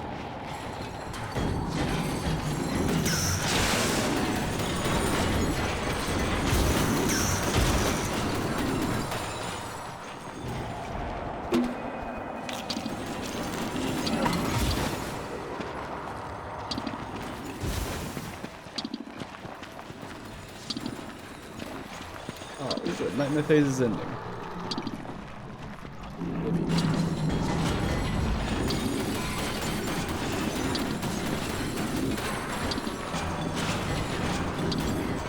Shade staff is so cool too.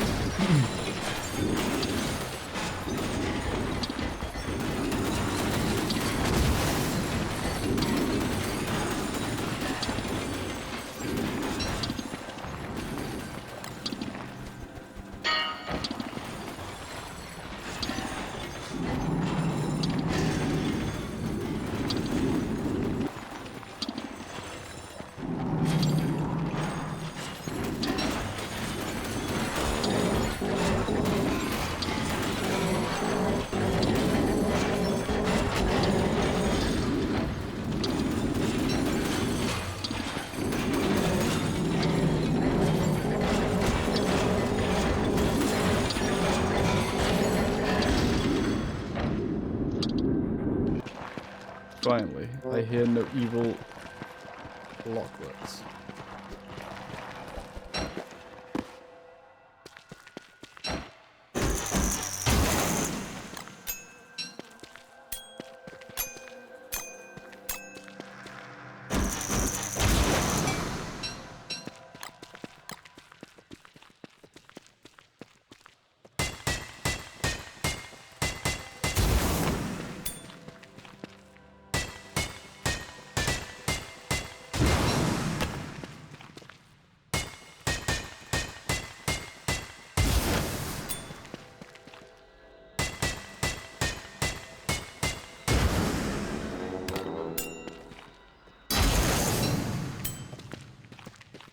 My beefler, look how happy he is.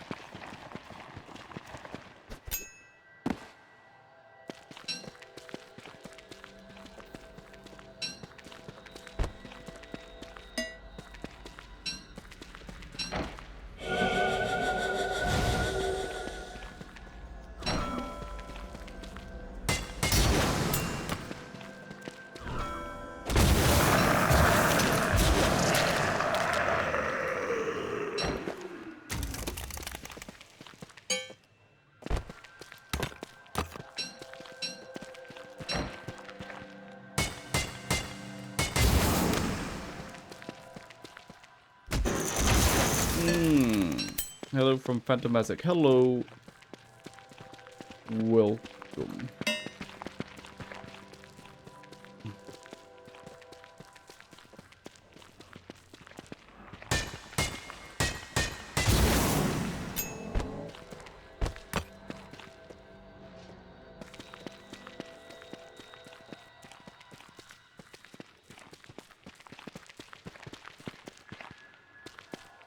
My inventory kind of full.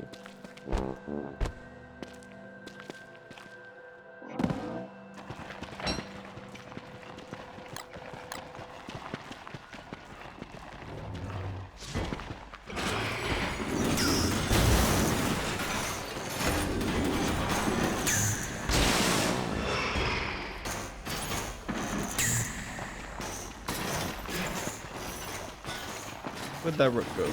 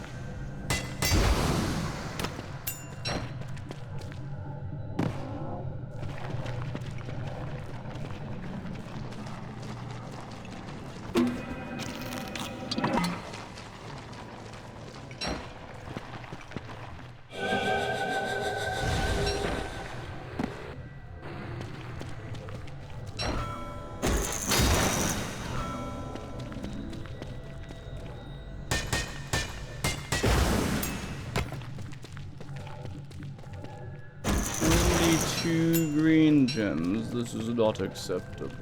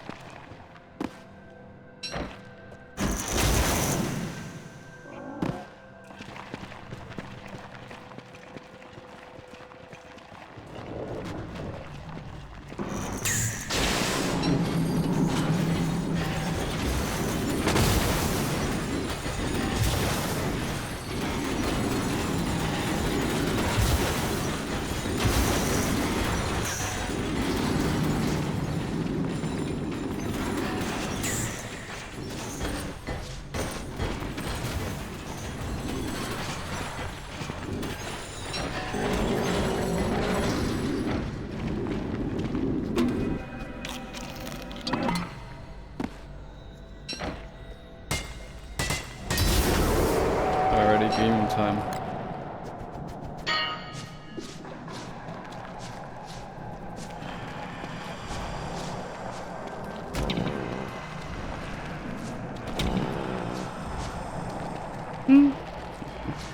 Look at them.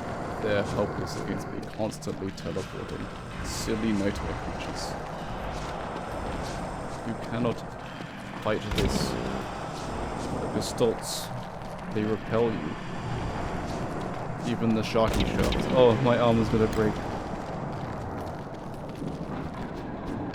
Okay, we are okay again.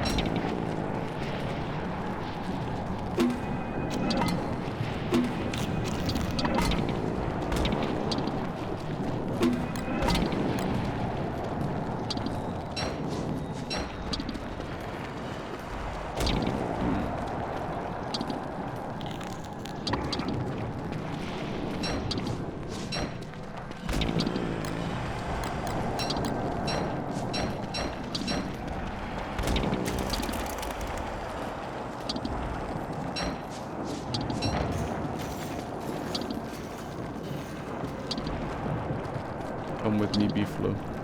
You are very powerful with your saddle, you see.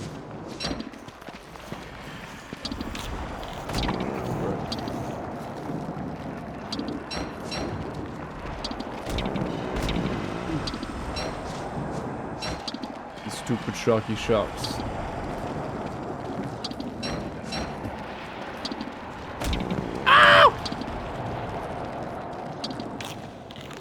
Even with my overpowered staff, I'm not powerful enough.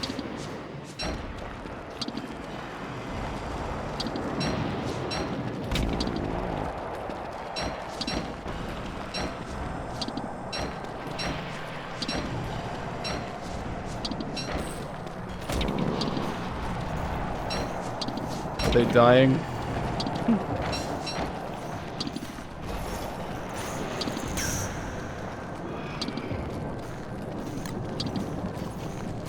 This is a little bit spooky.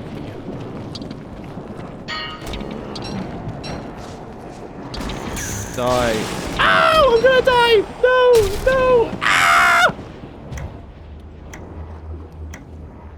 The staff was not powerful enough, fellas. 600 damage? Hell yeah. They're a bit strong. Giveaway time?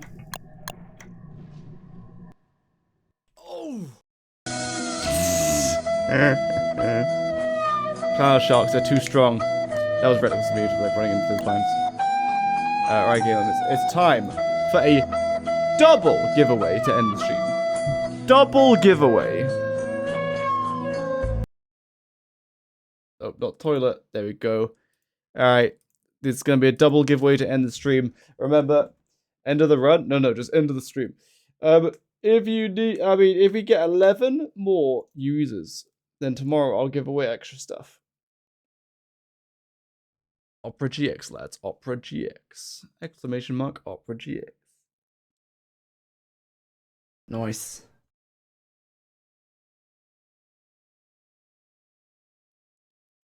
And then we'll raid someone. Will I stream tomorrow? I'll try to stream tomorrow, but I have a few things that I need to do. Like wrapping presents and stuff.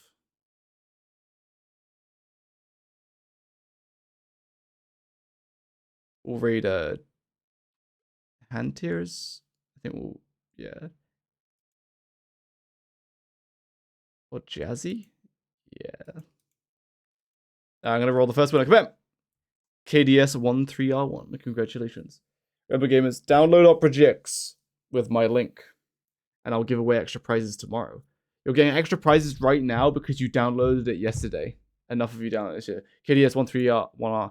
Do you want to start at 2026? Merry Maker chest, clay point, spools, Winter's Feast chest, multi-eaten chest, should not include Neutronium Cosmetics pack. Which one do you want?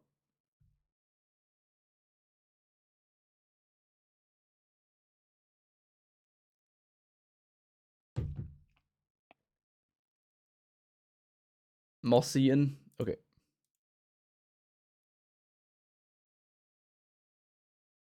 I'm gonna drop a meow in your whispers right now. Me and my wife managed to beat Slash Chen for the first time thanks to your videos. Thanks. Have a nice holiday. Nice. Good job to you and your wife. Congratulations. Have happy holidays to you too.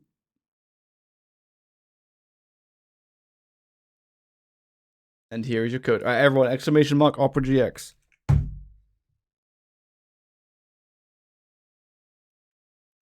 There's your code. Make sure to redeem that in-game or on Clay's website.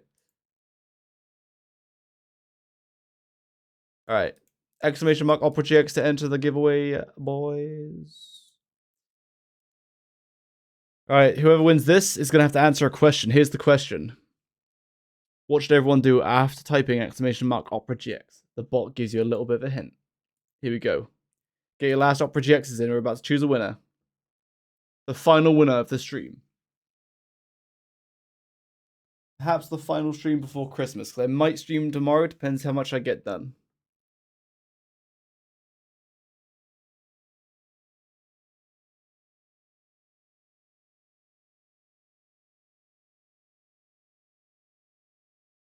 Kabam, here comes the winner.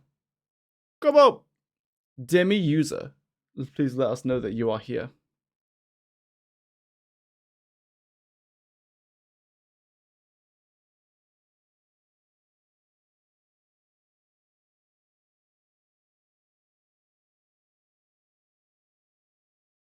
Download objects using Jakey Link now. Is your Demi user? You got it right the first time. Good job. All right. What do you want? Do you want to start pack 2026? Complete Merry Maker chest, clay points, spools, Winter's Feast chest, multi-eaten chest, and oxygen not included Neutronium Cosmetics pack. Remember to download Opera GX using my link. If you do so, enough of you tomorrow. If the user count goes up by at least 11, or Demi user, you need to change your privacy settings so I can whisper you. If it goes up by 11, so it gets to 84 users, then I'll give away extra stuff tomorrow, just like I did today. Merry Maker, that is the last Merry Maker chest. Here you go. You're going to get the last Merry Maker chest. Just change your Twitch settings so that I can whisper you. It's like, so that like strangers, block whispers from strangers is on. You need to find that setting. It will take a little bit of time for the code to come through, so it's okay. What's that last chest? This last chest that just got redeemed is the Merrymaker chest by Demi user.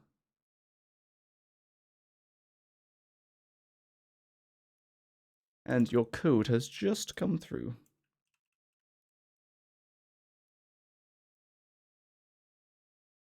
Found it. I returned that one off. Let's see.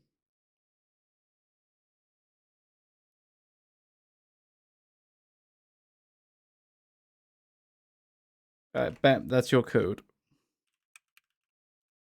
You can redeem that in-game or on the website. Good job.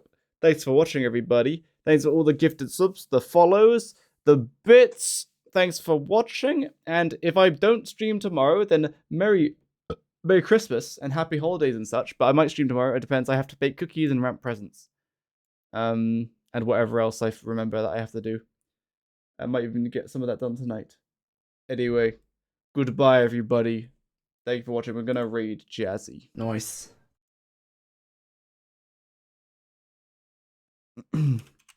Merry Christmas, everybody. Wait, is that the right Jazzy? Hold on. Oh my goodness! Wait, cancel. I was reading the wrong Jazzy. Hold on. Alright. Goodbye, everyone. Have a good, happy holidays. If I don't see you again, happy holidays, Merry Christmas. Like, the day after Christmas and stuff, I'll probably be streaming until early January. Then, like, early January until, like, mid-February, I'm, like, busy. I won't be streaming a lot. So, see you then. Happy Christmas. Might see you tomorrow, might not. If not, happy Christmas. Goodbye, everybody. Thanks for watching.